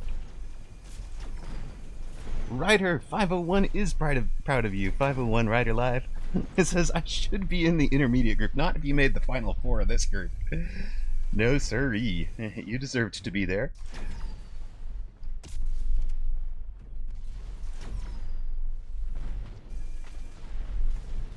Fab 4 getting it done this round. Has 2 giants and 3... Wait, is that scorpions and... Oh, so close! I was miscounting because I was counting these as tarantulas. I was like, it's not going to be that close, but then I counted all of them as scorpions and got, oh no. Well, it is scorpions, tarantulas, level 8 rhino. Holy. Excuse me, is that a level 8 rhino that managed to do no damage last round, or is it brand new? I think it must be brand new on a drop. Yeah, it's brand new on a drop because there's a level 8 rhino on the corner. I can't watch. Whips has invited me to team matchmaking. Dude, I'm in a tournament. No. Thank you, though.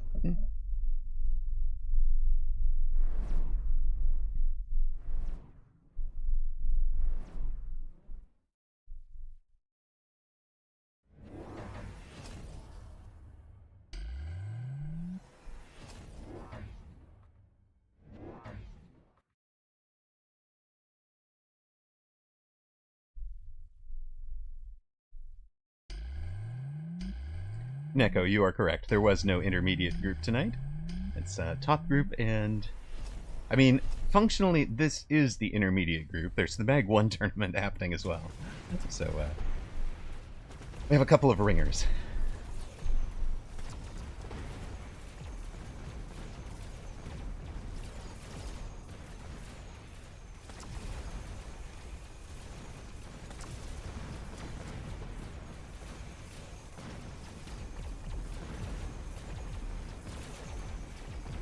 Level 8 Rhino does get the tower over there. And now it is stomping this direction on 91 Varus' behalf. Melter, melt! It is not going to melt quick enough, is it? It did its best. It took some hit points off. This one's going to do much better during a tower debuff. It's a level 3 Melter with all the range. Now it gets stuck on the... Level 1 Wasps are more of a threat to this thing than the level 8 Rhino was. Fab 4 down to 641. 164 against 641. I'm detecting a numeric theme. There's no 9s and no 200s, though, so maybe I'm wrong. We do have a Lightning Storm for round 11.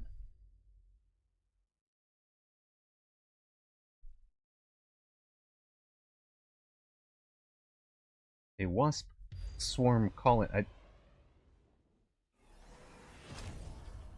I'm going to say I don't think the Wasp Swarm Colony is going to do much to stop the Rhino there. Now, making the tower level 2 gave it 23,000 hit points. The Rhino punches for 31,000 to punch.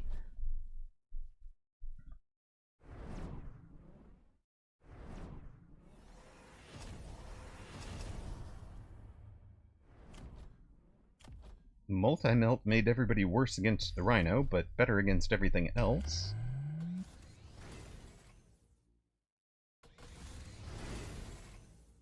Do worry that multi-melt brings us into range of the EMP from the storms, though.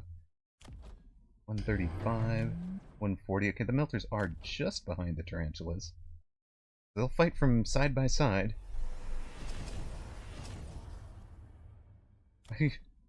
155 for the marksmen, 140 for the melters, 135 for the tarantulas. The scorpions are 155. They're the big hitters. The long-range units. Oh, we've missiled that. Okay, so we missiled the Rhino to slow him down. Have the wasps above him. It's not going to stop him. It's just slowing down how long this takes. Letting the storm do its work.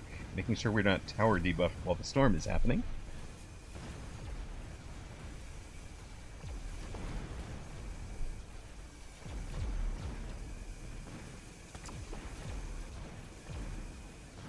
Melter's trying to melt that poor Rhino from everywhere.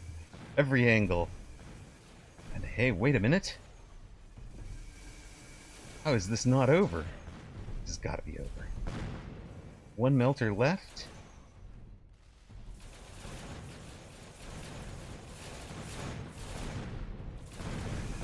The last wasps are down. The last Melter is down. This is not over yet. 164, 141.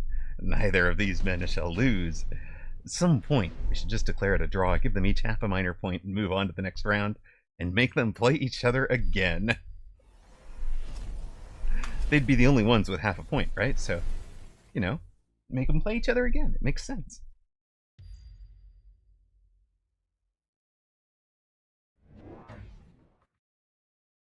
I was wondering if it was time for a dedicated answer to the level 8 Rhino. Like, you have all these melting points. Surely it's time.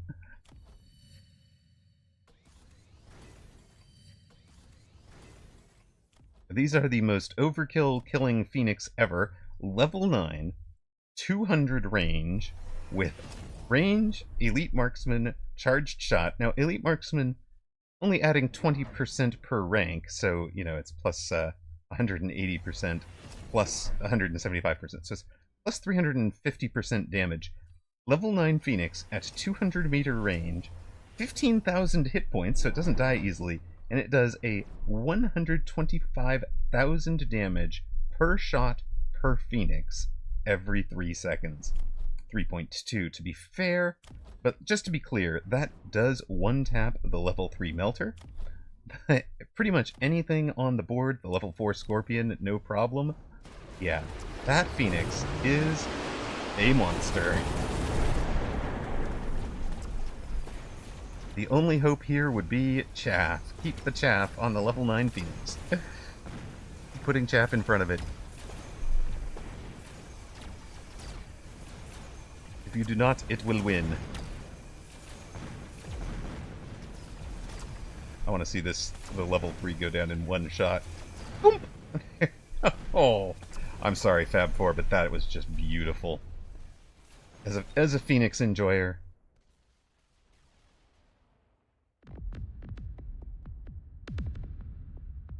Wow. Level 9 Phoenix for over 1/3 damage this round. We saw it alone, we saw it do more than 1 million. We were only here for like 3 rounds. Maybe it was 4 rounds. We showed up when the level 8 rhinos showed up. That was round 10, right? So yikes. Yikes. Varist punching above his weight. Varist playing very well. Level 9 Phoenix. Wow. I'm jealous. Right. We've got our last matches coming for the title. Chemtrails against Flower Fairy. At 4-1, Hots is in the driver's seat for that top 3. You can do it, buddy. You got this. He'll be up against AWM.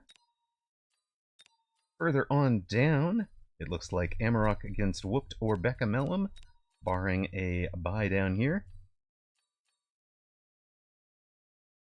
Rematch against Becca Mellum could be entertaining. Good luck all. Don't forget to ready up.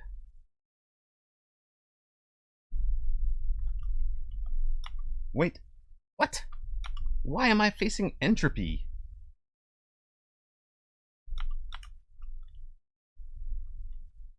Now I'm just confused.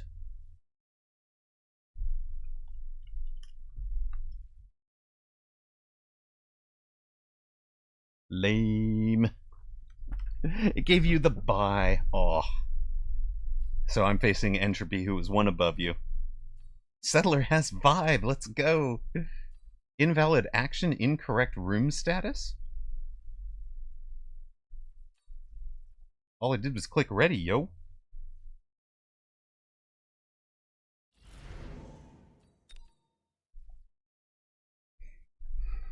I wonder if I don't think I managed to double click on it, but it is possible.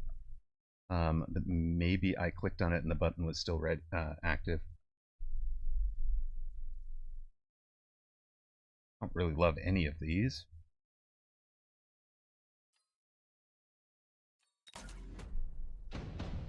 Incorrect room status. You should be playing Whooped right now. Exactly. That's exactly what I was thinking. Well, this is one of the most obvious arc lights ever. Which side do we want to be on, gang?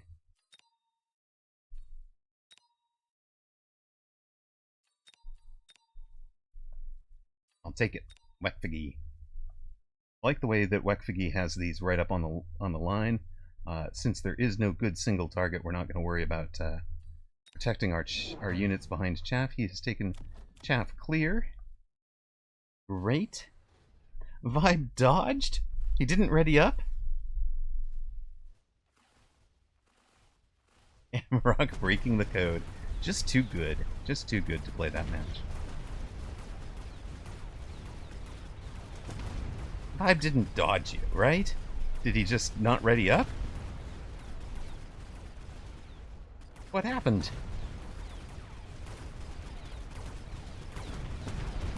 We did concede the right side tower, a bit unfortunately, since they're so fast. If only we had a arc light over there. Play some defense.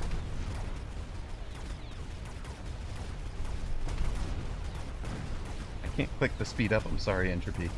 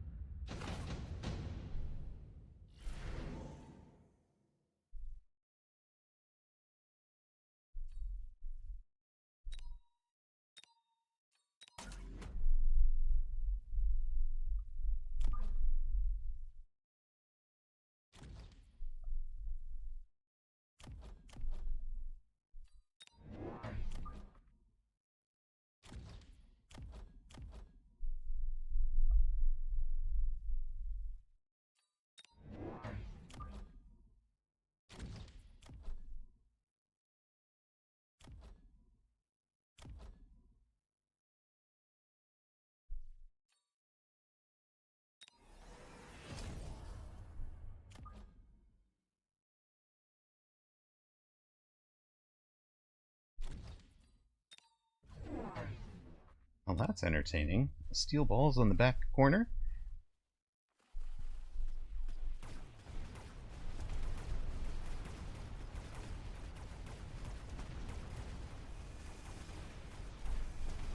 Again, we've just established a kind of funky tarantula flank over there.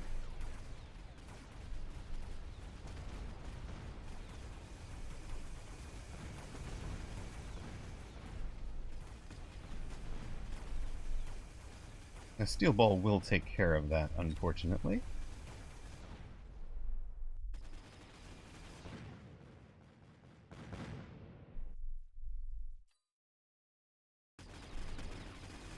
Entropy was 9th in the Americas rookie group last time out. Okay, we should definitely be able to beat this person.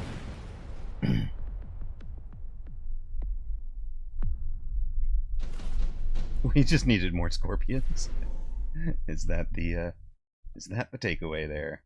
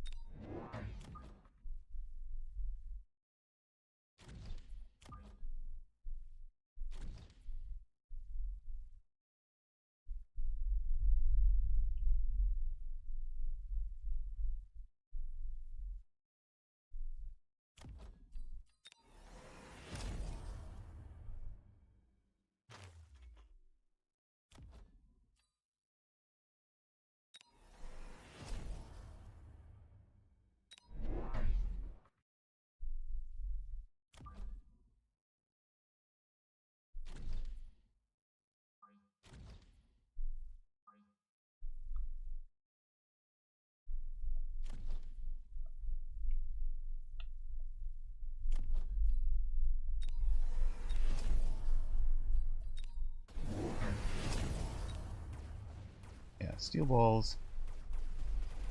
Look at those poles, guys. Do you see what I see?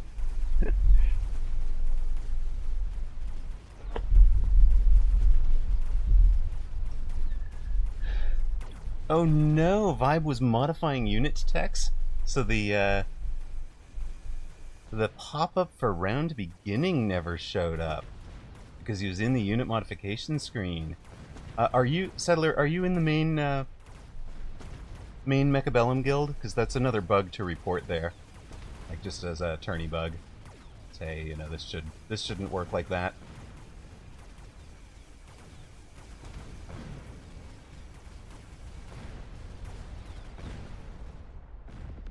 If you can write it up decently.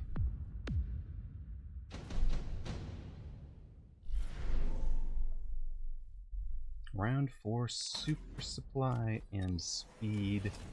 Take you guys in range. We're selling you. Yeah, just the main Mechabellum Discord.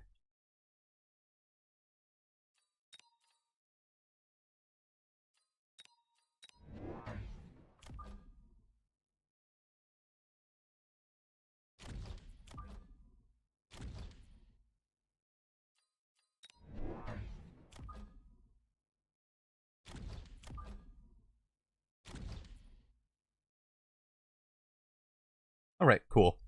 That would be awesome.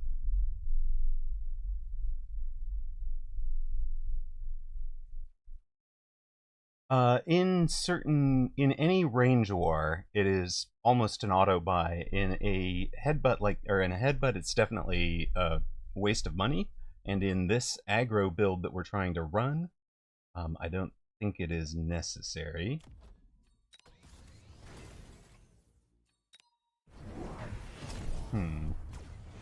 Missile on that.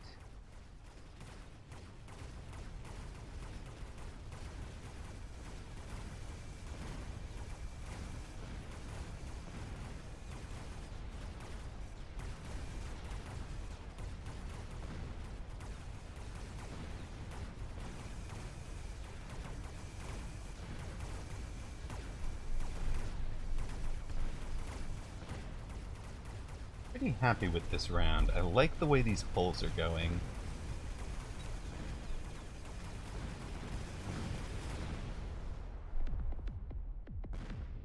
We are down 5100s to 2081, which is a little painful.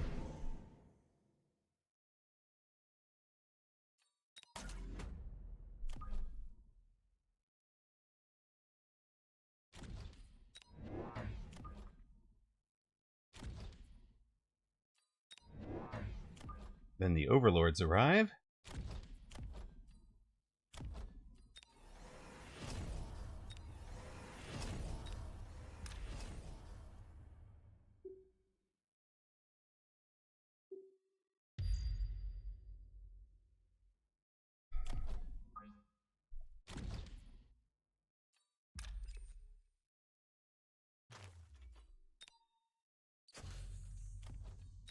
We channel our inner Woot. We throw down the flank Fang back there.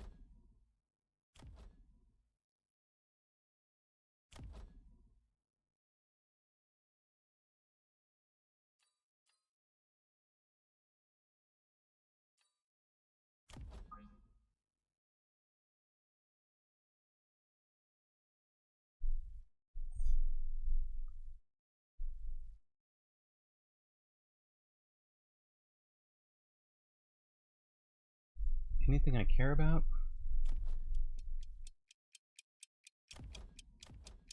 Oh, we're gonna float our 150, I guess.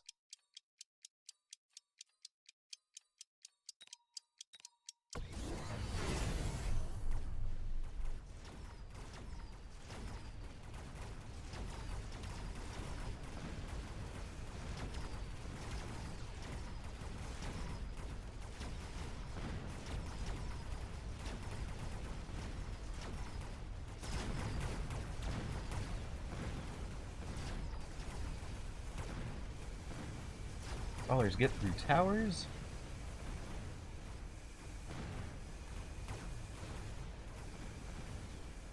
Backside gets destroyed. And there's no real upshoot left, right?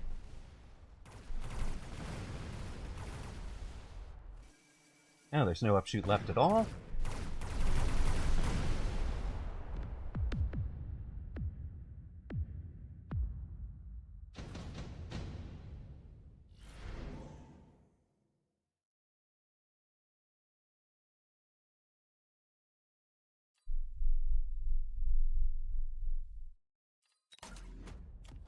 Laser sights on the level 2 for sure.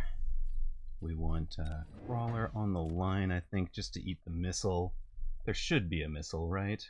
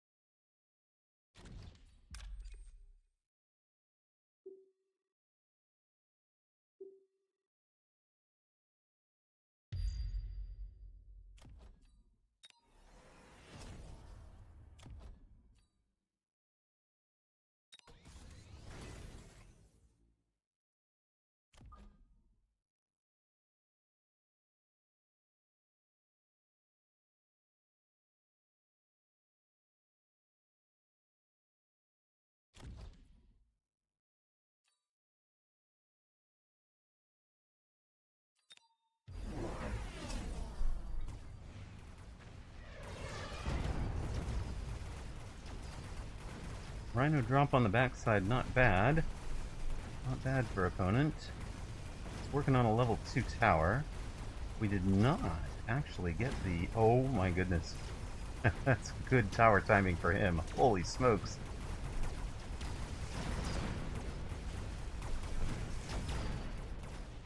There's not 2,000 left.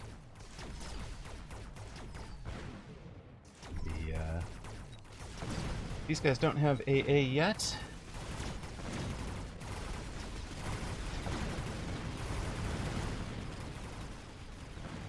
Were you expecting the...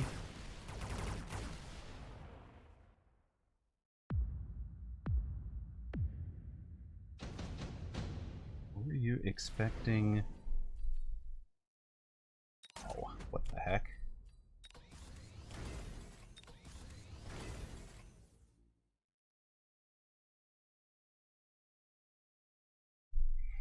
$750, $1,500, right? To do $1,600 to do them at. Get there, $1,450. I could get there with loan and speed.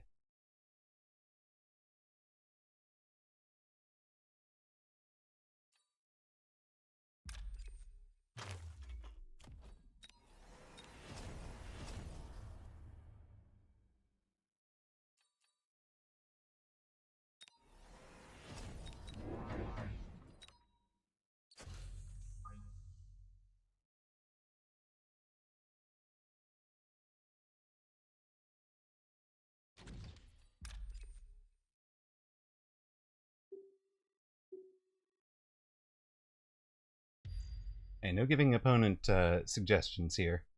He's playing entirely behind the towers. We're gonna punish as best as we can.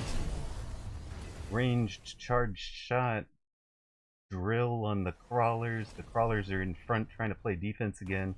There's something back there in that corner. He did the rhino drop again. Oh, goodness.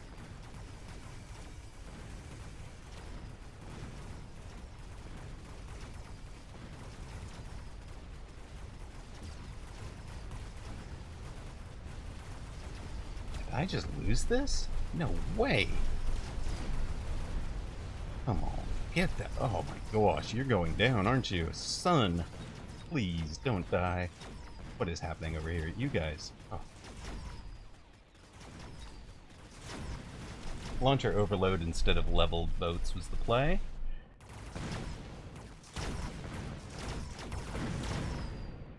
But we haven't lost yet.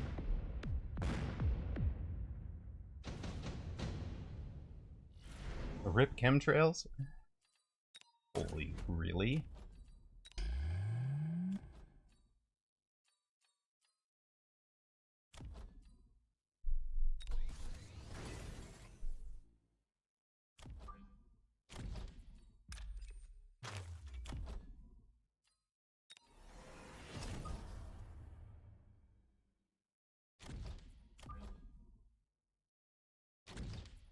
We're going to be in the back corners.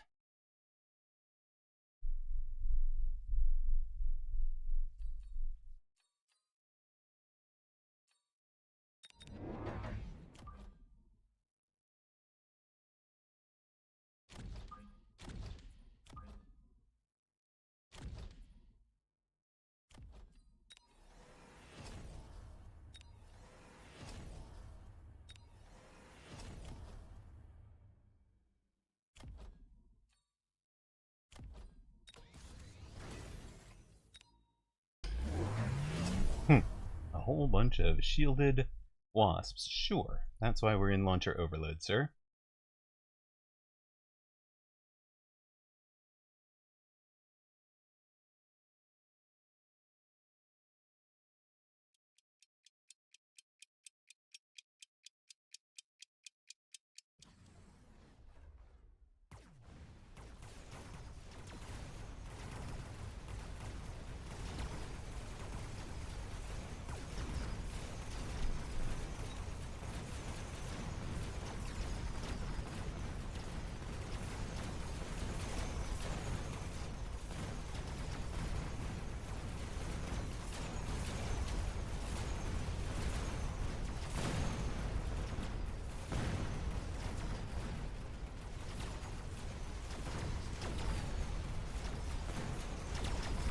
Whoosh! Off go the boats.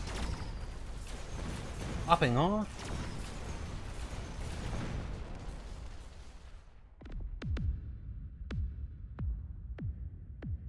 Chin gun can be not in range, it's true.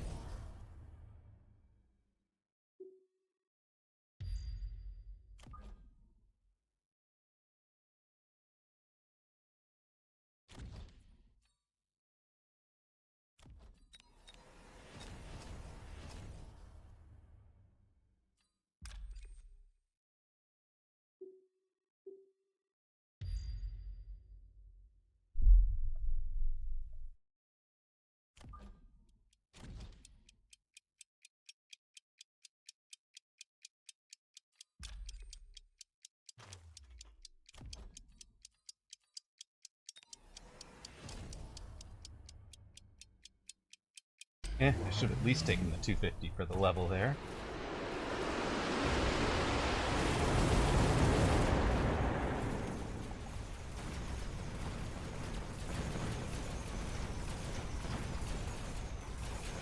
There is finally a melter out there. Did you take AA? Why have you not taken AA on the Wasps, sir?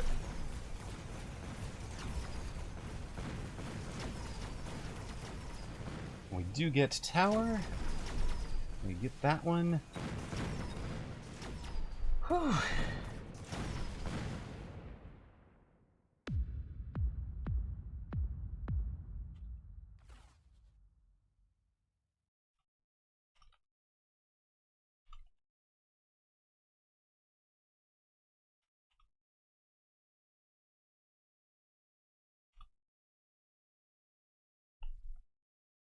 $13.86 MMR makes it to the final here. That one was fun. That one was very fun. We did cause a bunch of boat problems. 4 triple decked boats, and this guy goes, I can do some marksman range and got some super late melters. Yeah.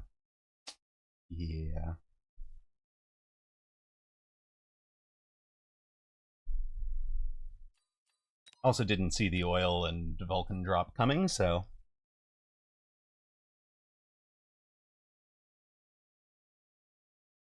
Rider Live says, I beat Varys and he finished above me. It does happen. Well, here we are. Congrats to everybody at the top of the table, including our champion Flower Fairy Hots, who beat me, gets the top 3. Well done, sir. Congratulations. The 91 Varist... 91 Varist for top 3 finish, well done. Rider Live 4th, Fred Thulu 5th, Chemtrails 6th. We have Look at the Sky, Takeshi Kovacs, Fedez, AWM, Godius Prime, and Amarok, top 12 finishers. Let's go. Hackmanic, Beccamelum, The Settler, Whooped, Marlfau, Eases, Brojuan, and Entropy rounding out the top 20. Entropy, opponent in that last match, really solid, only lost to Hots. Took Hots to 200 hit points? I mean, goodness, man. This guy's having a tourney.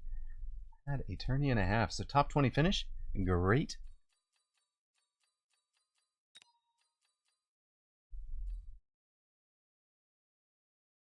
Chemtrails would have been 3rd if he hadn't abandoned, because abandoned players are sorted below the others by minor points. So, congratulations. Let's go. That was fun. I'm glad we played it. Glad we played it for sure. And have a couple of these to collect, I guess. Closing in on Grandmaster, folks. That put us into the... where'd that put us here? That put us 72nd world. And let us take a look around Rooster against B-Man. This is the Mag 1 stuff going on. So, oh, yeah. No, you can definitely play in any of the tournaments. The tournaments are not split by server. Bearlike did talk about potentially doing some regional championships that are only available to the person from the, you know, from wherever. All right. Now, I do want to give the shout out. The official channel for this is Meg 1 Live, right? That is, I believe, where I should be sending you guys.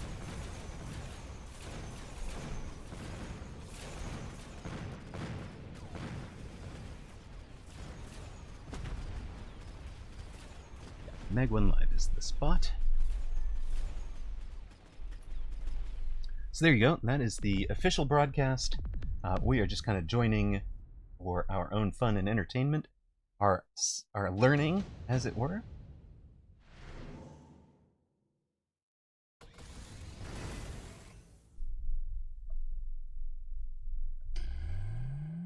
I don't know where we are contextually in this match. Rooster is running, we have seen him run this before, the Worm and Wasp strat. has some steel balls on the right.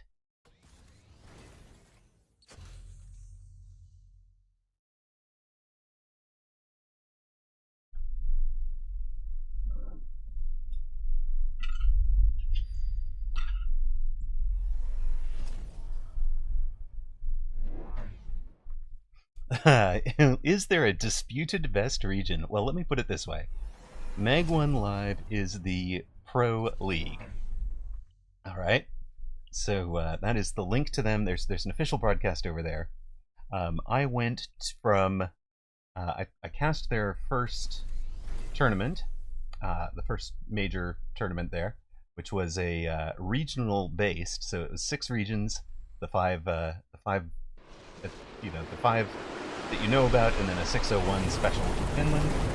They have like 4 fantastically good players in Finland. So Finland came third. The 201 and 501 were the top 2 places, and went into their final with an even match. And essentially, the 201 was rolling.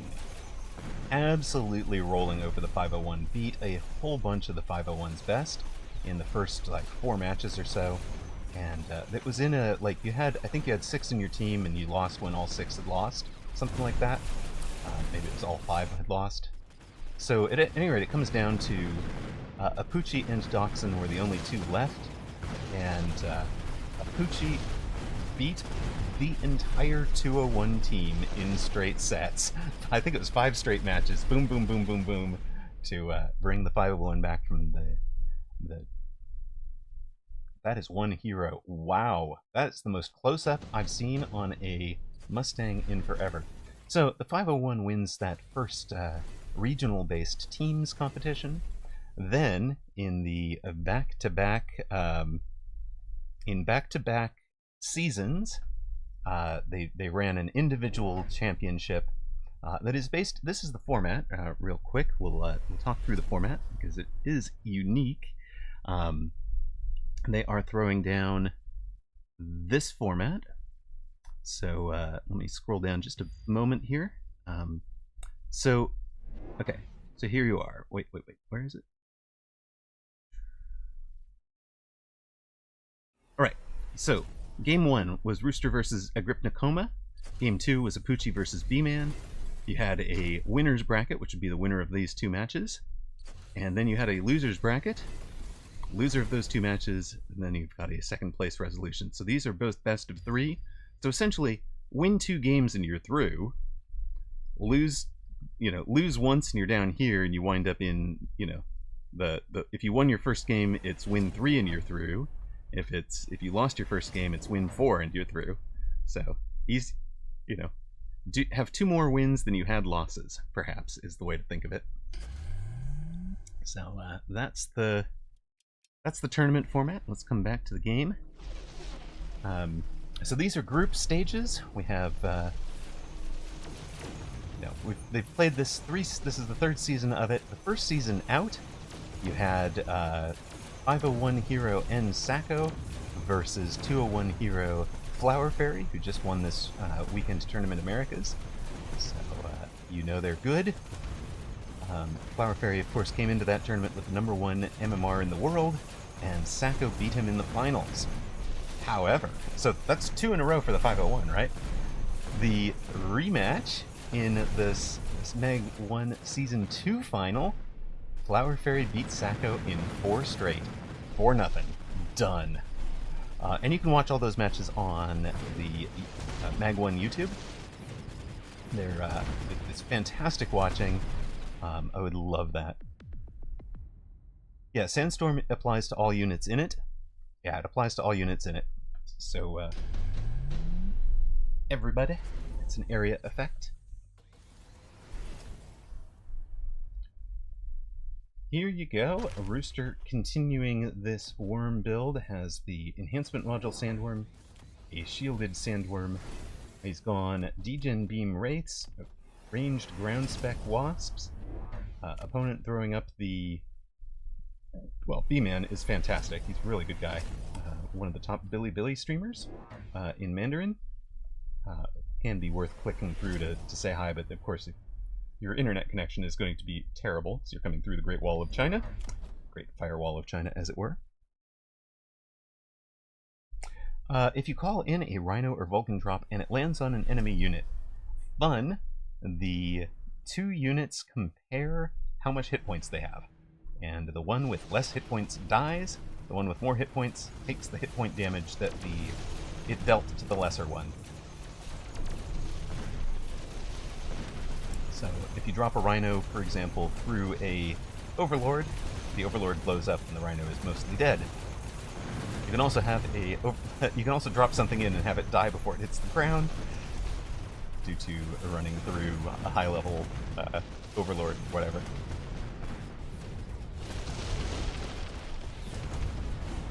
But it certainly looks like B-Man is winning, and then two more worms come up. And they get a tower. And they come over and try to eat forts. Now, fort is the natural predator for worm, if you don't know. So, and B-Man relying on double shot to just take down those forts, or take down those worms. It's really good, really effective. Level for level, the level 1 fort wins against the level 1 worm, and you know, as you attack them, the fort continues to win. So the worm player has to rely on getting a level advantage. And here you go, adding the 50% hit points from armor enhancement. Now he's got 4 worms. AA Barrage I didn't think was going to be that effective into the Wraiths, because AA Barrage does not scale with level, and Rooster can take heals on the Wraiths, so they don't really die. They'll have shorter range than the Wasps, so they'll stay out in front of the Wasps. That was something that Blue Hair pioneered. Instead of doing that, he's going to bring out one more for the other side of the board. What's down here in the corner? Looks like a leveled up Crawler. Crawler v Crawler fight in the corner.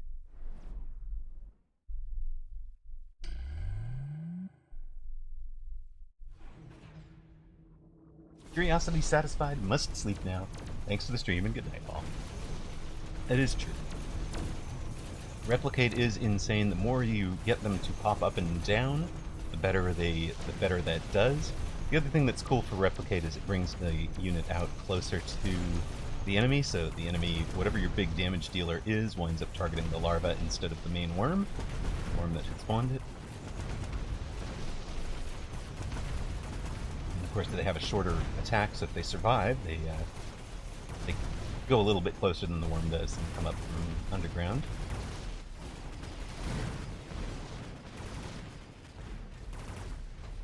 Forts win on the right, worms are alive on the left. The Overlord above not targeted, so Rooster in a lot of trouble on this one, down to 414 hit points.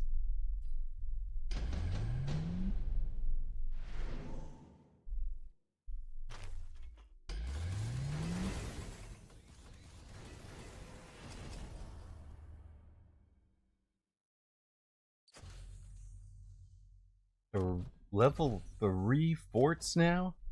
There's a level 5 Mustang with improved firepower control back there. Another one here with also level 5 with improved firepower control.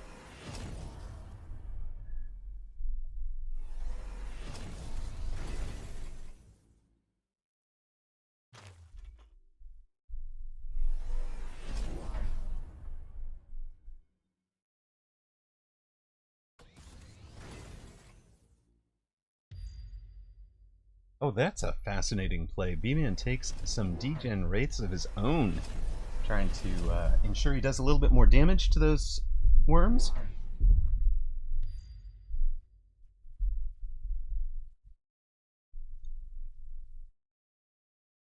I'm still waiting for him to tech heals on the wraith. I thought the healing wraith was going to survive the fort air anti-air here. But now he's got other problems, right? The Overlord can kill it, the Mustangs are going to kill it, so... Yeah, those wraiths just keep dying, I think. We haven't taken Replicate. I wonder if how much of a problem that is for these sandworms.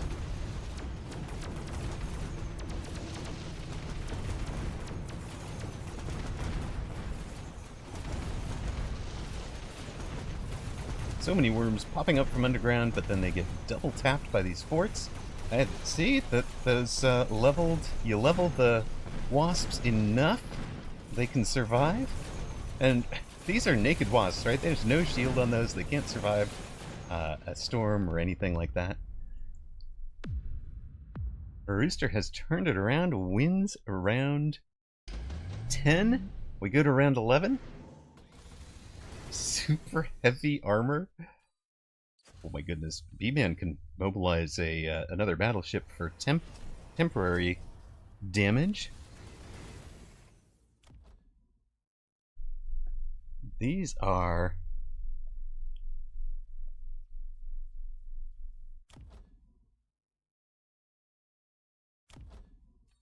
Where did we wind up with... We took the super heavy armor, I guess, for the level 3 sandworm on the right.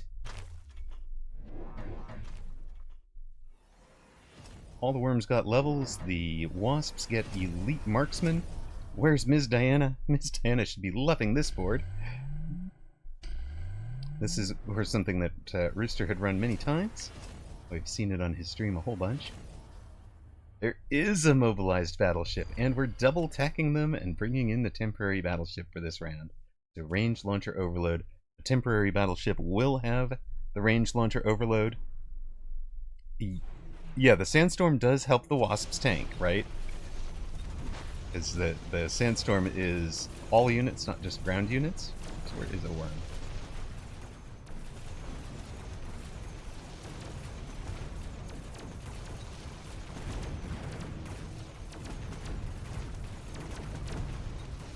I'm surprised the Overlord didn't come in on the back line, but I mean, I would have been going after a tower, but I'm a bit more aggressive than D-Man is. D-Man is very solid. The forts are down, except for this one on the right. The worms and wasps have all survived. Rooster gets the win.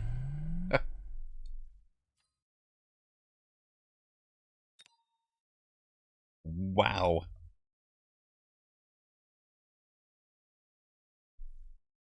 You have,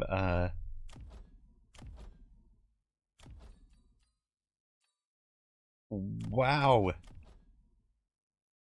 So these, the bit there is, what's going on here, right? The ranged anti-air Mustangs get locked on the armored worms. And they basically don't wind up chewing up the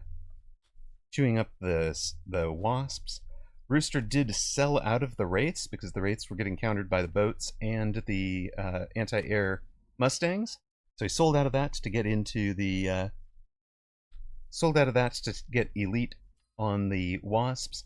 And what that was doing was keeping the wasps far enough behind the sandworm, that they really weren't getting targeted very much.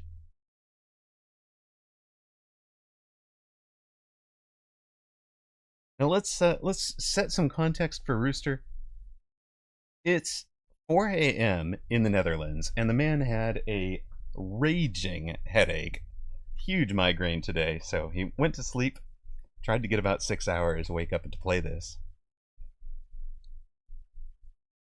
So wow, that is a match.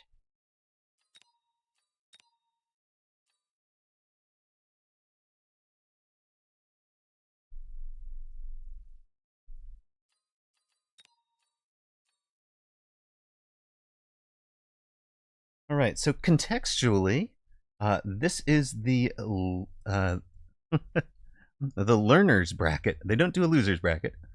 Agripnacoma beat Rooster in the first match. Rapucci beat B-Man in the second match. Apucci beat Agripnacoma in the winners bracket. So you have set yourself up with a Rooster versus B-Man, and they are 1-1. Winner is out, or winner is through. Loser is out. Let's take a prediction for this one.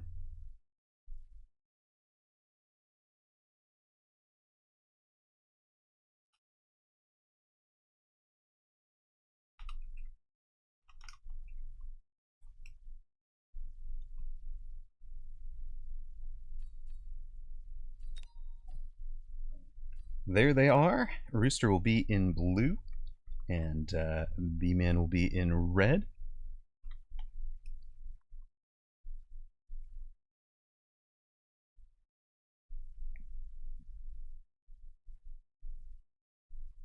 Yes, OP Elite Wasps for sure. The 10 range from Airspec, that was amazing. That was amazing. Channel point predictions are up for this.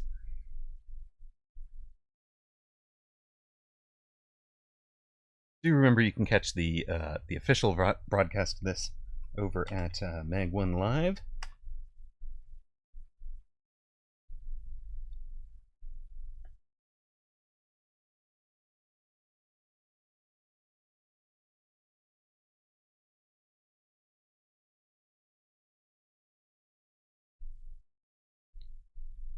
This is the third and final match of the best of 3. Loser is out. The winner will be facing Agrippnicoma. That would be a rematch for B-Man. No, wait, it would be a rematch for Rooster, right? Agrippnicoma beat... Yeah, Agrippnicoma beat Rooster. Apucci beat B-Man. Right, okay.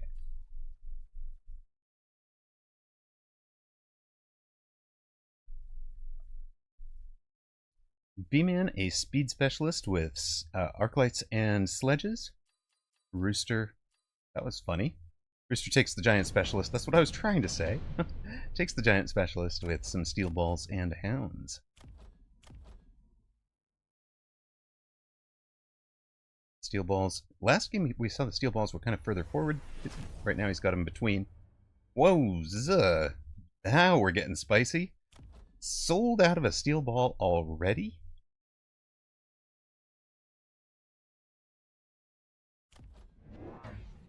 Goes for a Phoenix round 1 to have them in the air. Gonna win this one on Air War. Unless B-Man picks up a Fang.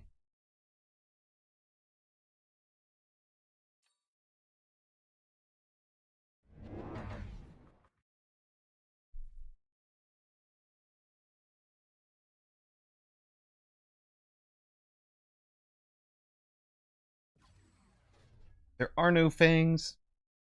It's done. Phoenix wins this round for Rooster.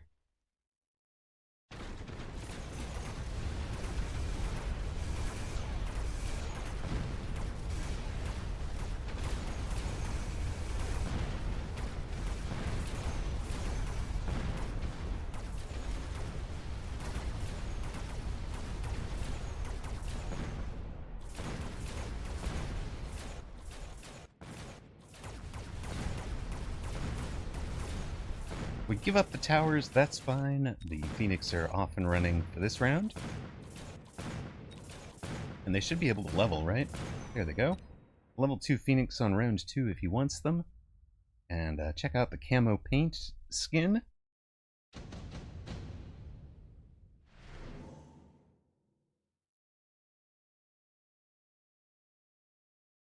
Alright, we get our unit drop. A Rooster takes the level 2 Fangs. B-Man takes a Fire Badger on the weak side. Wow, Rooster already into a Vulcan Phoenix. I feel like we've seen this before. He sells a second steel ball to get completely out of it. Giant Specialist hustling to Vulcan.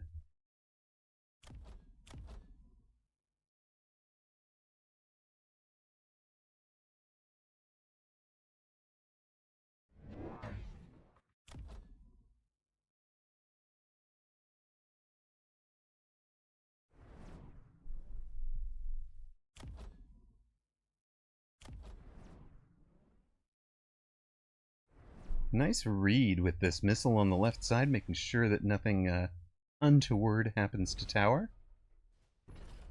B-Man picks up a pair of marksmen. Missile on that does not actually get the job done. The Fangs have range, but I think they die to the Fire Badgers, even with the missile damage. They are going to buy some time. That's really all they're going to achieve over here.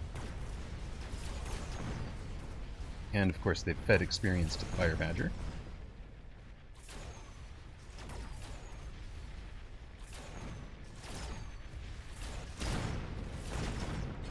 Marksman came over, cleared up the Phoenix, and actually gets the win against the Vulcan as well.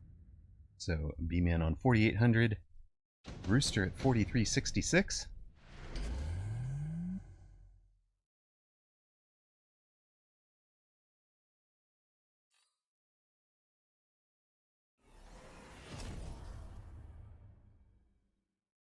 Barrier on the Vulcan right away.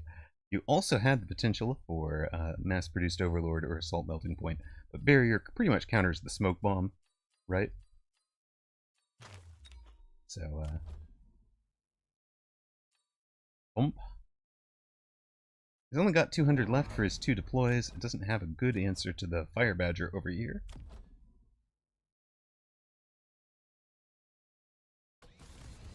They are level 2 now.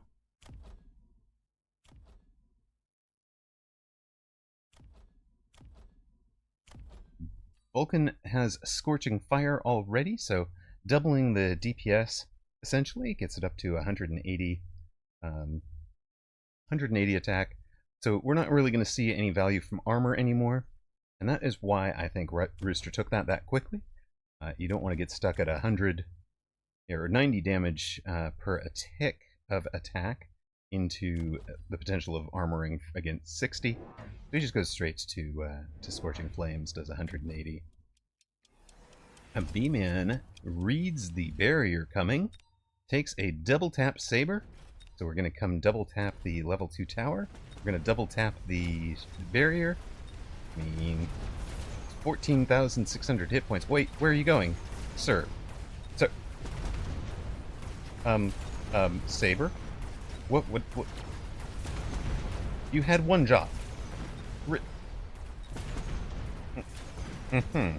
Okay, well, the Marksman gets the job done without the Saber too. The Saber on this side has gotten the job done, brought down the barrier, and the Marksman finish off the Phoenix. So, we're through.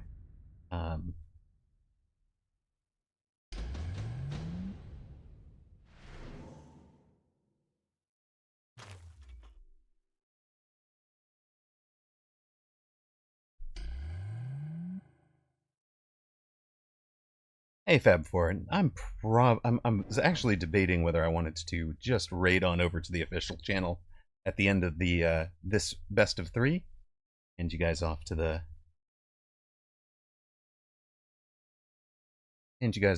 Mag 1 official, and just settle into that as a viewer. I think that's the plan. Which that puts us on about 10 more minutes, maybe. That makes a nice even 10 hours, right? Just about?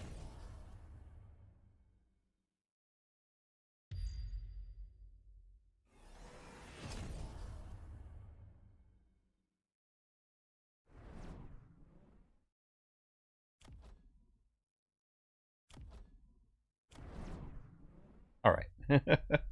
Sounds good? Good. Missile gets blocked. This one winds up on the Saber, who's now part of a mobile beacon.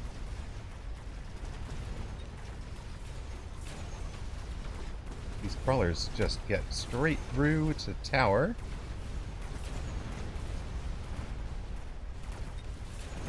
They're eating the level 2 fangs instead of anything else.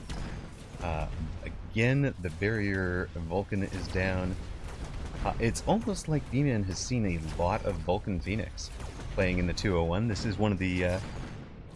Oh, official's a slideshow right now. Oh, I see. Okay, we will... If they are having...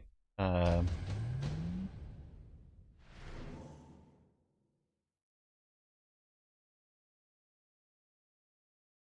they are having production quality issues, it looks like...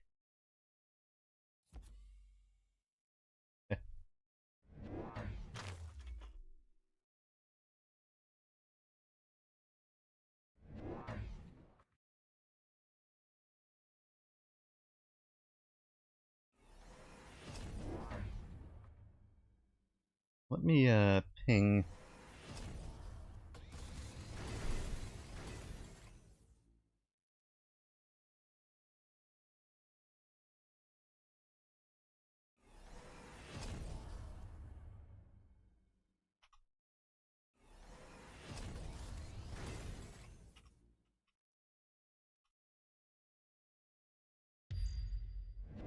Right, so we will not raid over to them as if they are in potato state.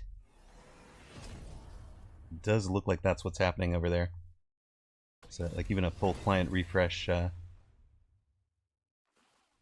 causing problems. We're way ahead of them here. So, second Vulcan in for Rooster on the middle to clear up that pack of Fangs. That gets the Phoenix connected with key units. Badgers have skated right past that tower.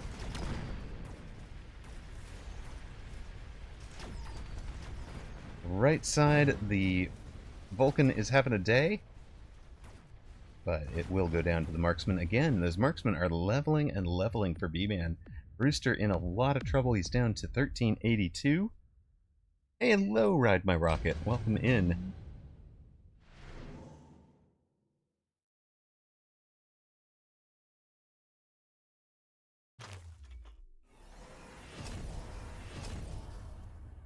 Rooster takes the Typhoon. We've got B-Man. What did B-Man take over there? I'm looking for the drop. Ooh, it's Charged Shot Phoenix and more Vulcans. Fourth Vulcan now. We had this one over here. We had the Vulcan far left handling this flank and then coming out. He's also leveled the tower up to level 4. Kinda crazy. Also, welcome in first time chatter, Ride My Rocket. Appreciate it. So that we may, if official is a slideshow, we may just we may take this all the way through to the end of the group so that you guys have live coverage.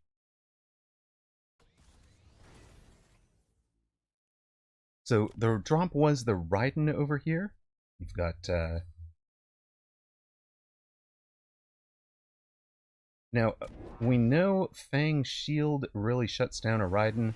He's taken 2 of them. He's really committed to them with attack already. Let's go!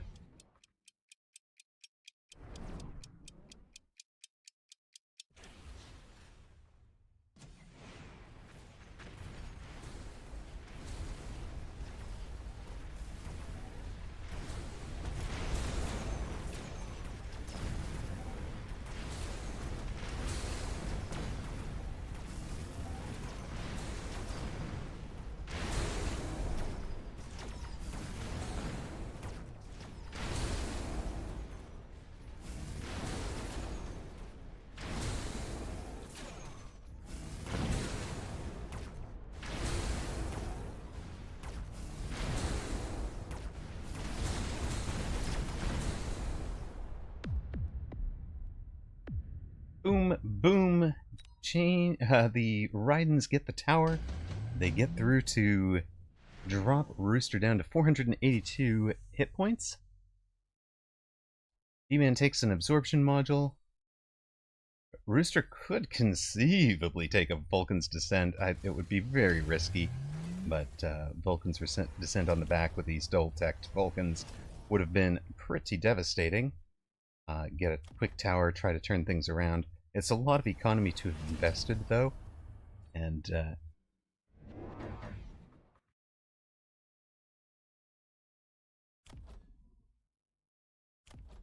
two melting points with range. That is quite the Hail Mary.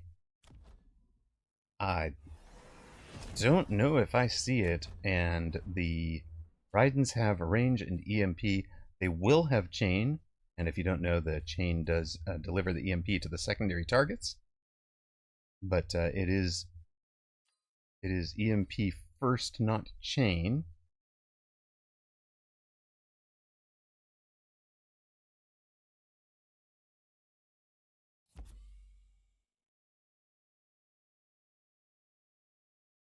Of course, when he takes chain and starts EMPing, you're also going to be EMPing the Charged Shot Phoenix, which are getting sold anyways, to fund a third melter. Hello, Dr. Bois. Says, I just have both channels open so I can see things here and listen to all of you talking over each other. Love it. Love it.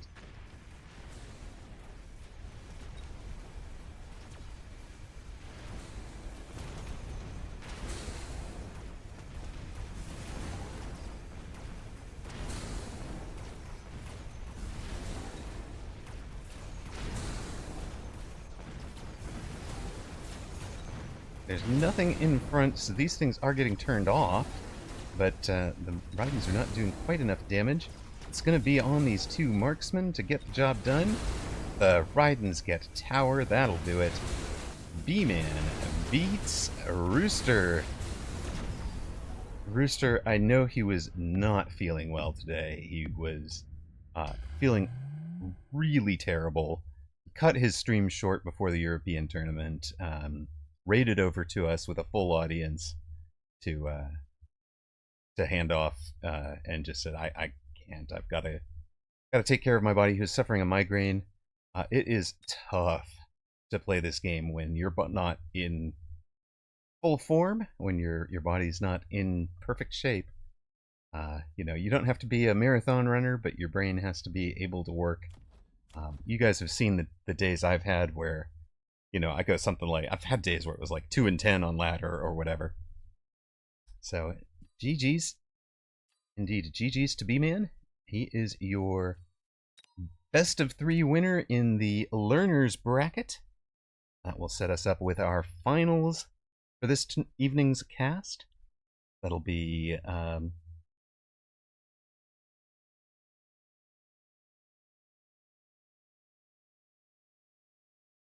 we're going to have the finals, which will be Grip Nakoma against B-Man, best of 3. Congrats to those of you who took B-Man over Rooster in that last one, paying out 1.8 to 1. Those of you such as whooped. One of the things we do on this channel, of course, is you can gamble your rocks. Who does not want more rocks? Everyone wants more rocks. Let's go.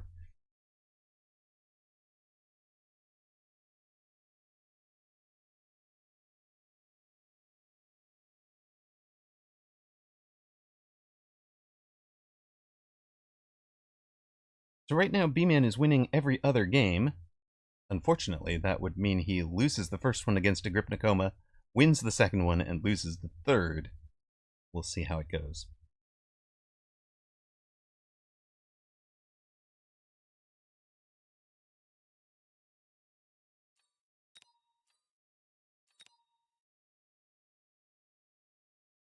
Are we good for 2v2 on Tuesday? 2v Tuesday. Uh-oh. I will definitely be looking for you guys on ladder then. Let's do it. Love it.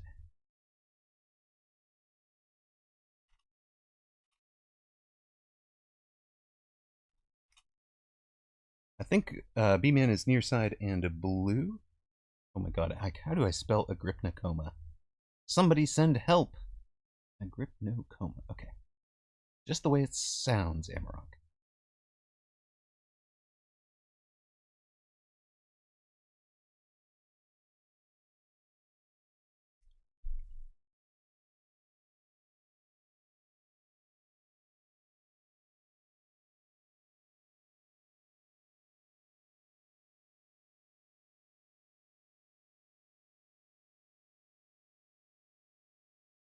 Channel point predictions are up for this one. You've got about, you've got about 5 minutes, so you can wait and even see how round 1 goes, not just what the picks are, but you can see the round 1 formations and how round 1 goes.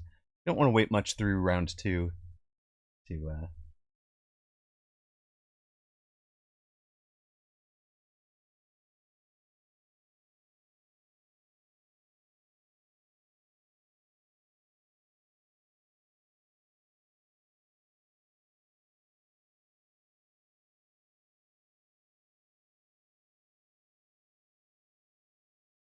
Alright, B-Man near side blue. Came through the learner's bracket. A Grip Nakoma beat a Rooster in the first round. Has been sitting idle for a minute, so B-Man is warm. Grip Nakoma probably a little less so. A Grip Nakoma, a supply specialist with Steel Ball, Crawler Start as arc lights. B-Man goes Farseer specialist with Tarantulas and Fang.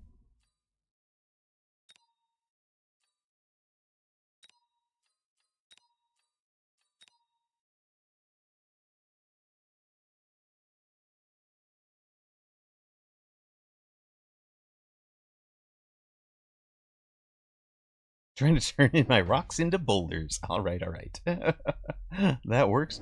There are, wow, B-Man, a 14-1 favorite right now. Agrippnikoma, big underdog. Great odds on Agrippnikoma. B-Man has come out aggro left side with Fangs protecting the locks on the tarantulas. The steel balls over here are going to have a great run on tower. Uninterrupted. He's a little bit further off the line than the 501 tends to play.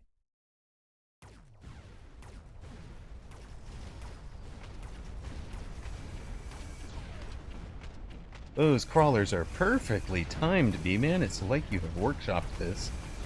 Look at that stuff. However, these guys do get the tower. There is no pull.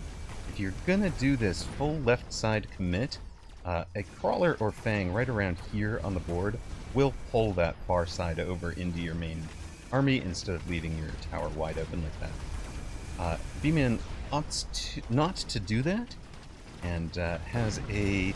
Well, I mean, he's got all the crawler, all the Fangs out in front. Oh, that's one steel ball gets the lock. 3 balls and 2 arcs. The survivors for Agrippnikoma.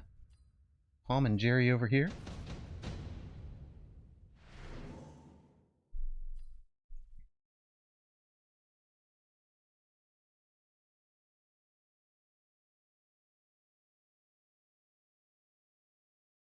You've got Improved Phoenix available. B-Man takes it. ER Vulcan, not the choice in this one. The clockwise rotational. Agrippnikoma skips. I like taking that short, the small EMP blast. Even, you know, right at the start.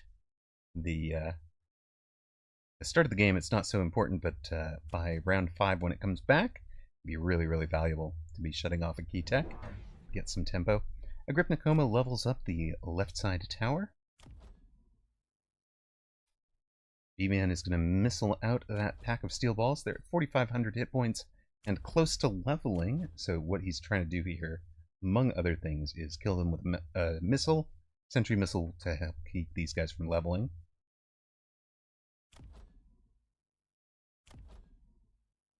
We've got a Mustang for Agrippnikoma, the Improved Phoenix for B-Man. Note that he is skipping a deploy in order to get the Improved Phoenix out there. Improved Phoenix, if you don't know, this is one of the most ridiculous cards in the game. They go from 200 cost to 300 cost, but, attack increased by 50% and hit points increased by 250. This pack of crawlers eats that missile, gets the steel balls straight through the tower, and they will level. So B-Man's Gamba on the 50 sentry missile does not pay off, and that's going to let this Mustang get the win. For it's going to take forever to chew through the 250 hit point Phoenix. Those Phoenix have 5,000 hit points. Literally flying steel ball at this point. They have more hit points than the steel ball. But on we go.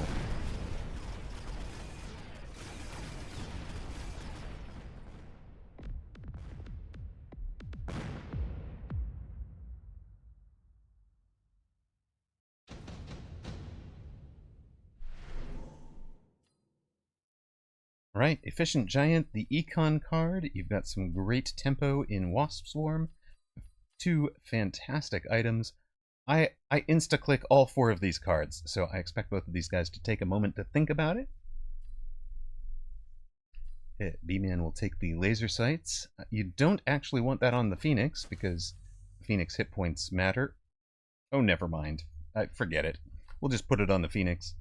For Agrippnikoma, I'd be shocked not to see it on a Mustang. But, you know, B-Man shocked me already, so.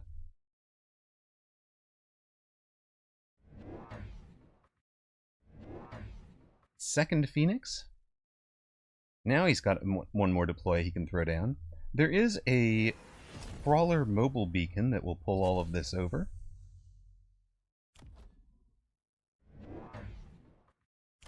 And it is range for Agrippnikoma on the Mustangs. Instead, oh, B-Man, instead of going for that cute mobile beacon play, takes the oil. drops the oil in the way, and has a Fang out here just to slow down the steel balls if they get there. Most of the Mustangs will come to the Fang.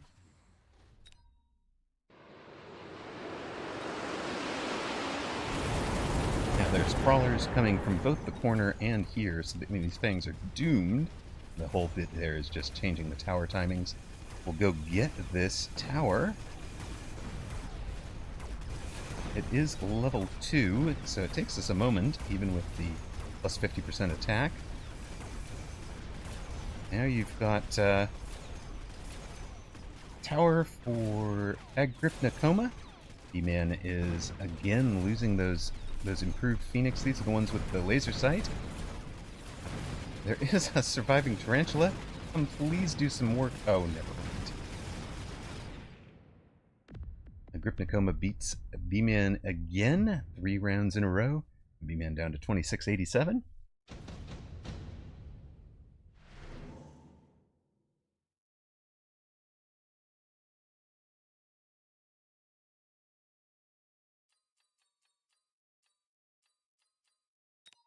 Mustangs are going to level back here. And B-Man is minus 200 in economy on that wasted missile that got eaten by this crawler, and then the tower.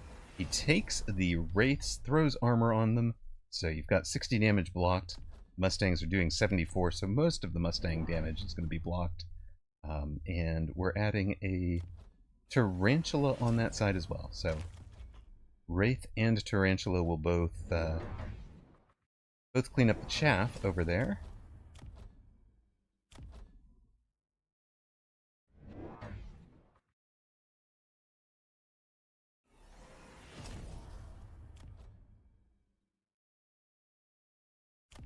Range on the Tarantulas.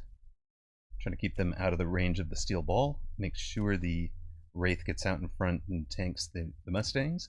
Agrippnacoma is into 4 Mustangs now. So there are some Mustangs over here that won't get addressed by a Wraith.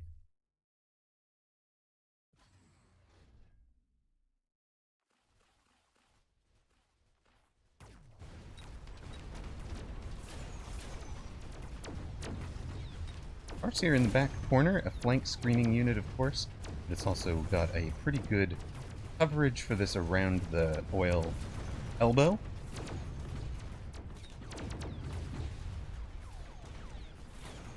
The improved Phoenix do take out the level 2 Saber on the left.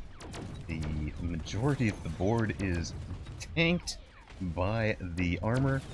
There's 2 surviving Phoenix and 1 Tarantula over here to clean up. Both the Wraiths survive. There's 300, 600, 900 damage. And just like that, B-Man has equalized the tempo. 2687 to 2600. Absorption module shows up. I love it. Missile strike, smoke bomb, underground. Now, smoke bomb, Agrippnacoma is going to drop it over the Tarantulas. But with so much of B-Man's army in the air, that's really just going to push these Tarantulas up front. And a lot of, well, I mean, maybe that helps them to not get tanked by the, or not get protected by the Wraith, I guess. Underground threat, I'm not seeing a great place for it. But B-Man takes it. He does love the chaff.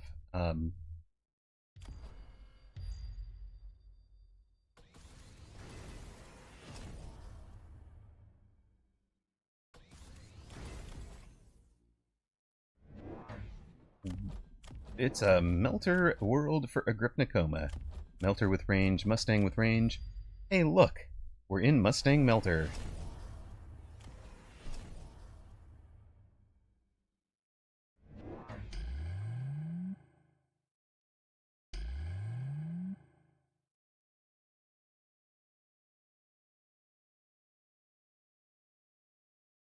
What?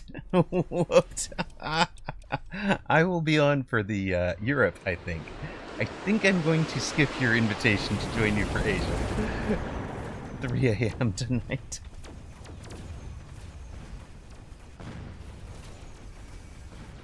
That is a good point. Do you remember if you are in certain jurisdictions, you've got a channel, or you've got a time change tonight. Now, the underground threat has really gotten through to the tower over there. The smoke didn't do a ton to slow down B-Man's aggression on the left. And here come the improved Phoenix to clean up. They're level 2 and scaling. Oh, it was for next week. It was for next week. Got it. Yeah, I'm not planning on being up at, in like 6.5 hours for this.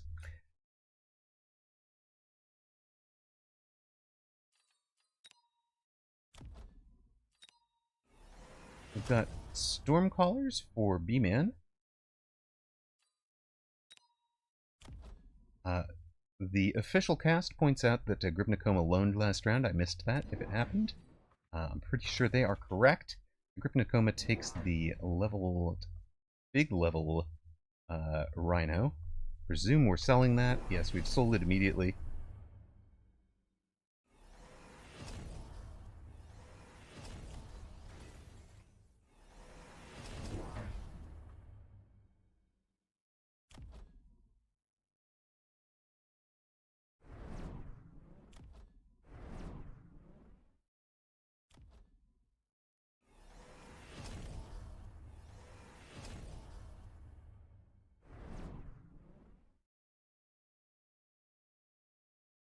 We've added a Phoenix on the right side. B-Man last round had taken Impact Drill. That's part of what got through the level 2 tower over there.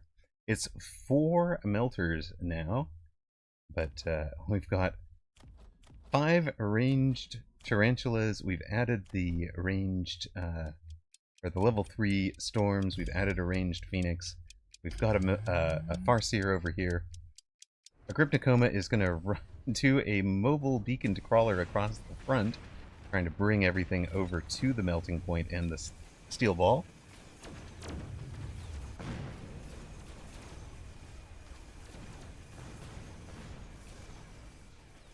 The wraiths are going down really quickly to the melting points. Good night, the settler. Going mobile before bed. Enjoy. Get a good night's sleep, and we'll look for you tomorrow in 2v2 tourneys. Thanks for joining us for the cast tonight, man. Really appreciated having you here.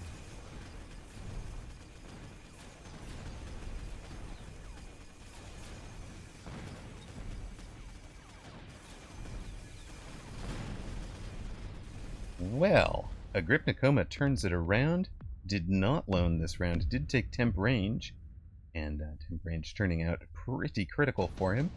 Selling the Rhino to fund the two new melters. Pretty quick nuke for each player.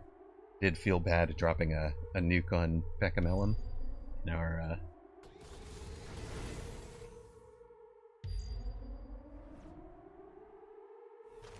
I love this positioning. We're going to hit the shield, but we're not going to waste any of the area of the nuke on things that are currently under the shield. We're just going to clip the shield, do the 70,000 hit points. Grip Nakoma is shielding. B-Man, oh, clever man. Takes an energy shield for his improved Phoenix. So they will be in under the nuke. Take the...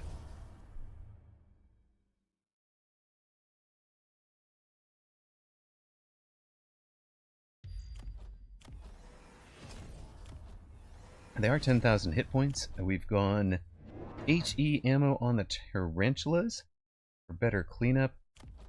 Why haven't we sold the wraiths, B-Man?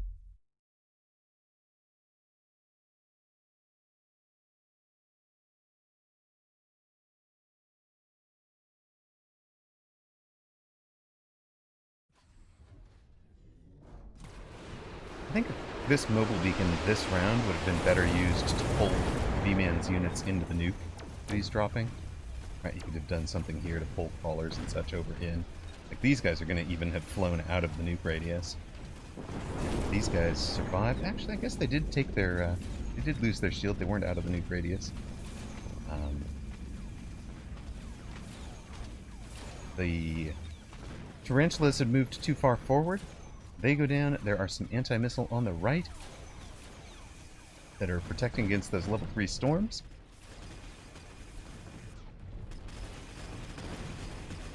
tower timing great for Agrippnicoma. Is this enough? It's enough by... Oh no, it misses by 40 hit points. Woo! B-Man, staying alive.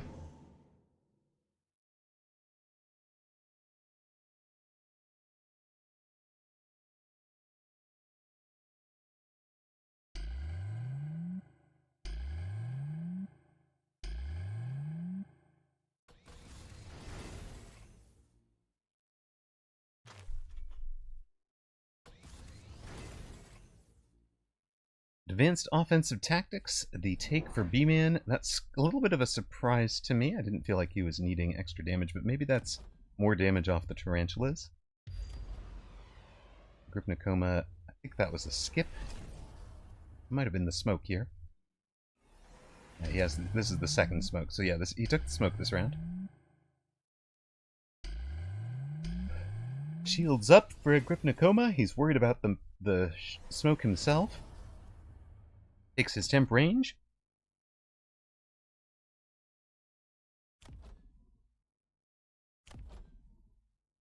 B-Man is ultra broke, it's true. Yeah, still haven't sold the storms that are getting kind of hard countered here.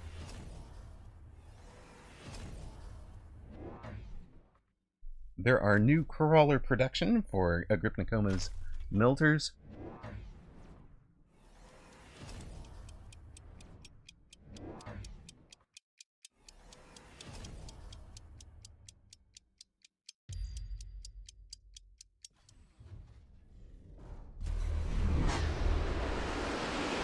It is really weird to hear the official broadcast in my ear as I'm doing this, the radio broadcast over there, especially because of the repeats, right? It almost sounds like the gentlemen are kind of repeating themselves. But this looks like an overwhelming win for Agrippnicoma. The Mustang and Melter combo getting it done. We have seen Melters beaten by forts today in the EU tournament. But here, the Melter reigning supreme against the improved Phoenix. We just have way too much invested, I think, in these Phoenix, and without the chaff clear. And we don't have the chaff clear because the tarantulas are dying to the Melters. We need the chaff in front of it. So let's just take a look at B-Man's chaff board real quick. Because we're losing the chaff war here. And part of that is, right, the Fangs up front are just cannon fodder to the Mustangs. We've never taken shield on them. The Crawlers, we've never taken a defense enhancement, so defense enhancement can really matter in terms of changing the number of shots it takes. B-Man, of course, they have 277 hit points. These guys are shooting 41 damage per shot with tower health. So, 7 shots, essentially, gets you 280 and bring 288 even, 287 I guess, and brings down the crawler. So 1 extra defense enhancement buys you 1 extra shot per, right? A little, maybe, yeah, 1 extra shot required per Mustang per crawler. So it slows them down. It really does. Think of that as a 12% improvement in the tankiness of your crawlers, right? Against Mustangs. It's worth doing. The second one's even better. So, Agrippnicoma through, wins round 1 as I predicted when we started this one. Agrippnicoma, well, I bet on B-Man, but Agrippnicoma, what I was saying was B-Man is winning every other game, so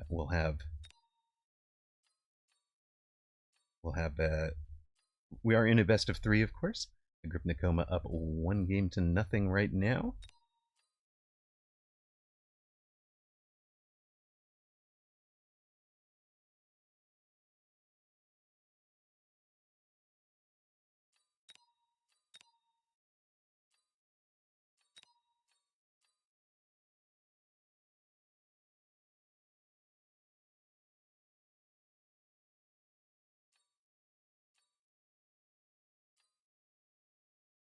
There's a hamster for sale.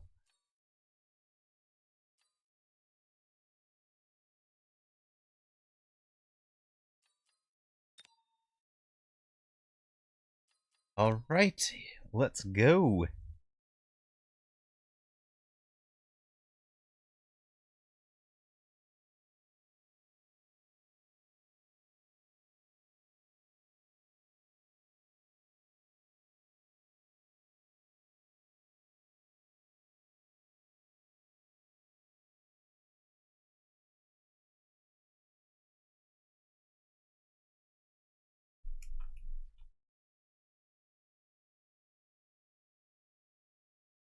To reset the stakes here, the winner of this one is through to the group of 8.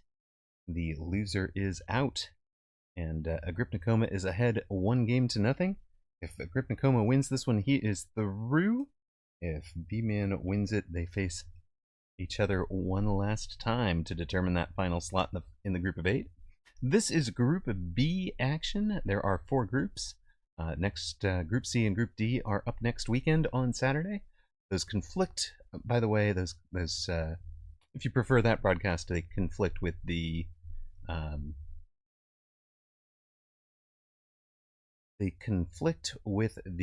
Asia tournament and America's tournament, respectively. But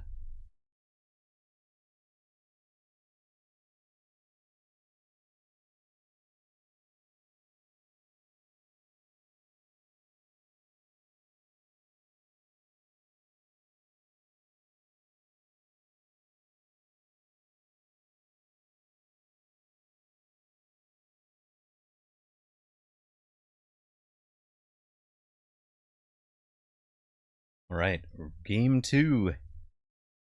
Channel point predictions are up. Agripnicoma the heavy favorite right now. B-Man near side, a Rhino Specialist, 4,300 hit points, Fangs and Storms.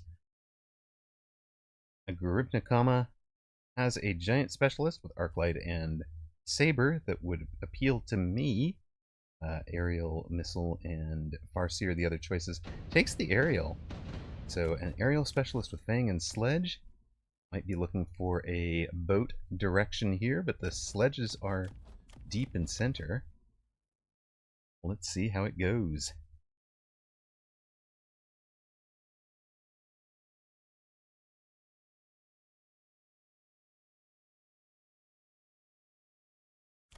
Fangs straight in front of the tower is kind of the last line of defense there. For B-Man, his horizontal fangs behind the tower, a little bit different from the way some people do. People will do the horizontal crawler and the vertical fang. B-Man does this for his standard boards, and that does kind of have the same effect that this does, where they'll walk up in front. But one of the things this accomplishes for him is there is no rush angle from the front quadrants. So you know how people like to do, Mobile Beacon Phoenix, Mobile Beacon Wasp, Mobile Beacon Rhino, etc. You've got those covered. Dr. Bois goes all in on B-Man. Says this time B-Man wins for sure.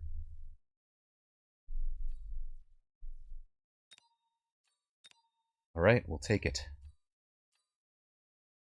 Take the 10-to-1 odds.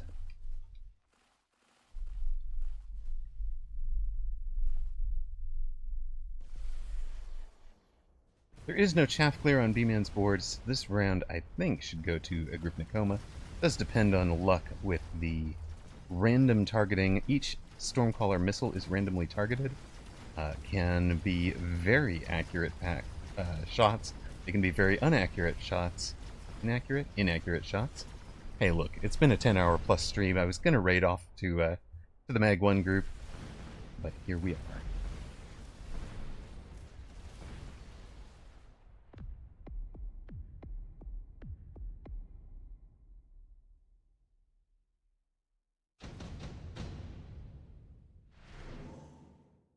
B-Man takes the free arc lights. Well, I did say he was missing some chaff clear. Now he's got it. He had his choice of Badger or arc light, but level 3 arc light just great for a standard V standard. Agripnicoma takes the Fire Badger. Extra hit points. Oh no. We're gonna line the arc light and the Fire Badger up with each other. Agripnicoma adds a Phoenix, and I think this crawler is new at the way back, right?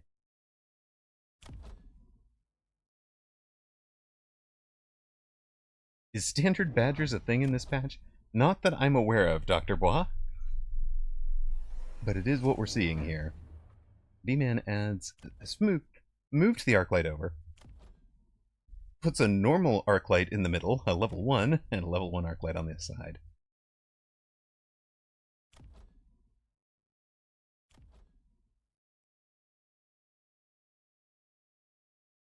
Alright, let's see how round 2 goes. Oh, B-Man.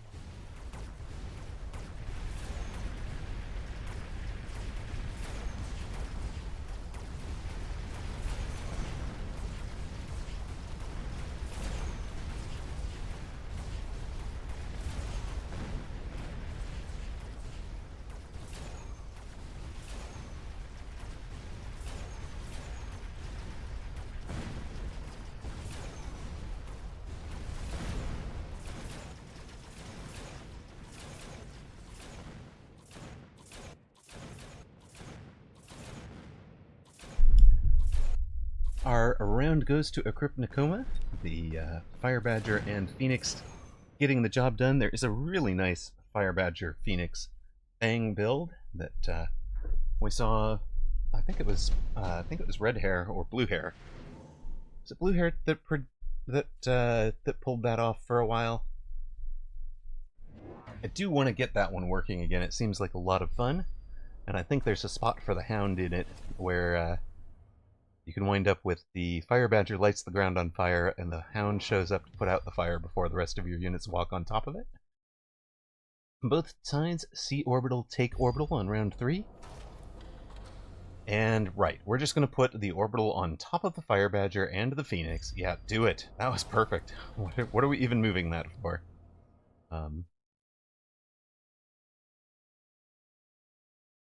And Agripnicoma actually rethinks the Stormcallers with the knowledge that the orbital bombardment is out there. There's no reason to clump units together, so he puts the storms out wide where they'll survive. And B-Man throws up a shield, but it's kind of on the wrong side. What are we shielding over there?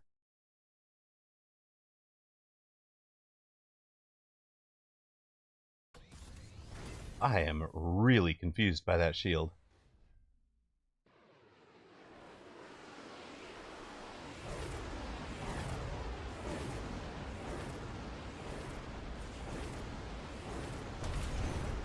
I guess we're pulling a bunch of stuff into it. We're going to have these crawlers arriving late. There are some fangs in it.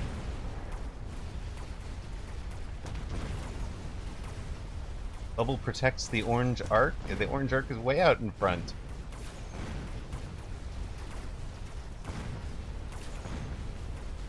I guess maybe it was trying to keep the fangs alive to handle the Phoenix?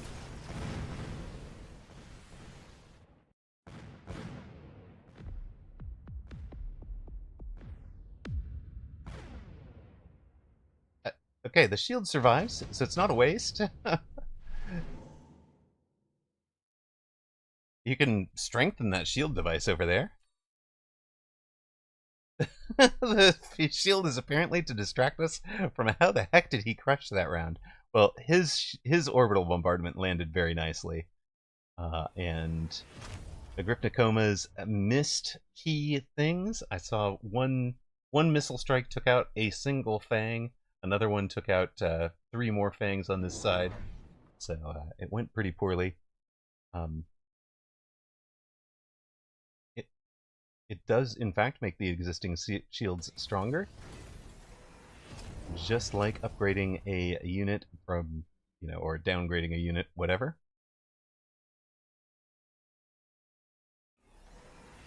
You've got a range on the arc lights. And another marksman who's going into the shield bubble, might as well. Did they both take the advanced shield device? No, it's extended range Phoenix and advanced shield device, so.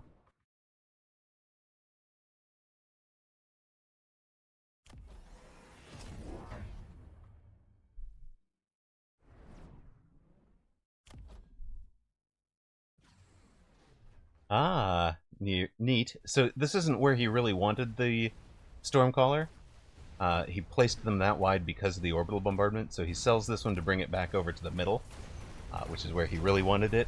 The idea there, I think, is to get it landing on the Saber, if possible. It's not going to. It winds up out over here.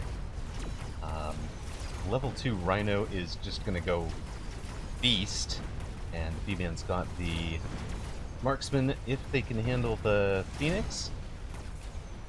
Level 2 Rhino is going to get straight in on tower during the late round.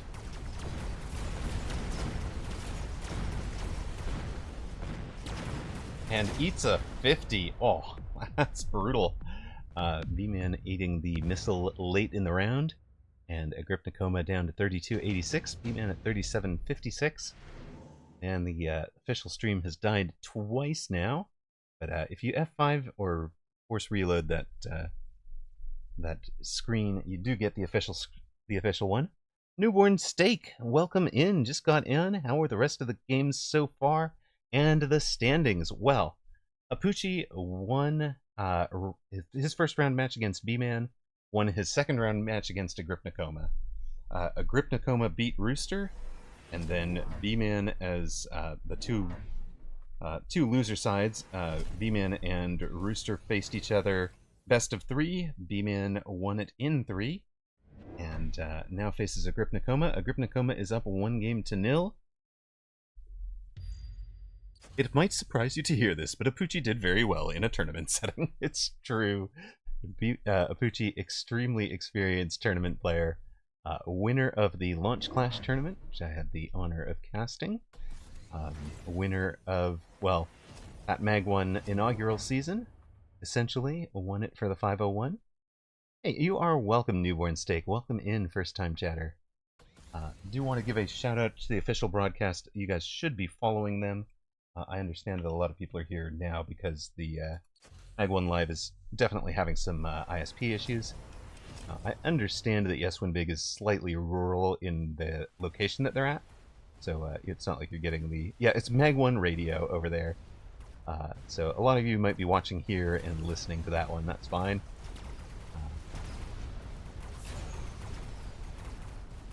But of course you should prefer my radio broadcast to theirs, so...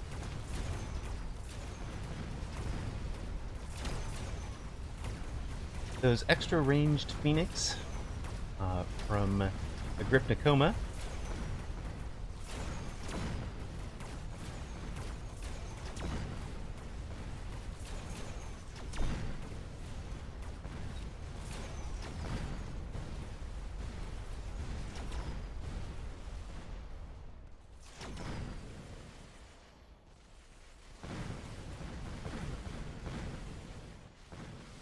Agrypnicoma wins on the left, B-Man winning on the right. And it's going to be good tower timing for B-Man. Takes down tower just as the storms engage with each other. And that's the fall through the floor. Oh, we don't. Oh, we do. We do fall through the floor. Ah, well. Smoke Bomb, Wasp Swarm, Improved Fortress, and Extended Range Vulcan offered. B-Man takes the Wasps. The smoke on the right side, but B-Man has those improved shields. So he brings up 3 shields. There is a little bit of a spot, right? There's a little bit where the middle line is available. That's going to land, and there'll be smoke right around here, but the rest of this is almost completely blocked.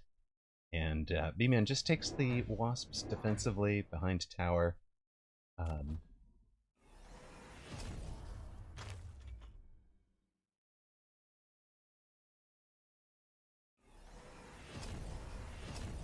It's now 3 Stormcallers to 2, and 5 levels of Storm to 2, which those Storms are doing a lot of damage. And we've seen this before. A Stormcaller can quietly be your gold damage dealer, and that's what's happening here. This bottom right Stormcaller doing a ton of work. It has done more damage than this Marksman by double, and you know, even this Stormcaller did more damage than the Marksman last round. So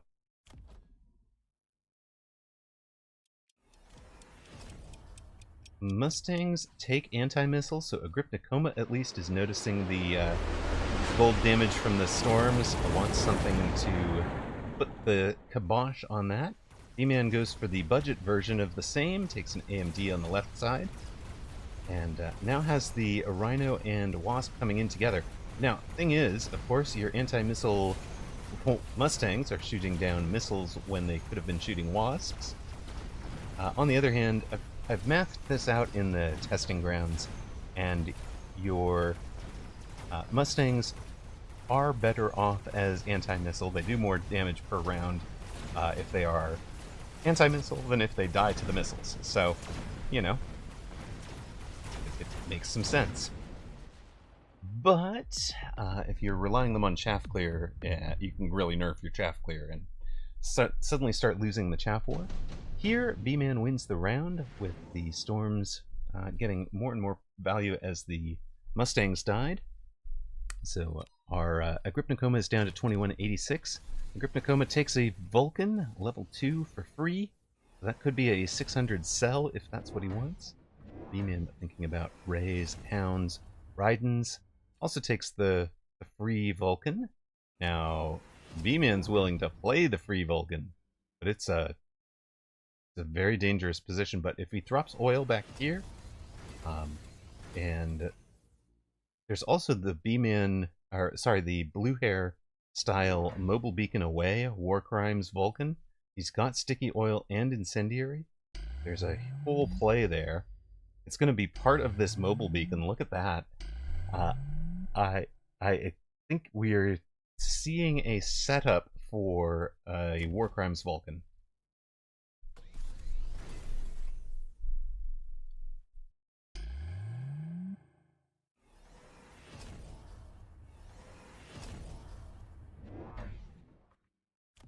It's going to be Elite Marksman on the Arc Lights, and we'll just triple recruit some stuff. So no techs on the level 2 Vulcan.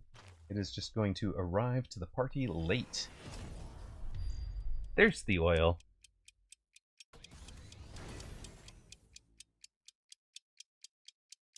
Alright, so with the oil on the ground, the Vulcan should light the oil if anything walks into it. And doesn't have the range to really reach those fangs, but as soon as the crawlers start catching up, if they catch up, did this work the way B-Man wanted it to? I don't think so. I don't think that's the way he drew it up in his head, guys. But, oh, now he torches it, and the Mustangs die in the fire.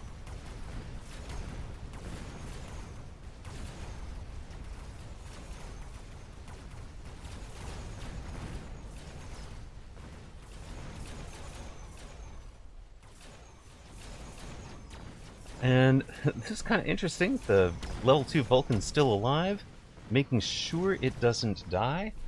Now, if B-Man was sure he was gonna win the round anyways, that's 350 guaranteed hit point bar damage. He's got one. Oh, it came in as a late tank for the marksman. Barely wins the round with his 2 units surviving. Agrippnikoma down to 2036. We're having some close rounds here. And B-Man takes a second mobile beacon. That's entertaining. A lot of shenanigans you can do with 2. Oh my goodness, we've got the X-Cross. Alright, crossing mobile beacon. I love it. I love it, but this is not the sort of shenanigans you can do. There's all sorts of better things you can do, like, as an example, pulling units one direction and then having a Rhino run in on the tower at the space that you've just opened up. Agrippnikoma has gone for a orbital bombardment lightning storm combo on that corner. Nope. Yeah, does do that. Likes it. I'm going to bring down the shields as quick as I can and get all the things under it, including that tasty level 4 marksman. Nom nom nom. B-Man is a skipped the lightning, so he's in better economic shape.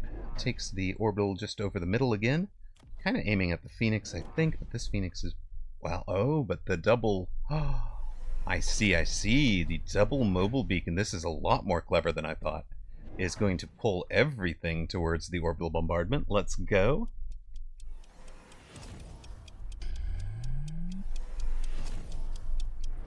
We're just trying to pull everything into the bombard region. Watch these units on the outside track those crawlers. This guy didn't, because it got missiled out, and B-Man did not do the leaving one or two crawlers alive to run ahead and die as a sacrificial lamb. With the combined might of the storm and orbital bombardment, the left side is going to collapse for B-Man. The marksman is holding on. He's killed a lot of key units. Now he's stuck on chaff.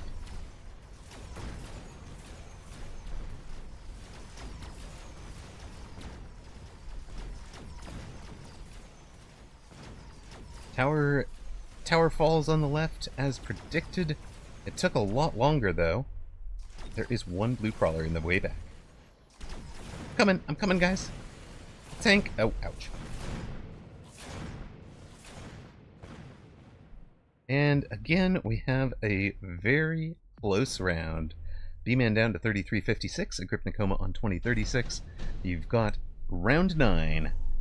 B-Man takes the Lightning Storm. Can Agripnicoma afford it twice in a row? He's going to take it. He's really, really hoping for a quick cooldown at this point. There's our X-Cross again, trying to pull everything into the Lightning Storm. We've got elite marksmen on the arc lights. So both sides have elite marksman arc lights. We've got the 5 arc lights with similar positioning for both of them. For B-Man, we've also got elite marksmen on the marksman. Agripnicoma has takes range on the Mustangs now. Yep, has also the Phoenix, dodging the Phoenix around the Lightning Storm again, despite the lightning not being out there.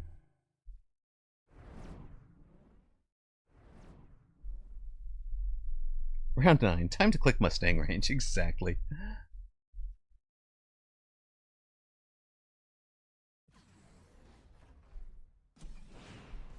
Lightning is in the same spot, but it is not helped out by the orbital bombardment. Those shields should last a lot longer this time. They are still getting hit pretty hard, especially this one on the right. See what I mean? The shields survived this time, so much better shape for B-Man. And that's going to leave the arc lights clearing chaff, the marksman doing the work that he designed them to do, or bought them to do, however you want to think of this. Oh, all the shields go down just before the round ends. Yikes.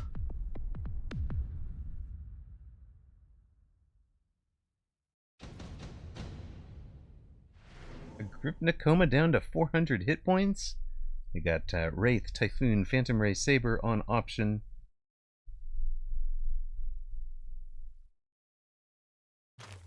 Agripnicoma takes the Typhoons.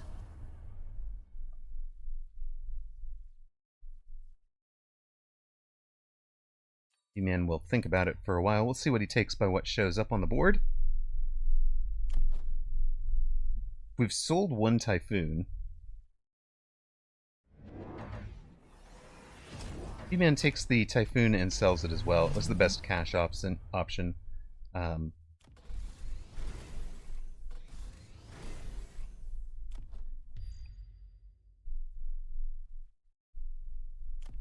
Agripnicoma goes for a range energy shield triple level 1 Wasp recruit. Puts them on the same side as the level 4 Phoenixes. That is also the same side as the level 5 Marksman with a item on it.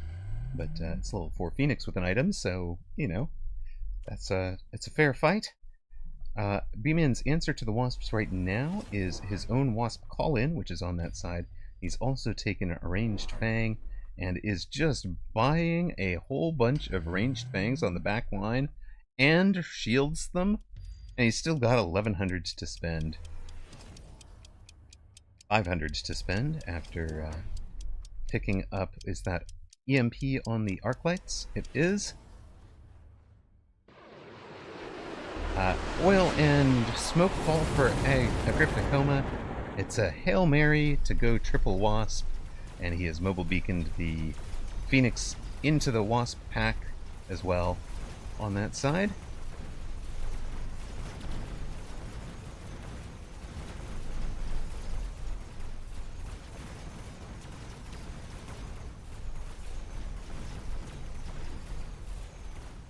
The EMP arc lights, the EMP not doing a ton yet, but once he starts connecting to key units on the other side, down they go. These late crawlers arriving out of that X pattern for B-Man, and the Wasps are dead, the tower is dead, the Phoenix are dead, and Agrippnicoma has lost game 2. We will have a game 3, 10 rounds in.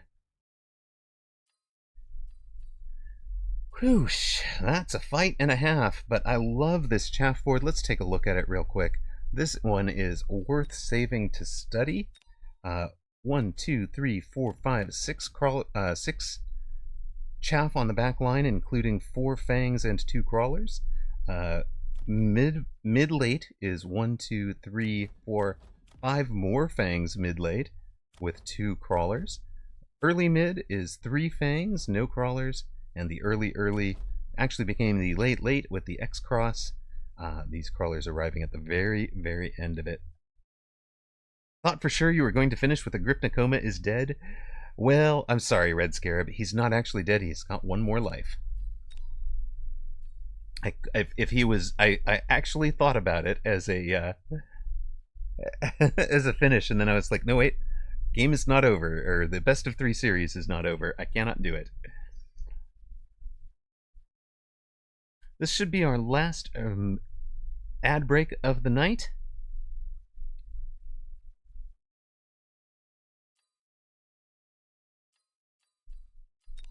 The back fangs barely count as chaff. There's no way B-Man handles all the wasps without the back fang damage. That's true. They did get a lot of work done there.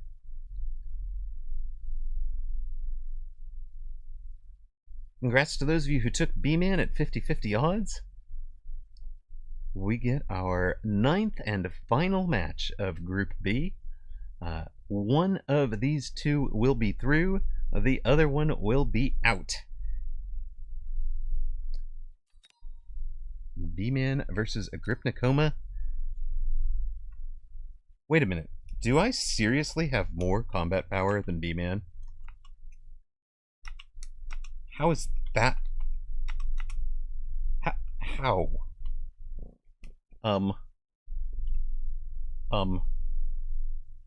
Excuse me. That's just not right. B-Man's a legend. I am... Well, I guess maybe I'm... Well...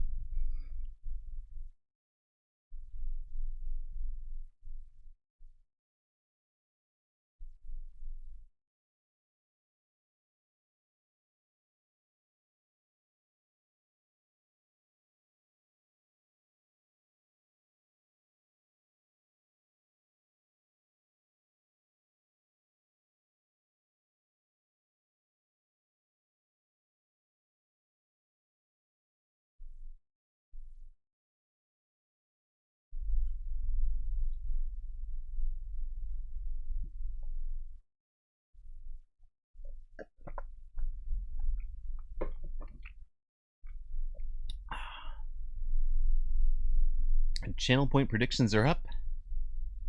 We have run perfect ad timing. It looks like the ad audience will be back just in time.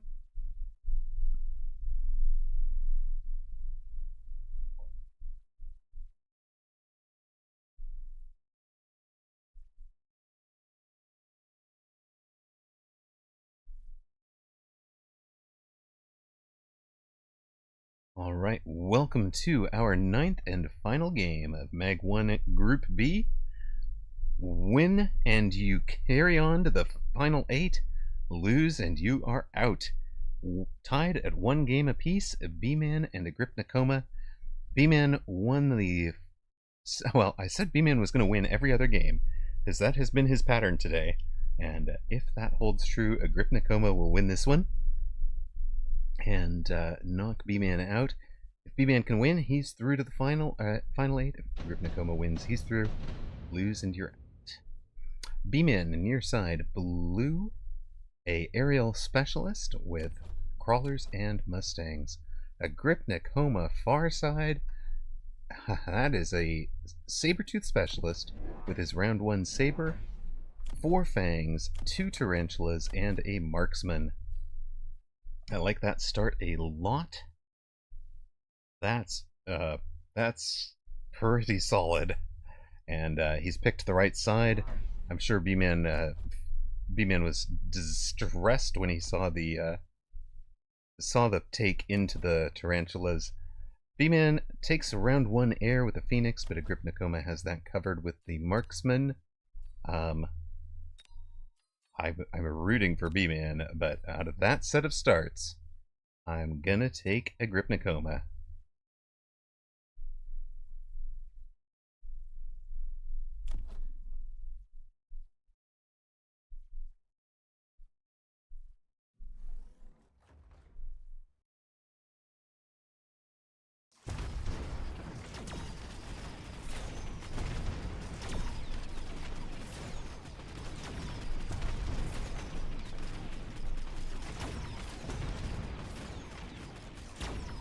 So this marksman could have been a great read if he gets a lock, but right now he's been stuck on chaff all round long. But now he's going to get the job done as the tarantula, flame skin tarantula, finishes off the chaff clear. Now the marksman, well, he wasn't even needed for the second Phoenix. The fangs had it covered. Agripnikoma ahead, well, Agripnikoma wins round 1, but B-Man is technically ahead at 4638 to 4300. B-Man takes the underground threat as quickly as is possible. I don't think extended range Phantom Ray sees much play. Advanced missile device, not very tasty into what he's seeing. Smart Arclight would have been the only choice, but you're kind of in Tarantula already. I'm a little surprised B-Man passed up the smart arcs. That would have been one way to kind of counter the Tarantula build. But what he's gone for instead is some tempo, and Agripnikoma takes something similar. B-Man again goes straight for impact drill on the underground threat. So what he's counting on there is if they're in the same spot, he wants to win that, and he's also mitigating against Agripnikoma potentially taking replicate. So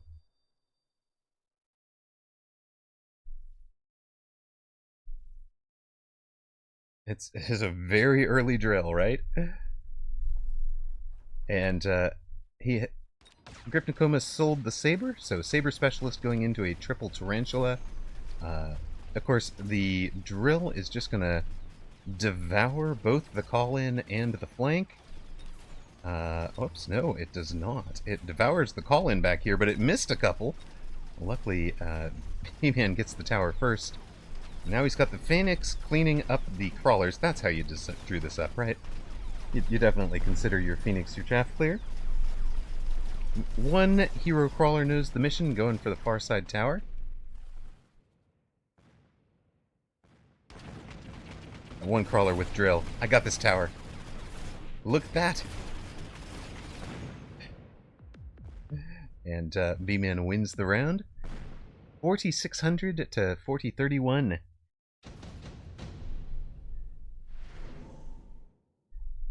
B-Man with the round 3 Typhoon. Agripnikoma having takes the round 3 or the level 3 Phantom Rays. And range and a 4th Tarantula.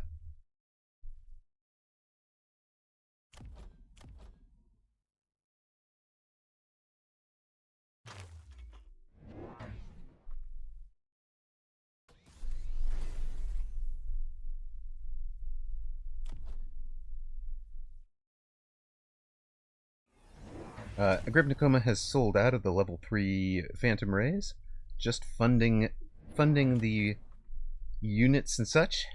We've got, what are we taking here? Oh, it's Mustangs again. Mustangs in a flank screening position. B-Man trying some flank crawlers with the impact drill, and building out the backside chaff here as well. Late arriving horizontal crawler, vertical crawler with room for that fang in here. Back here, it's going to be horizontal crawler on the back line, so super late arriving.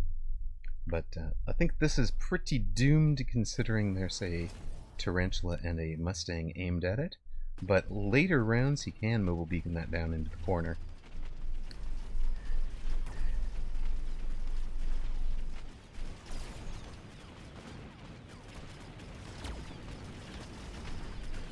So Agrippinacoma is... this marksman is not getting much value anymore. He's only done 935 damage this round before getting toasted. And some drill crawlers actually get all the way through to tower, punching through the hole here. They too eventually lose to a couple of crawlers off the back line. But now it's a round for B-Man. Agrippinacoma down. So B-Man finally takes the lead. He's at 46-38. Agrippinacoma on 35-31. B-Man, of course, has always had more hit points. You've got advanced shield device again. B-Man takes redeployment, and he's going to be redeploying. Look at that. Redeploys the crawler from the flank into the deepest corner of the flank. He won't have to pay the summoning cost there. He'll just have them appear there right at the start of the round, and they'll get to move instantly. So that gets them out of range of the tarantula, and also protects them quite a bit from the Mustang. In fact, a second crawler here could pull the Mustangs forward. Would be really interesting. A new Typhoon for the right side, and a level 2 Phoenix there. So the Typhoon to clear the chaff, the level 2 Phoenix trying to do kind of what this level 2 Phoenix did, where it clears out the tarantulas in the middle. Agrippinacoma takes the Scorpion, pays the unlock of Scorpion down to 50 now. So he takes a Scorpion. He's only got the one, but could conceivably tech it already. And the real difference there is we're trying to hard counter the Typhoon. And B-Man throws down a second flank crawler, super deep. And we take a impact drill for Agrippinacoma, so they're at least parity there. Drill v drill.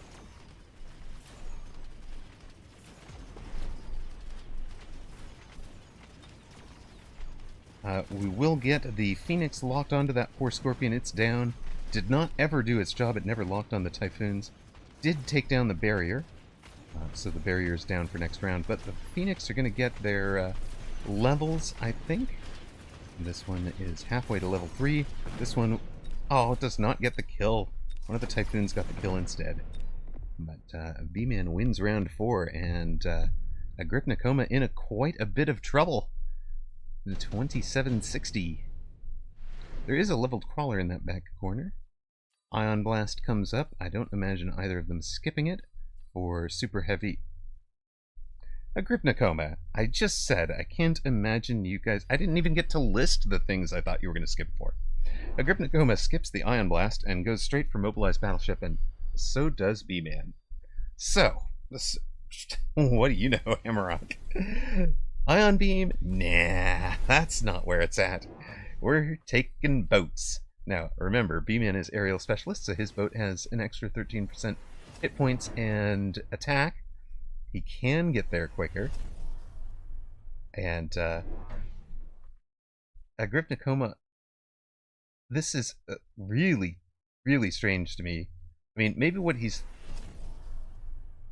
he's overplaying the I'm gonna get ion blasted, so I want to hit the tower from behind.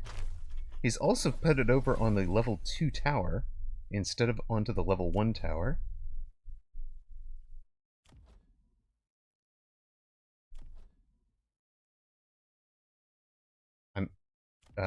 official casters are presuming that B-Man would redeploy this crawler to get it out of the way of this boat. He does not do it. He just ignores the redeploy. He's going to let the boat and these crawlers do the bit there. I think that's probably just to make sure that the crawler eats a missile if there is one. But Agrypnicoma's boat call-in does get tower first. B-Man gets it second. Now they're both under tower debuff. B-Man will come out of tower debuff first. Does so now.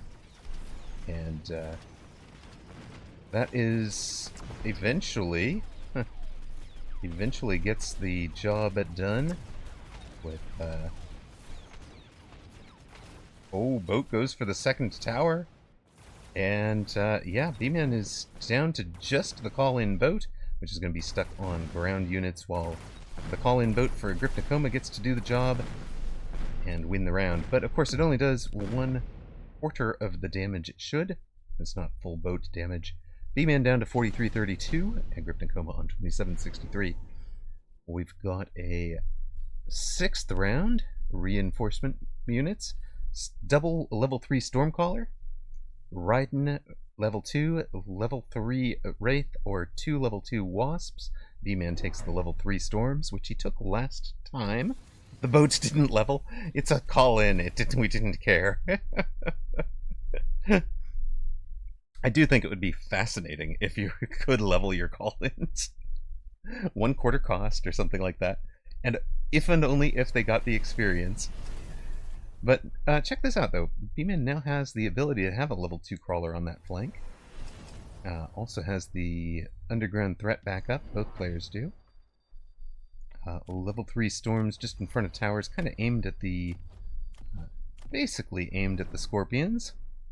Ooh, Flank Wraith. Level 3 Flank Wraith in the corner for Agrypnicoma.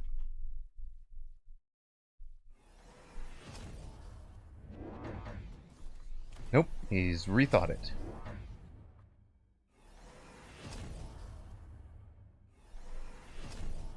Did he sell out of it? Did he place it and then sell it? I think that's what he did. He placed it and then sold it. Or rethought it. It goes for elite recruiting some triple elite recruiting level 2 Mustangs with range.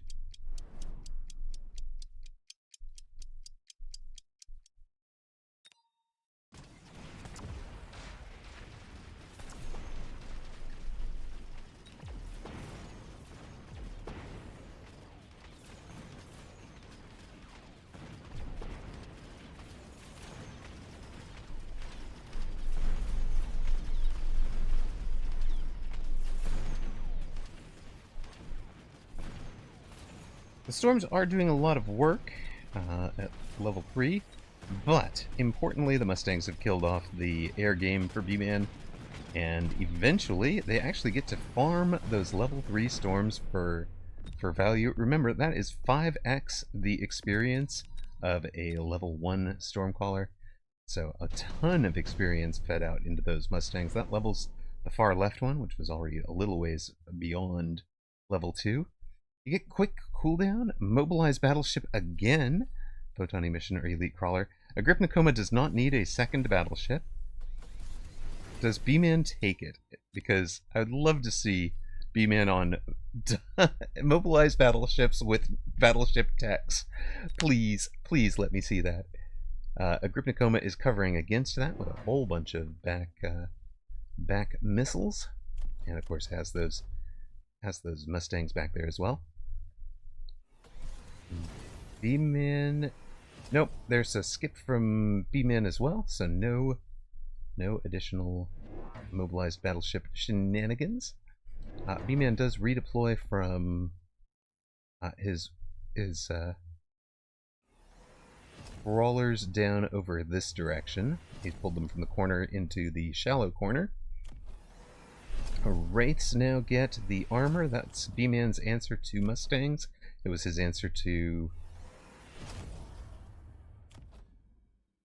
Alright, white... Yeah, it's level 1 Wraith with armor enhancement.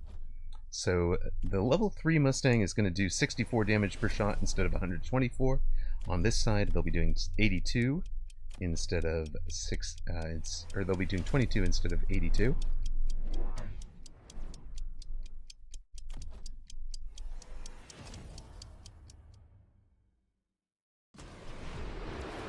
That's a third Typhoon is the additional unit that B-Man takes. He could conceivably have recruited the Wraiths as level 2, and instead has the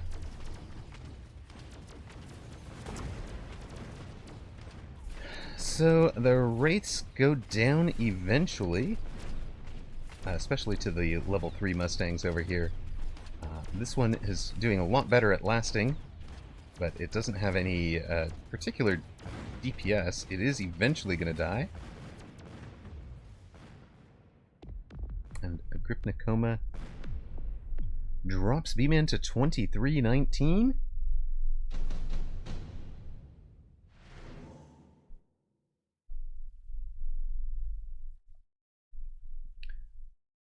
Rhino, level 7 Rhino for the well, he did redeploy from this corner to this corner with this crawler, which was easy to miss, and he just did it again this crawler, I believe. So he's redeployed the flank crawlers the last 2 rounds, which other stream has missed.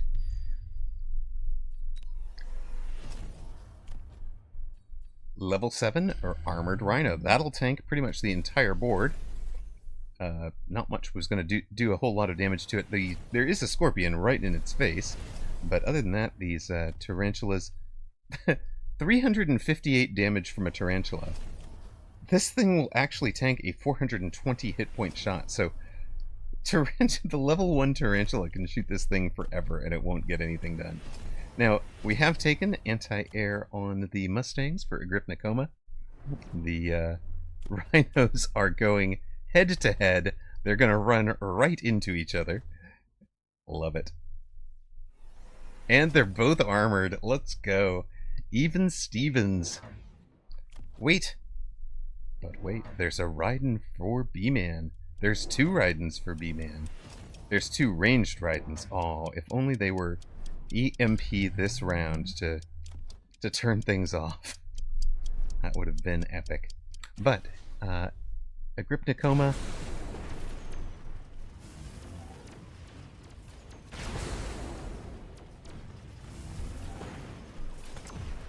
Well, he does win with the backup of the level 1 Phoenix and the 2 Raidens. He wins the Rhino v Rhino.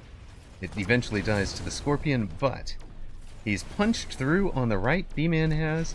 Agripnicoma in trouble. The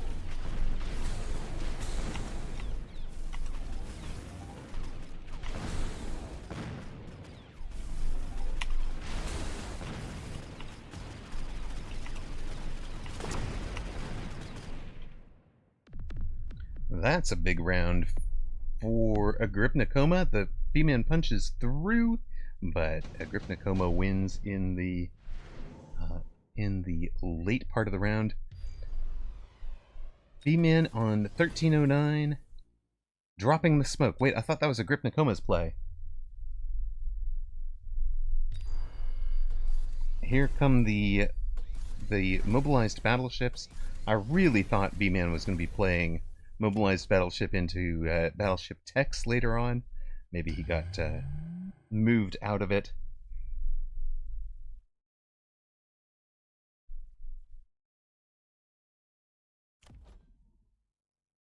Smoke in on the left side. Battleship on the right side. He's again going to try to punch through. Really wants to get all the way to that tower.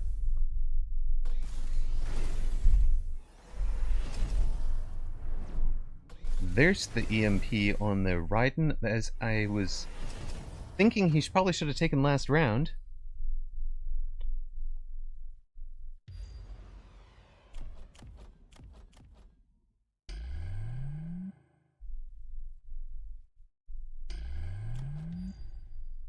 B-Man sells out of the armored... No, wait, he redeploys the armored Rhino. Other side, let's go. But here's the Raiden on the left.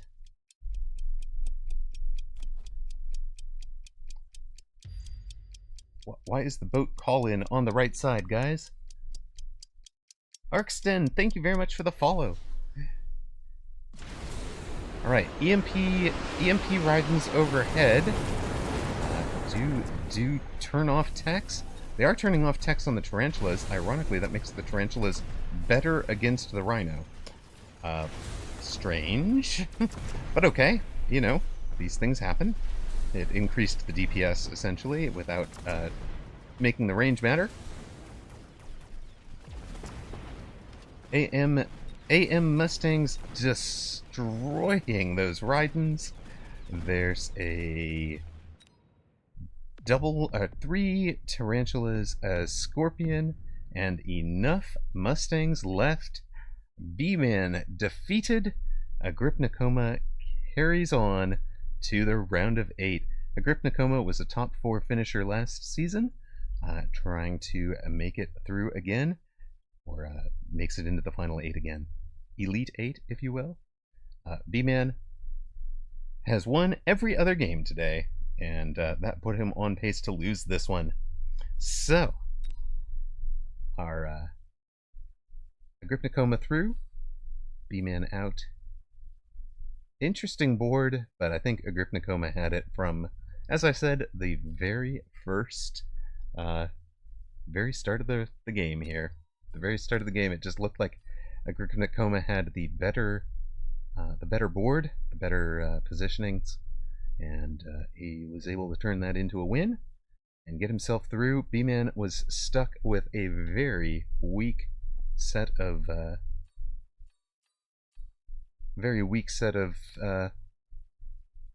things there. A Vibe is still streaming. I am gonna raid to him. I'm done. It's been a long day. We've been on almost what is it?